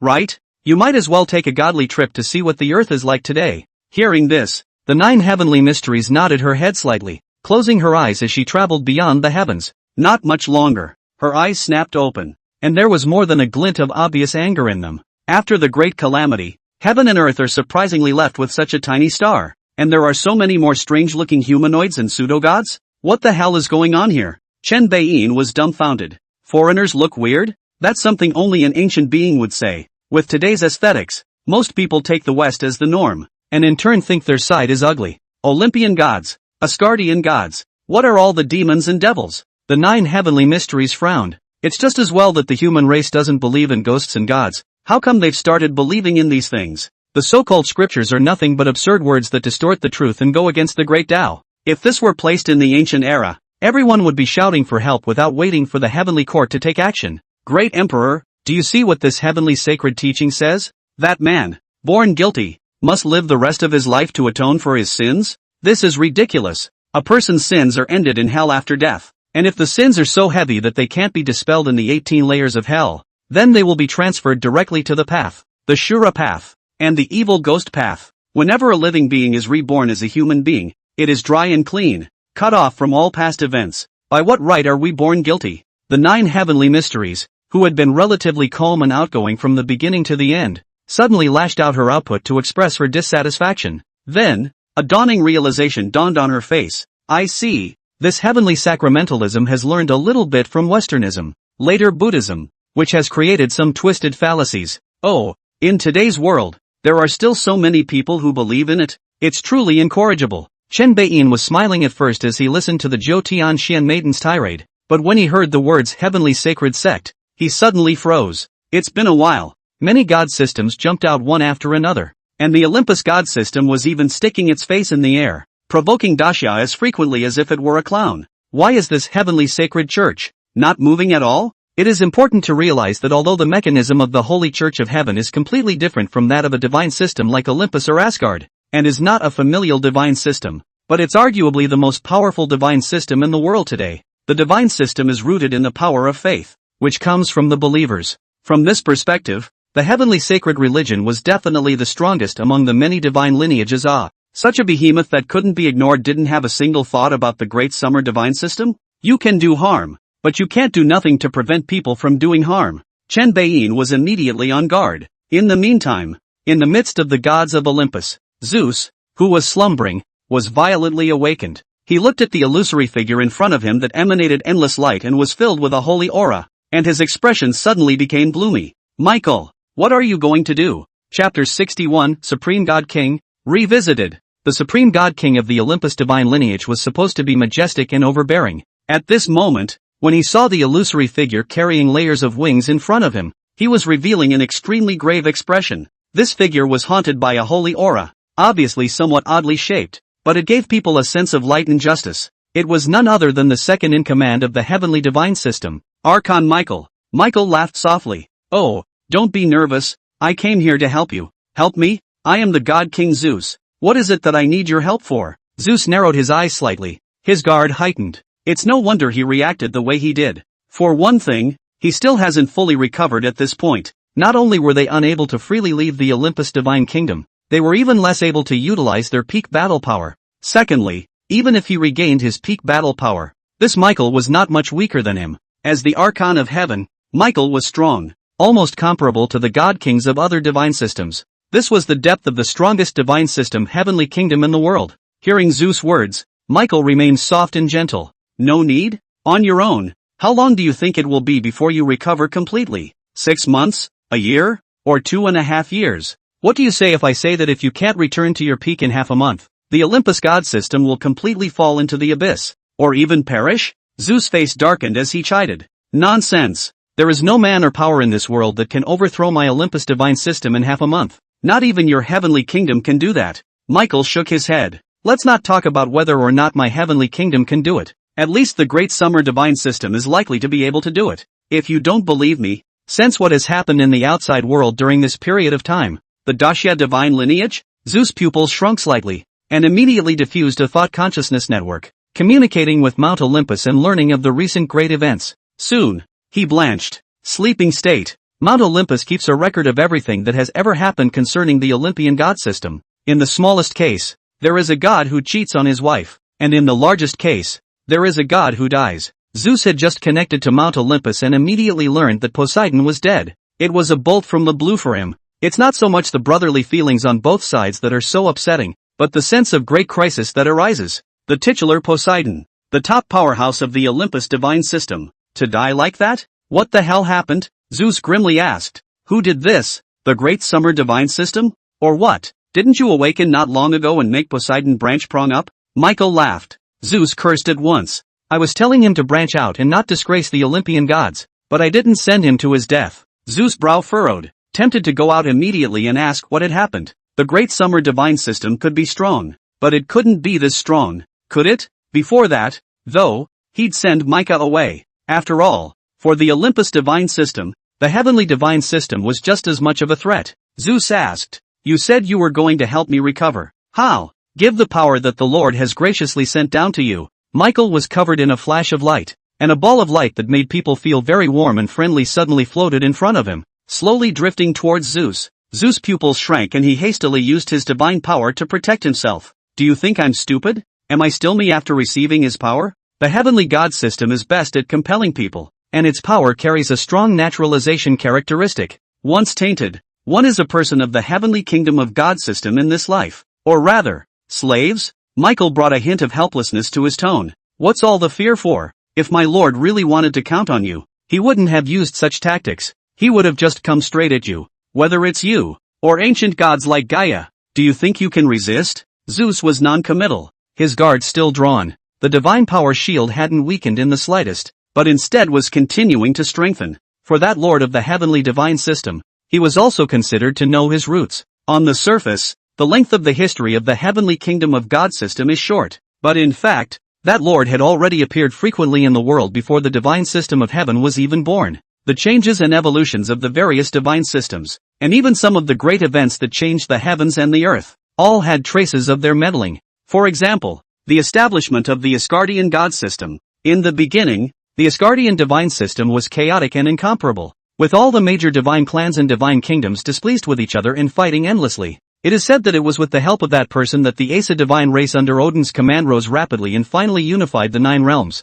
completely establishing the entire divine system. Otherwise, to this day, perhaps the Asgardian god system would not be called by its current name, but rather the 9 realms god system. So did his Olympian god family. Although he, Zeus, had not received help, his father, the second god king, was suspected to have received covert help from that one as well, which had overthrown a generation of god king. The list goes on and on. How could he feel comfortable accepting help under these circumstances? What if the other guy is scheming? Though it has never been heard that the one who offers help has made any demands or conditions on others. But there are 2 words that Zeus has always believed. For one thing, there's never a free lunch in this world. Secondly, it is not a small gain, but a big one. At this point, Michael sighed when he saw Zeus' stance. You're overreacting a bit. And don't you think, the enemy of my enemy is my friend? The Great Summer Divine System is our common enemy, and now that you're about to go to full-scale war with them, it's only natural for my lord to help you. Zeus stiff-lipped. Who said I'm going to go to all-out war with the Great Summer Divine System? Oh, Poseidon is dead and you can swallow that? Michael lost his smile. Not to mention, the Great Summer Divine System also took your underworld. All the gods of the underworld, including Hades, the king of the underworld, and the queen of the underworld, have also fallen into the hands of the Great Summer. If you, Zeus, can be softened by this, then I can only report back to my lord that you, Zeus, are nothing but a weakling who can't hold up a wall. Is it true that the underworld was robbed by the Great Summer Divine System? Zeus' expression clouded over as his thoughts raced. Put it this way, Poseidon, the god of the sea, and Hades, the king of the underworld, your 2 brothers, all gone? Zeus frowned deeply at once, and hidden thunder bloomed around him. Accordingly, the sky over Mount Olympus was immediately darkened with clouds and thunder. This represented that this supreme god king was extremely angry at this time. Though ever since he sat on the throne of the god king, the 3 brothers had grown apart from each other and were not as close as they had been when they joined forces to overthrow the previous gods. But after all, they are brothers. Naturally, Zeus could not keep his usual mind. At that moment, Michael spoke again. I've said what needs to be said. The stuff stays here. Your choice. If you don't accept, then watch your Olympian god system fall. After saying that, Michael suddenly disappeared. The only thing left in place was the ball of light that was filled with light and a holy aura. Zeus faced the ball of light for a long time and thought, until 7 days had passed in the kingdom of the gods of Olympus. With a sudden look of certainty, he gritted his teeth and brought his hand up to the ball of light. The moment his fingertips touched with it, the ball of light instantly burrowed into his body. Zeus' eyes widened slightly and he immediately closed his eyes to practice. 3 more days later, it was accompanied by an explosive thunderclap that shook the entire Olympus divine system. Thunder in hand, the magnificent god king Zeus, finally in full bloom, reappeared in the world. Chapter 62. The god king was furious and deployed his troops. This time, not waiting for Zeus to call, the gods of the Olympus divine system then had the sense to quickly rush to the god king's hall.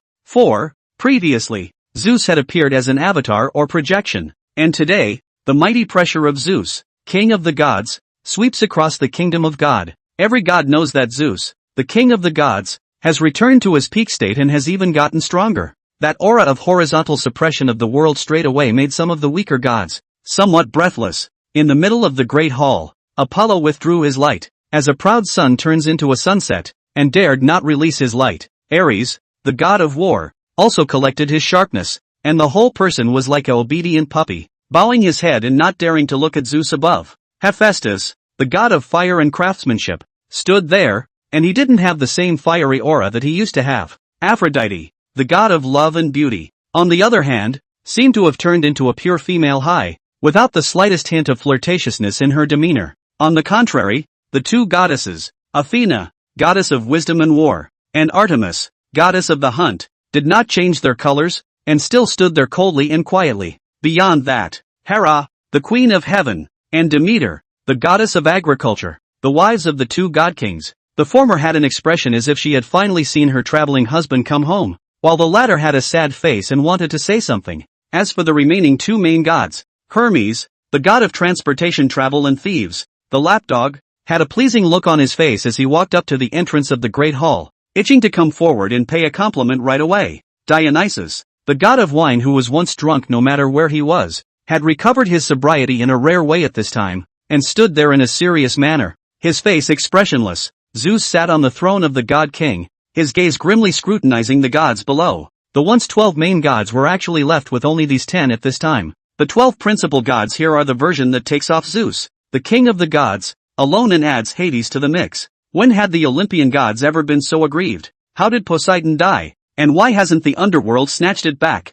Say, what the hell is going on? Zeus spoke with a boom, accompanied by a thunderous explosion. Demeter, the goddess of agriculture, immediately mourned. The great summer divine system is too strong. But before the words were finished, Zeus interrupted. I asked you to recount what happened, not to complain. Demeter pursed her lips and slowly recounted what had happened, which really emphasized the strength of the great summer sea god, as well as the mysterious Qian. Zeus lapsed into silence after hearing this and did not speak for a long time. The strength of the great summer divine system was truly out of his expectations, and it even shocked him a bit. The 4 sea gods in the district who had no real power or status were all able to temporarily break into the god-king realm? What the hell is this? If this was placed in the Olympus divine system, the strength would be higher than Apollo's on the bright side. Such a powerful person, in the great summer god system, was just 4 sea gods who divided the world's oceans? If it is true, it is outrageous. Also, who is Qian? With regards to the past of the Great Xia Divine System,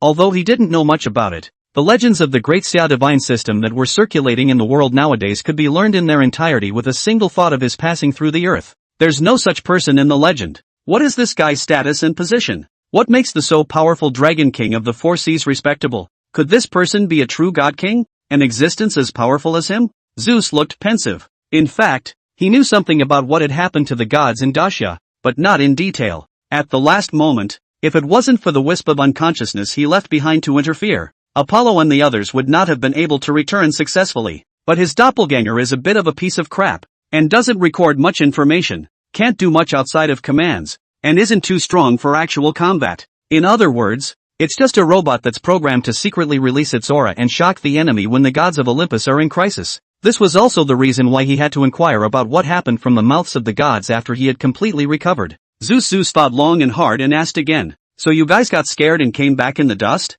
If there were only those 4 false god kings, with your combined strength, you wouldn't be afraid of them, would you? Demeter shook her head. It's not just 4. There are 10 more gods of the underworld standing beside the Qian, each with the strength of an ordinary lord god. There are also a man and a woman, 2 peak lord gods whose bodies are haunted by the aura of thunder and lightning, and 2 seemingly harmless old men and burly men who are actually peak lord gods as well, plus those 4 powerful sea gods, and that mysterious Qian of the highest status. How do we fight this? Zeus' heart sank. 14 lord gods, 4 pseudo-god kings, and a mysterious existence whose strength was unknown but was most likely a true god king. This strength is indeed a little too strong. Suddenly, Aphrodite, the god of love and beauty, spoke up. Not only that, there's an old man standing in the corner, ignored by everyone, who seems to have a weak breath on him, but is actually very terrifying. He kept staring at me, and originally I thought it was my beauty and charm that had conquered him, but the moment I locked eyes with him, I suddenly felt a tremendous pressure. A thought came to me in the underworld that if that person was willing, they might be able to strip me of all my power in an instant. I don't know why, but this feels real. Speaking of which, Aphrodite paused and continued. Afterward, I sent my dependents to help me look into it, and that person was the moonfather of the great summer divine lineage, said to be the god in charge of all life's marriages and love. It was by him that Eros defeated love in the first place with the power of marriage. The words came out. Zeus' frown deepened. Eros is the god of love. and Aphrodite's divine name is Lust and Beauty, but is actually essentially a god of love as well. The difference between the two is that the former is the original primordial god of the first generation, and the latter is the later one who has seized the authority. If even Eros had been defeated at the hands of that what's-his-name under the moon, it made sense that Aphrodite would develop the sense that she would be instantly stripped of all her powers. Thinking about it, Zeus exhaled long and solemnly. The strength of the great summer divine system is indeed greatly beyond my expectations. However, since I have returned to the peak, this matter cannot be considered finished. Otherwise, how will the other god systems look at us? The Olympus god system, if they know about it? Having lost an underworld, 2 lord gods and a host of underworld gods have died. If we don't show a bit of attitude, it'll be a joke. At that, Demeter corrected in a whisper. The underworld king and queen of the underworld and they shouldn't be dead yet. What's the difference between falling into the hands of the enemy and dying? Zeus glared angrily and turned. Pass on my divine king's order. With immediate effect, restore Hestia to the position of Lord God in place of Poseidon and make up the number of 12. Also, notify the Titan god race to immediately gather the gods and be at my disposal at all times. Hestia is the goddess of hearth and fire, once originally one of the 12 main gods, no less good-looking than the beauty goddess Aphrodite, and very strong. Only later, in order to escape the advances of Poseidon and Apollo, she begged Zeus to let her go to Earth to take authority over all the household fires, and Zeus obliged her and made Hestia the chief of all the goddesses of Olympus.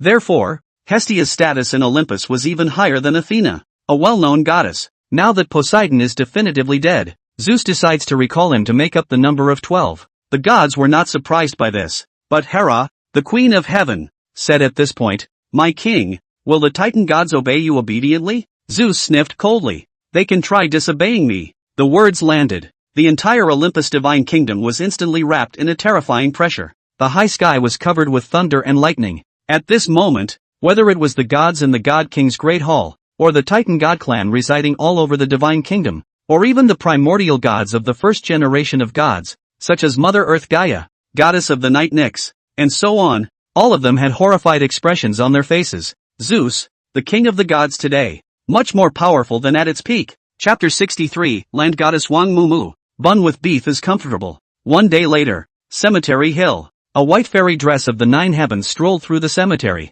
Stunning female fairies, dead cemeteries. The two blend perfectly while giving off a slightly eerie vibe. Suddenly, a fluctuation rippled out from the direction of the staff dormitory, attracting the attention of the 9 heavenly mysteries. She looked sideways, a flash of surprise in her eyes. After exchanging words with Chen Beiyin yesterday, she had decided to stay and help Chen Beiyin deal with the Western god system. It's been a long day. She had been exploring the reasons why this heaven and earth had fallen into the age of doom, and when it would be restored and when it could become easier for the world to cultivate. The final result was that if there were no unforeseen circumstances, it would take at least 2 more years for the Blue Star's aura to reach the point where everyone could cultivate. Before this, Blue Star aura could only satisfy a small portion of people to cultivate, and the speed and efficiency would be exceptionally slow. But she had just come to this conclusion, and this suddenly saw a mortal under her nose, cultivating a small amount of success. According to the ancient realm, it had already broken through to the earthy mortal realm. What's going on here? She also knew the identity of the female doll who was practicing in the staff quarters. Chen Beiyin's little assistant. Could it be that Chen Beiyin has given her a little food? With this in mind, the 9 heavenly mysteries didn't think much about it. It was understandable for Chen Beiyin to forcefully raise his little assistant's cultivation for the sake of karma. There was only one thing in this matter that concerned her more. Is the reincarnation of Emperor Fengdu at the cost of losing his memory a last resort, or is there something else going on? So far, the reincarnated body of Fengdu Emperor has more humanity than divinity. Could this be the result that Fengdu Dadi wanted? To know. Immortal gods reincarnated and recultivated. Usually after becoming an immortal they could recover the memories of their past lives, and at the latest by the time they reached the golden immortal they could definitely recover them. Fengdu Dadi, who was at the late stage of the Tai golden immortal realm, hadn't even recovered yet. She wouldn't believe it if there wasn't some kind of setup or plotting going on here. Just thinking about it, the 9 heavenly mysteries was suddenly stunned and turned around with a smile, only to see a beautiful figure appear behind her, looking at her with a frown. It was none other than Wang Mumu. Hello, the 9 heavenly mysteries greeted gently. Wang Mumu frowned slightly and couldn't help but think darkly. I've only been in seclusion for a day, and my boss just refound a pretty female assistant? Hello, and you are? I am the 9 heavenly maidens. 9. Oh, so it's you. Wang Mumu suddenly came to a big change of face and showed a big smile. The 9 heavenly creatures will be fine. This must be another ancient immortal god that the boss got out of nowhere.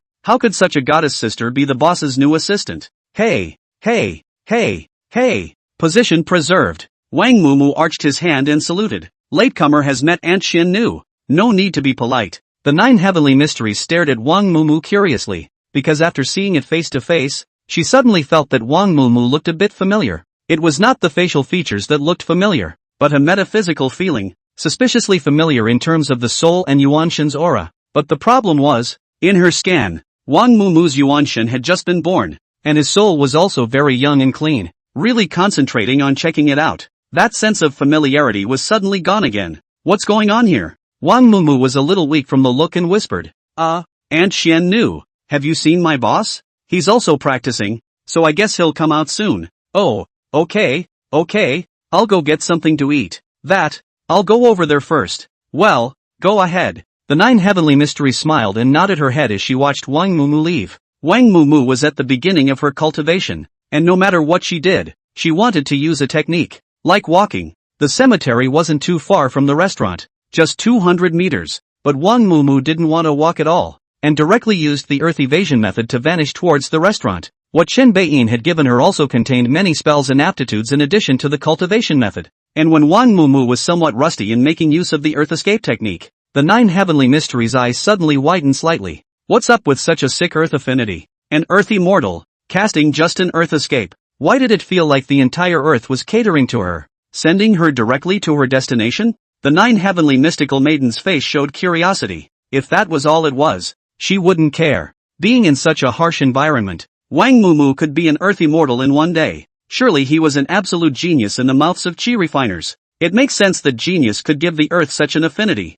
It makes more sense. However, if you tie this back to the inexplicable familiarity that preceded it, things don't seem so simple. Could it be that this Wang Mumu was also the reincarnated body of some great immortal or great god? Who could it be? Anyone who can give themselves a sense of familiarity must have bumped into them. That's a pretty wide range. However, adding the condition of being able to successfully reincarnate narrows the scope a lot, because all those who could survive that great calamity and successfully reincarnate were few and far between, and none of them were big shots who could influence the direction of heaven and earth. The 9 heavenly mysteries secretly pondered, but they didn't have much of a clue for a while. It's not even close to being right, judging by just the one talent, earth affinity, because whoever is a great immortal, who is not a master of all the 5 elements, earth, fire, wind and water? Right now, Chen Beiyin flashed and appeared in the air above the compound, a low-profile but very gloomy and thick aura swirling around his body. The 9 heavenly mysteries drifted forward. Cultivation has been consolidated? Chen Bei smiled sinisterly. Sort of. In fact, where did he need to consolidate his cultivation? Awakening the 9 heavenly mysteries allowed him to raise his realm to the late stage of the Tai Golden Immortal Realm, with a solid foundation without the slightest bit of flimsiness. The reason why he had cultivated for a rare moment was because there were suddenly a lot more sensations in his heart. Regarding that aspect of spell aptitude, as the night went on, he had a lot more tools against the enemy. The 9 heavenly mysteries pondered and asked bluntly, whose reincarnated body is Wang Mumu? Wang Mumu? Reincarnated body? Chen Beiyin was stunned. Wang Mumu was someone else's reincarnation. How did he not know? You don't know? The 9 heavenly mysteries were also a bit surprised. I don't know. How did you tell? She's a one-day earth immortal. She has an extraordinary affinity with the earth, and I have an inexplicable sense of familiarity with her. Ha? A one-day earth immortal? Chen Beiyin glared violently. Good guy. His own hand holding the system panel, this kind of unreasonable and illogical perverted golden finger, which effortlessly started from the earth immortal all the way to fly up. Wang Mumu had actually become a one-day earth immortal just by relying on her own cultivation? What kind of outrageous cultivation talent is this? But, if Wang Mumu was so powerful, why was he unable to resonate with the inheritance of the human sages in the Salary Fire Hall in the first place? Reincarnation. Could it be that the sages of the human race knew in the dark that Wang Mumu was the reincarnated body of some great immortal or great god, and that was why they did not resonate with him? Good lord, I thought I was a loser, but it turned out to be a rebirth of a strong man? The 9 heavenly mysteries suggested. I think you could have guided her more, great emperor. But anyone who managed to reincarnate successfully during that great calamity is a very powerful and great person. Apart from you, and the 10 temples of hell who have been reincarnated with your help, I don't know of anyone who has succeeded. If she recovers completely, I think it will be especially helpful to you. The words landed. Wang Mumu walked out from the restaurant, holding a steamed bun with beef in his right hand and a bottle of carbonated drink in his left hand, eating and drinking while walking quickly. Chen Beiyin nodded slightly, his expression somewhat complicated. Can such a Wang Mumu be the reincarnation of a famous female immortal or goddess? It's a little hard to imagine. Chapter 64, Olympus declares war? Then fight. Boss. I feel so powerful now. I can even fly into the sky. After Wang Mumu finished speaking, she still didn't forget to take a bite of the steamed bun with beef in it, puffing her mouth expectantly as she waited for Chen Beiyin's praise. Chen Beiyin let out an "Oh, so why are you still eating all this stuff?" Wang Mumu's chewing motion suddenly stopped awkwardly. With that, he tried to swallow the food in his mouth and smoothed his throat with a carbonated drink. I don't really feel hungry. It's just that as soon as I realized I hadn't eaten all day and night, I wanted to eat something. Chen Beiyin just flirted with her and did not continue, turning to ask, "Let me ask you, during your cultivation process, have you inexplicably gained any additional memories?" Memory? No. And is there anything that you yourself think is odd that happened? Not even. What's wrong, boss? Is there something wrong with my cultivation? That's not true. Phew. That's good. That is, you could be the reincarnated body of some god. Ha? Wang Mumu was a bit dumbfounded. Being the reincarnation of someone else? What's this with that? Chen Beiyin shook his head. Don't take it too much to heart. Focus on your cultivation first. Oh, Wang Mumu subconsciously responded, and suddenly spoke with a face full of surprise. Boss, a person reincarnated and reborn must have the same gender in both lifetimes, right? Doesn't that mean that in my last life, I was also a beautiful fairy like the Xian new maiden? Chen Beiyin. Wang Mumu? You talk, boss. It must be so. This is still really not a sure thing. With the refinement of his cultivation, Chen Beiyin now had a very deep sense of his four great powers. One of the powers, reincarnation, contains the rules of the underworld in terms of the gender of living beings after reincarnation and reincarnation. Reincarnation is not a fixed gender. Unless it is an existence like the Tang monk who was fated to have a calamity in his body. He can only be a male body in all his 10 reincarnations. Other than that, can only say it depends on fate. Wang Mumu's expectant expression stiffened a bit and slowly disappeared, getting frustrated all of a sudden. The possibility that she might not have been a magnificent fairy in her last life, but instead might have been male, made her panic a little. Because, in case one awakens memories of a past life, is one's perception male or female? If the memories and personality of his past life dominate, will he give himself back to being male later? And whether it's actually becoming male, or whether one's own perceptions will ignore the gender distinction between male and female. There's a question that's important. Would the boss would mind? Just thinking about this made Wang Mumu very unhappy. At this time, the 9 heavenly mysteries said smilingly, "Don't be nervous. If you put restrictions on yourself when reincarnating, the odds are that it will be the same gender as in your previous life. You're so concerned about the gender thing. You probably couldn't have been a man in your last life." Really? Wang Mumu jerked his head up and looked at the 9 heavenly mysteries in surprise. The 9 heavenly mysteries smiled and nodded her head, instantly giving Wang Mu a feeling like a spring breeze. At the same time, the 9 heavenly mysteries thought silently in her heart, so concerned about gender that he was probably female in a previous life. So who among the female fairies has this ability to reincarnate and reincarnate? Queen Mother of the West counts as one, but that's not possible, because after the Jade Emperor disappeared, the Queen Mother of the West went to the Jade Emperor and also disappeared without a trace. On top of that, Deng Yuanjuan's strength was also top-notch, but it's not possible. This was because from Wang Mumu's reaction, she already had an amorous aspect towards the Northern Yin Emperor. If Wang Mumu was Deng Yuanjun, it would be a mess. As we all know, Deng Yuanjun is the mother of all stars, the Arctic Violet Emperor, her own son, and the Arctic Violet Emperor is, in a way, almost the same person as the Fengdu Emperor. If Wang Mumu was Deng Yuanjun, that would be Bull ********. Therefore, Wang Mumu must not be Deng Yuanjun. Then who else? Among the heavenly court goddesses, there was another very low-profile, but equally top-notch existence, Taiyin Xingjuan. This one kind of fits. Taiyin, the moon. It represents the Yin power and also contains part of the power of the earth. The Emperor Taiyin of the Moon Palace is in charge of the 5 mountains, the 4 mutters, the 5 lakes, the 4 seas, the 12 streams, and the 100 divisions of Fengdu Luoshan. Whether it was in terms of position, ability, and former godly duties, the Taiyin Star Monarch had had many encounters with the Fengdu Emperor. The likelihood is indeed higher. Thinking of this, a smile appeared at the corner of the 9 heavenly mysteries' mouth.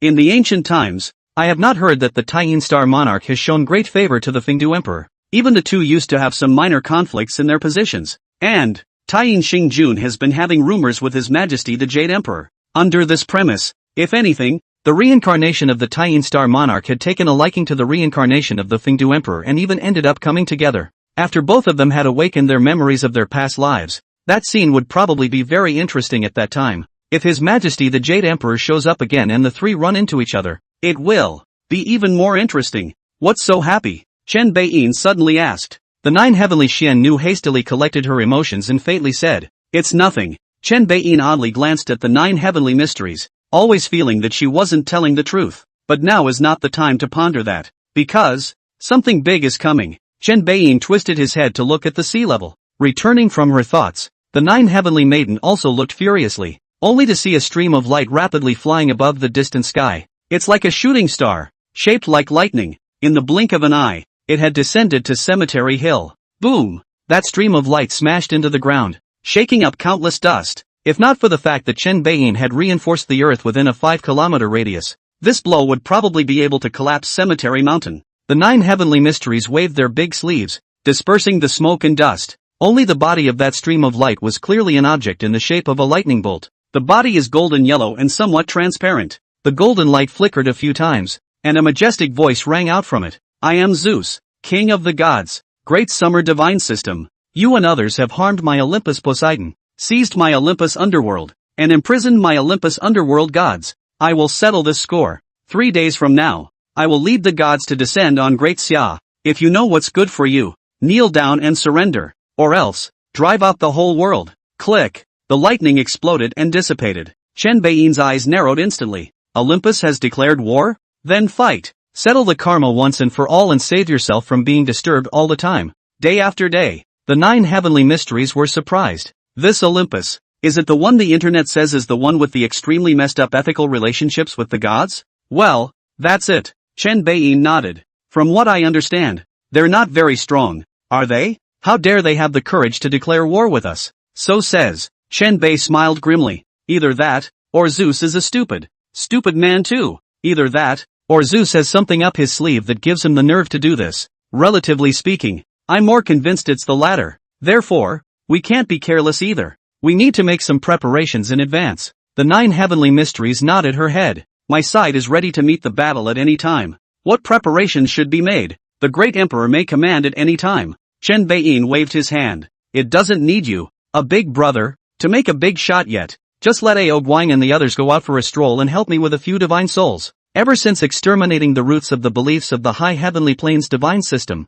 the High Heavenly Planes side had been a bit dishonest. Just the right opportunity to clean them up first. Then use their divine souls to awaken more Daxia gods to meet Olympus. Chapter 65, The Five Gods Revive. Erlang manifests his sainthood. East Sea, Chinese mythology and ancient geography. Above Neon Island, the 4 sea dragon kings flashed into existence and looked at a certain space node in the sky above, smiling at each other. The 4 brothers then joined hands and struck out a divine ability that contained the great Tao of Qiankuan, ruthlessly striking that spatial node. In a split second, terrifying spatial fluctuations rippled out. A small, narrow, strange world was suddenly forced to descend on Blue Star. This is precisely the divine kingdom of the High Heavenly Planes divine system. Brush up! Many figures flashed in. The leading deity roared, "Great Summer Divine Lineage, you have bullied people too much." Ao Guang pulled out his ears and skimmed his lips. How come it's still such a cliched line? Can we change it? The era of the full descent of the gods has arrived. If you continue to be so arrogant,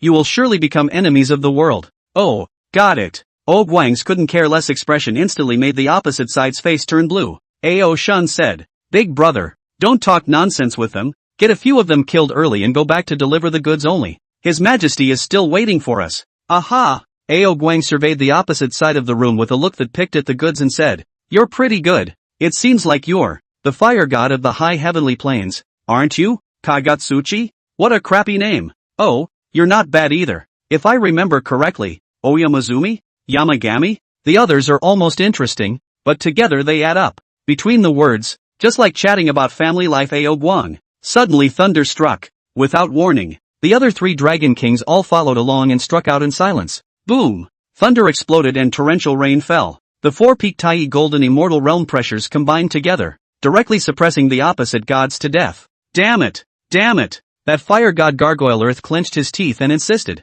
and blazing plasma began to bubble out of his body non-stop. Yamagami o Yamatsutsumi roared. Kagutsuchi. Join hands. Fight them. Boom. The ground shook. The Neon Island, which had already become a wasteland, with most of the area plunged into the bottom of the sea, suddenly rose up as a whole at this time, forming a flat piece of land above the sky, just like a suspended ring. Seeing this, fire god Kagutsuchi also hissed and struck out, his flame power combining with mountain god Daisen Tsugumi's power, instantly creating countless volcanoes in this hanging land. Boom, boom, boom. These volcanoes soon erupted into violent eruptions. A hideous serpent condensed from magma immediately attacked towards the Four Seas Dragon King. Seeing this, Ao Guang disdainfully said, "Two people joining forces in this? It's just an earth and fire fusion divine ability. It's not enough to be ashamed of. Let's see. Even if our Great Xia Divine lineage doesn't make a move against you, you high heavenly planes will be the first to fall amongst this war of the gods.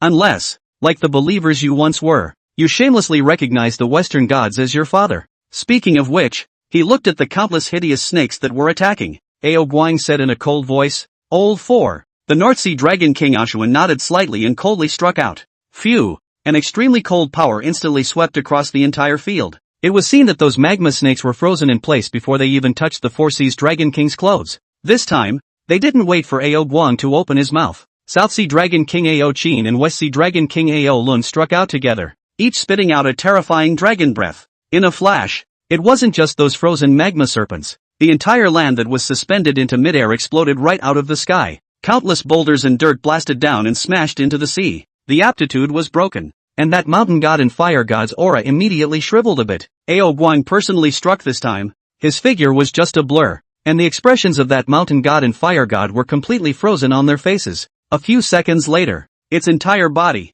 exploded. Ao Guang casually waved his hand, and the remaining small caramels that were in the golden immortal realm one by one instantly died a violent death en masse. At this time, Chen Beiyin's figure quietly emerged, and with a lift of his hand, he pocketed all of the divine souls in this place. The Dragon King of the Four Seas saluted at the sight. Chen Beiyin nodded. Ao Guang, this is actually considered your territory. Pay more attention to it in the future. This Takatenkara god system is relatively trashy as a whole, but that Amaterasu Amakami of theirs should still be something. Now that I've asked you to kill all these gods, Amaterasu hasn't even shown up yet, and no trace of him can be found inside the high heavenly plane's divine kingdom. I always feel that this guy is secretly holding back. Ao Guang arched his hand. Don't worry, your majesty, the little god will keep an eye on it. Well, let's go. Let's go back first, and this time, give the Olympus divine system a good surprise. After saying that, Chen Beiyin took the lead and moved towards the Cemetery Mountain, with the Four Seas Dragon King following closely behind.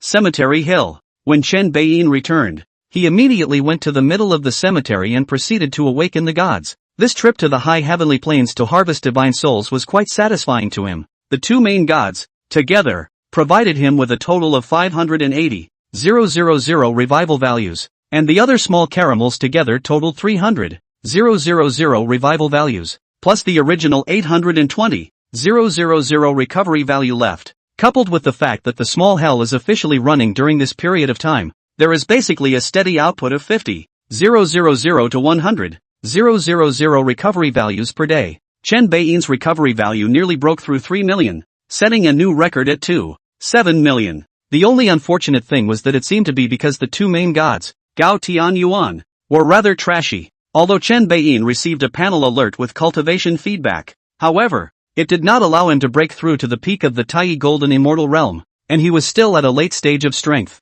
But none of that matters. It wasn't like he, Chen Beiyin, was the protagonist of this battle today. Chen Beiyin looked towards the Hall of Gods and Spirits. There are 5 immortal gods left today, namely, Giant Spirit God, 100,000 recovery value, Fire Deity, 500,000 recovery value, Sunstar Lord, 500,000 recovery value, Astrologer Tai Yin, 500,000 recovery value, True Lord Xian Shang, 1 million recovery value. Chen Beiyin laughed, and the 2.6 million recovery value instantly went up in smoke. Since the revival value is enough, let's wake them all up at once. Olympus is a repeat offender, so let's beat him once and for all until he knows it hurts. No, just kill him. It looks like the system panel seems to be stuck because of the first collective wake-up. 10 seconds or so later, a tall and lanky figure then appeared somewhat furtively. Chen Beiyin cried and laughed a little. Gargoyle, why are you stealing senses so heavily? thinking that he could hide behind the tombstone. The Chiron god, who was actually completely exposed to the eyes of others, scratched his head in some embarrassment. He said in a dull, naive voice, "Greetings, your majesty. This is not. Several adults are going to wake up. I make way. Cannot steal the limelight. He. You guys, if you're feeling uncomfortable, then go stand guard at the door. Hey, okay." The gargoyle ran towards the door with joy. There is a security room for the entire cemetery and funeral service company compound. It just stays empty. Now would be just the time to get the gargoyles to watch the door. Knock knock. The giant spirit god was over 3 meters in size and shook the earth with a thud when he ran. When he passed by the compound, he also startled Wang Mumu, who heard the commotion and came out of the house. The giant spirit god embarrassedly compensated with a smile, and his body size extremely quickly shrunk to the size of a normal person. Then with a serious expression, he stood next to the security room. Wang Mumu curiously surveyed the giant spirit god for a while, then looked at Chen Beiyin, wanting to ask who it was this time. The next second, she froze outright. This was because beside Chen Beiyin, 4 figures with different images, either majestic, handsome, or beautiful, appeared. One of the most striking was a female fairy. Its looks could only be described in one word: perfect. Wang Mumu's mouth pouted slightly. How come there's such a good-looking female deity appearing next to the boss again? Chapter 66, Yang Jian Preaching, Jade Emperor's Mystery. After secretly comparing herself to the extremely beautiful goddess beside Chen Beiyin, Wang Mumu lowered her head in some frustration. Admittedly, in terms of looks alone, in terms of the delicacy of her features, she was not at all inferior. In terms of size, she wasn't vain enough to hold her head high, but that goddess had an aura that she could never match. That goddess just stood there, her stance like a willow fluttering in the wind, light and unassuming, a pair of eyes as clear as autumn water, but as deep as the starry sky, as if it can insight into the suffering of the earth, but also seems to be able to soothe the mortal soul. She wore a silver-white neon dress, the hem of which swayed gently with the wind, and her entire person was like a messenger who had descended to the mortal world, carrying a cool and inviolable majesty. Obviously this is broad daylight, looking from afar, but it seems to be haunted by a layer of hazy moonlight around the body, so that people cannot help but indulge in it. What's wrong with you? Just as Wang Mumu was a bit lost in thought, the voice of the 9 heavenly mysteries suddenly rang in his ears. Wang Mumu looked sideways and said in his heart that it seemed like only a goddess like the 9 heavenly maidens could match it. It's nothing. Wang Mumu pulled out a smile. There are a few more helpers on the boss's side. Oh, wanting to chat with Wang Mumu to see if he could stimulate Wang Mumu to recall his past life memories and confirm whether his past life identity was the 9 heavenly Shin, daughter of the Taiyin star sovereign, or not. He looked up. The next second, she froze directly in place. Those 4 gods, she naturally recognized them all. The one with the fiery red beard is fire deity. Dressed in white and gold immortal robes was the sun star sovereign. The one with arcane vertical lines between his eyebrows and a divine and martial temperament is the Haiyan Sheng true lord. The only one that goddess is. That's Taiyin Xingjuan?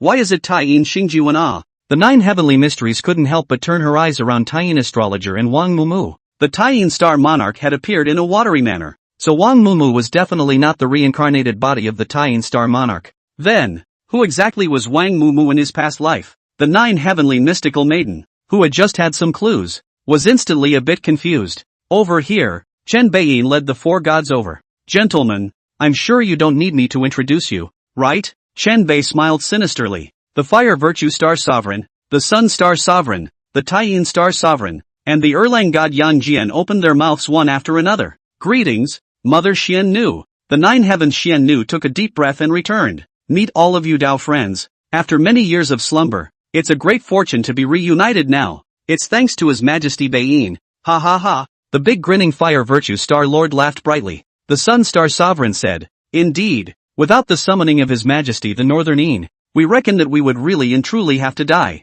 Chen Beiyin waved his hand and changed the topic. Everyone, rest more. 2 days later is estimated to usher in a great battle. Especially you, true lord. Then win the main battle. Your Majesty is joking. Yang Jian should do his best to uphold the majesty of the Great Xia Divine System. The somewhat silent Yang Jian was bland. At this time, the Taiyin astrologer curiously said, Aunt Xian, why are you looking at me like that? That. The 9 heavenly mysteries pondered and said with some tears and laughter. It's nothing. I thought this fellow Taoist was your reincarnation. But it turns out that I was overthinking it now. The words came out. The eyes of the crowd suddenly fell on Wang Mumu. Then, Yang Jian let out a cry of surprise. Chen Beiyin hurriedly asked, what does true lord see? In fact, He was even more curious about Wang Mumu's past life identity than the 9 heavenly Xian maiden. He wanted to see how powerful an assistant he had casually recruited could really be. Upon hearing this, Yang Jian shook his head. I can't see it very clearly, but I always feel a sense of familiarity. Perhaps when my divine eyes are restored, I can really confirm it. Yang Jian paused and asked Wang Mumu, what kind of law do you practice? Wang Mumu was uncomfortable being stared at by a group of bigwigs, and moved to his own boss's side before he returned. I practice the boss's dharma, which he passed down to me. Yang Jian frowned and then unfolded. I saw that your roots and bones fit my cultivation method perfectly, so I wanted to preach a little,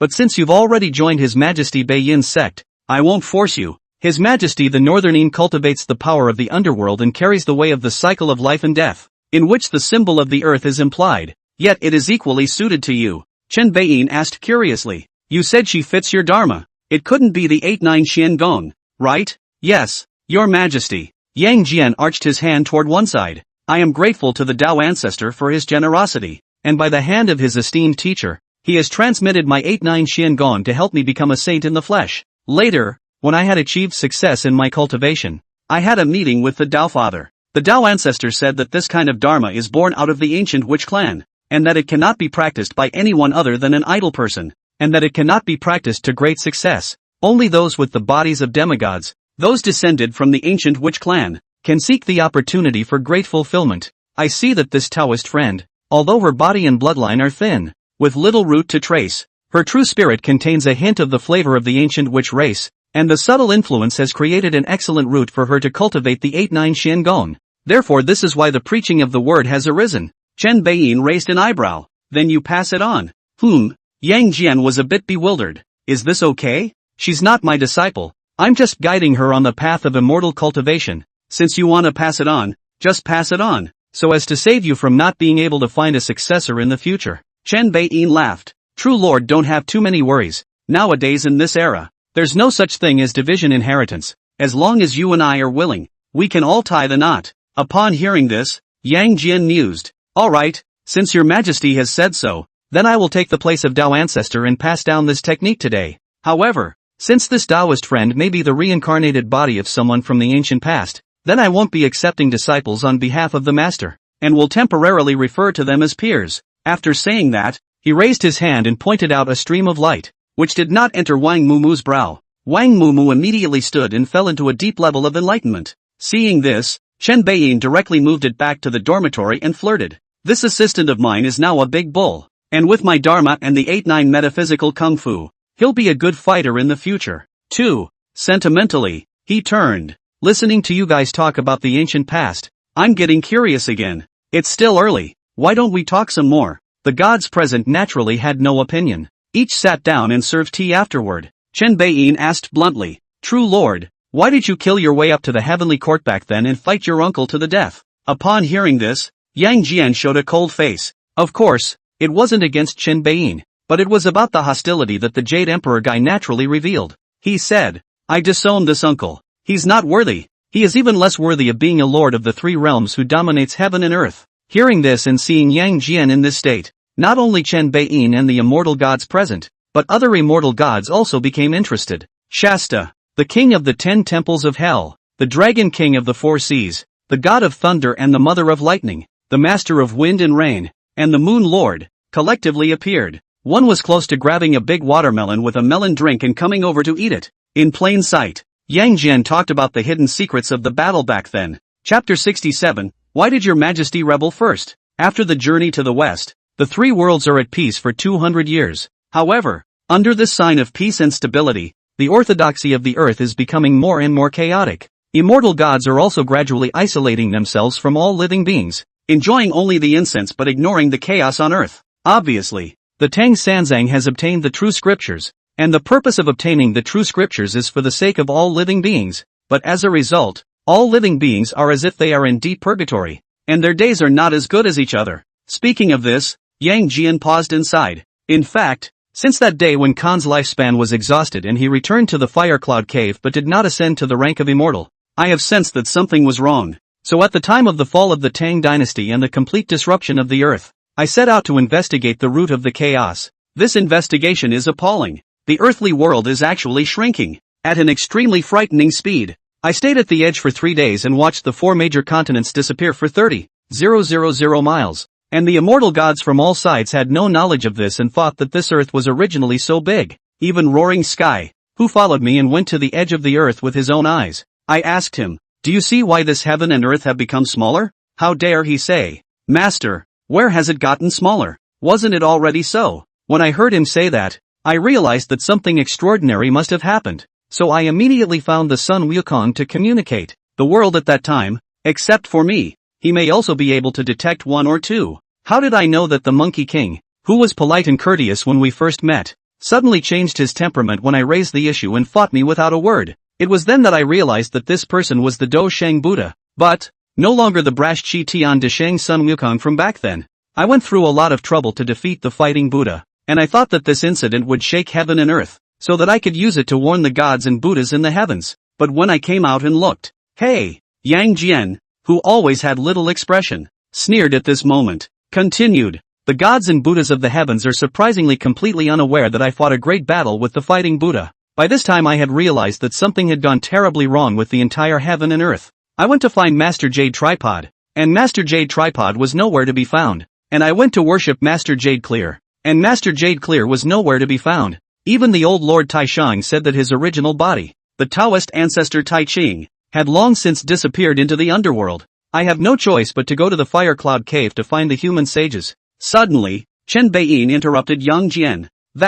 I'm just curious, huh? Didn't you think to ask the Jade Emperor then? Yang Jian shook his head. At that time, many elders and great powers had disappeared into thin air, so it was only natural that I should go and report to the Jade Emperor first. But I was looking for this and worshipping that with trepidation, just subconsciously not wanting to go near the temple of the heavenly palace. Now it seems that at that time it was the great Tao intuition that was influencing me. In fact, it was already telling me that the Lingxiao Palace was the root of the problem. Is the skyrocket the source of the problem? Good guy. The Lingxiao Palace that is the core place of the manifestation of the heavenly Tao. Is the Jade Emperor the first-ranked master of the heavenly Tao sequence to manage the operation of heaven and earth's origin place? If the Lingxiao Palace is the source of the problem, then, viewing that great calamity as the enemy of all beings and the gods and Buddhas in the heavens, wouldn't the first to rebel be the Jade Emperor? Inverted Big Dipper, the end of heaven and earth, the extinction of all living beings, the fall of the immortals and gods. What good will it do to the Jade Emperor? Chen Beiyin and the 9 heavenly mysteries glanced at each other, each nodding their heads. Perhaps it was not the Jade Emperor who rebelled, or the Jade Emperor did not rebel on his own initiative, and the mastermind behind the rebellion was the heavenly consciousness. You continue, Chen Bei Vagina. Yang Jian nodded. After going to the Fire Cloud Cave to pay my respects to the human emperors, I finally found someone to talk to, because human emperor Xian Yuan and the rest of them also stayed awake and knew about the treacherous changes that were happening in this heaven and earth. And even human Emperor Fuxi, who was good at deduction, had already known some vague sights of the future. They established the Salary Flame Hall to preserve the legacy of the human alchemists. When I saw that all the human emperors were so pessimistic and had no intention of resisting, only wanting to preserve the payload and just for the human race to survive, I pressed for the details of it. It was only after I pressed them that the human emperors told some secret stories. They said, "This heaven and earth, alive, heaven and earth, alive?" Thinking of the opening of the heavens and the great god Pangu, the scalps of the immortal gods present went numb. The heavens and the earth were opened by Pangu,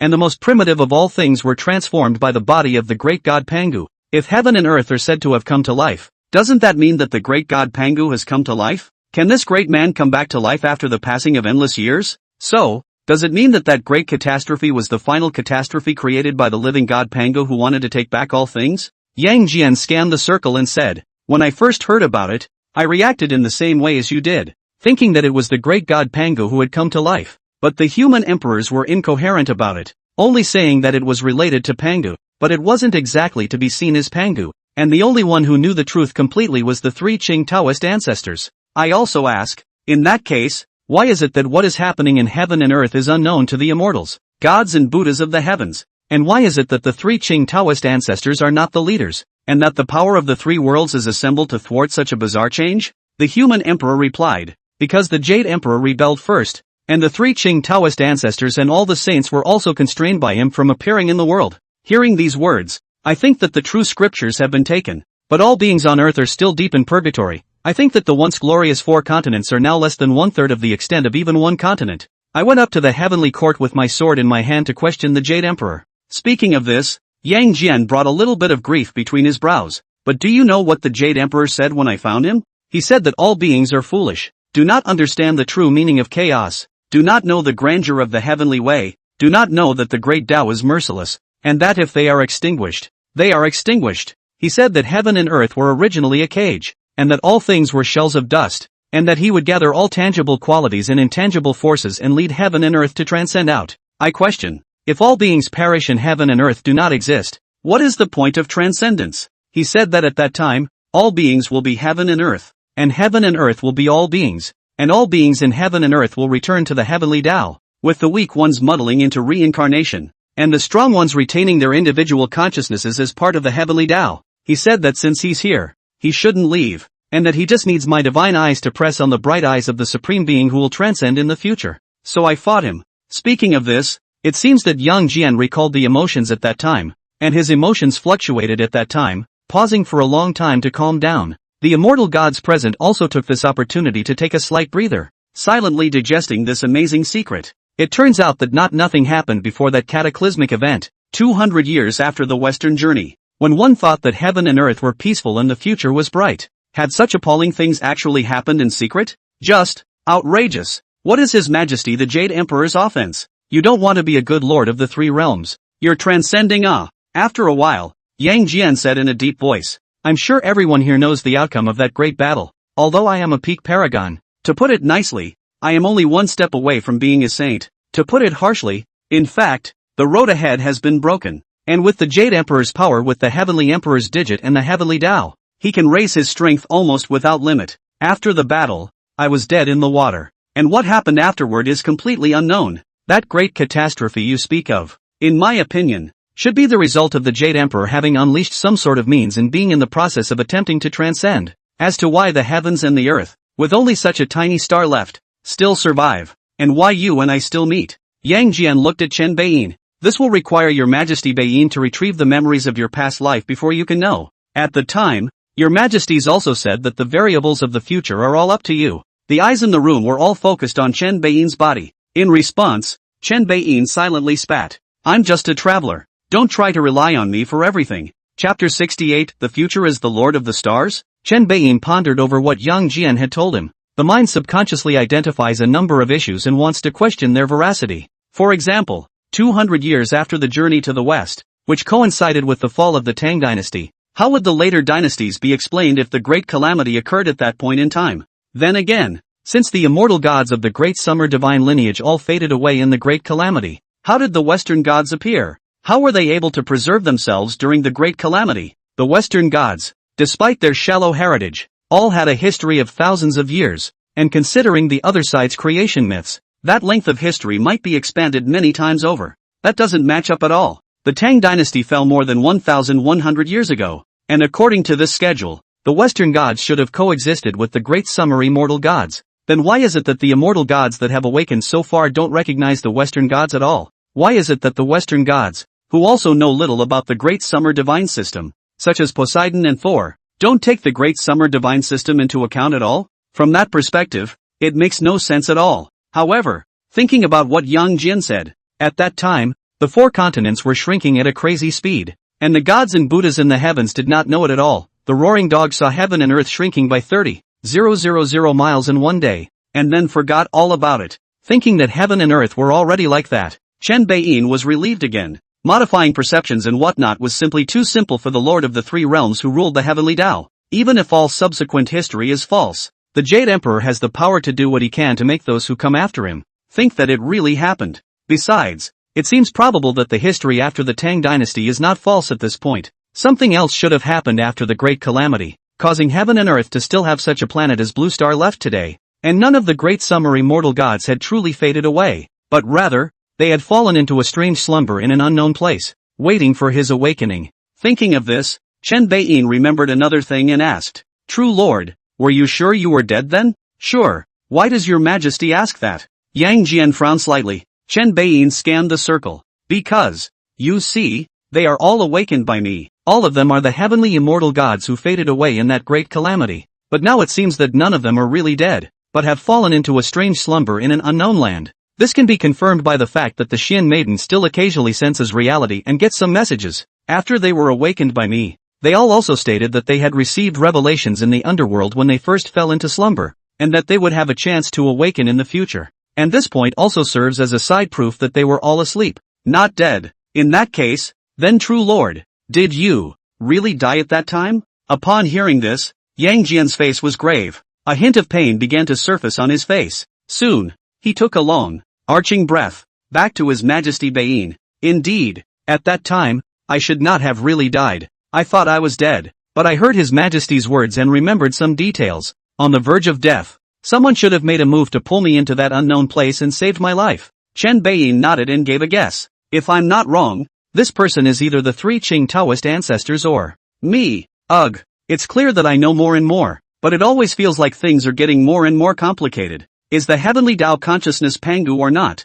Why did the Jade Emperor rebel? Was he mind-controlled by the heavenly Tao? And where did the Western gods burrow out of? And where is that unknown land? Chen Bain added silently in his heart as he sighed. Am I or am I not the reincarnation of Feng Du Dadi? What about my crossing over in this illogical system panel? Your Majesty, you should not dwell too much on this. Suddenly, the beautiful to the point of being extremely dreamy, Taiyin astrologer opened her mouth to speak. Her voice like trickling water and warm cool moonlight, innately carrying a soothing effect. She said, no matter how many complicated things had happened in the beginning, nowadays there is only one thing left for your Majesty, to revive the heavenly court myth. When your Majesty awakens all the gods and Buddhas in the heavens, whether the ultimate enemy is the heavenly Tao consciousness or the Jade Emperor, old man, he will not be able to sit still and take the initiative to jump out. If he doesn't jump out at me, that's fine. At that time, with the support of the gods and Buddhas in the heavens, your Majesty, who sits in the endless starry universe, will be able to create an unprecedented mythical heyday.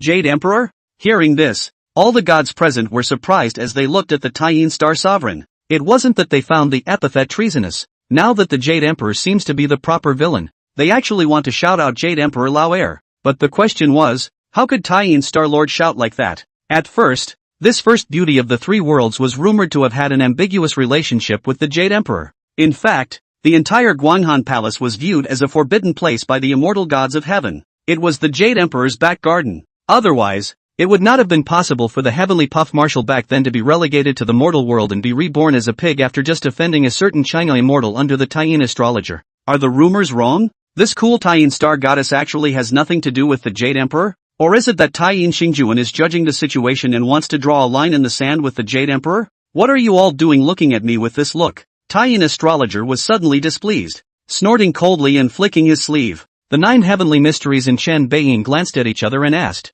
Star Monarch, as an offense, you should know more about the Jade Emperor than true Lord Xianshang, right? Only less. The rumors back then were all false. A touch of shyness surfaced on Taiyin astrologer's delicate face. She thought the gods were thinking about something, but it turned out that her mind was full of the big melon from back then. After being mortified, she said somewhat breathlessly, can't you guys be serious? Don't you have any idea what I'm talking about?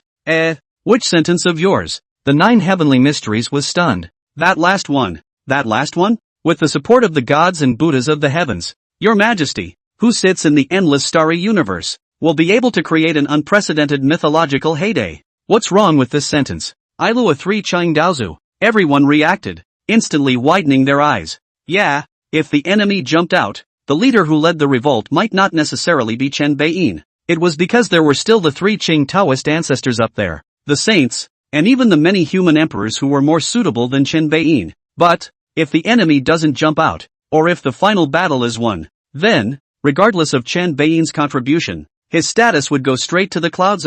Think about it. Who is Chen Beiyin? The reincarnated body of Fengdu Dadi. This is correct. After all, those present were all powerful immortal gods, and with a single glance, they could tell that the branding on Chen Beiyin's soul level was traces of the Fengdu Great Emperor. But who is Fengdu Dadi? The incarnation of the Purple Violet Emperor. The two could be regarded as the same being. What kind of existence is the Purple Violet Emperor? The first of the four Imperials, Lord of the Stars. The focus is on the stars of this Lord of the Stars. What was once the flooded heavens and earth was now, for some unknown reason, transformed into a starry universe. Beyond the dome of the sky, there were countless more billions of stars. In such an environment, the future is destined to be the Lord of the Stars world. Try asking. Assuming the final battle is won, or there is no final battle at all. The gods just watered down and revived and lived on. So, who is best suited to rule the future universe and the many immortal gods? That must be the Ziwei Emperor who has the merit of awakening the gods and is in charge of the stars in the sky.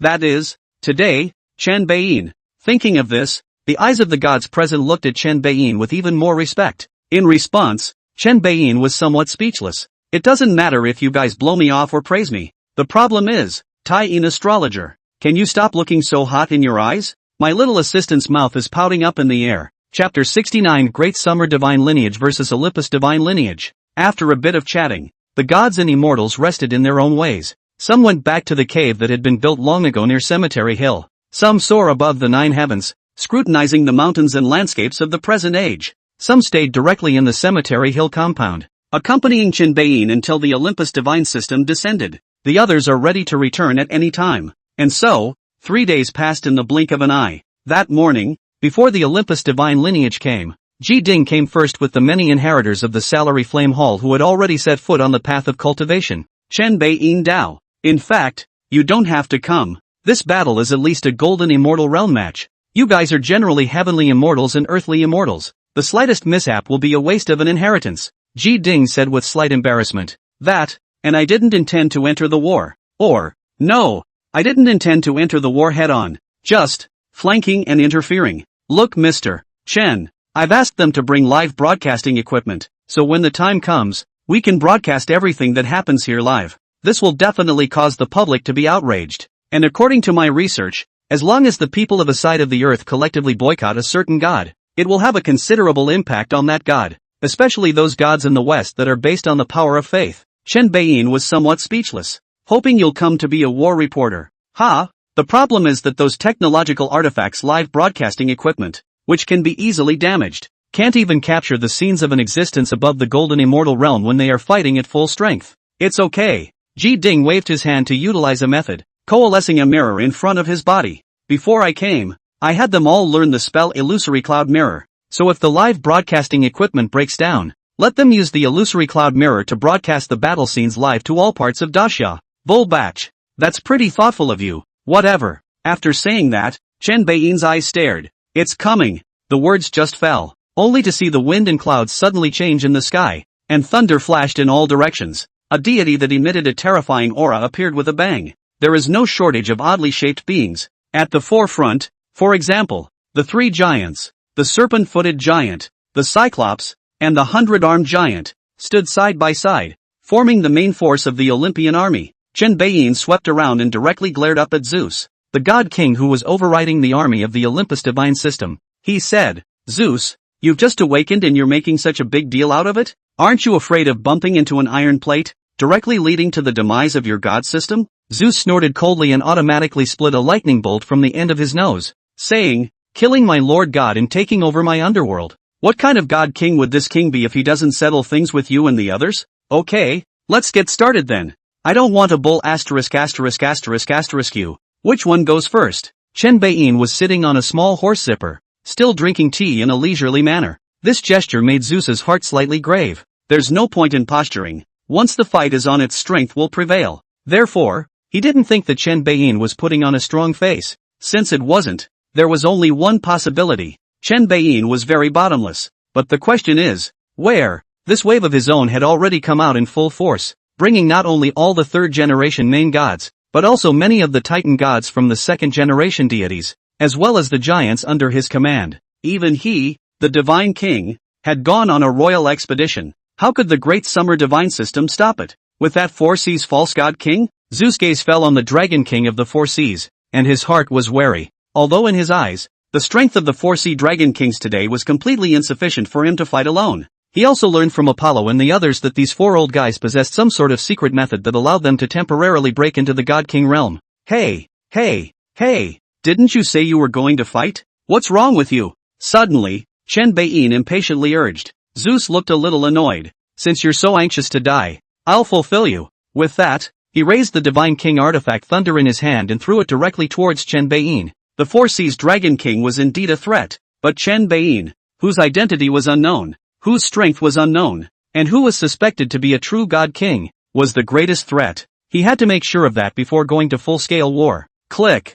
Thunder flickered like a brilliant flower, spreading magnificent patterns in the air as it sped towards Chen Beiyin, arriving in an instant. However, it only reached and did not hit Chen Beiyin solidly. Buzz! A hammer flashed in front of Chen Beiyin, absorbing the thunder and lightning. Thor strikes, and Thor's hammer takes great credit. Thunder Goddess and Electric Mother stood beside Chen Beiyin on the left and right. The Xinhuan Heavenly Monarch grinned. Although I am not as strong as you, and even with the help of the Heavenly Dao Divine Weapon I am still one great realm below you. But, you want to attack His Majesty with lightning in front of me? You're thinking of fart eating. Zeus stared at Thor's hammer and gritted his teeth darkly. To say who he hated the most in this world, Thor, the god of thunder of Asgard, would have to be at the top of the list. The reason is Thor's hammer. This weapon was a powerful aid to the god of thunder and lightning to its master, but to the enemy who also ruled over thunder and lightning, it was a nightmare. Zeus couldn't help but curse Saul. Little brat, when he fought with me so fierce, how come to Daxia directly impotent it?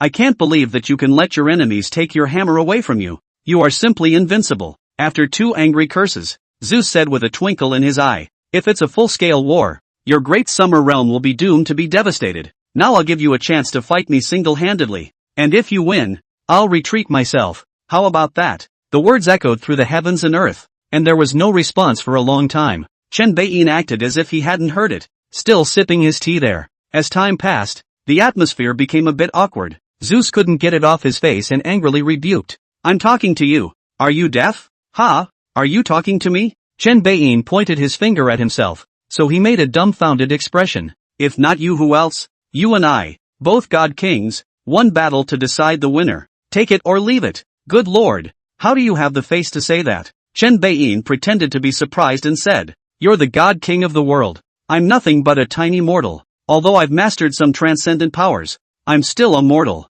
And you're even saying you want to fight with me single-handedly? Say it without fear of being laughed at. Zeus was furious. Aren't you also the god king of Daxia? Who told you I'm the great summer god king? Zeus, already cranky, nearly died of anger. Isn't it obvious? Are you mortal? If you were a ing mortal, the king would just eat it. You're a mortal. Why should those powerful great summer gods treat you with respect? Zeus forced down his anger and said in a deep voice, is there any point in playing dumb? Or are you afraid? Yeah, of course I'm scared. Chen Beiyin bristled. It's not a shameful thing to not be able to beat you. You're 10,000 years old. Isn't it normal that I can't beat you? You're also a bit old and uncultivated. I have so many experts in this courtyard you don't pick. You have to fight me and bet on the whole game. What a beautiful thought. Upon hearing this, Zeus couldn't hold back any longer. Good. Since you don't want to, let's go to war. Snake-footed giants, destroy this place for me. With a command, the group of serpent-footed giants at the forefront of the Olympus army rumbled and tumbled towards Cemetery Hill.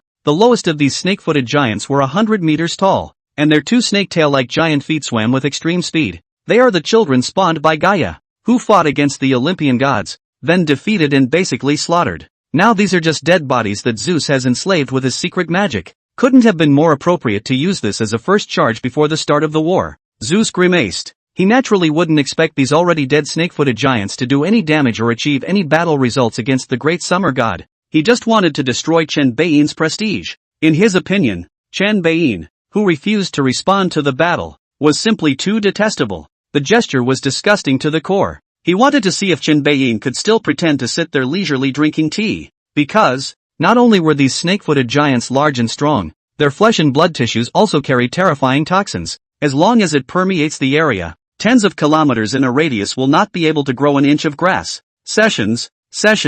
Zeus' expression was suddenly startled at the thought. Only a figure suddenly swelled up like a balloon and let out an earth-shattering roar. Wooden demon, don't dirty my majesty's door. Boom! The earth shattered. Gargoyles, make an entrance. Chapter 70. What a giant. Not enough to look at, not enough to see. The giant spirit god is a heavenly deity who had fought with the great sage of Qi Tian, Sun Wukong. It was undefeated and defeated, but it was strong enough. After all, that was the great sage of Qi Tian. He was able to serve as a vanguard general under Li Jing, the king of heavenly kings of Toda. So it was clear that his martial arts and magical power were different from the ordinary. Its hand held a Xianhua plate axe. Despite the tall, stout, incomparable, and now even more show a kind of similar means of expanding the shape of the sky, but plate that called a dexterity incomparable, like a phoenix through the flowers. Only 3 thuds were heard. The 3 snake-footed giants flew in response and landed with a thud. The giant spirit god raised his axe with one hand, pounded his chest with the other, and roared with excitement.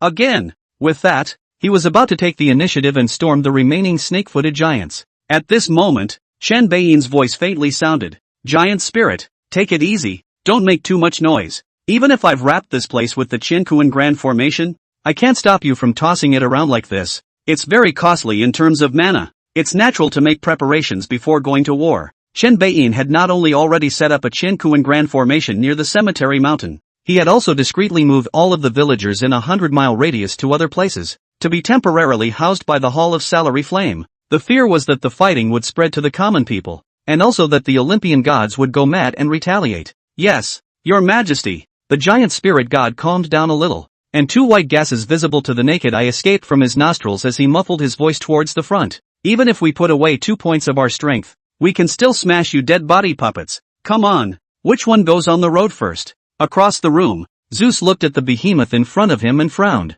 Is there a giant race in the Great Summer Divine System as well? This giant strength, it's kind of awesome. Slightly thinking, Zeus coldly said, kill him for me. So what if you're strong? It was hard to defeat 4 hands with 2 fists. There was always a time when one's physical strength and divine power would run out, and he didn't believe that this giant of Daxia would be able to keep fighting. With a command, the snake giant struck again. The giant spirit god danced his manhwa slab axe and hissed forward. Shatter me! Boom! The body of a snake race giant, who was taller than him, instantly broke apart from the waist and shattered into pieces. Green poisonous blood was suddenly splashed all over the ground, emitting an unpleasant odor. The gargoyle god backhanded and slashed one to death again. Disgruntled. To have this kind of dirty tricks hidden inside you is despicable. Saying that, he spat out an aura that swept across the room. In a flash, the poisonous blood was all purified, and even the poisonous gas that had already evaporated in the air disappeared. Hey! The giant spirit god smiled smugly. I didn't expect it. Grandpa, I'm a military general, but not a reckless one. There are plenty of means to purify the demonic and evil poisonous mist. Saying that, he dodged back and forth in a flash, killing all 4 remaining snake-footed giants. At the same time, it turned decay into magic, not only purifying all the poisonous blood left behind by the snake-footed giants, but also accelerating the decay of their corpses, turning them one by one into nutrients for the earth. Within the next 100 years, the earth near Cemetery Hill will be horribly fertile. The plants, fruits, crops, etc. that grow will all contain a hint of aura. Some special plants were estimated to be able to evolve into true spirit plants and bear true spirit fruits. Who else? The giant spirit god roared with excitement as he won his first battle. This was not only a vent after years of slumber, but also because of not losing face in front of Chen Beiyin. If he lost this battle, how could he still have the face to follow His Majesty Beiyin to fight for the world in the future? What? You mean His Majesty the Jade Emperor? Sorry, not too familiar. The most important thing for a henchman is to have eyes and know how to change. He's not blind. That nephew has turned against him. His scandalous lover has drawn a line in the sand, and the Jade Emperor's identity as the archvillain has been thoroughly established. When will we wait if we don't hurry up and perform in front of our new majesty at this time? When more bigwigs wake up, will he still have to show his face? Hey, I'm so witty. The gargoyle god thought darkly in triumph. At that moment, he heard Zeus speak with an ugly expression. Cyclops, 100-armed giant, take him for me. Roar! The remaining 2 types of giants immediately roared in anger to take the order. These 2 kinds of giants didn't come to the battle in too many numbers today. There were just 3 of each, because unlike the serpent-footed giants, they had been enemies of the Olympian gods. Instead, the Cyclops is a servant who dutifully serves the Olympian gods, and the 100-armed giant is credited with assisting the Olympian gods in defeating the 2nd generation of gods. Compared to the snake-footed giants that turned into dead puppets and were used as cannon fodder, they were the regular soldiers. Although there were only 3 together, they were a greater threat than the hordes of snake-footed giants just now. Rumble! The earth trembled as the 6-headed giant ran. On the way, 300 armed giants born with 100 arms and 50 heads opened their palms and immediately sucked many boulders on the ground into their hands. Then, it smashed towards the giant spirit god like rain. The giant spirit god's axe face blocked and said disdainfully, "Just this? Some broken stones want to defeat me? Delusional! Brush!" An axe mark slashed across the battlefield, not only shattering all the smashing rocks, but also knocking down all those 6-headed giants. The giant spirit god lifted his axe in a big jump and slammed down among the 6-headed giants. Next, turn on berserk mode. His Majesty has said, take it easy, take it easy. You guys are still rushing around here throwing rocks. Don't you know that maintaining a big formation costs a lot of mana? I told you guys to run. I'll let you throw stones. Grandpa, I gave you face, didn't I? How did those trash just die without knowing? The giant spirit god cursed and fought at the same time, punching the six-headed giants who couldn't find their way out. Just then, Zeus spoke in a cold voice. Enough! Enough of Nema. You say fight. You say enough is enough? If you ask me, some bull giant. Not enough to see, not enough. The giant spirit god was not the least bit weak and killed all 6 giants in 3 strikes. Then he looked at Zeus as if provocatively, grinned, and arrogantly walked back to Cemetery Hill while rapidly shrinking in size. When he came to the hill of the cemetery, he had returned to his normal size, but he was also about 2 meters. Your Majesty, I will live up to your expectations and return victorious. The giant spirit god bowed down on one knee with a great deal of vigor. Chen Beiyin smiled. Good job. That is, after this matter is over, the big pits and scenes in this neighborhood due to the battle, you will be responsible for restoring them to their original state. Do you hear me? My lord obeyed. The megalomaniac was a bit stunned, but agreed with joy. Being a little brother, the most fearful thing is to be arranged things. The most fearful thing instead is that the big brother above ignores himself. Now that Chen Beiyin had arranged for him to do something, he didn't feel aggrieved at all. On the contrary, he was very happy. In this regard, Chen Beiyin was also very satisfied. I didn't think the giant spirit would be much use, but it turned out to be quite powerful. He looked toward the grim-faced Zeus and said smilingly, whoever comes next, my great summer divine lineage takes it all. Zeus' eyes narrowed slightly. In fact, he still wanted to fight Chen Beiyin solo, but now it seemed that before defeating all of Chen Beiyin's henchmen, it appeared that he would not be able to enrage him at all. In that case, since you're going to be a shrinking turtle, watch as I beat all the people around you to death one by one. I don't believe you'll still have that look on your face when I'm standing in front of you. Zeus spoke in a cold voice. Those second-generation deities below, the Titan gods, immediately stepped forward somewhat reluctantly. Chapter 71 4 Great Nature Gods vs 8 Titan Gods. There are 3 eras in the Olympus divine system. The first generation was the primordial gods led by the god king Uranus. The second generation was the Titan gods, led by the god king Kronos. It was the third generation that was the Olympian gods, led by Zeus, the king of the gods, one of the second generation of gods. The gods within it are divided into 3 more generations of titans. The one who followed God King Zeus to conquer the great summer god system today was only the youngest of the 3 generations of titans, the third generation of titans. Even if the elites were at their best, there were only 8 ordinary Lord God level gods. The 8 are Goddess of the Road and the Night, Hecate, Estrella, Goddess of Justice and the Stars, Hesperus, God of the planet Tiberius, Persephorus, the God of Enlightenment, Nyquil, the Goddess of Victory, Bia, the God of Ferocity, Obliquos, the God of Passion, Kratos, the God of Strength. The reason why the first and second generation titans didn't come, the main reason for this is that Zeus only ascended to the throne of the gods by stepping on their heads back then. In a way, they are enemies of each other. It's only with this kind of unanimity that there is any cooperation. Thus, the Titan god race had already given face by being able to send out 8 third-generation Titan gods whose strength was that of an ordinary Lord God. Of course, it's worth noting that a few of those 8 were also on Zeus' side in the first place. Zeus was more than satisfied with that. After all, he had forcibly conscripted these Titans for one purpose. That was to serve as cannon fodder and consume the power of the great summer divine system. Anyway, with him around in the divine soul pool, people wouldn't really die if they died in battle. Those giants did really die just now. Lowly giants are not qualified to enter the divine soul pool. Zeus looked down at the 8 gods and commanded majestically, Hecate, lead your partners and show the great summer divine system the power of our Olympus. Yes, Hecate returned with some reluctance. She looked at the people around her, sighed darkly, and said, let's go. It's our turn to die. It's best not to die. After all, the pain and fall in strength is real. Estrella, goddess of justice and the stars, sighed. The god of fierce Bia showed his teeth and said, don't be so pessimistic. Even if we die, we have to drag an enemy along with us. Otherwise, what are we doing here? Being clowns? Maybe you guys are really clowns after all. The words were not spoken by one of the Titan gods, but by one of the ascending uncle winds, by whose side stood 3 other gods, none other than the Thunderer and the Rainmaker. The 4 righteous gods hovered there, either haunted by thunder and light, or by wind and rain, their aura abnormally high. Uncle Feng had a kind appearance, but at this moment, his eyes were shining brightly as he laughed. You guys, it's not good to mess with anyone. You have to mess with our majesty. Mess with it and you're still delusional enough to want to resurrect it? It's clownish as hell. After awakening in the modern era, not only the Wind Uncle, but all the gods were heavily exposed to the modern cyber civilization. so they all knew what the clown meant, and in doing so, they made a wave of mockery of the Titan gods. In response, the fierce god Bia was filled with ferocity and said, "Just the four of you can do that? Humph, I really don't believe it. An ugly man with wings,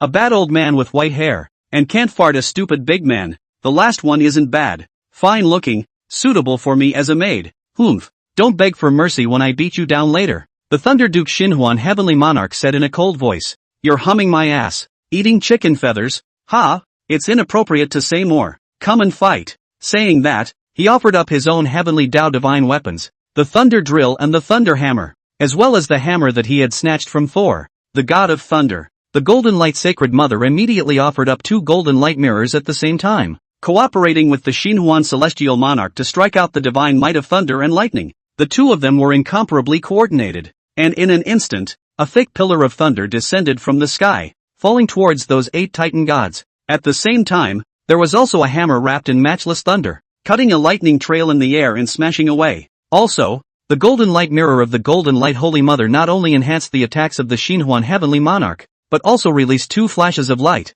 targeting the eyes of the opposite 8 gods. Rumble, click. After a succession of thunder and lightning, the 8 Titan gods were all injured. The fierce god Bia was filled with incredulity. You guys. He was tempted to say that a divine power like thunder, that was exclusive to Zeus. Even in other god systems, very powerful and famous gods were in control. How do you two nobodies wield such power? Before he could ask the question in his mind, he heard Kratos, the god of strength, roar, "Don't be careless, the opposite side is strong. Stand by and strike." The Golden Light Holy Mother laughed coldly. "This is just where it's at. There's something even fiercer behind it. Today I'll give you pseudo-gods a glimpse of the true power of the immortal gods." Between the words, the output of mana was even greater. Then, Uncle Wind and Master Rain exchanged glances, and the former said, "We can't keep letting the two of them get the limelight. Bro, we need to move our bodies too." Aha! Rainmaker nodded coldly. Both of them struck out at the same time, each offering their respective heavens path divine artifacts.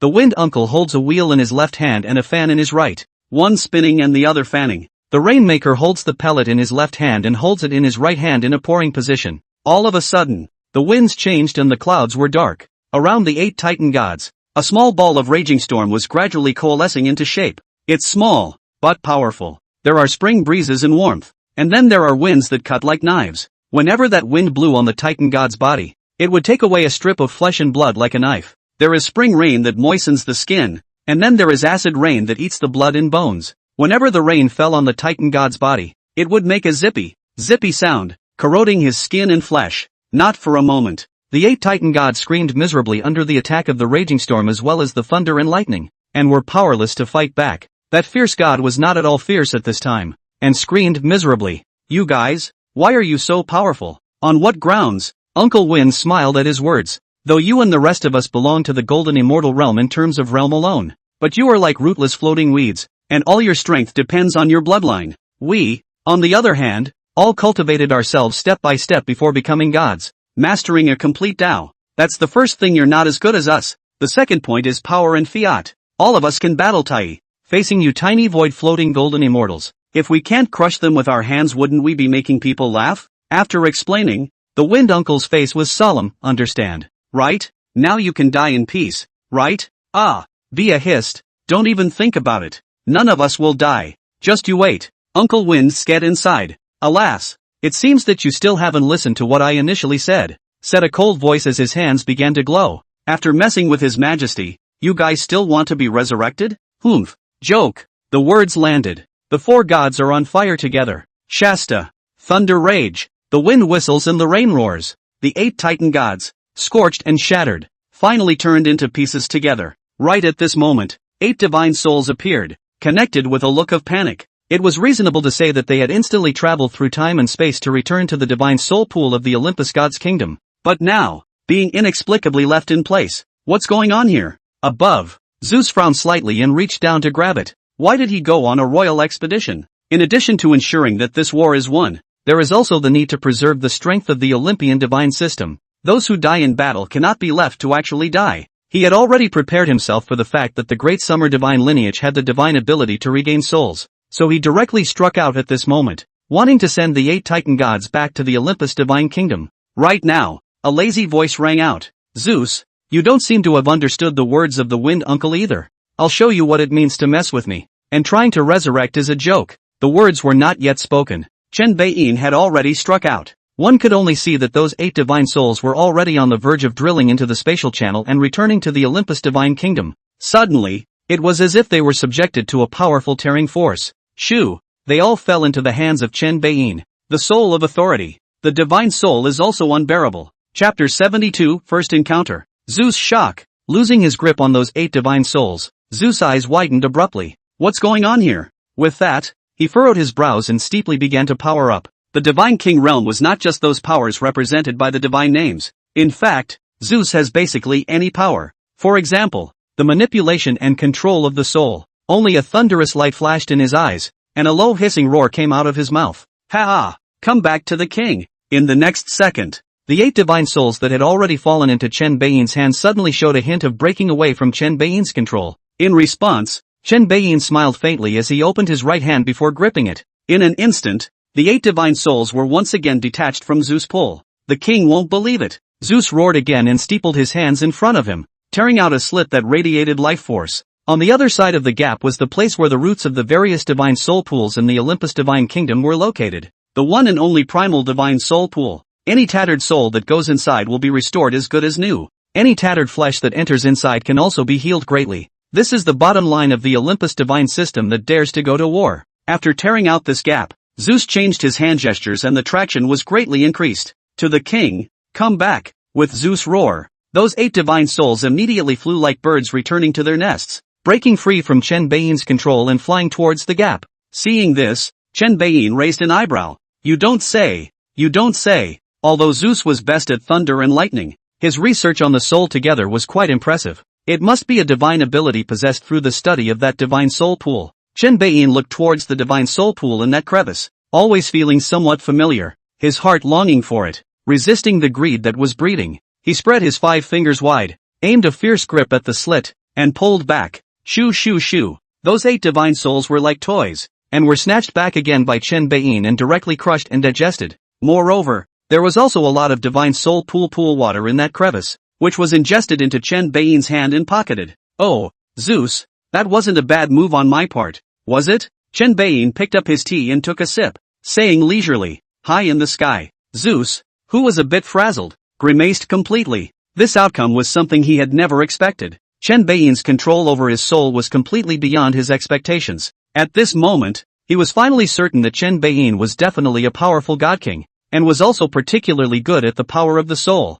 Otherwise, it was absolutely impossible to snatch the divine soul back from his hands and instantly crush it into pieces. There was even a moment just now when he felt that the divine soul within him was on the verge of being ripped away by Chen Beiyin. This is exactly why he was a bit frazzled just now. Simply awful. Zeus, didn't I say so? This Chen Beiyin is most likely the king of the Underworld realm. The goddess of agriculture spoke somewhat helplessly. At that, Zeus snorted coldly. He naturally remembered his wife saying this, but how could he have thought that Chen Beiyin was so powerful? Even if you're a king, there should be a limit, right? It's like he, though, rules the skies and is the god of thunder and lightning, but there would be times when he would be stretched when facing the thunder gods of other divine systems. For example, meeting Thor with Thor's hammer, and then meeting the Daxia god of thunder with Thor's hammer. Especially the latter. The thunder god of Daxia, what kind of strength is that? His true strength was nothing more than the ordinary Lord God realm, and it was only with the enchantment of a divine artifact that he possessed the battle power of a peak Lord God. Any other god with this kind of strength would be trash in front of him, the kind that could be destroyed with his hands. But in actuality, his attack, the great summer thunder god could withstand it perfectly with the help of his own artifact and Thor's hammer. From this perspective, push yourself. Zeus believed that even if Chen Beiyin was the king of the underworld realm, that could not be invincible. He was confident in preserving the divine souls of his men who had died in battle in front of Chen Beiyin, but as it turns out, it was all in his own head. In the face of true absolute power, even if he was a divine king, there was nothing he could do. Zeus' face became even more ugly at the thought. He wouldn't be heartbroken at all if the snake-footed giant puppets all wore out. After the death of 300 armed giants and 3 cyclops, his heart was even more unperturbed. But now that 8 Titan Lord gods had truly and completely died violently, then he couldn't tense up. First of all, how do you account for it to the Titan gods' first and second generation Titans? Even though he was the god king, right, and could not be questioned, he had to appease the people.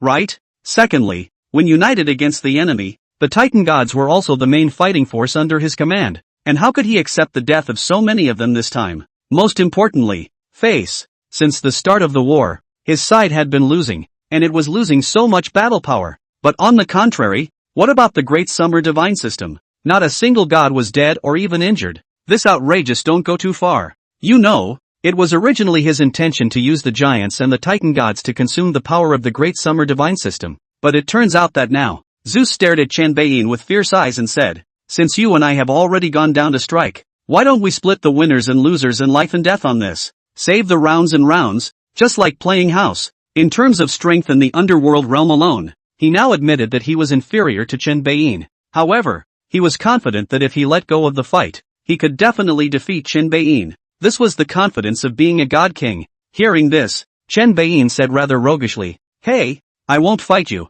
What can you do to me?" "You," Zeus said angrily, "do you have any dignity as a god king? Who told me it was the god king?" Chen Beiyin pretended a wave. "God king is just the threshold to see me." Good. Good one, just to see you on the threshold. Today." Halfway through the sentence, Zeus was just about to make a move. He saw the 4 sea dragon kings releasing their breath in unison, covering the sky and the sun. Zeus became sober at once. No recklessness. If he were to go one-on-one with Chen Beiyin, the turtle god king, he would be confident of winning. But if he were to add 4 half-step god kings who could break into the god king realm at any time, and he were to take on 5 of them, then he wouldn't be confident. So after a moment of silence, he roared, "Hephaestus, it's too humid in here. Give me some flames." "As you wish." Hephaestus, the god of flame and craftsmanship, immediately stepped forward with an expressionless face. With a wave of his large hand, flames erupted from the sky. It baked all the rain that had fallen from the rainmaker in the battle. For a time, the originally moist space of the large formation became dry and incomparable. Having done this, Hephaestus did not stand back, because he knew that Zeus meant for him to come out and fight the opposite side. It was an order he couldn't disobey. Otherwise, even if he got lucky and didn't die, he would be severely punished by Zeus after returning to the Olympus god's kingdom. Instead of being a god of cowardice, he should have fought to his heart's content. Anyway, since seeing the look on the face of his wife, Aphrodite, the goddess of love and beauty, who was devastated by Poseidon's death, his heart had died with him. The big green hat on his head, he wanted to take it off, even if the picking is dead. "Someone fight me." Hephaestus invited the battle in a flat tone. "I'll do it." In the next second, there was an answering voice that rang out from Chen Beiyin's side. His red hair and beard were red, and his looks were majestic. It was none other than the Fire Virtue Star, a former disciple of the Interceptor sect, the Immortal in Flame Luo Xian. Chapter 73 Green Vulcan. Online Emo. The Fire Virtue Star Sovereign answered the battle, and when the two fire gods confronted each other, the air between heaven and earth suddenly became fiery. It was like leaving from a cool air-conditioned room and coming outside. In the meantime, because of the influence of the Qiankuan Grand Formation, the Salary Palace, which had been unable to transmit the live signal out late, was finally in a hurry. They had already occupied all the screens in the country, wanting to broadcast this battle of the divine systems live, wanting to use the power of the people's hearts to influence the gods of Olympus who were fighting away from home. But after everyone was notified, they couldn't wait for the picture. Across the country, complaints are surging. Ji Ding commanded, "Whatever, activate the illusory cloud mirror." One of the henchmen said, "Then, what if everyone can't hold on and runs out of mana? Let's not worry about that first. The big deal is that when the time comes, I'll beg Mr. Shen to send a god over to help." In Ji Ding's opinion, singling out a god for this would make head-to-head battles lack a combatant, but it's totally worth it, because as long as the Great Summer Earth Realm repelled the Olympus god system, then its effect on normal battles could completely make up for the battle power of a god. "Yes, I'm on my way." The men were quick to inform the services. So not much longer, only a phantom cloud mirror could be seen rising up near the cemetery, and behind each mirror, a human inheritor was supporting it with all his might. Soon, screens on TVs, computers, cell phones, tablets, and everything else across the country had the picture. There it is. There's a picture. Asterisk.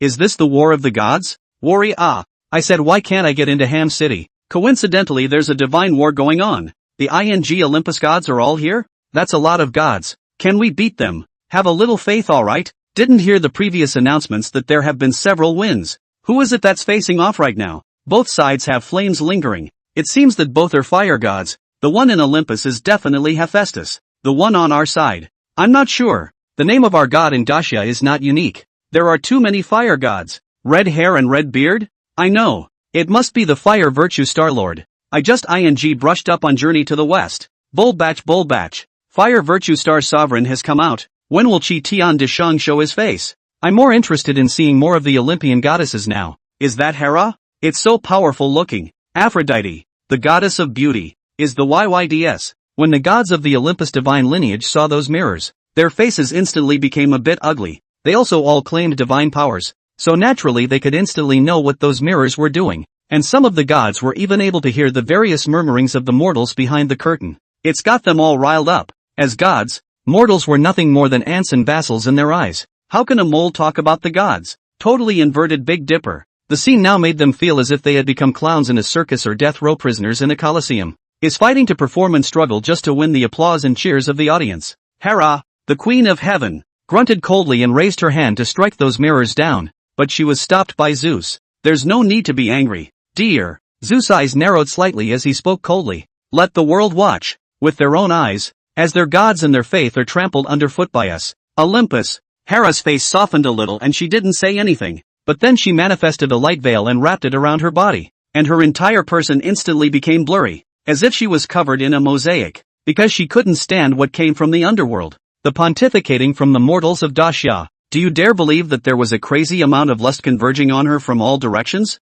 This was a completely impossible and mind-boggling occurrence when placed in the realm of the Olympus divine system. Now that the gods have been revived and are real, who dares to think ill of her as the queen of heaven? The mortals of Daxia dare. Under the light veil, Hera said darkly with a face full of disgust, when these gods are defeated, I must let the mortals here know how powerful I am. The two Vulcan gods were still secretly battling each other, clashing against each other with fiery power. At that moment Hephaestus spoke faintly. It seems you're also a god in charge of flames, so let's split the victory on fire. Fire virtue star Lord Luo Xian shook his head. No, you may be a god who is very good at controlling fire, but you don't deserve the words in charge of flames. Because, I am fire. Luo Xian once had the name Immortal in Flame, meaning an immortal born in flames. He had an innate spiritual treasure called the 10,000 Crowspot, which contained endless essence of mortal fire. He is the will born from the essence of these mortal fires, cultivated into a spirit, and later attained immortality, and in the great god sealing calamity was sealed as the fire virtue star sovereign, commanding the 5 positive gods of the fire ministry. Therefore, he has no problem at all in saying that he is fire. But the words reached Hephaestus's ears and became a bit tainted. Hephaestus said with an expressionless face, Oh, I was so middle-aged when I was young, shouting every day that I was the embodiment of flame, until I was casting an artifact when I was accidentally burned by a spark. It was then that I realized that even though I was honored as the fire god, I would never be able to fully grasp the power of the flames. It's like no matter how hard I try, I can't get a grip on my feelings. It's like a mortal holding sand, the harder you push, the faster it slips away. Luo Xian, Aphrodite, god of love, lust and beauty, gods on both sides, Daxia watchers, how this is a little off. The atmosphere isn't very tense. Is there going to be a war? What's with the sudden switch to the relationship channel? Where's the promised Vulcan versus Vulcan? Explosive scene? Olympian gods camp, Ares, the god of war, Hermes, the god of transportation and burglars, and Dionysus, the god of wine. The 3 main gods all of a sudden held their foreheads with their hands and were filled with speechlessness. All 3 have had negative distance encounters with Hephaestus' wife, Aphrodite, the god of love and beauty. One of them, Ares, the god of war, was the first to green Hephaestus and had several children with Aphrodite. Although that incident was caught in the act by Hephaestus, and even made a scene in front of the gods of Olympus, Ares was not ashamed, but rather honored. Therefore he couldn't help but mutter when he saw the scene, wasn't it just a bit of fun? Why do you remember this? Aphrodite, the god of love and beauty, flew forward some distance, breathless. Hephaestus, are you awake? She could not like her ugly-looking husband at all, but when the pressure of Zeus, can only hastily marry to Hephaestus? Because if she doesn't marry Hephaestus, she's going to be forced to marry Zeus. Comparatively speaking, she preferred not to marry Zeus, because once she became Zeus's wife, then she would lose the opportunity to contact all the other gods. After all, Zeus was the king of the gods, very powerful and domineering, and Zeus had so many wives that he probably couldn't have favored her more than a few times over the long years. It was worse than being tortured in purgatory for her, who had been wrapped up in love and lust for years. All things considered, Only marrying Hephaestus, an ugly softy, was the best option at the time. What happened later also proved that she did the right thing. You have the likes of Ares, the god of war, Hermes, the god of traffic and burglars, Dionysus, the god of wine, and Poseidon, the god of the sea, who is now dead, each of whom has brought her endless pleasure. It's just not cool. Only, cool as it was, Hephaestus pulling this stunt on this occasion still made her a bit embarrassed. Aphrodite, seeing that Hephaestus was ignoring her, turned around and gave Zeus a blank stare. Zeus ignored Hera's sultry grudge with a faint smile. Though he hadn't quite gotten Aphrodite, he had privately tasted its flavor. It was, like, a little bit too much. Chapter 74. The secret the Moon Lord and Aphrodite had to tell.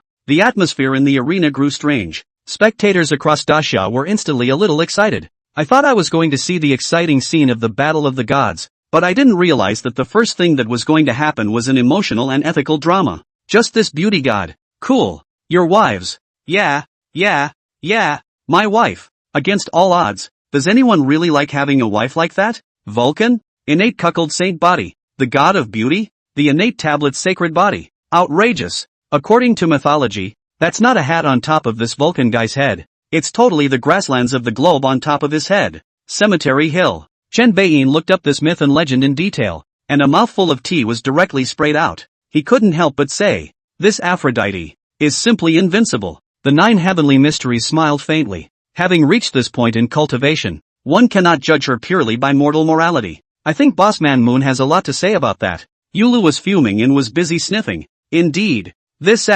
Aphrodite is very problematic. The last time I saw her, I felt something was wrong, and I've been examining and analyzing her power, and seeing it again today has finally made me figure it out. What's her problem? Chen Beiyin came to be interested. Could there be something else on this Aphrodite? Back to your majesty. This Aphrodite's power is very similar to that Eros, the goddess of love, and can even be seen as coming from the same source. The only difference is that Eros is unaffected by the lovesickness part of the power, and Aphrodite seems to be lovesickness incarnate. I also looked up the mythology of Olympus, which has this version of the relationship between Eros and Aphrodite. It is contradictory to say that Eros was conceived by Aphrodite and Ares, the god of war, but Eros is clearly the original deity of the first gods of Olympus. Therefore the lesser gods have reason to suspect that Eros should have used Aphrodite's body in the first place to christen his own power, leaving the bad side, all of it, to Aphrodite. But perhaps something went wrong, and not only did Aphrodite become stronger, but Eros himself was weakened by a great deal. This is what led to, when Eros went out of his way to risk his life in order to restore his power in our Daxia, and at that time, his strength was very unpleasant. Chen Beiyin nodded slightly. Then that's the connection. Otherwise there would have been absolutely no need for Eros to come to Daxia and mess around in the first place. And what is wrong with Aphrodite herself now? Moonraker continued. Aphrodite robbed Eros of some of his power and fully absorbed those negative forces that Eros had voluntarily divested himself of, and from that he developed his own more distorted divine power. This causes her, at all times, to suffer from the power of love and lust, and to make her whole private life extremely unpleasant. Not only that, but invisibly, she reversed and twisted the red thread between heaven and earth through her love and lust, leading to more and more unsavory things in today's age. At the same time, she herself becomes even stronger with this power. The lesser god suspects that this is one of the reasons why Eros was messing around with us in the first place, and that he wanted to follow Aphrodite's example of empowering himself by twisting the normal relationships in the world. Chen Beiyin's face showed a dawning realization. I see. Simply put, it's a math problem. Normally, a man and a woman come together to provide a share of power to Eros or Aphrodite. If it's a person, male or female, who has a relationship with more than one person at the same time, say 3, then 3 powers are offered. Through her own twisting and mutation, Aphrodite took over most of the power in advance, thus forcing Eros to shift his position and come to our Daxia to cause trouble. Speaking of this, Chen Beiyin looked towards the Moon Elder. And for you, whether it's Aphrodite or Eros, this way in which they gain power disturbs the path of marriage between heaven and earth, the red thread. So if you completely want to restore your power, you must destroy these 2 gods as much as you can, right? The Moon Elder bowed. Yes, your majesty. Okay, let's watch the show first, and later on, when Aphrodite comes out to call the shots, I'll leave it up to you. Moonraker, thank you, your majesty, for your fulfillment. Luna straightened up and looked across the room at Aphrodite, annoyance in her eyes. In fact, according to the rules of the red thread of marriage, a person can certainly relate to more than one person, either male or female. Worldly prejudices are worldly and cannot affect the basic rules of the way. But this Aphrodite had completely twisted the meaning of the rules in order to enhance her own power, leading to chaos in heaven and earth. That's what he, Moonraker, can't stand. Not to mention, the current situation was that without completely killing Aphrodite and Eros, the avenue of marriage would forever be affected, and he would never be able to regain his original peak state. Then there's nothing to say. It's an unsolvable contradiction. Sensing the sight of the Moon Lord, Aphrodite glanced slightly and stiffened. When she had followed Poseidon along on his quest not too long ago, she had noticed the presence of the Lunar Elder, and had asked the favored one to look into the Lunar Elder's identity. It was then that she sensed that the Lunar Elder seemed to have a very restraining power over her that could eat her alive. Now that she was being watched again, Aphrodite was a little fidgety. At that moment, Zeus spoke up,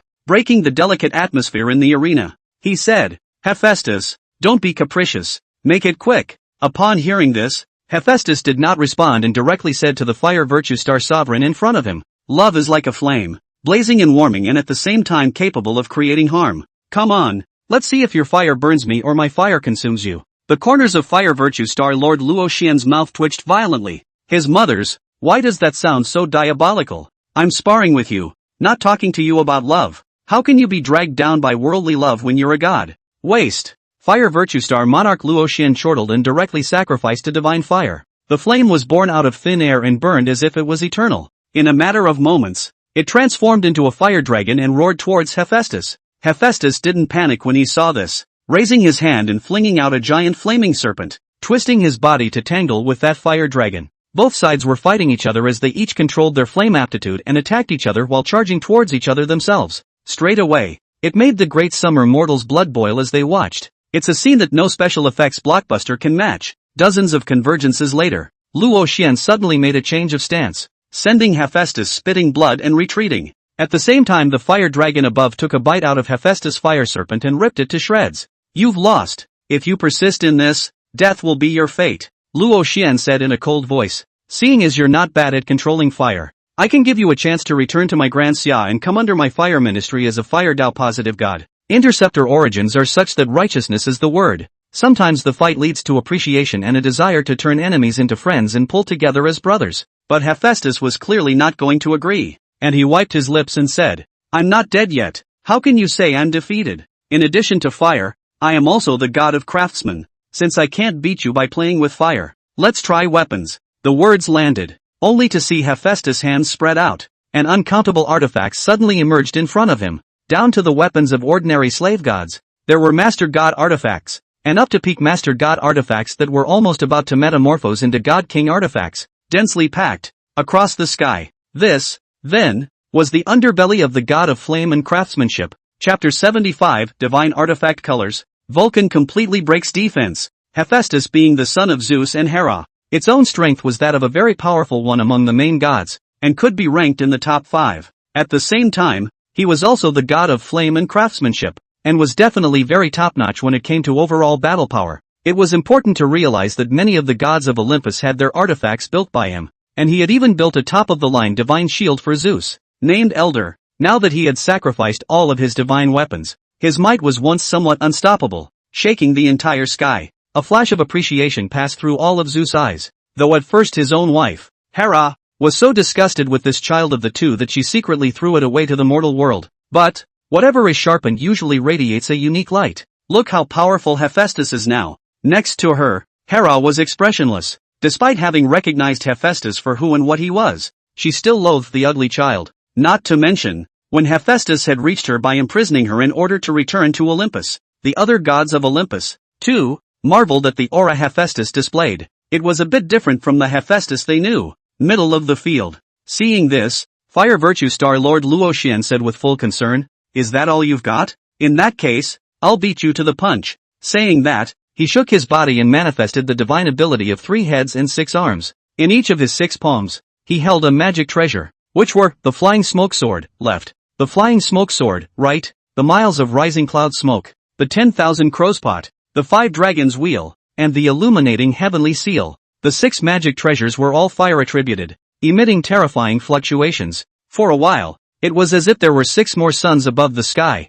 scorching the earth dry and cracking. This magic treasure of his, although only the 10,000 crows pot was an innate spiritual treasure, the others were all latter-day spiritual treasures. However, All of them were infused with heavenly Tao merits, and their quality and power could be raised by a notch. Thus, the combined might far exceeded Hephaestus' roaming artifacts. Hephaestus' expression was slightly surprised at the sight. Then he regained his composure and said, "You're also a fire god. It's normal to have so many powerful artifacts. Then, duel to the death." After he said that, he reached out and pointed, and the heavenly artifacts immediately poured towards Luo Xian. Luo Xian disdainfully said, "Some trash in the district. How dare you compete with the White Moon? Tai!" With a loud roar, Luo Xian didn't choose to attack remotely with his magic treasure, but instead held his magic treasure and charged forward head-on. There was only one charge, and it folded back and forth a bit. He saw that the roiling divine artifacts suddenly fell down like rain, and some of them even directly turned into scrap metal. Luo Xian opened his mouth as he struck out,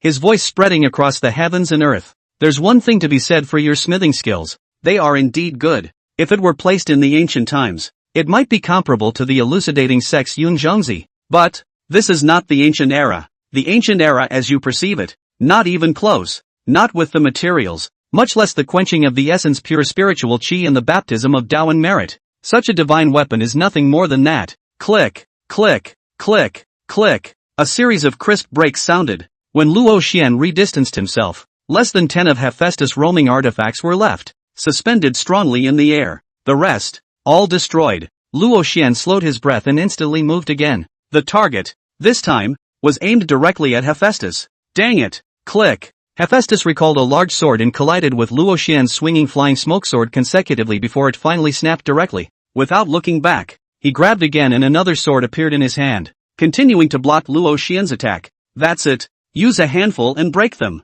Finally, when Hephaestus reached out again and caught nothing, looking at the 6 magic treasures in Luo Xian's hands that attacked in unison, he closed his eyes and revealed a relieved smile. "It's okay to live. It doesn't matter if you die. This ed-up god life doesn't want to be lived at all." Phew! Just when Hephaestus thought he was going to die, the 6 magic treasures suddenly stopped, kicking up a gust of wind that blew his eyes open. Hephaestus frowned. Why show mercy in a fight to the death? Luo Xian skimmed his mouth, revealing an odd expression. "Just trying to give you another chance to see if you're willing to submit. Of course, I still have a question I want to ask you. It's up to you, if you want to answer it." Hephaestus did not speak. Luo Xian pointed at the broken artifacts that fell to the ground and asked directly, "Are you obsessive-compulsive? Why does every magic weapon have to be made green?" The words were not yet spoken. Luo Xian mobilized his mana and cleaned those artifacts that even though they had been broken, still maintained a layer of camouflage on their surfaces. In an instant, the broken artifacts that were originally different colors all turned the same green color.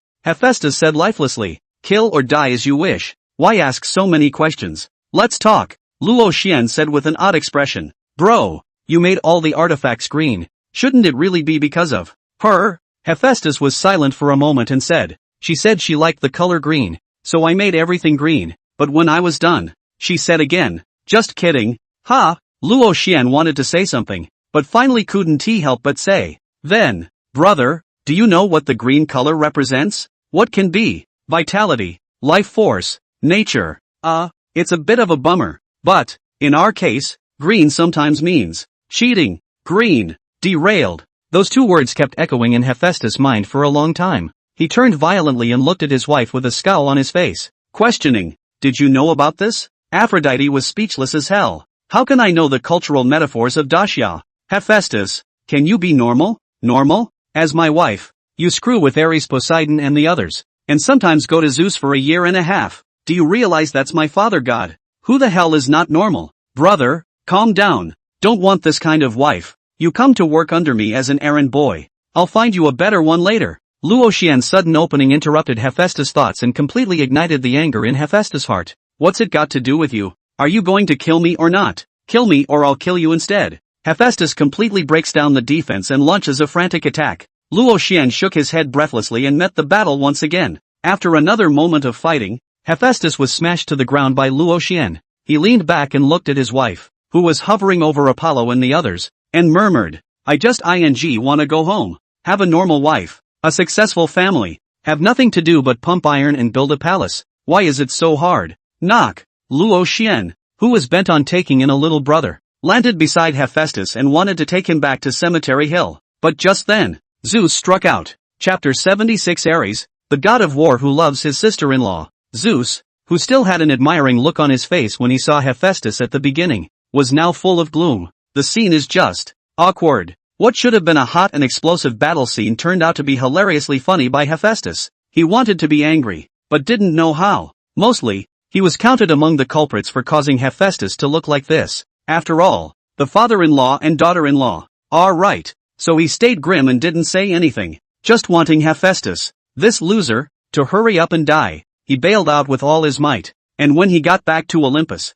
he would teach him a good lesson. But when he saw that the great summer Vulcan was going to take Hephaestus alive, he couldn't sit still. If you can't beat them, you can't beat them. What's the point of taking them alive? Does the Olympian god system even want to have a face anymore? So he directly struck out, not targeting Luo Xian, and the terrifying might went directly towards Hephaestus. Luo Xian's sweaty hairs stood on end and alarm bells rang. The god king Zeus was at least a very powerful Tao lord, much more powerful than he, whose strength was damaged. But then he let his heart drop, because the Taiyin star sovereign and the sun star sovereign struck out together. The yin and yang combined their forces and erupted into a terrifying strike in an instant. Boom! Instantly, the god king Zeus stumbled. Zeus' face changed drastically as he glared at the Taiyin star sovereign and sun star sovereign who had newly stood up beside Qin. He hadn't thought that besides Qin and the dragon king of the four seas, there was still a great summer god who could fight against him. What the hell kind of god is this? Daxia's messed up myths and legends. Which version is more reliable? And who are you? State your names. Zeus bellowed, his gaze moving back and forth between the Taiyin star sovereign and the sun star sovereign, finally settling on the Taiyin star sovereign's body, his eyes glowing slightly, though his wives were beautiful, too beautiful to be creatures that existed in the world. But he had to admit that this god of Daxia was the most beautiful goddess he had ever seen, mainly in terms of temperament. Though Hephaestus' wife had the most beautiful face in Olympus, Zeus felt that it was too frivolous and fawning to compare with this cool goddess of Daxia. In short, one is worthless and the other is noble and elegant. With that thought, Zeus shook his head to center himself and not ramble on. But the heart has actually quietly had an idea. If the great summer divine system is defeated, then he. Meanwhile, Cemetery Hill. The Taiyin star monarch and the sun star monarch didn't even pay attention to Zeus, and after they had made their moves, they silently drank the tea that Qin handed over to them. At this time, Luo Xian returned with Hephaestus, who had fallen into a coma. With a face of triumph and satisfaction, Qin said breathlessly, "You guys, you like taking minions that much?" Luo Xian put Hephaestus into a party of Qin magic treasures, smilingly arching his hand. "Your Majesty." Under the little god's command there were 5 fire ministry righteous gods and tens of thousands of heavenly soldiers and generals in the first place. Now that I'm alone, how can I do without a little brother? Don't worry, Your Majesty. If he still has second thoughts, I will kill him directly. Qin shook his head breathlessly and didn't bother to care anymore. It's just a worthless cuckold who can't make any waves. Suddenly, high above Zeus said grimly, "Great summer god, return the king's son, my Olympian god of fire." Luo Xian glanced back and smiled disdainfully, standing behind Qin in a leisurely manner. Qin smiled grimly. "And you knew that Hephaestus was your son? Then why didn't you think she was your daughter-in-law when you were rooting for Aphrodite?" Qin didn't know if Zeus had supported Aphrodite, but since there was a bridge in the myths and legends of Zeus pursuing Aphrodite, then he thought that Zeus, with his domineering old colorful batch persona, would never let Aphrodite go in private. And after he saw Zeus' face darken instantly, he knew that he had guessed right. TSK, Zeus. You are really down with your head. Qin shook his head. At this time, Wang Mumu, who had never had much presence, suddenly said, "Disgusting." Qin smiled grimly. "Look, my little Mumu was so disgusted by you that you have the audacity to open the mic. Don't you feel ashamed, my little?" Hearing this, Wang Mumu burst into a fit of shyness. Although she knew that Qin was just saying it casually and didn't mean it that way, she was also a little snickering. High above, Zeus was just about to continue his snark when he heard Ares, the god of war, say, "Father God, don't bull **** them, let me do it. I can definitely snatch that punk Hephaestus back." Zeus frowned. "How much have you increased your strength?" "I don't dare to say it's comparable to Father God, but it can definitely fight against that great summer fire god just now," Ares said confidently. Whenever there were battles and wars going on, especially battles between gods and wars between nations, Ares was able to quickly draw on the power of terror. There had been 3 or 4 divine battles today since just now, and many giants and titan gods had died. Ares had long since swelled with wariness and couldn't resist going down. In fact, by actually getting down and fighting himself, he draws on the power of war. Mutiny. battlefields, blood, destruction, killing, plagues, etc. Faster and in greater abundance. Zeus nodded as he watched Ares leap to his feet. Well, go ahead. Bring me back a victory. At the very least, snatch your big brother back. At that, a diaphragm flashed under Ares' eyes. Being the same son of Zeus and Hera, he really didn't want to admit that he was Hephaestus' own brother. After all, the wife of his dreams was married to Hephaestus by mistake. Woo! Ares came to the sky above the neighborhood of Cemetery Hill in a blur, and a sound like a war horn rang out between heaven and earth. At the same time, a rumbling sound followed. It was like a countless army was charging and trampling the earth to make a commotion. Ares, the god of war, himself represents the extremely violent imagery of war. He came as 1,000 men, though he was alone. Hey, that Vulcan, come over and fight me, Ares shouted with a face full of arrogance. Luo Xian glanced at him and didn't give a damn. Ares sneered. What? Scared? Seeing as you've already fought, how about I let you rest for a while and let you have 3 more moves? Luo Xian still didn't care about him, but at that moment, Chen Benin spoke up. TCH, said your dad didn't say anything about you, did he? How do you have the face to stand out and deliberately picking Luo Xian as your opponent? Do you want to save Hephaestus back? But come on, sister-in-law, you love it all. Hephaestus will definitely attack you on our side when he wakes up,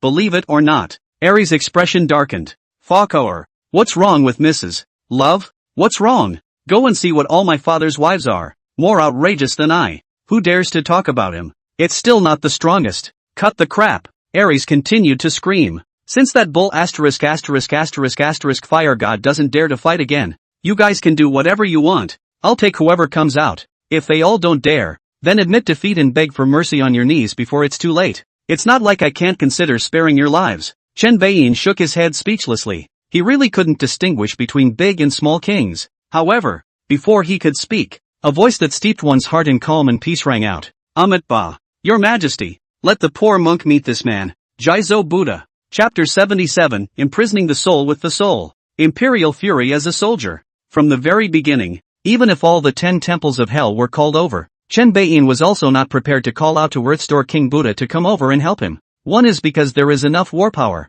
If he let go and fought casually, Yang Jian alone would be able to blow up the entire Olympus divine system. Secondly, because the small hell needs the Earth Buddha. The 10 temples of hell had left, and the Earthstore King Buddha had left again. And although the small hell would not be in great chaos for a short time, something would inevitably go wrong. After all, those original underworld gods, one by one, were not too honest, especially that Hades, who seems to be the most wasteful and useless of all, has been up to some petty tricks in private. Chen Beiyin hadn't yet freed his hands to clean him up. What was surprising, though, was that Jaizo Buddha had taken the initiative to show up to take on Ares. This surprised Chen Beiyin. He asked, Jaizo, is the house all set? It's asking for a little hell. Jaizo said blandly, keeping a backhanded approach. It can't turn the tide. Well, then you're looking at Ares in a bad light? Yes. Yo, admit it so bluntly? Chen Beiyin twisted his head to look at Ares and scrutinized him for a while, a final eyebrow raised, and his face dawned.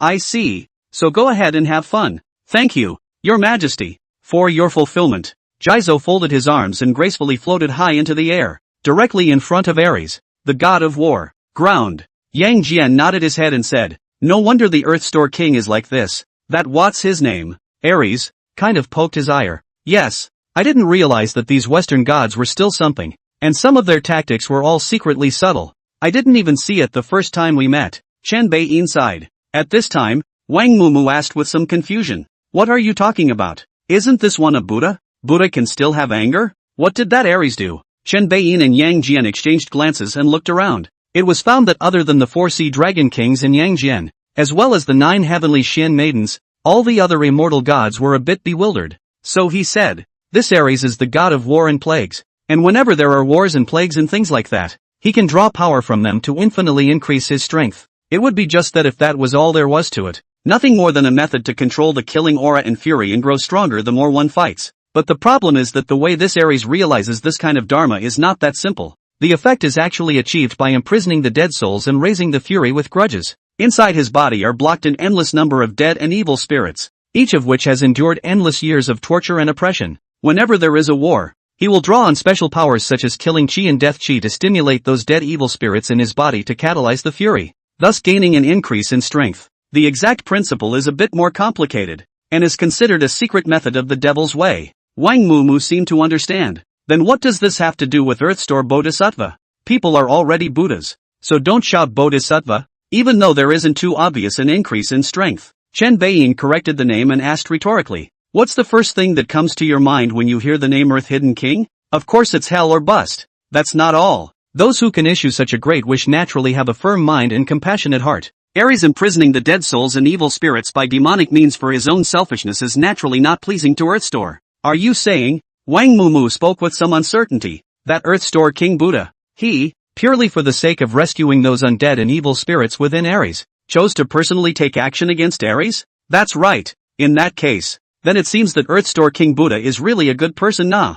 People are Buddhas, so they are naturally compassionate. Chen Beiyin cried and laughed as he looked up at the sky. Here we go. This Ares is afraid of the shadows. Although the grand wish was reached in a rather outrageous way, not really fully achieved, resulting in the strength of Jizo did not significantly increase, and after the slumber is even lower, but he is also a real dollar realm, placed in the Western system that is the God King, facing the district's god of war. Ares was naturally a handful. Even though Ares can increase his strength infinitely, it takes time and the replenishment of special powers such as Killing Breath and Death Breath to do so. Since the beginning of the fight, the entire battlefield, this only nourished how many Killing and Death aura? Ares had barely possessed the strength of a half-step Downlord so far. Fighting with the Earthstore King is totally and simply not enough. High above, Jizo sang the Buddha's name and said, fellow Daoist, is it possible to release the dead souls in your body and return them to freedom? Ares said disdainfully, and which one are you? State your name. I don't kill nobodies.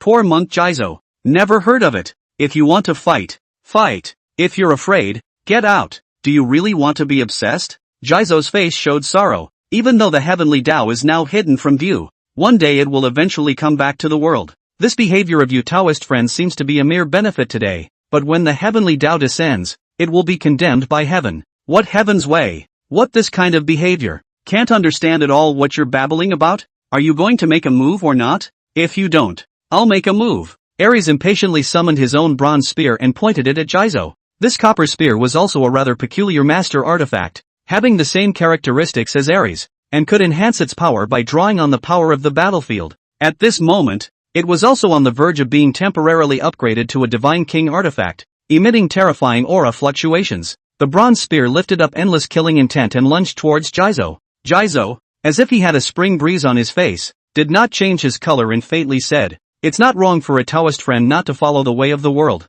but if you know your mistake and still don't change, then I won't blame the poor monk for using his Vajra rage to cast a demon subduing device. Yap, yap, yap, yap, yap, yap. Eat my spear first. Ares leapt, his lanky and robust body stretching in the air, the tip of his spear stabbing straight at Jizo's face. In a flash, a killing sound rang out between heaven and earth, as if 1,000 armies were charging. This kind of power, if it is a change of strength, is not good to come. Afraid of not a photo will be scared of weak legs. But Jizo remained calm and collected, a touch of misery in his benevolent expression. Others listened to the sound, the charging shouts of 1,000 armies. It reached his ears, but all disguises were removed and the essence was revealed. It was the sound of the agonizing wails of endless dead souls, to imprison the soul with the body, and to imperialize the fury as a soldier. This is the devil means. The earliest can be traced back to the devil ancestor Luo Shuo, and then later there is a great witch interpretation of heaven, the witchman Shi Yu and other flood characters, all involved. Jizo was never expecting that in this day and age. There would still be people who knew this dharma. It's not exactly the same, but it's essentially the same. Amitba. In the realm of the great Luo, a moment is an eternity. Unperturbed, Earthstore sat down cross-legged high in the sky, and a golden lotus platform immediately appeared beneath him. In the eyes of the others, his figure did not change in the slightest, but in the eyes of Ares, it was steeply huge. Its lips moved slightly and resounded with a magnificent chanting sound. When you go to listen carefully, you can't hear anything. If you don't listen, it's deafening. Listening more closely, it was already deep. Ares showed panic on his face, only to feel that the copper spear that immediately stabbed his target was actually getting farther and farther away from his enemy at this moment. At the same time, there was an urge in his heart to throw away the bronze spear and listen carefully to the chanting. Ares, feeling bad at once, gritted his teeth and held on, and then, in a smooth motion, threw the bronze spear in his hand with all his might at the bald head in front of him, but the next second, he directly regretted it, because he saw that his copper spear was directly confiscated before he even touched the bald head. Bang! The sharp copper spear, which was originally boundless in fury and surging with killing intent, turned into an oddly styled golden scepter out of thin air, and hovered extremely meekly beside the bald man. You! What the hell did you do? Ares opened his mouth to question with some disbelief, unable to believe that the main artifact that accompanied himself through countless battles was so betrayed. Jizo glanced at the 9-ring tin staff at his side, which was transformed from a copper spear, and said indifferently, "The magic treasure has a spirit and has turned back. Fellow Daoist, still obsessed?" Boom! The Dharma is boundless and sweeps across the room. Chapter 78, Extra Reinforcements. The First Sea Emperor. Jizo's words landed. The golden light in the sky suddenly shot straight up into the sky. Ares just felt like he was in excruciating pain, as if the only way to alleviate the symptoms was to merge with those golden lights. But in the face of these golden lights, his intuition was warning him frantically, not to be touched, not even to be looked at directly. Once you're in deep, you'll never be free. Ares hissed out at once and fought back, his body beginning to emit a thick black aura. The black gas seemed to possess life, flailing in all directions. And under the illumination of the golden light, the original shape was suddenly revealed. That, clearly, is an evil spirit. The people watching the livestream were talking about it. WOJ, how many people has this Ares killed? Saying it's a god. This look is clearly a demon. No wonder the Earthstore Bodhisattva took the initiative. Then again, what exactly is Mumu's boss's status? Even the Earthstore King addresses him as His Majesty. It can't really be the Jade Emperor, can it? I remember Wang Mumu started a rumor. Right? But it doesn't say who it is. Who else could it be if not the Jade Emperor? More than that, I'm curious now. Who are those sitting in that little courtyard? There are 2 fairies so beautiful. And who is that big, handsome man with the extraordinary valor? Hey, you guys are focusing on the wrong thing. Come on, cheer for Jizo Buddha. Kill that trash Ares. In the meantime, high above, Zeus' face changed dramatically, no longer watching from the sidelines, ready to strike at any moment. Because he found that this bald head was not at all as simple as it appeared. The bald head didn't directly explode with strong might and didn't use power in the conventional sense though. It makes it elusive what realm strength it is. However, with his perception, he could clearly see that this was clearly a ING God King. Seeing that Ares could not resist, Zeus immediately drank. The gods obey. Full on war. Escalate the battle and gallop to Ares. As soon as the battle escalated fully, then Ares must have gained a substantial boost in strength. And Zeus didn't want to go on like this. Who knew what other powerful figures were hidden in the Daxia divine lineage? It would be better to just start a melee, and he could still help out a few weaker Daxia gods along the way. Of course, knowing full well that the Great Xia Divine System had a Chen Baiyin of unknown strength who was suspected to be a divine king, for dragon kings who could temporarily break into the divine king realm, and the newly emerged true divine king now. In this situation, Zeus dared to declare war directly. Naturally, he had the courage. Pontos, come out and help me. Boom! A figure accompanied by the roar of Zeus roared down onto the battlefield, wrapped in layers of waves and swells. It was a robust man who was naked and covered in coral only at the waist, a full beard and wet hair. It was none other than the primordial Sea Emperor, Pontos, of the first generation of gods of the primordial gods of Olympus. After Poseidon's death, the power of the ocean, which the Olympian gods carried, could not be left without a master for a single day. Otherwise, over time, the entire Olympus divine system would gradually lose this part of its power, leading to a decline in overall strength. So this Zeus brought out this first Sea Emperor to take over Poseidon's legacy. The condition is to help the Olympus divine system and crush the Great Summer divine system. At this moment, Pontos is due for an appointment. Ah, what free and fresh air! Pontos leaned back and stretched, and the water vapor in the sky automatically condensed into a throne that held him steady. At the same time, a delicate figure silently appeared beside him,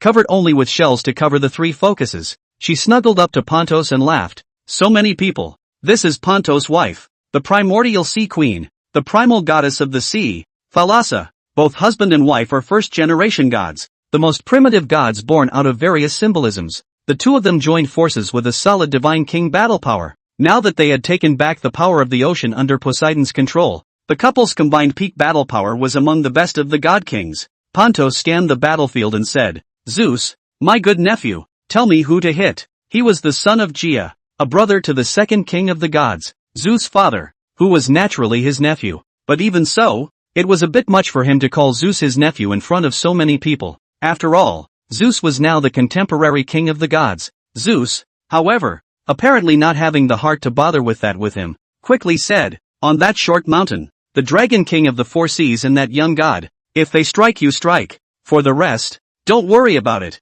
The words were not yet spoken. Zeus had rushed at Ares. At this point, Ares was on the verge of total defeat. At the same time, people such as Apollo and Athena also made a direct move and rushed towards Cemetery Hill. Cemetery Hill. Aside from Chen Baiyin, everyone directly stood up, displaying a fighting stance. Chen Baiyin said calmly, "Wouldn't it be helping Ares boost his strength if we were to go to full-scale war with them at this point? Ao Guang, you four brothers should be able to seal the entire field, right? Let's seal them off for a while, and then we'll fight them after Jizo's side takes care of Ares." Ao Guang arched his hand. The little god obeys. Saying that, the four dragons ascended to the sky, directly displaying their full strength. The true dragon's body. Out. Poseidon powers. Out. Peak Tai golden immortal realm. Up. Roar. The dragon's roar resounded through heaven and earth. The four auras of the God King realm suppressed the entire scene. In a flash, Apollo, Athena and the others, who were halfway through the rush, stopped and looked awkwardly at Sea Emperor Pontos and his wife.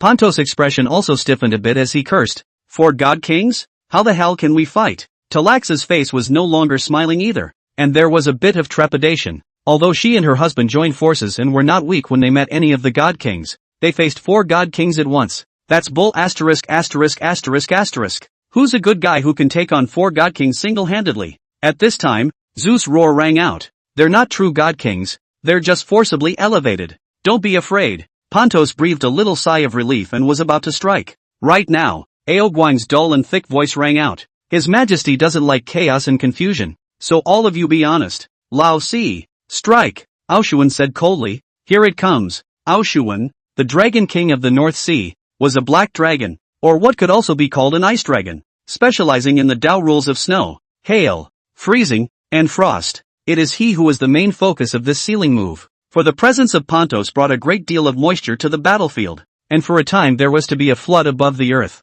arguably the best play for Isaichi. Thus, when the four Sea Dragon Kings, with Aoshuan, the Dragon King of the North Sea, as the main one, joined hands to lay down a party of big nets, the entire Qiankuan Grand Formation was instantly sealed in ice, in which the gods of Olympus, except for Zeus and Ares, as well as just appeared Pontos couple, the rest are all unable to move. Both of the Pontos were spared, and both of them were extremely limited. The two of them even felt that their divine power was beginning to operate poorly, and the water around them was out of control. Pontos instantly paled and cried out in disbelief. "Impossible.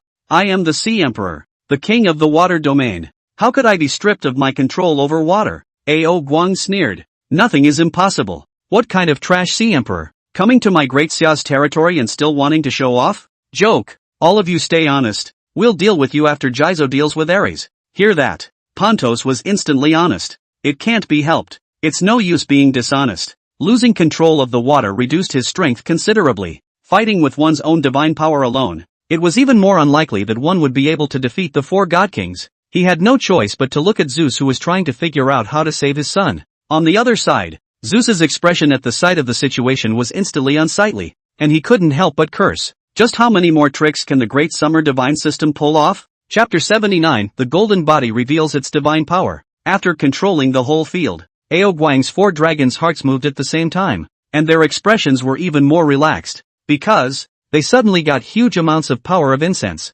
This made their strength, suddenly, a little stronger. It doesn't affect the direction of a normal battle, but it's better than nothing. Mostly, it serves as a mood setter. The source of the power of incense and fire was well known to them, all from the people of Daxia watching the livestream. At this moment, the entire Grand Xia was abuzz. Asterisk asterisk asterisk asterisk. The Dragon Kings of the Four Seas come out together.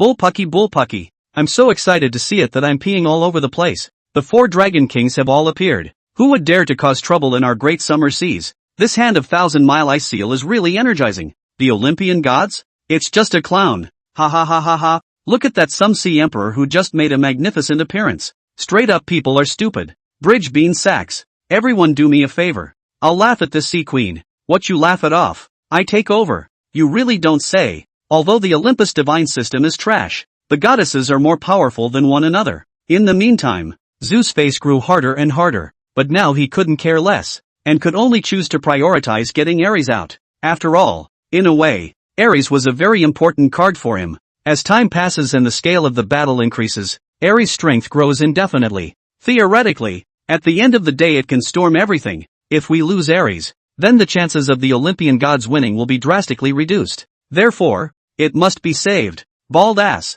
let go of my son. Zeus bellowed and rushed at Jizo, thunder in hand. It wasn't very fast, as he had to build up his strength to ensure a hit. Seeing this, Jizo calmly sang the Buddha's name and continued chanting the sutra to transform Ares and the dead souls within him. Facing the peak god king, Zeus's all-out strike, it was as if he didn't bother to make any extra movements, wanting to use his physical body to resist it. This scene fell into the eyes of the gods of Olympus, and they immediately had horrified expressions, but then they sneered inwardly. Joke, a strike from a peak god king, could that be resisted with a physical body? If they really resisted, wouldn't the so-called god king become a joke? In this world, it was impossible for even any other god king to resist Zeus' frontal strike, unless one doesn't want to live. Zeus also sneered at the sight. Trying to trade wounds for Ares' life? You underestimate the king too much. This strike can seriously injure you even if it doesn't kill you. A seriously injured god king is completely unafraid of threats. If you have the ability to fight hard, this king would like to see how hard your bones are.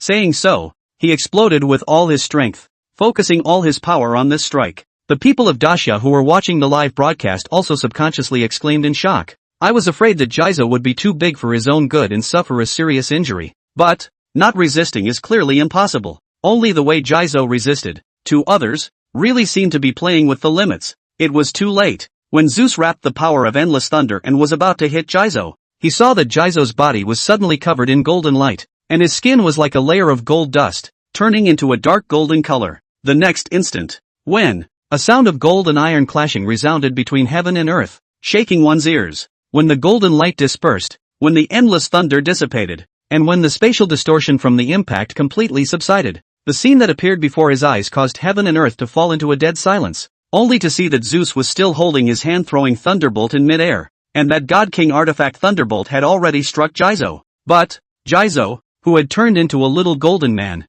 was unharmed. He was seen with one hand erected in front of him, still chanting the scriptural incantations to fulfill Ares and the dead souls within him. The other hand fell gently cupping the thunder on his chest and placing it in his arms. The whole thing was smokeless, as if it hadn't been struck by lightning at all. Zeus, somewhat dumbfounded, subconsciously asked, why? Jizo gave him a look and didn't say anything, concentrating on Ares. At that moment, there was a boom. The heavens and earth resounded with endless clamor, even if those gods of the Olympus divine system were all in a state of confinement. At this time, the violent vibrations of emotions and divine power also caused a number of chain reactions, resulting in the entire Qianquan Grand Formation appeared in a number of vague cacophonous noises, as if to say, it's impossible. Cemetery Hill. Chen Beiyin and the others were instead chatting with faces full of envy. This is the original Western sect's watchword, the current Buddha's master skill, the sixth golden body, isn't it? Yes, Your Majesty.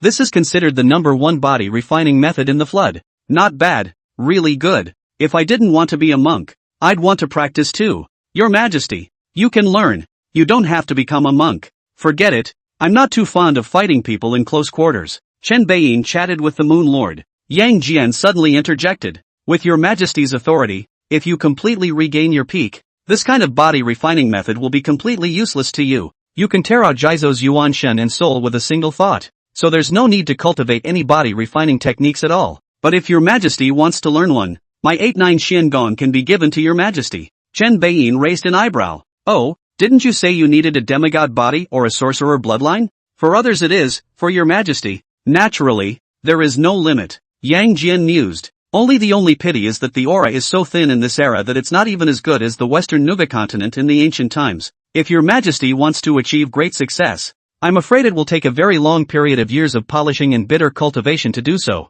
Chen Beiyin stroked his chin. That relationship, you give it to me. I'll practice idly. Yes. Yang Jian pointed out a grain of light and sent it to Chen Beiyin. Chen Beiyin raised his hand to accept it, and many Dharma decree and scriptures sprang up in his mind. He made a note of it for the time being and studied it subsequently. Then his expression froze, sensed the surroundings, and laughed. I'm afraid this Jizo isn't intentionally showing off. He's going to earn hemp this time. All the immortal gods present nodded in agreement. It was only because, in all directions, there was a vast amount of incense power drifting over, aiming straight at Earth's door. The people of the Western sect, or the Buddhist sect, were the best at utilizing the power of incense and fire, and were much more powerful than the Xian sect in this regard. Jizo showed such a hand today, which can only be described as a complete hit. Outside the Qiankuan Grand Formation, the people who were in a daze in front of the many screens reacted at that moment. One became excited and thrilled all at once. Asterisk asterisk asterisk asterisk.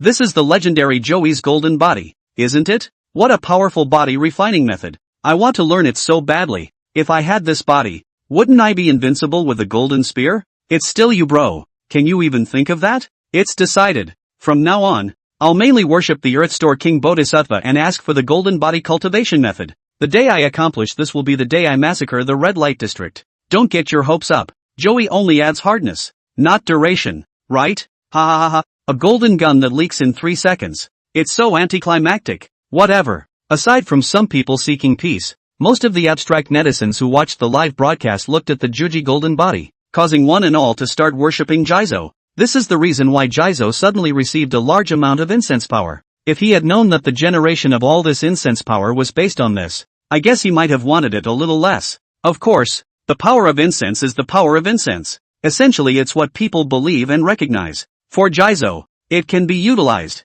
So without even thinking about it, he directly took in all the power of the incense and added it to the scripture mantra. In an instant, Ares, who was struggling to hold on, directly collapsed. Amitba. This quote is not from Jizo, but Ares. Chapter 80 Ares. Today I realize that I am me, and in the next life I will practice the Buddha's Sutra. Ares gave Zeus a whole lot of confusion with Amitba. What does that mean? You've gone over to the enemy? Rao had not yet recovered from the blow just now. Zeus was also shocked beyond belief and chided. Ares, what are you doing? At those words, Ares twisted his head to look at Zeus with an unusually gentle and calm expression. Zeus had never seen Ares, the god of war, so amiable. He said angrily, do you still know who you are and who I am? I am your father. Only Ares bowed slightly and folded his arms, saying, fellow Daoist, the poor monk has achieved great enlightenment and has since disappeared into the void. All that has gone before should be cut off in its entirety. From today onwards, I will call you Taoist friend.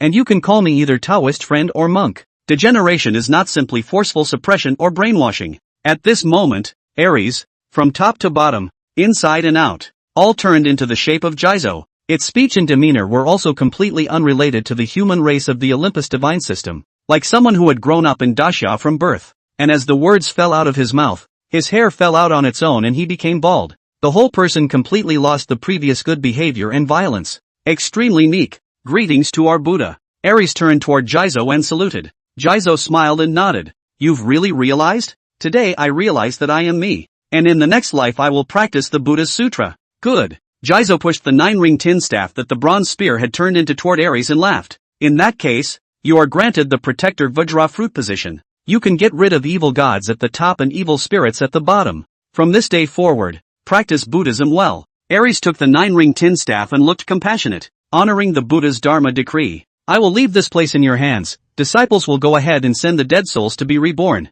After saying that, Ares landed on the cemetery hill and first bowed to the gods before solemnly paying his respects to Chen Baiyin. Greetings to His Majesty Baiyin. The poor monk has been rude in the past. Chen Bei Vagina, there's no harm in it. Go about your business. Ares sang the Buddha's name, exchanged words with King Qin Guang, asked for the place where the entrance to the present-day Little Hell was, and then left cemetery hill full of Buddha's light. Chen Baiyin sked. Good lord, that's a degree? There's one thing to be said for that, and it's horrible. Is this how the Western sect used to recruit disciples? Yang Jian shook his head. In ancient times, the Shen sect and the Western sect each displayed their own means of fair play, and each would not use extreme means. Jizo is forcibly transforming this time, which is equivalent to directly changing a person. It can be said that the Ares of today is no longer Ares, but a being with the memories of Ares, but whose soul has been fundamentally changed. Chen Baiyin sighed. Looks like we need to guard against Jizo in the future. Who can block this cold strike? At this time, the 9 heavenly mysteries laughed. You're joking, great emperor. In terms of the soul together, who can be as powerful as you? That Jizo would only be asking for trouble if he were to strike at you. Instead, he will be revolted and become your faithful believer. Chen Baiyin instantly cried and laughed, calling out to the good guy. Whether it's Yang Jian or Jiutian Shen Maiden, how come they've all turned into ass-kissers? Just because Taiyin Xingjuan said that the future is his world? Gee, it's kinda disconcerting. Mainly, He couldn't do that kind of strength that Yang Jian and Zhou Tianxian Maiden were talking about right now. It's kind of embarrassing to listen to. Suddenly, there was a lot of clicking around. As the Dragon King of the Four Seas withdrew his hand, the Great Eye Seal technique gradually disintegrated. Those Olympian gods that were sealed off were immediately freed. Immediately after that, many voices with some anger and some fear resounded in the heavens and earth. Impossible. Absolutely impossible. Why does Ares seem like a different person? What kind of compulsion is he under? Why did Ares, who defied no one, turn into that bald-headed traitor and make himself bald too? What is going on here? The power of faith. That's a profound use of the power of faith. Incredible. Simply incredible. This last statement was made by Apollo. He stared at Jizo dead in the face, filled with shock. The world often says that he is the sun god, but in fact, this is a small misunderstanding, though he also has the symbol of the sun in his authority. But in reality, he is the god of light and prophecy, and because every time he appeared before the world, he was covered in endless light, he was mistaken for the god of the sun,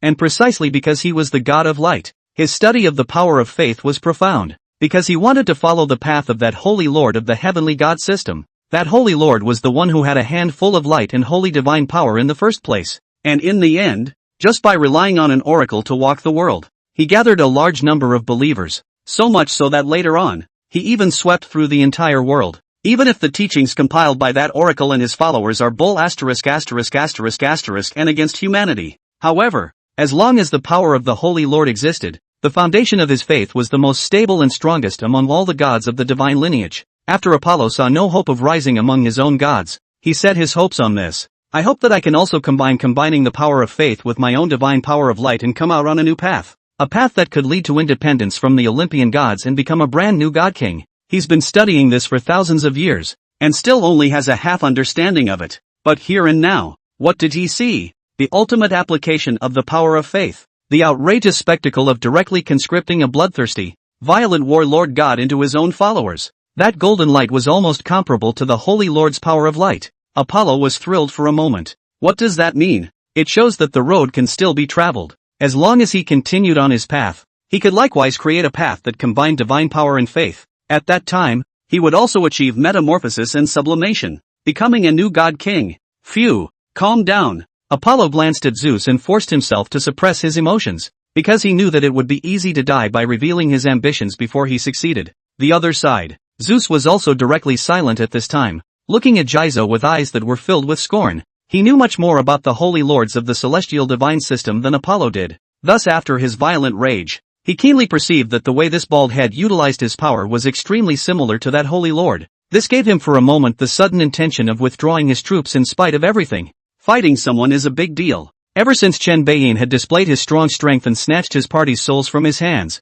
he had already made plans for his entire family to die here, because as long as all of them died, then the backstabbing he had once left behind could be triggered, summoning the gods once again. This involved the secret of the origin of the divine soul pool, which was only known to the successive god kings of the Olympus divine lineage. So he, Zeus, is not afraid to die. With him around, his wife, son and daughter, as well as the other main gods, would certainly not be afraid of death either. But not anymore. This bald head can turn people into believers, which is bull *********.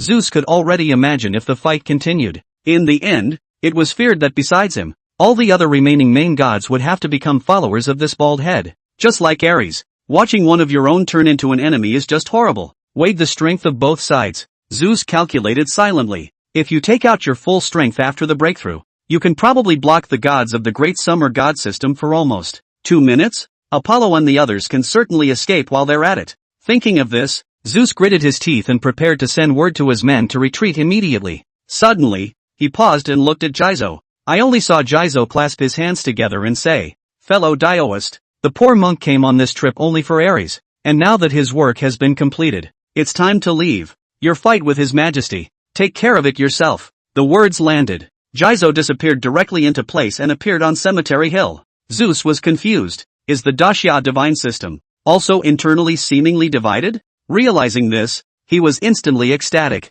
The great summer divine system was without such a terrifying divine king to aid it. Then why is he running? The odds are stacked against us. The premise is that the Daxia god system should not debut another god this sick. Chapter 81 Pure Aphrodite? Full-blown fight. Holy, what's with that Ares suddenly going into hiding?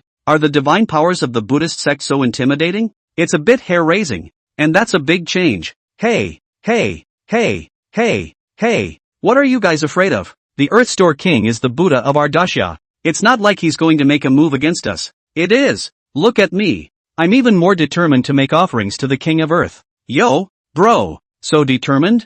Think about it. The golden gun plus extreme brainwashing. Then how can I lack a girlfriend? Unimagined path. It's still you, old colorful bastard. There are many quotes from all over Daxia. Jizo made this one appearance, which was short, but straight away everyone remembered him. Of course, the gods of Olympus remembered it better. One of them, Aphrodite, the god of love and beauty, reacted the most violently. She hadn't even reacted this way when her husband, Hephaestus, the god of flame and craftsmanship, had been captured by the Fire Lord, simply because, really, from the perspective of husband and wife and love child, she and Ares were the real couple. You know, she and Ares had 5 children. She clearly preferred the fierce and unrelenting Ares to the somewhat weak and honest Hephaestus. When Ares left alone earlier, she followed silently in shock. The man was chaste, but he hit a brick wall, and Ares didn't give a damn about her. Eventually Ares departed unhindered through the Qiankuan formation and she was blocked. So, unable to figure it out, she returned directly to the battlefield and came to the front of Cemetery Hill in a rage, questioning, "What have you done to Ares? Give him back to me now." This loud cry directly gave the great summer gods a whole lot of confusion. "No, you didn't even say anything when your husband was arrested. Why are you excited now?" Chen Beiyin shook his head. "This reaction of yours? If you didn't know, you'd think how loyal you were to your husband." The immortal gods present who knew the ins and outs of this god of love, lust and beauty were all somewhat speechless. At that moment, Zeus' voice rang out, "Aphrodite, stand down." Zeus was also speechless. He was here pondering how to fight next when Aphrodite suddenly jumped in. He was tempted to say, "I, the father, am not saying anything. Why are you, the sister-in-law, still so agitated?" This is not letting the great summer divine system make a joke of it. Hearing Zeus' words, Aphrodite came to her senses and, after a slight tussle, gritted her teeth and turned around. At that moment, an old voice rang out, "Since you're calling for a battle, don't leave." The Moon Elder slowly stood up and arched his hand toward Chen Beiyin, inviting him to battle. "Your Majesty, please allow the little god to compete with this guy. Are you okay?" Chen Beiyin asked. It wasn't that he was questioning anything, it was just that the other Aphrodite was at least one of the strongest of the 12 main gods of Olympus. Lunarians are not combatants by the look of it, so it wouldn't be very pretty if they missed. All of Daxia is watching. Chen Beiyin didn't want to lose any battles today. The Moon Elder bowed slightly and said, "Don't worry, Your Majesty. The battle between me and her does not lie in whether or not the divine power is subtle or whether or not the divine body is strong, but rather in who has a deeper understanding and mastery of the great Tao of marriage. In that case, you go then and be safe." Chen Beiyin nodded. With a smile on his face, the Moon Old Man sprang up with a white cloud at his feet and floated languidly to a short distance from Aphrodite. He said, "If we let you go on with your nonsense, not to mention the human race, even the other living beings are probably going to be in chaos. If you know what's good for you,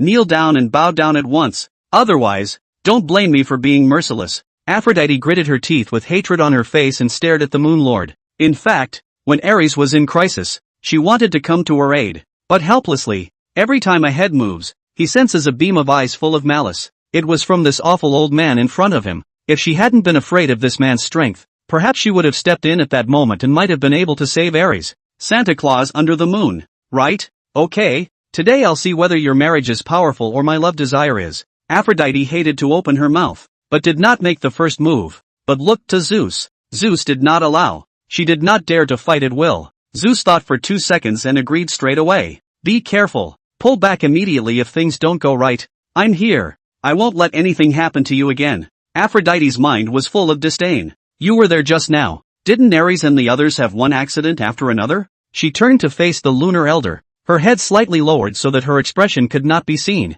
A few seconds later, she reared her head and straight away changed drastically. The original look full of grief and anger all disappeared at this time, replaced by flirtatious, sexy and teasing. "Come on, let me learn about you, the god of love of Daxia." Lunar Elder's brow furrowed. This voice is also too seductive. Sure enough, it's a demon. "Humph, let's see how long you can burn." The Moon Elder coldly grunted and directly struck out. There are no earth-shattering energy fluctuations, no heart-shattering grandiose scenes, not even any particularly explosive special effects. Just a faint red light emerged from his hand and quickly spread out to encompass Aphrodite. Aphrodite's eyes flashed with a trace of gravity when she saw this, and many pink fluorescent lights immediately appeared all over her body. This pink light was extremely odd, and an ordinary person's mouth would instantly dry up just by looking at it, and many unpleasant images would jump out of their minds. All the little movies that I had once seen were replayed, even through the screen. The viewers watching the live broadcast all over Daxia, both men and women, were suddenly subjected to the old sin. The Moon Elder's face changed. Demoness, dare to play tricks in front of me. Are you tired of living? He had meant to have a contest of the most essential nature with Aphrodite. Either Aphrodite's twisted divine power and Tao completely contaminated the marriage avenue, or Aphrodite herself was completely purified. But unexpectedly, Aphrodite didn't take the move at all, and actually placed the battlefield of the contest on ordinary people. Aphrodite laughed daintily. Why? Isn't that how it's supposed to be? It is in mortals that the effects of your and my divine power are manifested and strengthened by mortal intercourse. How appropriate to fight on the basis of mortals nowadays, the Moon Elder said in a cold voice. If that's the case, then don't blame me for being merciless. The words landed. A book appeared in his hand, none other than the Book of In-Laws. The red light on it blossomed, and uncountable red threads emerged to drill into the void. Originally, he wanted to keep his hand in the game, purify Aphrodite completely, and like the fire virtue star sovereign, he also collected a subordinate to use for a bit, but now it seems completely unfeasible. Aphrodite's character was too bad, and he didn't have the means to measure people like the King of Earth, so he had to give up the idea. Since we're giving up, let's just thunder out and get it over with. As time goes by, the ethical programs all over Daxia are probably going to be in disarray. The Great Way determines the marriage. The red thread leads to a lifetime. In the name of my Moon Elder, the avenue of marriage, out. Boom. The entire sky of Daxia turned a light red color. If you pull the perspective tens of thousands of kilometers away and look down on the entire blue planet from outer space, it could be noticed that the entire blue star was wrapped in dense, illusory red thread clusters. Aphrodite blushed at once. Although she was mentally prepared and knew that this Daxia's Eros in front of her would be very powerful, she still didn't expect this scene in front of her. Most importantly, she had actually detected the origin power she had been pursuing from amongst the divine power exerted by the Moon Elder. What does that mean? Representing that the god who has truly grasped the essence of the so-called imagery of lust and love is this god of love of Daxia in front of you. Ah, so she's still playing the fair? The moment. What with avenging Ares? It was completely behind her. She immediately opened her mouth and cried out, Zeus, help me. Zeus didn't hesitate to step in and help, but at that moment, the Moon Elder, with a joyful smile on his face, said, it's too late. Boom. The cluster of red threads that symbolized the avenue of marriage and wrapped around the entire blue star instantly sprouted a piercing light. Aphrodite let out a scream when she was illuminated, and a pink fluorescent light began to dissipate from her body. Zeus blushed and shouted, see, Emperor, what are you waiting for? Apollo, Athena, strike. In an instant, the full-scale war, which had been interrupted before, opened right up. Shenbain smiled at his words. Since this Zeus doesn't want to play anymore, let's fight. Hear that? The great summer gods, who had long had itchy hands, collectively stood up. Chapter 82 Robbing Opponents. Both want to show performance. Look at the Olympian side of the gods. The remaining 7 main gods,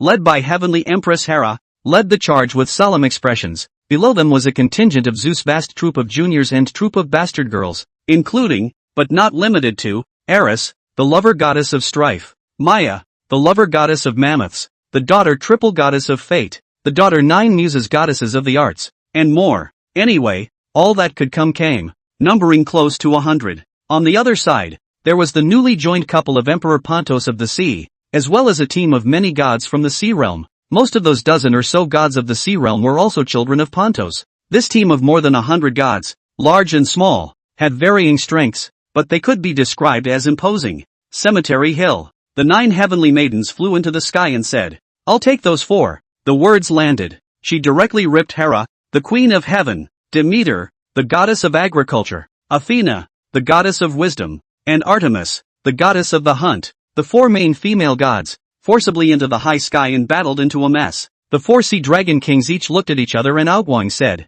leave these remaining 3 lord gods to the 4 of my brothers. With that he was about to charge toward Apollo, the god of light and prophecy, Hermes, the god of transportation and burglars, and Dionysus, the god of wine. Suddenly, Yang Jian reached out and blocked the way. Leave these 3 to me, so I can move around too, and you guys go clean up the stragglers. Upon hearing this, the 4 Guang brothers froze, their faces showing resentment. Since the heavenly court's first god of war and god of justice had spoken, what could they say? Behave yourself. Of course. So the 4 dragons could only vent their depression on those miscellaneous fish. Seeing this, although Thunder Duke and Electric Mother and Wind Bow and Rainmaster also wanted to take on a powerful one and perform in front of Qin Beiyin, they could only obediently go and clean up the stray fish when they saw this scene. The giant spirit god knew his position well from start to finish, and with a loud roar, he charged directly at the stragglers on the ground. The Fire Virtue Star Monarch did not make a move. 1. He was silently persuading and awakening Hephaestus in the Qian Kuan Dharma treasure. And 2. He was attentively boiling immortal tea for Qin Beiyin with divine flame. At this time, the Sun Star Lord said, "Ha ha, true Lord, this person's power is quite subtle, containing the meaning of light and sun. It's more similar to me. Why don't you let me have it?" The tone was consultative, but the behavior was not at all polite, and the enemy was directly snatched away. It was the god of light and prophecy, Apollo. The Taiyan astrologer also moved his eyebrows slightly as he flew high into the sky. "And Xian, split it between 2 of me. Don't tire yourself." The words had already snatched Athena, the goddess of wisdom, and Artemis, the goddess of the hunt. This made the 9 heavenly mysteries a bit displeased, but they didn't say anything. While she dealt with the attacks of the heavenly queen Hera and the goddess of agriculture, she used her divine sense to scan the remaining Olympus gods, trying to find out if there were any more that could fight. Finally, notice the Neptune couple who have yet to be rivaled. Just as she was about to pull him over and beat him violently, another person spoke up.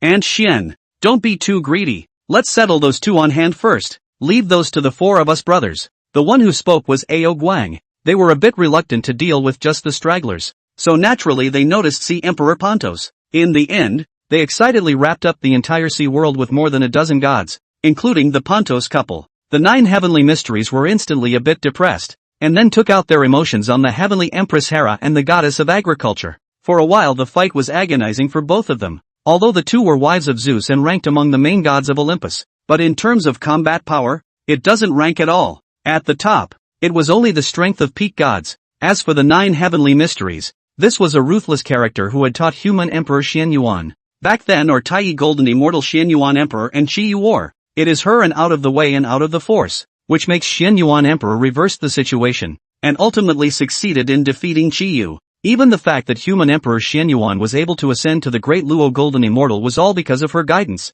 At that time, another teacher of Emperor Xian Yuan, Guang Changzi, had long since given up his job. Therefore, if this big brother was placed in the Olympus divine system, he would likewise be a solid god king. The district's diva Hera and the goddess of agriculture were no match at all, also because the power gap is too wide. The 9 heavenly mysteries was feeling more and more meaningless the more she fought, and she casually threw out a spiritual power, causing heavenly Empress Hera to let out a miserable scream. Disgruntled, your position in the Olympus divine system, at least, is considered the head of the female fairies, on the same level as the Queen Mother, and this is all you've got in terms of strength? Hera said in a hateful voice. You will be punished for daring to humiliate the Queen of Heaven. My heir, return. Between the words, Hera opened her large hand, and 3 figures from below instantly flew high into the sky and did not enter her body. These were her children by Zeus, Ernio, the goddess of destruction, Eleuteria, the goddess of production, and Herb, the goddess of youth. In a flash,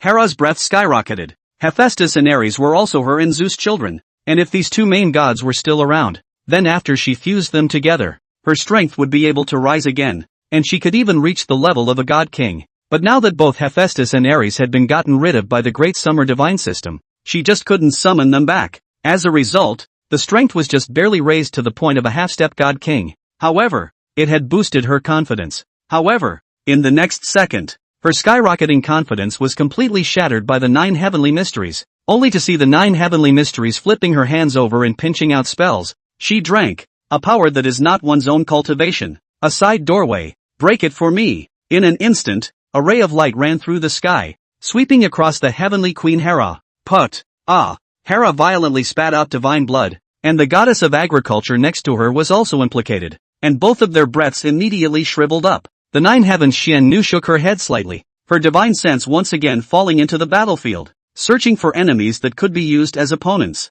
In the meantime, Yang Jian strolled in the air as if he was walking in his own backyard garden, calm and collected, even with a bit of laziness. He hadn't even summoned his armor or weapons, so he wore a long black robe and easily dealt with the attacks of Hermes, the god of traffic and burglars, and Dionysus, the god of wine. Too slow, too light, too sluggish. You guys really don't interest me in any way. Yang Jian shook his head in disappointment and cast his eyes towards the one true god of the whole room, the god King Zeus. If it was Zeus, it would be okay. The whole field is also the closest to him in the realm of Zeus. As for the strength, to fight to know. However, Yang Jian had the heart of invincibility and likewise didn't put Zeus in his eyes. He just wanted to get back to what he once felt through Zeus. To put it bluntly, think of Zeus as a tool god for moving his body around. Now these two what's-his-name gods of theft and wine in front of him were not even qualified to be tool gods for him. Suddenly, a mass of liquid broke through the void, just appearing in one instant, and in the next instant it had appeared in Yang Jian's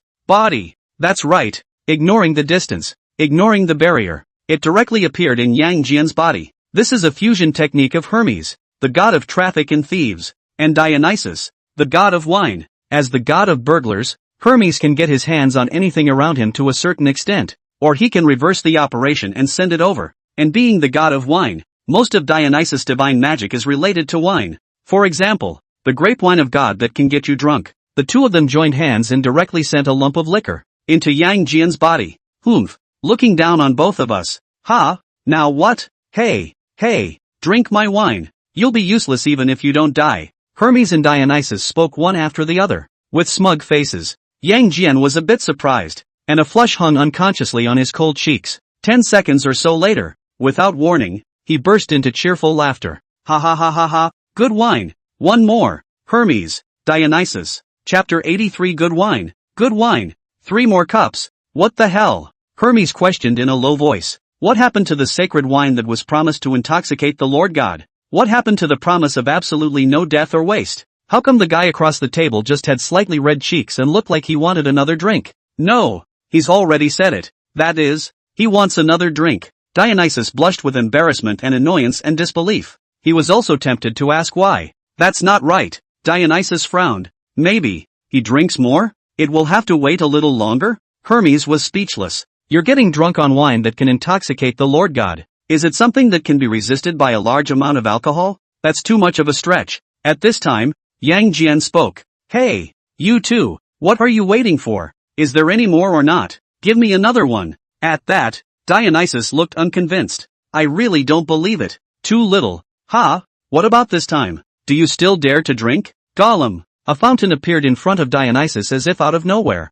gurgling out much liquid. As soon as these liquids appeared, they gave off an intoxicating aroma of wine. I don't know if it was intentional. A drop of wine suddenly fell to the ground and hit the stone, and the aroma of the wine filled the surroundings. All of a sudden, the subordinate gods of the Olympus divine lineage that were fighting around them suddenly had misty eyes, revealing an eloquent and drunken appearance. Even the giant spirit god, who was fighting with him, revealed his drunken state after taking a deep breath greedily. Dionysus raised his chin triumphantly at Hermes and said, Well, I didn't lie to you. Hermes shook his head. You better pray it works on this guy. Don't worry, it's wrapped. Dionysus looked at Yang Jian provocatively, and was just about to say something like, Do you still dare to take the move? Suddenly, a figure appeared in front of him without warning. It is Yang Jian. Only Yang Jian opened his mouth and sucked in without saying a word. Shoo! The clump of wine that was big enough to fill a wine jar the size of 3 men fell into his mouth as much as it could. Gollum!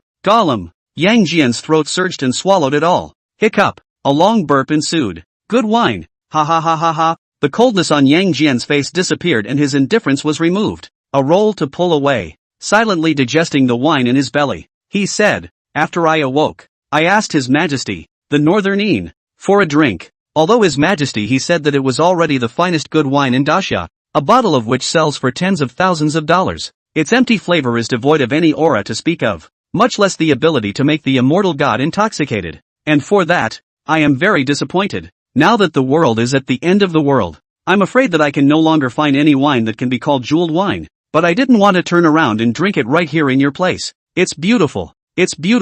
Hiccup dash. Yang Jian was already a bit drunk, and his speech and demeanor were much more unrestrained. Brush. He summoned his own 3-pointed, 2-edged sword and pointed it at the two gods, saying, For the sake of you letting me drink fine wine, come, I'll accompany the two of you as much as I like to fight for 300 rounds. Which one goes first? Or maybe it's okay to go together. Boom. Yang Jian, the first god of war in the heavenly court. Erlang Xian Shangzhenjuan. The vibe is all over the place. Shasta. The quasi-saintly aura swept across the entire field. This was definitely a cognitively subversive baptism for the entire Olympus divine system, especially the god king Zeus. God, so it can be as powerful as this? Brush. Zeus gave up on galloping to the aid of the goddess of beauty and appeared instantly at the side of Hermes and Dionysus. The two who had long been scared silly suddenly found their backbone. Hermestes, his voice quivering and his body trembling, said, "Your Majesty the God King, he, as Zeus' divine messenger,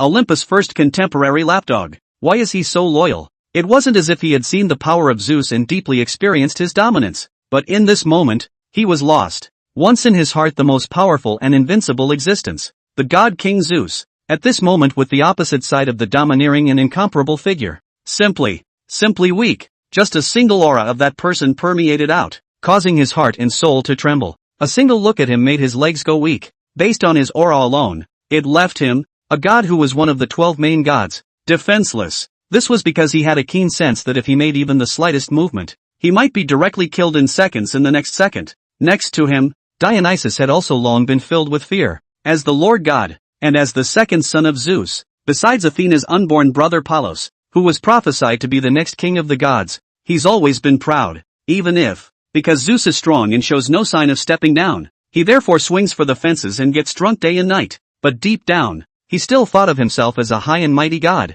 incomparably great. But now, facing Yang Jian, he felt as small as gravel and as low as dirt. It was like a mole cricket on the side of the road, encountering a walking elephant, and just by looking at it, one's heart was filled with despair, and not the slightest thought of confronting it was born. Father God, Dionysus swallowed, his voice hoarse to the bone. Zeus had a stony expression on his face and didn't say anything, because at this moment, he was also completely shocked. It's not just Yang Jian, the entire Great Summer divine lineage, which now consisted of just a dozen or so gods, had never been in his sights before he started this battle. Even if a new bald god king appeared in Great Xia, even if the fighting strength of those gods in Great Xia far exceeded his expectations, he hasn't been afraid either. At best, after that bald god king displayed his bizarre abilities, he was born to retreat. But that's a reprieve, not a cringe. He, who was an invincible god king in his own right, had gone to the next level with the help of the heavenly divine system, and was much more powerful than he was at his peak. What does he have to be afraid of? The only thing that needed to be worried about was simply the fear of losing too many of his men, leading to the instability of his position as a god king, and being sought out by the previous generation of gods for the opportunity to take revenge. He has always had an invincible heart when it comes to his own strength. But now, he suddenly felt as if he was wrong, and so wrong. He was not invincible, and Daxia wasn't as weak as he thought. There was one bald god king who left, and these damn two more came. One was dressed in white, beautiful to the core, and blasted his two wives in 3 or 2 moves. A man clad in black robes, cold and indifferent, who drank all the wine of Dionysus, the god of wine, and remained unharmed, calling it good wine. Even more so, now that the gas is flowing. Its aura unexpectedly overshadowed the entire scene, causing him to feel a strong sense of crisis. What the is this? Just how many strong people are left in the Great Summer Divine System? Where the hell did all these god kings come from? Wasn't the Great Summer Divine System headed by a divine king? With so many god kings, why don't they fight? True to form, Olympus also had multiple god kings, all of whom still had close relationships with each other. Father and son, mother and son, whatever. But look what it's come to. Why were the god kings of the Great Summer divine lineage still able to fight side by side together? What the hell is this all about? Zeus couldn't figure it out. And Zeus was bitter. He had just declared a full-scale war. Good lord, 2 god kings at once. One of them was still frighteningly strong. How could this be fought? He can't seem to fight even if he's exhausted. Chapter 84 Drunken True Monarch. Covering the whole scene, Zeus was silent, sternly scrutinizing the fearsome opponent before him. And in the meantime, the populace of Daxia was also staring at the place. At first, with all-out war and fighting everywhere, people didn't know where to look. The members of the Salary Palace who were in charge of getting the live streaming going were also all at a loss as to who should be live streaming the battle with whom. Behold, the giant god fights the enemy with extraordinary ferocity. One man charging into the enemy line, looking out of the corner of his eye, and beating the hell out of the Olympian mongrels. Alas, the god of thunder and the mother of lightning and the master of wind and rain are also fierce in their own ways. Over there, with the 4 sea dragon kings joining forces, that out-and-out pretentious sea emperor Pontos was also punching the hell out of him. Looking over here again, the lunar elder, who had triggered the full-scale war, had already completely refined that god of beauty and was doing the finishing touches. Yo, The two-star lords of the sun and Tyene are invincible. One pressed Apollo, the god of light and prophecy, the entire time, and the other navigated the siege of Athena, the goddess of wisdom, and Artemis, the goddess of the hunt. Oh, good lord! Empress Nine Heaven Jian knew is mighty. When did she already take down the wives of the two god kings without a word? It's all a famous scene. Who the hell should be live? The members of the salary hall were agonizing over this to no end. Until Erlang Xianshang erupted, his aura sweeping across the field and gaining Zeus's staid treatment. With a command, Ji Ding aimed all the mirage cloud mirrors at the imposing and domineering black-robed man. Since he didn't have the time to ask Chen Beiyin, he was incomparably curious about this person's identity. Thus, all the people of Daxia who were watching the live broadcast saw that extremely recognizable weapon, the triple-pointed two-edged sword. Erlang. Ha? Did my favorite sky god show up too? I'm going crazy. So cool. Invincible. Right out of the gate is the pinnacle. Even Zeus has to tremble. Ha ha ha. Look at that god of wine all confused. Dionysus, is my wine just fine wine? I'm going to go. How is this Olympus god system going to fight us? Erlang true lord let him Zeus two hands he can beat? You guys? Look at that expression on Zeus' face. He obviously felt the pressure brought on by our manifestation true lord. Awesome. My heart was in my throat just now when the Olympus divine system charged. And now I'm finally relieved. You little trash. You see I'm not worried at all. Even if there's no Erlang, don't you see that white goddess in the sky? That goddess is also invincible, beating the hell out of Zeus' two daughters-in-law. Those two big guys wearing golden robes and jade-colored gowns respectively are pretty fierce too. One beat Apollo with a stifled expression, and one actually fought the combined efforts of Athena and another Olympus goddess alone. Simply awesome. Daxia is invincible. Great Xia is mighty. At this moment, the group is excited.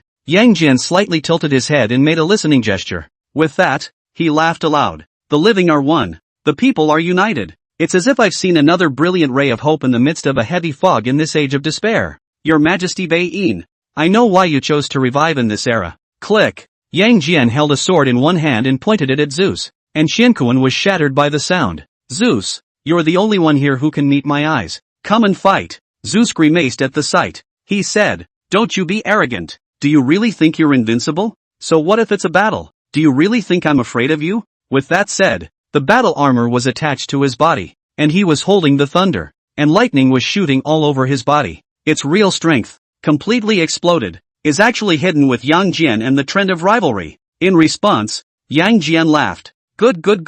You're a bit stronger than I thought. A qualified opponent. Come on. Big fight for 300 rounds. The words just fell. The person has slowly dissipated. The real body had appeared in front of Zeus and raised his hand. This blade, wrapped in a power that was almost destroying the heavens and destroying the earth. The blade sliced through the sky, and the Qiankuan fractured by inches. Hermes, the god of transportation and burglars, and Dionysus, the god of wine, who stood beside Zeus, instantly spat blood and retreated under this unrivaled slash. With just the aftermath, these two lord gods couldn't resist. This is the strength of the judicial heavenly god. When, click, Zeus blocked with his thunder, and his divine king's artifact thunder, which was itself the incarnation of lightning, immediately collapsed into a streak of lightning after a sound of gold and iron striking each other. Zeus blanched. This was because the long-handled greatsword, which was extremely strange in his eyes, after knocking down his divine king artifact, still went on unabated and came directly towards his head.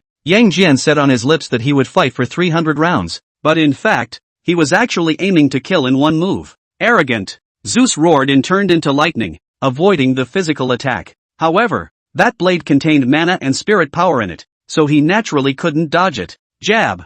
The heavens and earth were slashed open like cloth, nearly destroying the Qiankuan formation that Chen Beiyin had set up in conjunction with the immortal gods. Next, the figure of Zeus was recondensed in that roiling thunder, and that handful of God King's artifact thunder also reappeared in Zeus's hand. But, whether it was Zeus or that thunder, both of them were a bit shriveled up and obviously suffered a lot of trauma. Run for what? Come again. Yang Jian was unrelenting, instantly followed up and beat Zeus, who couldn't lift his head up at all. This made Zeus feel very stifled and at the same time extremely puzzled. Why can't you beat it? After absorbing that power sent by Michael and coming from the Holy Lord of Heaven, his strength did break through. If placed among the 3 generations of gods in Olympus, even the first generation of primordial gods at their peak could not compare to him. Zeus was sure that he had surpassed Gaia, the Earth Mother Goddess, Nyx, the Goddess of Night, and Uranus, the first king of the gods, perhaps just one step away from reaching the level of Chaos God Ancestor cows. Before Yang Jian made his move, he could confidently say that he was just invincible in the world.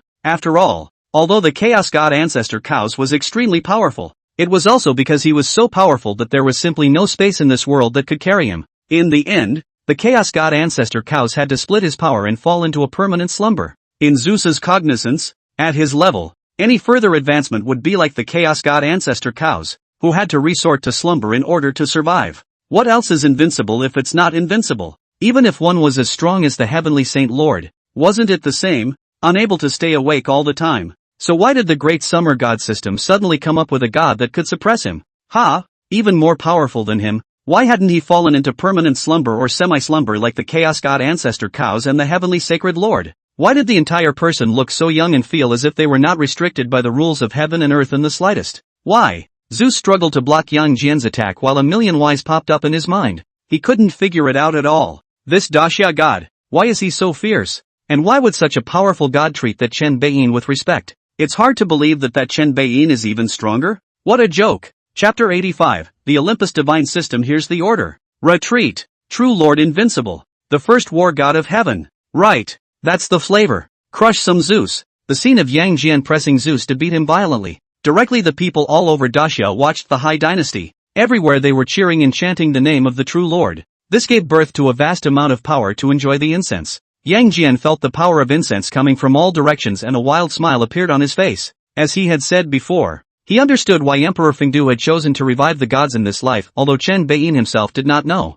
Now he was even more certain that only such a time, and only such a group of cohesive and lovable people whose cohesion had never been higher, could give the gods of the Great Summer a slight chance of defeating the unknown Final Destruction. Yang Jian did not know what kind of form that Final Destruction would take, nor did he know in what way Chen Beiyin, leading the gods, would go through that final destruction, but he knew there was no hope if placed in any other era at this point in time. As for going further, it was even more impossible. There wasn't enough time for the Great Summer gods to recover to their peak state. With this in mind, Yang Jian became more and more excited the more he fought. It's already under the stimulation of alcohol, becoming flamboyant and wild, and now actually more and more a bit of madness. Zeus, does the skill stop here? You disappoint me too. Boom! The three-pointed two-edged sword wrapped in unrivaled divine power and slashed Zeus straight in the face. Zeus had no choice but to transform into thunder again to avoid physical attacks, but Yang Jian's mana once again hit him hard. Put! Zeus regrouped his body and instantly bent over and spat out blood. He looked at his opponent in front of him in disbelief, a bit dumbfounded, but then, he had a flash of insight and figured out a lot of things. Why did the Great Summer Divine System revive and the most powerful Heavenly Divine System not move? Why did Thor, the god of thunder, and Niold, the god of the sea, die in Daxia, and the Asgardian Divine System has not made any statement until now? Why? The Heavenly Kingdom Godly System would rather sidestep him and boost his strength, rather than confront the Great Summer Godly System head-on. Why? It's because the Great Summer Divine System is too powerful. Listening to the meaning of the mortals' cries from all over Daxia, it seemed that this fierce to explosive deity in front of him was not the one with the highest status amongst the Daxia divine lineage. The name was merely the Divine Kingdom's first war god. The Supreme God King is the uncle of this deity called Yang Jian? That's bull ********. In case that uncle showed up during the fight, wouldn't the entire third generation of Olympian gods have to die here? Can't fight at all, and so on. Thinking of this, Zeus' expression was solemn, and his gaze was cast to the young men on that short hill, still leisurely sipping their tea as if they were watching the battles in various places. This person can't be the uncle of this Yang Jian, right? Other than the supreme uncle of the God King, who else can Yang Jian be respectful to? Realize this, Zeus had only one thought left in his mind. Run. Unfortunately, some people won't allow it. Yang Jian bellowed, what are you staring at? Do you want to die so badly? Brush. The three-pointed, two-edged blade swept across the room, shattering the Divine King artifact thunder when it did. Zeus spat blood and rolled over, letting out a hiss. The Olympian god system hears the order. Retreat. As the words landed, he had already transformed into a streak of thunder and dispersed separately in different directions. See this scene. The corner of Yang Jian's mouth slightly hooked, and he opened his mouth majestically. The Ministry of Thunder at your service. The Duke of Thunder and the Mother of Lightning. The Wind Bow and the Rainmaster immediately returned. My subordinates are here. Although Yang Jian's duties couldn't control the Ministry of Thunder, now that the Heavenly Court didn't exist and everyone worked under His Majesty Beiyin, the orders of Yang Jian, Who was the strongest? Naturally had to be listened to. I only heard Yang Jian say, "The edict of 10,000 thunders shall not be shown," calling for rain and wind. The sky is clear. Within this grand formation, false gods are forbidden to invoke the power of nature. Yes, the four gods returned in unison. The Thunder Duke Xinhuan Heavenly Monarch and the Electricity Mother Golden Light Sacred Mother looked at each other and each loosened the Heavenly Tao Divine artifacts in their hands, causing them to rise high into the sky. Wind Uncle Fong Tianjun let out a hey and calmed the gale. Rain Master Chen Tianjun exploded in anger, dispersing the clouds and rain in the sky. In a split second, in the entire Qiankuan Grand Formation, there was no longer any wind, rain, thunder or lightning to be seen. Zeus, who was transformed into thunder and wanted to vanish, immediately reappeared. He looked at Thunder Goddess and Mother of Lightning in horror, his face filled with fear, because he sensed that he couldn't control the lightning anymore. As the god of thunder and lightning, who symbolizes the sky, he is not only very good at controlling thunder and lightning, but he is also very strong at controlling all the additional forces on the concept of the sky, such as wind and rain. But now, not to mention the wind and rain, even the thunder and lightning he could no longer control freely. It was as if, with a better master, the wind, rain, and thunder had simply scoffed at him and ignored him. How is this possible? Between the various divine lineages, there are many gods who wield the same kind of power and are not interfering with each other. If a fight breaks out, it's just a matter of who's stronger. Why were those four gods of the Great Summer, who were much weaker than him, able to seal his divine power? Why on earth? Zeus cursed angrily in his heart, swooshing down onto the earth, mixing in among the many gods of Olympus, relying on his strong divine body, burying his head and rushing off into the distance. But just then, dang it, the three-pointed, two-bladed blade ran through the top of a slave god's head and plunged straight into the ground. Yang Jian's voice slowly fell from the heights. Zeus, as the king of the god system, don't lose too much of your status. Fight me head-on and keep your god-king decency. Zeus looked up and gritted his teeth. I admit that I can't beat you, but if I want to leave, no one in this world can stop me. Saying that, he circled around the three-pointed two-edged sword and continued to bury his head and flee. Just then, only Yang Jian gave a cold snort of disdain. With the heart of the strong broken, you are no longer qualified to be my opponent. In that case, you're going to die. The words landed. There was a steep silence and stillness in heaven and earth for several seconds. It was clear that there was still fighting everywhere. It was clear that many of the gods of the Olympus divine system were fleeing, and it was clear that the leaves were still fluttering. But it just makes you feel that there is a stillness. Heaven and earth lose their color. Everything loses its color, and sound has no meaning. Under such circumstances, only Yang Jian's voice rang out from heaven to earth. You say no one can stop you from leaving? Zeus, if I make this move, how will you take it? At those words, Zeus, who had a cold chill straight in his heart, looked back violently. In an instant, his face was filled with horror. I only saw that a mountain-like axe appeared high above the sky at some point. Initially still an imaginary shadow, it was rapidly solidifying after it appeared, and it was still expanding. In a matter of moments, it had covered the sky. Zeus glared at once. What the hell kind of magic is this? If it was big, he'd seen attack visions bigger than this, but when it came to power, it wasn't even 1% of this strike. Zeus truly felt death in it. I am the king of the gods, king of Olympus. No one can kill me. Zeus let out a hiss. Yang Jian smiled slightly. Oh yeah? Try picking one up then. Buzz. The axe blade came down with a bang. Chapter 86, Twilight of the Gods. But the Olympian divine system. Zeus is dead. The death was very dignified. By an axe rare in the world. Completely cleaved to death. This is a move that Yang Jian realized after saving his mother by splitting the mountain with his mountain-opening axe back then. Inside it, it is even fused with a trace of the weather of the great god Pangu opening the sky and splitting the earth, which can be said to be one of his strongest moves. Zeus dying to this move is not a bad move at all. After all, if the Daxia divine lineage does not come out, Yang Jian does not reappear in the world. No one else in this world could easily strike this peak paragon saint strike. Perhaps the Holy Lord of the celestial divine lineage could? However, in terms of the grandeur of the scene, the majesty of the momentum, and the crushing power when making a move, that whatsoever Holy Lord can't compare to Yang Jian. See this scene. The gods of the Olympus divine lineage instantly and completely collapsed. Apollo was the first to react, and even though he was filled with shock, he instinctively began to run away. His escape was unique. His entire body directly dissipated into the sunlight. Since Yang Jian ordered the four gods, namely the god of thunder and the mother of electricity, the god of wind and the god of rain, to prohibit the four natural forces of thunder, lightning, wind and rain. The weather of the battlefield here is very good. Apollo was like a bubble that dissipated directly under the sunlight, and even the Sun Star Lord was a bit puzzled. He muttered to himself in surprise. No, how is it that this move is kind of hard for me to read, but also kind of familiar? After standing in place for a while pondering, there wasn't an answer. He simply left it behind for the time being and swooped into flight, going after those Olympian gods. Wherever it went, the sun god power erupted, scorching all enemies into charcoal. The other side, Athena and Artemis looked at each other and each spat out a mouthful of blood as they joined forces to explode. He wanted to repel the Tyene Star Sovereign and flee on the spot. Seeing this, a faint smile appeared on top of Tyene Star Monarch's stunningly beautiful face. I am not the irascible mangler of the sun, and it is absolutely impossible to escape from my hand. As the words landed on the ground, the Tyene astrologer flipped his fingers and drank. Moonflower fills the sky. Forbid it, only to see a bright moon rising in broad daylight, as big as a jade disk. A waterfall condensed by the moonlight divine power fell from it, resembling the Milky Way and falling straight down to the 9 heavens. Wow! Lunar divine power surged. In a flash, not only did they beat Athena and Artemis to the point where their breath shriveled and they were imprisoned in place, but they also exterminated more than a dozen of Olympus's subordinate gods. Brush! Tyene Starlord sucked Athena and Artemis into the air in front of his body, looked up and down at the two's bumpy figure and delicate features, and said,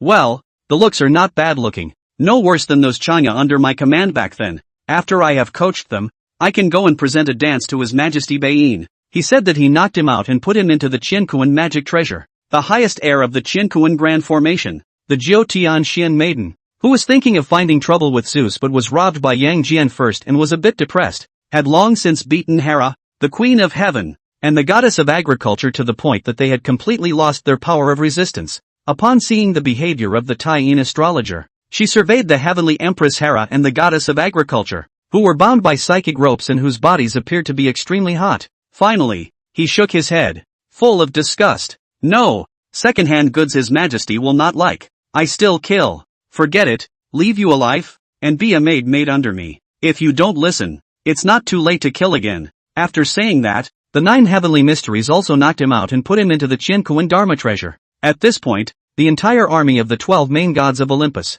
No, there are 2 more. Hermes, the god of traffic and thieves, and Dionysus, the god of wine. The 2 trash main gods who were seriously injured and spit out blood after being affected by Yang Jian's one move, were playing hard to get at this moment. Although someone in front of them was stopped by an invisible barrier, the 2 of them still didn't give up. It was because they felt that those slave gods were stopped because they were weak, and being a lord god themselves, they should be able to break through the invisible barrier and break out. Unfortunately, reality is harsh. When the 2 of them arrived in front of the barrier, they made the strongest strike of their lives and blasted it up. The barrier, which only rose in a circle of ripples, did not show the slightest sign of destruction. Seeing this, the 2 men despaired. At that moment, a playful voice rang out. Gentlemen, don't rush off. I have something for you. At the sound of this voice, the 2 men instantly stiffened and slowly turned around, then completely died. The person who came was none other than Yang Jian, who had killed their god king. I know I'm wrong.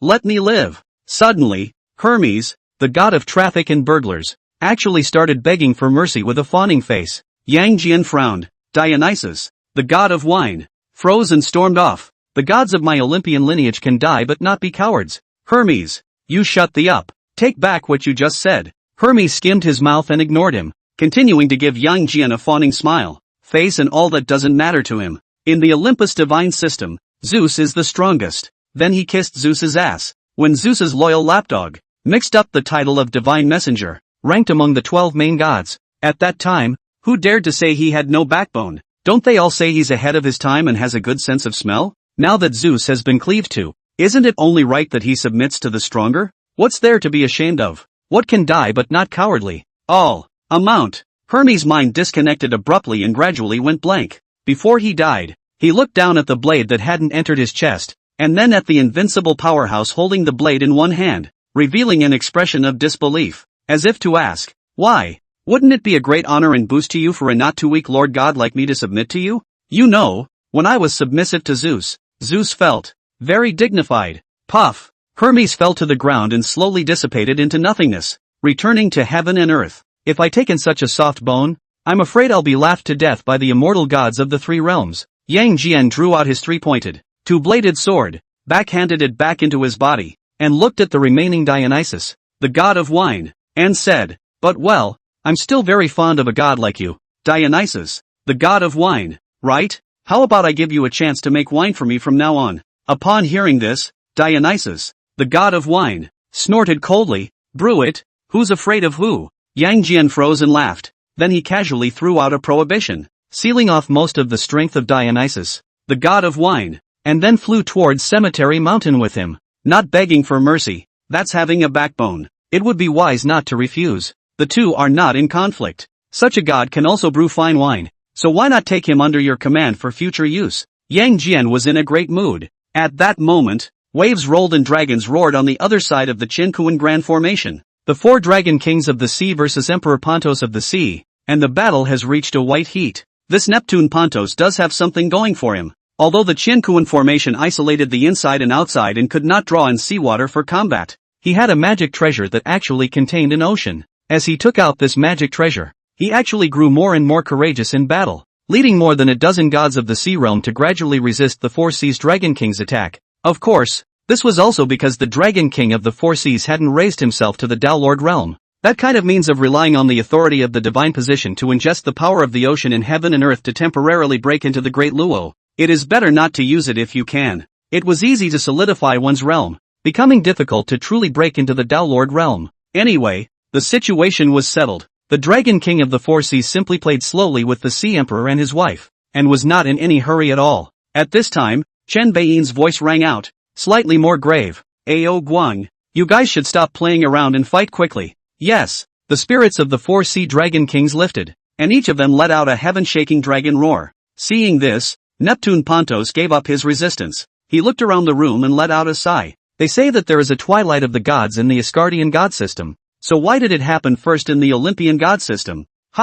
Chapter 87, is the mysterious strongman a saint? Although Pontos gave up his resistance, the Dragon King of the 4 Seas showed no mercy at all, directly shaking the Olympus Sea realm, more than a dozen gods, including the 2 Pontos couples, to death together. The Great Xia gods who had immediately finished clearing the battlefield surrounded Chen Beiyin, who had a grave expression, and did not disengage from their fighting stance, but instead, their aura became even more austere. It was because Chen Beiyin had said that a stronger person had shown up. Yang Jian and Zhou Tianxian Maiden glanced at each other, and the 2 Star Lords of the Sun and Taiyin also looked at each other, intently scanning the entire Daxia. In the end, the immortal gods looked at Chen Beiyin with somewhat puzzled expressions. This was because with their strength, they had not sensed any greater powerhouses appearing in Daxia. "Chen Beiyin Dao, Solar Star Lord, you just fought against that Apollo. How did he escape in the end? You still remember, don't you?" The little god was incompetent and didn't leave him behind. The Sun Star Sovereign first spoke in shame, then said,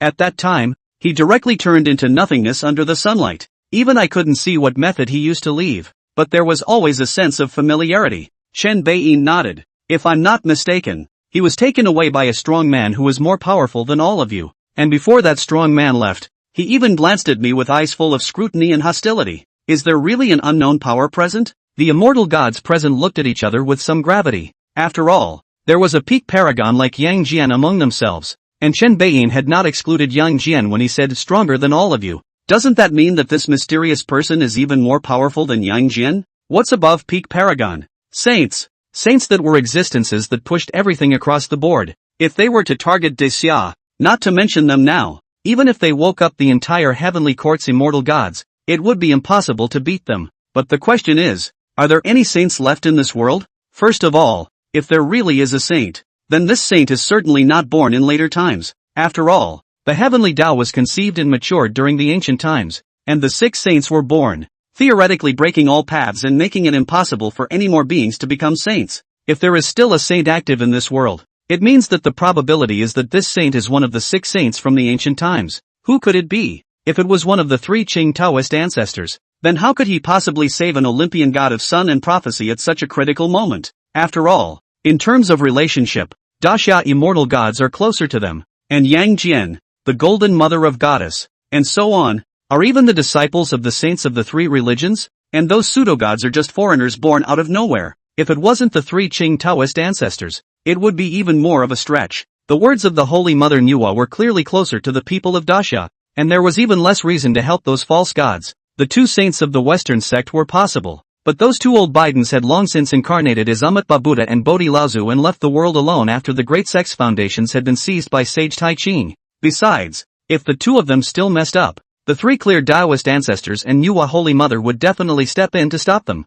Based on this consideration, there was no reason for any of the 6 saints to step in and save Apollo. Could it be that a new saint had been born in the heavens and earth in the afterlife where the gods of the great summer had slumbered? If so, who could it be? Yang Jian asked with a frown. Your Majesty Beiyin, you know more about the other divine lineages. Do you think that any of them might be saints? Chen Beiyin's face was thoughtful. Although he couldn't claim to know much about the many divine systems in the West, those that were the most powerful he still knew. For example, the 3 god kings of the Olympus divine system, Gaia, the mother goddess of the earth, and Nyx, the goddess of the night. Not to mention the Asgardian god system, which has been featured in numerous movies, and although adapted, the basic status and power is still reflected. On top of that, the 3 pillar gods of the Brahma divine lineage, the 9 pillar gods of the Heliopolis divine lineage, the 2 great gods of creation of the high heavenly plains divine lineage, and that Amaterasu Amikami, all of which he could name. Oh yes, and the Holy Church of Heaven, or the Holy Lord of the heavenly divine lineage,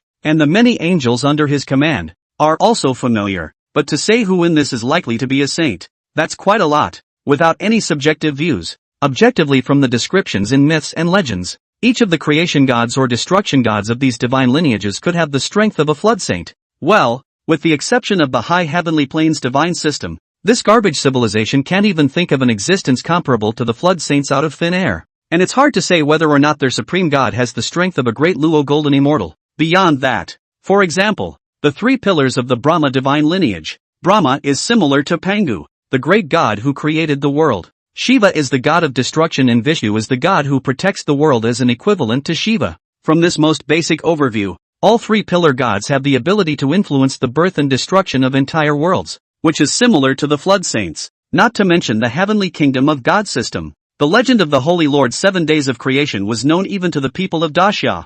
Of course, this is all a result of descriptions from myths and legends. Myths and legends are known to be exaggerated. There is a question mark to be drawn as to whether or not the true strength of these gods is such. In Chen Beiyin's opinion, if the underlying origin of this world is Pangu opening the sky and splitting the earth, then 80% of the legends of the other god systems are false. Of course, there's a logic to add to this. That's how the many Western god systems came into being. If they were the remaining cultivators and immortal gods of the ancient era, then why didn't they know about the mighty name of the great summer immortal gods? This was something that Chen Beiyin had always been very puzzled by. After thinking about it, Chen Beiyin put this issue behind him for the time being and recounted the supreme gods of the various divine lineages. Yang Jian said after listening, just from the descriptions of the legends, that what with the 3 pillar gods and the holy lords all possibly being saintly strength, if that mysterious person just now was really a saint, he should be one of them. The Holy Lord can't see his connection with us at the moment, for now. Rather, it's this Brahma divine lineage that is inextricably linked to our great summer court divine lineage.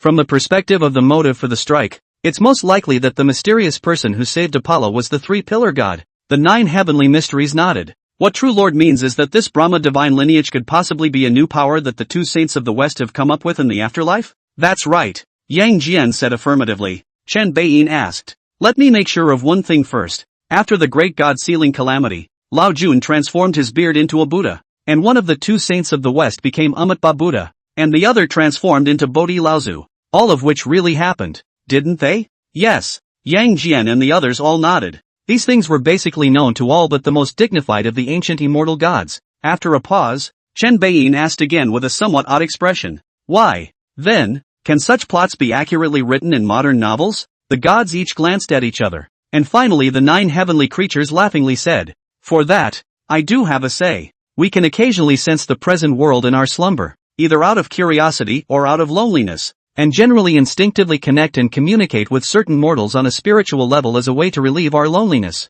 Some of those mortals picked up on our intentions, and without realizing it, they gained some understanding of the things of the past. Based on that, and with some imagination, it's not hard to write about the ancient past. After all, isn't there a saying in the mundane world that, there is nothing new under the sun? Cultivators and immortal gods, putting aside their transcendent powers, are not really too fundamentally different from mortals. Hearing these words, Chen Beiyin's face dawned on him. At this time, the Taiyin Starlord suddenly whispered, what those dog authors wrote is not always correct. I really have never had an affair with the Jade Emperor's old man. Those present all had notable cultivation. And even if Taiyin astrologer's voice was small, they could all hear it. For a while, the atmosphere was a bit awkward, because everyone can see it. This Taiyin Xingjuan, who is claimed to be the first beauty of the flood, seems to be vaguely interested in the Northern Majesty after the recovery is quite that. Chen Beiyin smiled and clapped his hands. Alright, no matter who the other party is, at least we know that such a tough opponent exists, so that we don't have our hands full again after the incident. With you guys around, I'm not afraid of anything now. Let's use war to feed war, and one day we can awaken all the immortal gods that once existed. At that time, even if a saint comes out, we'll still have the 3 Qing Taoist ancestors and Nuwa Holy Mother on our side. Won't we? Speaking of which, Chen Beiyin glanced at the system panel with a delighted expression. This battle has kind of fattened him up completely. Chapter 88 The Dilemma of Harvest and Breakthrough. This battle, the third generation of gods of the Olympus lineage, is considered to be completely behind us.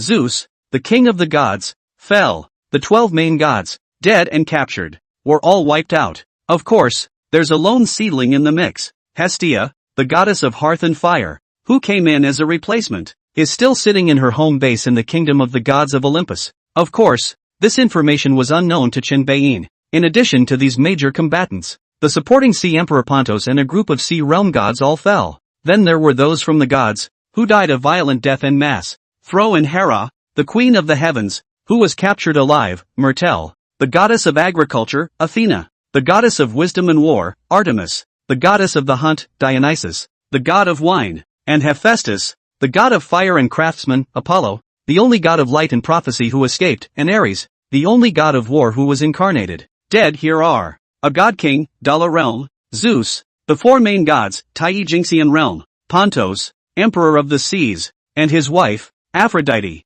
god of love and beauty, and Hermes, god of transportation and burglars, hundreds of slave gods, golden immortal realm. The divine souls of these dead gods, without exception, were all pocketed by Chen Beiyin. He didn't rush to refine it into recovery value because the recovery value feedback would also feedback cultivation at the same time. Chen Beiyin was prepared to refine the divine soul after the battle was over to save any problems. Right now, for example, is a very good time. This was because he still had questions about his cultivation to ask the ancient immortal gods present. Mindfulness. Those many divine souls instantly dissipated into nothingness, and in their place were 2 prompts. Recovery value plus 5. 4 million. Current total recovery value 5. 5 million. Congratulations to the master for obtaining cultivation feedback. Current cultivation, peak Tai golden immortal realm, breakable, Chen Beiyin. There is nothing wrong with this recovery value. Zeus, the king of the gods, provided 1 million, and the 4 main gods together 1 million out. Although a single slave god was only worth a recovery value ranging from 10,000 to 50,000, it couldn't be stopped by the sheer number of them, providing a total of more than 3 million recovery values. But what's with this feedback on cultivation? So much recovery value, but it only raised him to the peak of the Tai golden immortal realm? It's a joke. Chen Beiyin frowned slightly. That time before the Olympus god system attacked, the nearly 2 million recovery value didn't allow him to gain a realm boost. This time, with more than 5 million recovery values, the feedback cultivation level was merely raised from the late stage to the peak? What a joke! Did it mean that in the future, for every minor realm advancement, one would have to go and exterminate a divine lineage in order to do so? Also, what's with this extra breakable? It's hard not to. Chen Beiyin immediately opened his mouth to inquire. Wouldn't it be foolish to leave so many bigwigs in the cultivation path around and not consult them? Gentlemen, let's sit down and rest for a while. I have something very important to ask for advice from all of you. As soon as these words came out, Yang Jian and the others immediately looked solemn.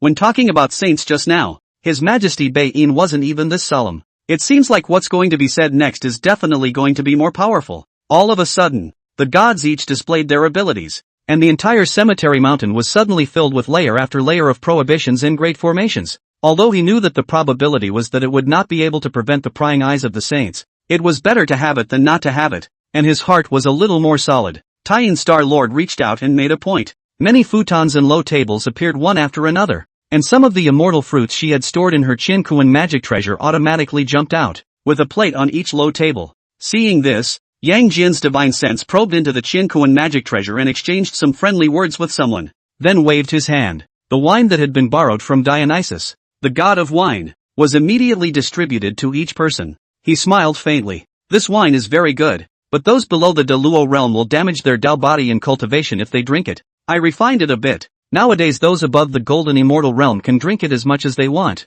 Not enough, I still have it here. Upon hearing this, Chen Beiyin snatched the wine jug in front of Wang Mumu and pushed the fruit plate in front of him over to her. Wang Mumu skimmed his mouth, a bit unwillingly. Although she had made some more breakthroughs in her strength after her initial cultivation of the 8-9 Xian Gong, she would soon be able to break through to the heavenly immortal realm. But there was obviously still a long way to go before the golden immortal realm, and this fine wine was completely poisonous to her for the time being. So, one can only resist the urge to drink it for now. Looking around, he glanced at the many powerful Great Xia immortal gods. Wang Mumu swore silently in her heart, "Be sure to boost your strength as soon as possible. Otherwise, one will become less and less present around the boss. Later in the evening, I will find a chance to apply to the boss and go to the hell to practice. Maybe it will have a miraculous effect." Wang Mumu sensed the connection that existed in his underworld with the hell, and finally made up his mind to explore it. Over here, the gods sat down. Chen Beiyin tasted the drink and spoke.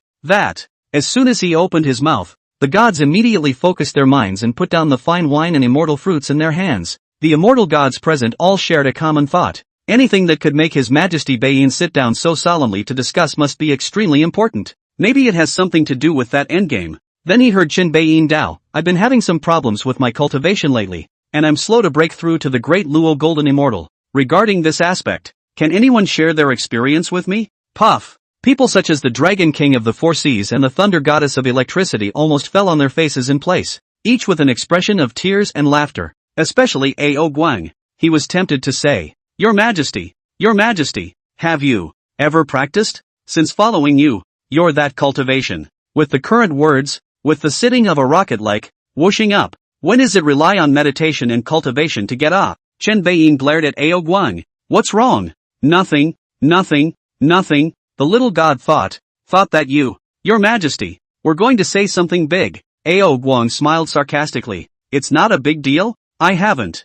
Twice. Chen Beiyin murmured. All you guys need to know is that theoretically, I've already had 2 chances where I could break through to a Great Luo Golden Immortal, but both failed. Right now it's all about trying to get some inspiration and insight from your experiences and see if we can touch base. Upon hearing this, the immortal gods were in awe, especially those who did not have the cultivation of De Luo Jin Xian, such as the Moon Lord Thunder Goddess and the Mother of Lightning and so on. One must know that they had all experienced endless years of cultivation in the ancient times, and had returned with 80% or 90% of their strength so far, and still could not touch the threshold of the Dao Lord realm. And although Chen Beiyin had once been of supreme strength, as a reincarnated and recultivated being, it was simply outrageous that he could touch the threshold of the Great Luo in such a short period of time. Or twice. Yang Jian stroked his chin and said, If we are talking about instructing people to cultivate, Aunt Xian Nu was among the best here. When these words came out, everyone looked at the 9 heavenly mysteries with affirmative expressions on their faces. Back then, human Emperor Xianyuan was instructed by various teachers,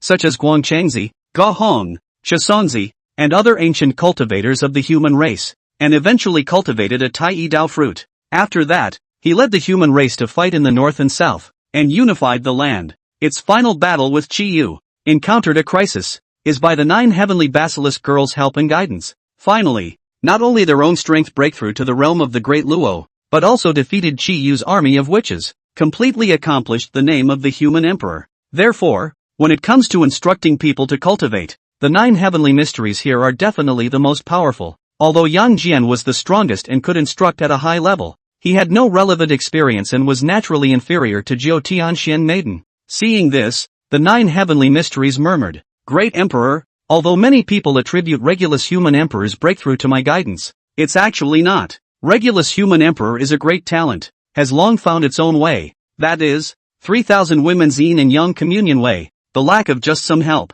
I just gave him, in the first place, too. Speaking of this, the always relatively bland Zhou Tianxian Nu was a bit rushed, just introduced him to some Dao couples. Chen Beiyin was slightly amused. I didn't realize that this 9 heavenly mysteries was still a matchmaker. Chapter 89, Little Assistant. Big Identity. The 9 heavenly creatures were embarrassed for a moment, then returned to normal. After all, the immortal god is now, and this kind of thing can't affect the Dao for a long time. She squared her shoulders. Great Emperor, you should know how to break through to the Great Luo Golden Immortal by now, right? Chen Beiyin nodded. Although it sounded like what the 9 heavenly creatures were saying was nonsense, Some things were clear at one point. Immortal in God's way. The golden immortal from the search for their own avenue. The initial success of the cultivation of Tai Taoist fruit. That is, Tai golden immortal realm. Continuing to enlighten and polish the Tao fruit. Reaching perfection, and completely grasping its own way in its hands, is the Great Luo Tao fruit, which is the realm of the Great Luo golden immortal. Therefore, no matter who it is, one must first determine what one's own path is before one can know how to go about it and ultimately ascend to the Great Luo. No one else can help, nor can they. If Emperor Xianyuan hadn't determined that his own way was the way of yin and yang communion, even if the three Qing Taoist ancestors had come, they wouldn't have been able to help him achieve the great luminary. Chen Beiyin fell into deep thought. What is your own path? He'd never thought about it before, but now that I think about it, it seems to have been established a long time ago, and it's not a separate article. Those four great powers: judgment, soul, life and death, and reincarnation represented the four supreme great paths. When any one of them was perfected, he would be able to break through to the Great Luo. But the question is, how can it be consummated? Since crossing over and binding the system panel, it was through the system panel that he gained his cultivation. If he compared his entire cultivation to a cup of water, there was not a single water molecule in that cup that he had cultivated on his own. As for the four great powers, he had quite a bit of realization, but to say that he had reached perfection, it seemed that he was still a lot short. Thinking about it, Chen Beiyin gave a dark probe. It seemed that for the next period of time, he would have to sink his mind into the Great Tao. Otherwise, it's not a good idea for this realm to be stuck all the time. If the Great Summer Divine System were to fight with other divine systems again, would it be hard to be a war correspondent? After thinking about it, Chen Beiyin picked up his wineglass and said, "All right, I've figured out what I'm going to do next. From this day forward, I will be in seclusion in the small earth mansion, meditating on judgment, the soul, life and death, and reincarnation. True Lord, Lady Xian Nu, and all of you, I'll leave this side of Daxia to you for the time being." Upon hearing this, all of the immortal gods present picked up their wine cups and drank it down. No promises were made, but it was all in the air. After finishing his drink, Chen Beiyin suddenly remembered something and said, "Right, the giant spirit god oh, your majesty, I am, the giant spirit god," who was reveling in the taste of fine wine, hurriedly got up and arched his hand. Chen Beiyin waved his hand. "Don't be so formal. I'm just reminding you not to forget what I explained to you earlier. This battlefield is in shambles, so do your best to fix it." The gargoyle god nodded repeatedly. "Don't worry, your majesty. When you leave the gate, this place will definitely be restored as it was before, and it can even become an immortal's blessed land. It's not that the giant spirit is bragging, although the earth was tattered and torn by the waves of the divine war, because too many gods had fallen here. All that flesh and blood divine power escaping here was a very good kind of nutrient. As long as all the grievances and negative forces mixed in with it were removed, this place would become the first immortal blessing in the great summer earth realm in the age of the end. In this regard, Ji Ding was also well aware of this, so he, who had been afraid to speak, now spoke with hardened courage. "Your Majesty Chen, the Hall of Salary Flame is willing to assist Lord Giant Spirit God with the aftermath." Chen Bei smiled grimly. "Yes, you can discuss it among yourselves. You can also send people to cultivate in this neighborhood in the future, but pay attention to the proportion. Don't let some bloated inheritors rush over all of you here." "You know," Ji Ding nodded in surprise. "Don't worry, Your Majesty. Hey, let's not be so formal. Come on, I'll introduce you. Ji Ding, this is the Lady Xian Nu who came down to earth to help your family's ancestor, Emperor Xianyuan, unify the earth. And Xian, this is the contemporary descendant of the Ji clan who rules the Salary Flame Hall." Ji Ding immediately made a big salute. The 9 heavenly mysteries smiled faintly. "Well, I've long noticed that, without realizing it, I'm really destined to be with your Ji family. The inheritance that you little fellow obtained in the Salary Flame Hall was actually left behind by one of my named disciples." "Really? You're still considered my apprentice grandchildren?" Ji Ding was a bit terrified. "I don't dare. If one were to claim this seniority, then counting from the Ji clan side, wouldn't he or she be in the same generation as the Regulus human emperor's heir?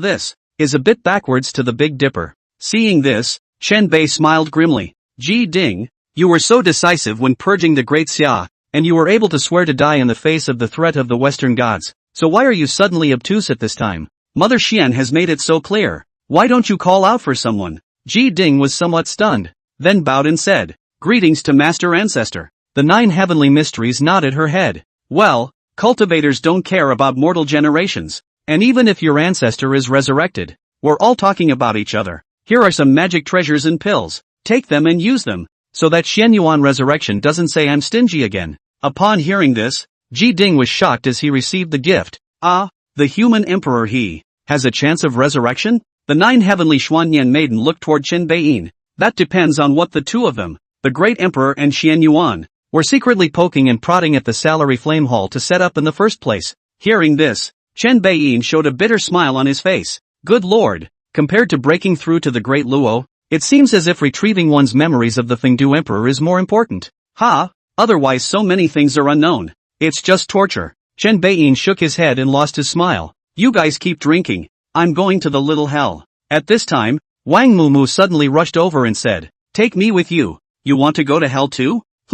After I practiced the 8-9 metaphysical skills, I always felt a marvelous connection with the hell. So perhaps my cultivation would be smoother there. Ha, you're connected to hell? Chen Beiyin sized up Wang Mumu in surprise, and suddenly said, you're not the reincarnation of the Mona who gave people soup, are you? Hearing this, King Qin Guang stepped forward and said, Your Majesty, it shouldn't be. I saw men completely fade away with my own eyes back then, or else the 10 of us wouldn't have carried memories of reincarnation. Chen Beiyin's face was thoughtful. If it's not Mona, who else could it be? Are there any other well-known female fairy gods in hell? Suddenly, the 9 heavenly mysteries stared. You can't be. Empress Ho too? The words came out. The immortal gods present collectively stood up and looked at Wang Mumu with a scrutinizing gaze. This made Wang Mumu a big red face. Facing this group of powerful immortal gods, she was still a bit unable to let go. It doesn't look like it, but, Yang Jian frowned. It probably is. The 9 heavenly mysteries nodded.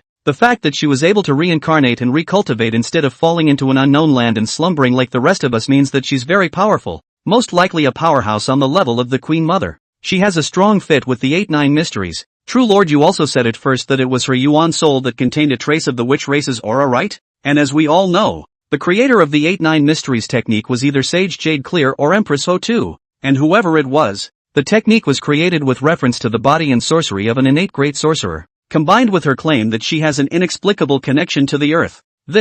Who else could this be if not the Queen Mother of the earth? Other than that, I can't find another female immortal god that fits so well with it. The 9 heavenly mysteries spoke with certainty in her last sentence. From the very beginning, she had been curious about Wang Mumu's identity, and had once speculated that it was the reincarnation of the Tai-Yin astrologer. But then the Tai-Yin astrologer was awakened, disproving this speculation. Since then, she's been in a funk. When she heard Wang Mumu say this today, she suddenly connected everything. After 9 heavenly mysteries analyzed the situation like this, the immortals and gods present were all convinced. At once, all of them smiled kindly. Empress Ho Tu. This was one of the 4 imperials, one of the most special existences in heaven and earth. It is not too much to say that it is the 7th saint. After all, if it wasn't for her body transforming into the wheel of reincarnation and filling the heavenly Tao, the flooded heavens and earth wouldn't have evolved completely. Chen Beiyin stroked his chin and sized up Wang Mumu, his heart growing more and more shocked. Good lord, a random little assistant is suspected to be the reincarnated body of the Queen Mother? This is just so earned. Then let's go. We'll both go to the hell to practice together. Chen Beiyin Dao. Hell was born because of the Empress Ho Tu, and reincarnation exists because of the Empress Ho Tu. If you are truly her reincarnated body, maybe you'll gain more than me on this trip. Wang Mumu nodded dizzily, her mind completely in a daze. Is he or she the reincarnated body of the legendary Queen Mother Ho Tu? It was a bolt from the blue. If the memory of his past life awakens, will he still be able to take the boss? Your Majesty, this way please. The 10 temples of hell, who hadn't helped much in this battle against the Olympus god system, was more excited than anyone else at this time. If Wang Mumu was really the reincarnated body of Empress Ho Tu, then the restoration of the hell as it was in the beginning is just around the corner. Chapter 90 Hades, I'm your ing uncle. With Chen Beiyin and Wang Mumu escorted by the 10 temples of hell, they went to the hell to retreat and cultivate. After Yang Jian and the others had a good drink, none of them were idle. The giant spirit god in Ji Ding went to do the aftermath of the battlefield. The return of the Dragon King of the 4 Seas to the 4 Seas also led to a retreat in order to digest the power of the oceans from the Olympus divine system. The god of thunder and the mother of lightning and the master of wind and rain patrol the 8 directions to ensure that the winds and rains of Daxia are favorable. For her part, the Moon Lady seizes the opportunity of the death of Aphrodite, the goddess of love and beauty, to set right the polluted avenue of matrimony. Fire Virtue Star Sovereign pulled the decadent flame and the god of craftsmen talked about heaven and earth. poured all kinds of chicken soup, and promised to let the Moon Lord introduce him to a virtuous lady, the Solar Star ruler. On the other hand, returned to the Solar Star and kept retracing the scene when Apollo escaped within his mind and soul in an attempt to perceive the Tao rules contained therein. Tian astrologer was awesome, and immediately began the work of tempering Athena, the goddess of wisdom and war, and Artemis, the goddess of the hunt, as she prepared for the two of them to offer a dance of congratulations when Chen Beiyin was released from the gate. The 9 heavenly Shan Nu followed suit and was ready to temper the Queen of Heaven, Hera, and the goddess of agriculture, Demeter, just as the Star King of Tian did. In case the great emperor he likes people, wife, is it? As for Yang Jian, he forced Dionysus, the god of wine, to brew wine moment by moment. The poor hallowed Lord God of Olympus was completely reduced to a working god. Little hell. When Chen Beiyin and Wang Mumu arrived here, Earthstore King Buddha immediately showed up to greet them. This guy doesn't seem to care about anything, but he actually knows everything. Shimeji is not for show. He knew all about the chatter on Cemetery Hill. Therefore, this appearance was mainly to brush up his favor in front of the future Empress Ho-Tu. After all, everything he had accomplished after the Great Luo was only possible because he relied on the hell. Along for the ride was the incarnate Ares. At this moment, he could be described as a completely changed person. When facing Chen Beiyin and Wang Mumu, they were so calm and approachable, with one mouthful of your majesty and your ladyship. After saying goodbye to the two, Chen Beiyin and Wang Mumu were led by the king of the 10 temples of hell to the core of the small earthly mansion, the great hall of the underworld king in the first place. Then a funny sight was seen. Hades, the king of the underworld, and Persephone, the queen of the underworld, with many gods of the underworld, were remodeling and constructing the great hall of the king of the underworld like mortal craftsmen. Well, the inscription of the Great Hall of the Underworld has now become the palace of the Thingdu Emperor. Chen Bei smiled grimly. Hades, I'll notify Hephaestus later so he can help you. He'll definitely be better than you at this job. At those words, Hades was shocked. He asked tentatively, Hephaestus he also fell into your hands? Not just him, most of the main gods have been captured by our Daxia. All the others are dead. The entire Olympus divine system has fallen. A flat tone of voice, speaking words of terror. The hearts of the gods of the underworld immediately sent shocking waves through their hearts. Most captured, others dead. Olympus gods, fallen? At that moment, Chen Beiyin corrected. Oh, that's a bit of an indelicate way of putting it. The Olympian gods didn't fall. It was your third generation of gods that fell. Hades was in a daze. Persephone, queen of the underworld, subconsciously asked, where's Zeus? Dead. Bang. Persephone, the queen of the underworld, shuddered and the massive stone in her hand fell to the ground. Hades, the king of the underworld, was also filled with horror. Zeus, king of the gods, dead. Zeus, the king of the gods, standing at the pinnacle of the gods, is dead? You're lying. Hades, the king of the underworld, muttered incredulously, then forced a smile. Your Majesty, we have known that it is impossible to defy you in this life, and have completely submitted and accepted our fate. You don't really need to hammer us with this. Chen Beiyin shook his head and raised his hand to mirror the scene that was happening on the battlefield. The 30-fold playback quickly ended, and Hades and the others were now completely silent. The word is out. Chen Beiyin clearly had no need to create illusions to deceive them anymore. That means, the third generation of gods in the Olympus lineage has literally fallen off the face of the earth.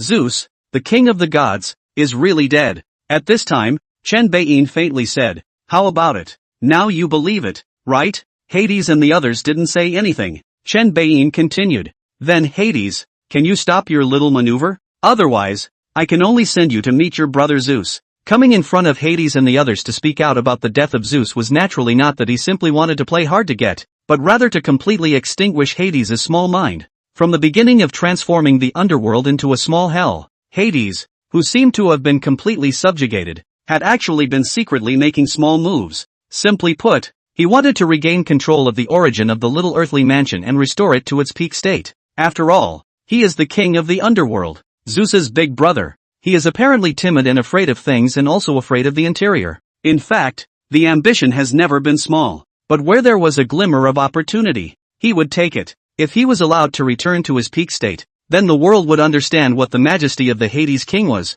Of course, there's no chance of that now. Hearing Chen Beiyin's words, Hades wore a bitter smile. I thought I was hiding it well, but, sure enough, I couldn't hide it. He stretched out his palm and condensed a cloud of shadowy spectral light, throwing it at Chen Beiyin without a second thought. This clump of ghostly light was the means by which he regained control of the small hell. Chen Beiyin nodded in satisfaction and extended his hand to receive it, but then his expression clouded over, because suddenly a figure jumped out and cut off the clump of ghostly light. Only the man said angrily, "Father, how can you be so weak? The mother goddess, she's still waiting for our call to counterattack, and you're just going to give up?" Chen Beiyin fixed his eyes and flipped through his memories. This seems to be Hades' son, the horned god Zagreus. When the Empress of the Underworld descended with the gods, this guy didn't show anything, his presence was extremely low, and in the end, he was captured together in the small hell. Yeah, Hades' son is so brave? Mother goddess? It should not be the queen of the underworld who is speaking, but Gaia, the mother goddess of the earth. It turns out that Hades dares to make a small move and has the backing of Gaia, the mother goddess of the earth, behind him. Chen Beiyin's mind moved, and his divine sense instantly spread to the entire small hell, scanning over and over again. It also notified the Earth Buddha to see if there were any intruders lurking in the small Earth's mansion. Unexpectedly, it was answered in the affirmative by Jizo Buddha. Your Majesty, not long ago that Jia did send over a wisp of a bilocation, which I killed. Why didn't you just tell me? It's not too late. This Jizo, after he resumed the process of realizing the souls of the dead, became more and more obvious in his divinity and more indifferent in his character. Over here, Hades looked at the horned god Zagreus in a daze and suddenly became furious. Don't call me father. I'm your uncle. Your father was Zeus, and he's dead. A rallying cry for a counterattack? Zeus is dead. What do you think Gaia she can turn up? The words came out. Chen Beiyin instantly came back to his senses from the voice transmission with Earthstore,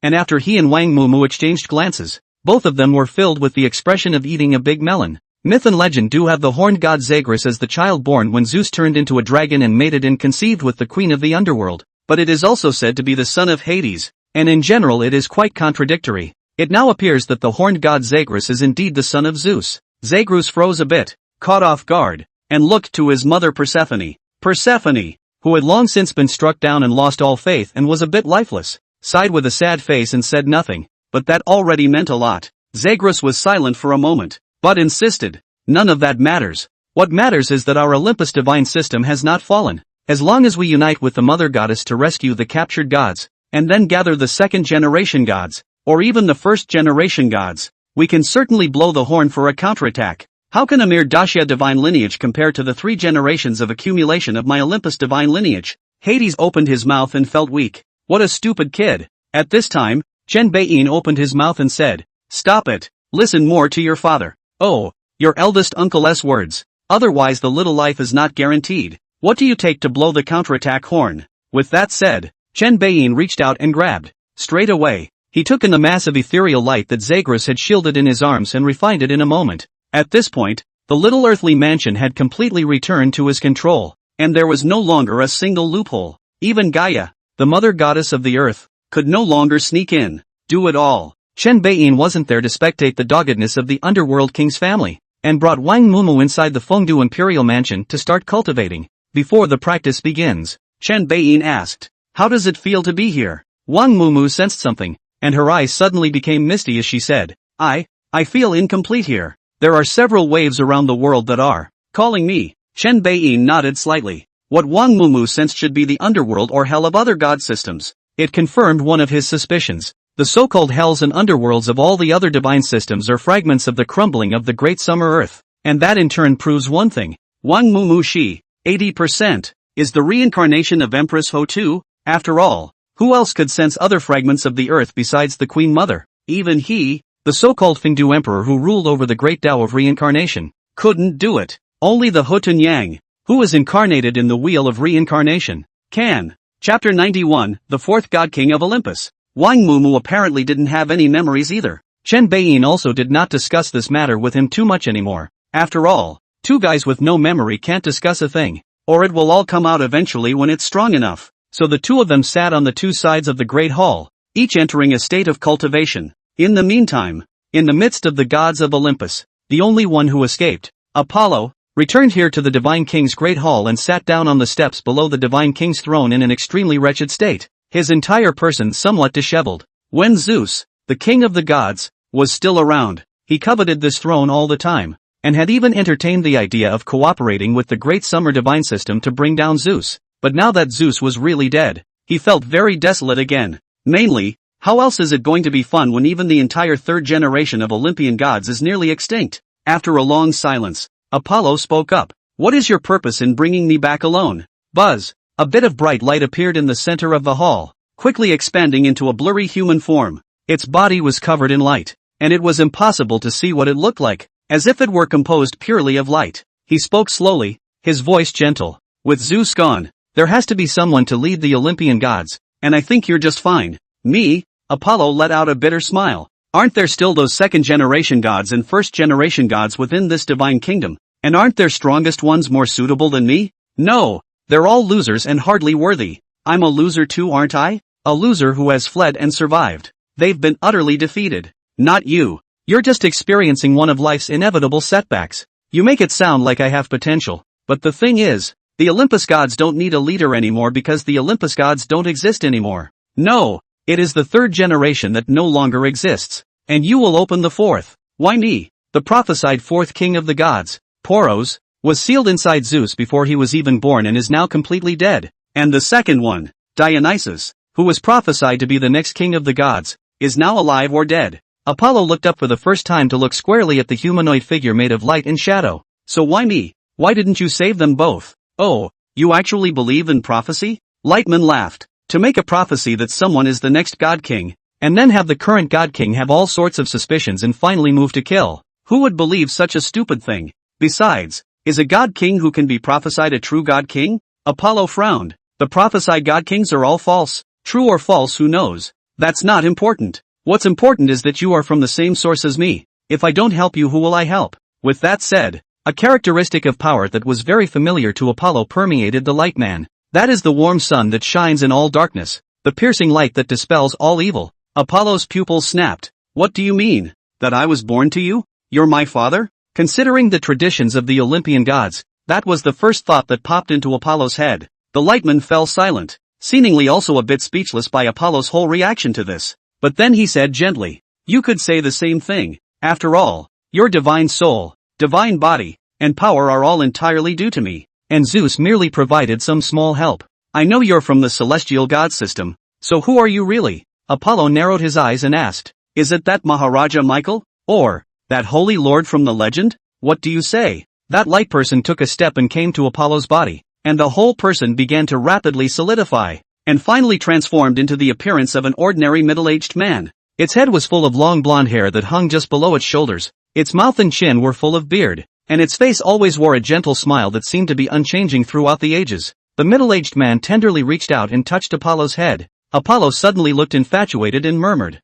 Holy Lord, my father, my lord. Pull yourself together, child. Olympus still needs you to lead. Yes, father. The middle-aged man smiled and nodded, suddenly disappearing. In an instant, the entire God King's great hall was plunged into darkness, as if when that person left, he also took all the light with him. However, a few seconds later, light reappeared within the God King's hall. Its source is none other than the expression-obsessed Apollo. Only the light on his body grew stronger and stronger, and in the end, it was like being transformed into a round of sun. Dazzling. Brush. A shapely figure flashed and appeared in the great hall. She held a torch, and her long white and gold dress was embroidered with lines of flame. This is none other than the new main god who has come in as a replacement and is in charge of the caretaker. Hestia, the goddess of hearth and fire. Hestia looked at Apollo with a grave expression. At this time, Apollo suddenly collected all the light. The whole person had no sharpness to speak of, and fiercely looked almost exactly the same as that middle-aged man just now.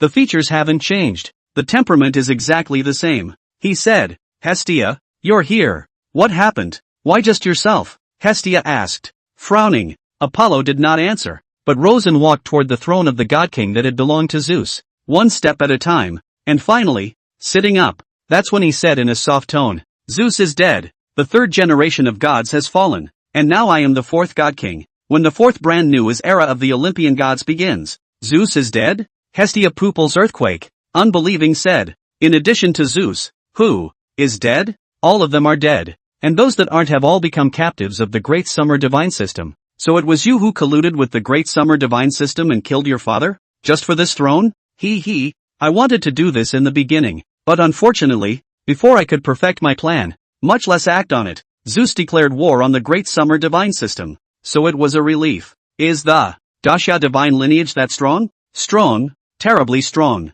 Hestia lapsed into silence, her mind in turmoil for a moment, but she was at least Zeus's big sister, having lived through the wars and changes of power between the second and third generations, and it didn't take long for her to come to terms with it all. She turned. God kings are all fought out. You're not the only one left dead and you're a god king. Do you think that the Titan god race and primal god race, whose ambitions are undying, will recognize you? Apollo laughed. Don't you think that the Great Hall is a bit empty? So what if it's empty? Hestia said subconsciously, then reacted and frowned. Are you going to make war on them and conquer them as your vassals? You think you can do what your father didn't even do back then? Who gave you the courage? And what strength do you have? Apollo shook his head slowly. Just because Zeus can't do it doesn't mean I can't. Besides, there is no need for the word war, a journey is all, and they will submit themselves. The words landed, only to see Apollo's body suddenly great light, a wave of the initial feeling of no threat, but the might contained in it is in no way weaker than Zeus, and with a strong, let a person cannot help but folded power, violently erupted out. At Hestia's horrified expression, Apollo said mildly, Hestia, my aunt, will you be the first Lord God under my command? Or, are you willing to become the wife of the fourth generation God King? The fourth generation Queen of Heaven? Hestia blushed. Chapter 92, Subduing the Titans. Second generation God King situation. Hestia's mind was scrambled and her emotions were racing. Why did she voluntarily quit her position as the main god in the first place and willingly become the goddess who guards the hearts of the earth? It was because it was unbearable to endure the advances of Poseidon and Apollo, a brother and a nephew. It was completely unacceptable to her. It turned out to be good enough to get out of the tangle with the support of Zeus. It's a plum moment, and it doesn't seem like there's any escape from it at all. She could clearly sense that although the force that filled the entire hall looked unthreatening and mild to the extreme, but as long as she dared to say no, then she would be devoured by this power. What the exact consequences were, Hestia didn't know, but she knew that she would absolutely lose her freedom, if not everything. In the silence, Hestia ground her teeth slightly and spoke. May I decline? What do you say? Apollo's expression at this moment was exactly the same as the middle-aged man just now. He sighed softly. Hestia, I don't want to use coercion. That would be too inelegant. If I could, I would prefer to see you remain sober and original, for it is your character and qualities that fascinate me more than your looks and figure. But if you can't recognize reality, then I'll have to use some means in order to keep you. After all, a god king can't be without his own diva, and aside from you, there's no one within the Olympus divine kingdom who can fit into my eyes. Between the words, the aggression of the power of light released by Apollo grew stronger. Hestia even felt that some of the power of light had invaded her body and was touching her divine soul. She closed her eyes slightly and opened them again. Okay, I promise. No, you have to say, I do. To be complete, say that you would like to be the wife of the fourth queen of heaven, the god king Apollo. I would like to be the wife of the fourth queen of heaven, the god king Apollo. Very well, my queen of heaven. Join me in a tour of the kingdom of God for you and me. Apollo stepped forward and took Hestia's hand, and together they flew out of the great hall. The Hestia was in mid-air, feeling nothing but discomfort. She could sense that Apollo was a completely different person. It is more perverted, disgusting, and powerful than the first three god kings. This kind of power was not force in the conventional sense, but originated from that strange power of light. She even had a feeling. Even though he had submitted himself, Apollo didn't make a move. But just by standing next to Apollo, she sensed that the revulsion and disgust, even fear, that she had felt within her for Apollo was disappearing little by little. In the long run, Hestia could be sure that she would be at Apollo's beck and call and be completely and truly submissive sometime in the future. What kind of power is this? Where did Apollo get it? Could it be that he comprehended it after experiencing a crushing defeat in Daxia and returning alone? What kind of realization could allow a peak Lord God to directly leap into a peak God King? That's too much to believe. Hestia was silent, but her mind was stumbling over her thoughts, waiting for her to come back to her senses. The people had reached the edge of the divine kingdom, where the second generation of gods resided. Brush up! Dense figures flashed out from the deep mountains and plains, looking at Apollo and Hestia as if they were enemies. These were the Titan god clan of second-generation deities, of which, if subdivided, were divided into first-generation Titans and second-generation Titans. The elites of the three generations of Titans had all died on the battlefield of Daxia, and the remaining ones were all unseen and did not appear. Apollo laughed at the sight. Your god king is here. Why don't you take out some wine to greet him? Someone said in a deep voice. Our god king is your grandfather Cronus. Apollo, are you going to break the treaty Zeus made with us and start the war again? They didn't know why Apollo had suddenly broken through to the god king realm, They only knew that the peaceful days of the Titan god race seemed to be coming to an end. Apollo shook his head slightly. Zeus is dead, so naturally the treaty or whatever is a waste of paper.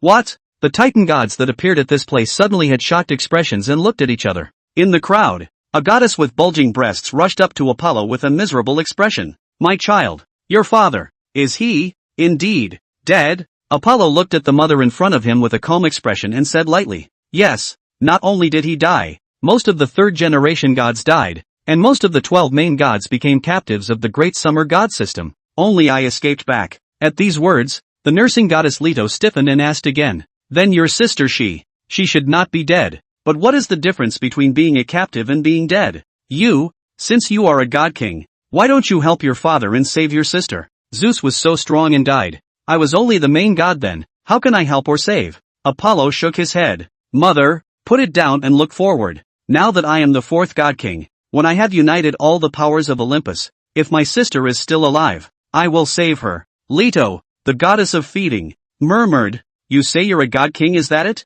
Without further explanation, Apollo turned his head to the titanic gods. In the next second, the endless power of light erupted, instantly flooding this heaven and earth. In the midst of the light, many screams and terrified words of resistance rang out. I don't know how much time has passed, when all is calm again, only to see those Titan gods, who were originally still hostile, neatly saluting toward Apollo, crying out, greetings, your majesty the god king. Apollo took Hestia, the goddess of the hearth, in one hand and pointed ahead to Leto, the goddess of nursing. Look, mother, how they adore me. Feeding goddess Leto. The silence was thick with fear. Looking at the familiar face in front of her, Leto, the goddess of nursing, felt nothing but strangeness and utter disbelief that this was her son Apollo. Where has the big, happy, smart, sunny boy who was once well versed in almost all the arts gone? Child, what is happening to you? Leto asked in a shaky voice. I am gradually understanding everything, realizing the truth of this world,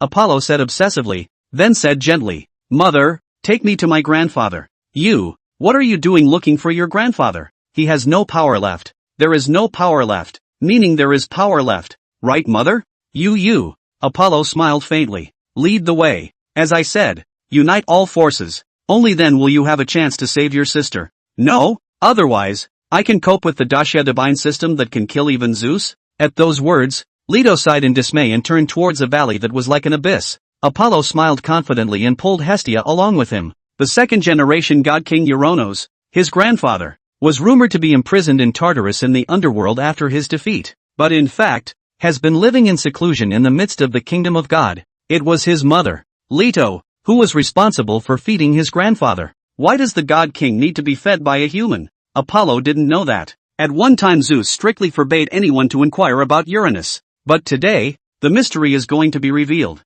Chapter 93, surprised by the ancient accent. Jade Clear Sage appears? Nyx of Olympus? The ninth heavenly maiden didn't seem to want to use her brain at all. Directly pulling out one of the latest smartphones, cupping her hands and typing with her two thumbs she quickly searched for information on Nyx, the goddess of the night. Nyx, the primordial deity who represented the night in a generation of gods, not only bore 3 gods with her husband, but also bore many heirs all by herself. The 9 heavenly mysteries looked up and asked, You're looking to us for help? Isn't that a mistake? We just destroyed your third-generation deity not long ago. A touch of sadness appeared on Nyx's delicate face. Then she put away the gorgeous skirt behind her that looked like the night in the starry sky, and transformed her clothes into an ordinary black dress, and calmly sat down in front of young Jian and 9 heavenly Jennies. He even gave a wink to Hera, the queen of heaven, and Demeter, the goddess of agriculture, who were serving nearby, as if to say, why don't you pour me a drink? Hera, the heavenly empress, and Demeter, the goddess of agriculture, who had originally been pleasantly surprised and thought that Nyx, the goddess of darkness, had come to their rescue, had their expressions frozen on their faces. Finally, with the permission of the 9 heavenly mysteries, one of the lifeless ones brought a wine cup, and the other one picked up a wine pot and poured a glass of wine. Nyx gracefully picked up his glass and took a drink. Perhaps drinking a bit hastily, a wisp of wine flowed down from the corner of its mouth, dripping down its chin to that snow-white towering place. It's been a long time, and it's still the best wine you've ever made. Nyx let out an awe and complimented Dionysus, the god of wine, who was making wine not far away. Then his eyes fell on Yang Jian and the 9 heavenly maidens, and he said in a tone that seemed both grudging and joyful, Finally, it's time to meet you, true Lord Xian Shang, Lady Xian knew. The words came out. Yang Jian and Zhou Tianxian Maiden were instantly shocked. Because, surprisingly, Nyx spoke a very authentic Daxia language without a hint of an accent. No, there's an accent, but not the kind of Westerners who speak Daxia, but the accent of the ancient times. During the ancient times, the language of the human race and the flooded earth had evolved and changed many times, and by the time of the god's ceiling measurement, it was already more or less the same as the language of the modern Daxia, with the difference being only a matter of accent. Fiction. Don't take it seriously. This goddess of darkness Nyx from the Olympus divine system actually spoke with an authentic ancient accent? Where did you learn that? It was important to realize that although the gods communicated with each other without any barriers, it was all because they had learned each other's language in a few moments with their powerful transcendental minds. In fact, in the midst of the previous encounter, the Olympian gods were still speaking the language of the Olympian realm. The Daxia gods, on the other hand, spoke the language and accent of the contemporary Daxia that they had temporarily learned. After all, the first one to communicate with them was All Chen Baiyin. But now, Nyx was actually speaking pure Daxia, and the accent was a very authentic ancient accent. Can't it be that Nyx is an immortal god that survived the ancient times? Yang Jian asked bluntly. Are you an ancient cultivator? Which Nyx denied outright. No, I'm not. In the worldview of Olympus, I am perhaps an ancient god born in the beginning and active in the ancient times. But in real history, I am nothing more than a being that has only appeared in the last 2 or 3,000 years. Yang Jian and Zhou Tianxian Maiden looked thoughtful. Real history? The last 2 or 3,000 years? If we look at the history of the Blue Star Daxia people, 2 or 3,000 years ago, it would be exactly right for the time point of the sealing of the gods in the West. But the recovered Daxia immortal gods all knew one thing, that there was something wrong with the history of the Blue Star. There is something wrong with time, to be exact. 2 or 3,000 years is not enough time for the myths to subside or for all the transcendent things to be buried. Private communication. The recovered immortal gods of the Great Summer all agreed on one thing. That's the point in time, 200 years after the end of the Western journey, where a break in time occurs and there is a gap in history. Nowadays, time still seems to be linear, but in reality, there should be a break point. It's like a thin rope that has been broken in the middle and tied again. This tied up lump may represent a long period of time. It was also during this time of darkness and chaos that the flooded heavens and earth became nothing more than the tiny star that exists today. And it was during this time that the Western gods were born. As a result, none of the Western god systems knew about the Daxia god system. And even if they knew about the myths and legends of Daxia, they only took them as exaggerated descriptions by mortals. Likewise, the gods of the Great Summer knew nothing about the Western divine system. Otherwise, with the age of the Western gods, even though they were only 2,000 to 3,000 years old,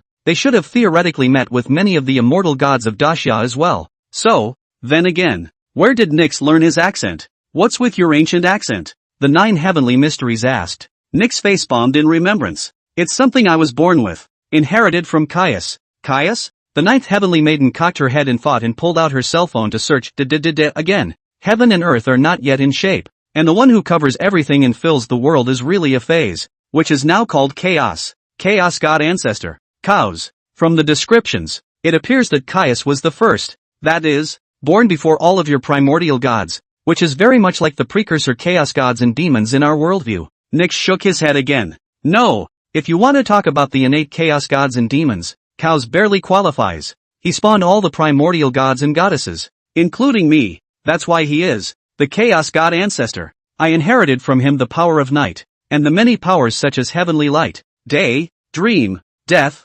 sleep, etc., mixed together, which is the reason why I begat so many heirs afterward. At the same time, I have inherited from him the language of Daxia and this accent. Upon hearing this, Yang Jian frowned and asked, "You mean your chaos god ancestor Cows is an ancient immortal god? Who is he?" Nyx still shook his head. Who exactly I don't know, but there have been words and phrases I've caught from the endless ravings of Caius. Perhaps, through this, you can tell me who he was in the beginning. What? The 9 heavenly Xian maiden's face showed curiosity, only to see Nyx's solemn expression. He said in a deep voice, "Hierophant." Yang Jian and the 9 heavenly mysteries were shaken. That's not all. Nyx spat out a few more words in succession that made Yang Jian and Zhou Tianxian maiden's faces change drastically. Go with the sky and expound on it? Heaven desires to destroy all beings. But what is the sin of all beings? What is the meaning of heaven and earth when there is only one spirit in the world? Heaven is not kind. And the saints are also ruminants.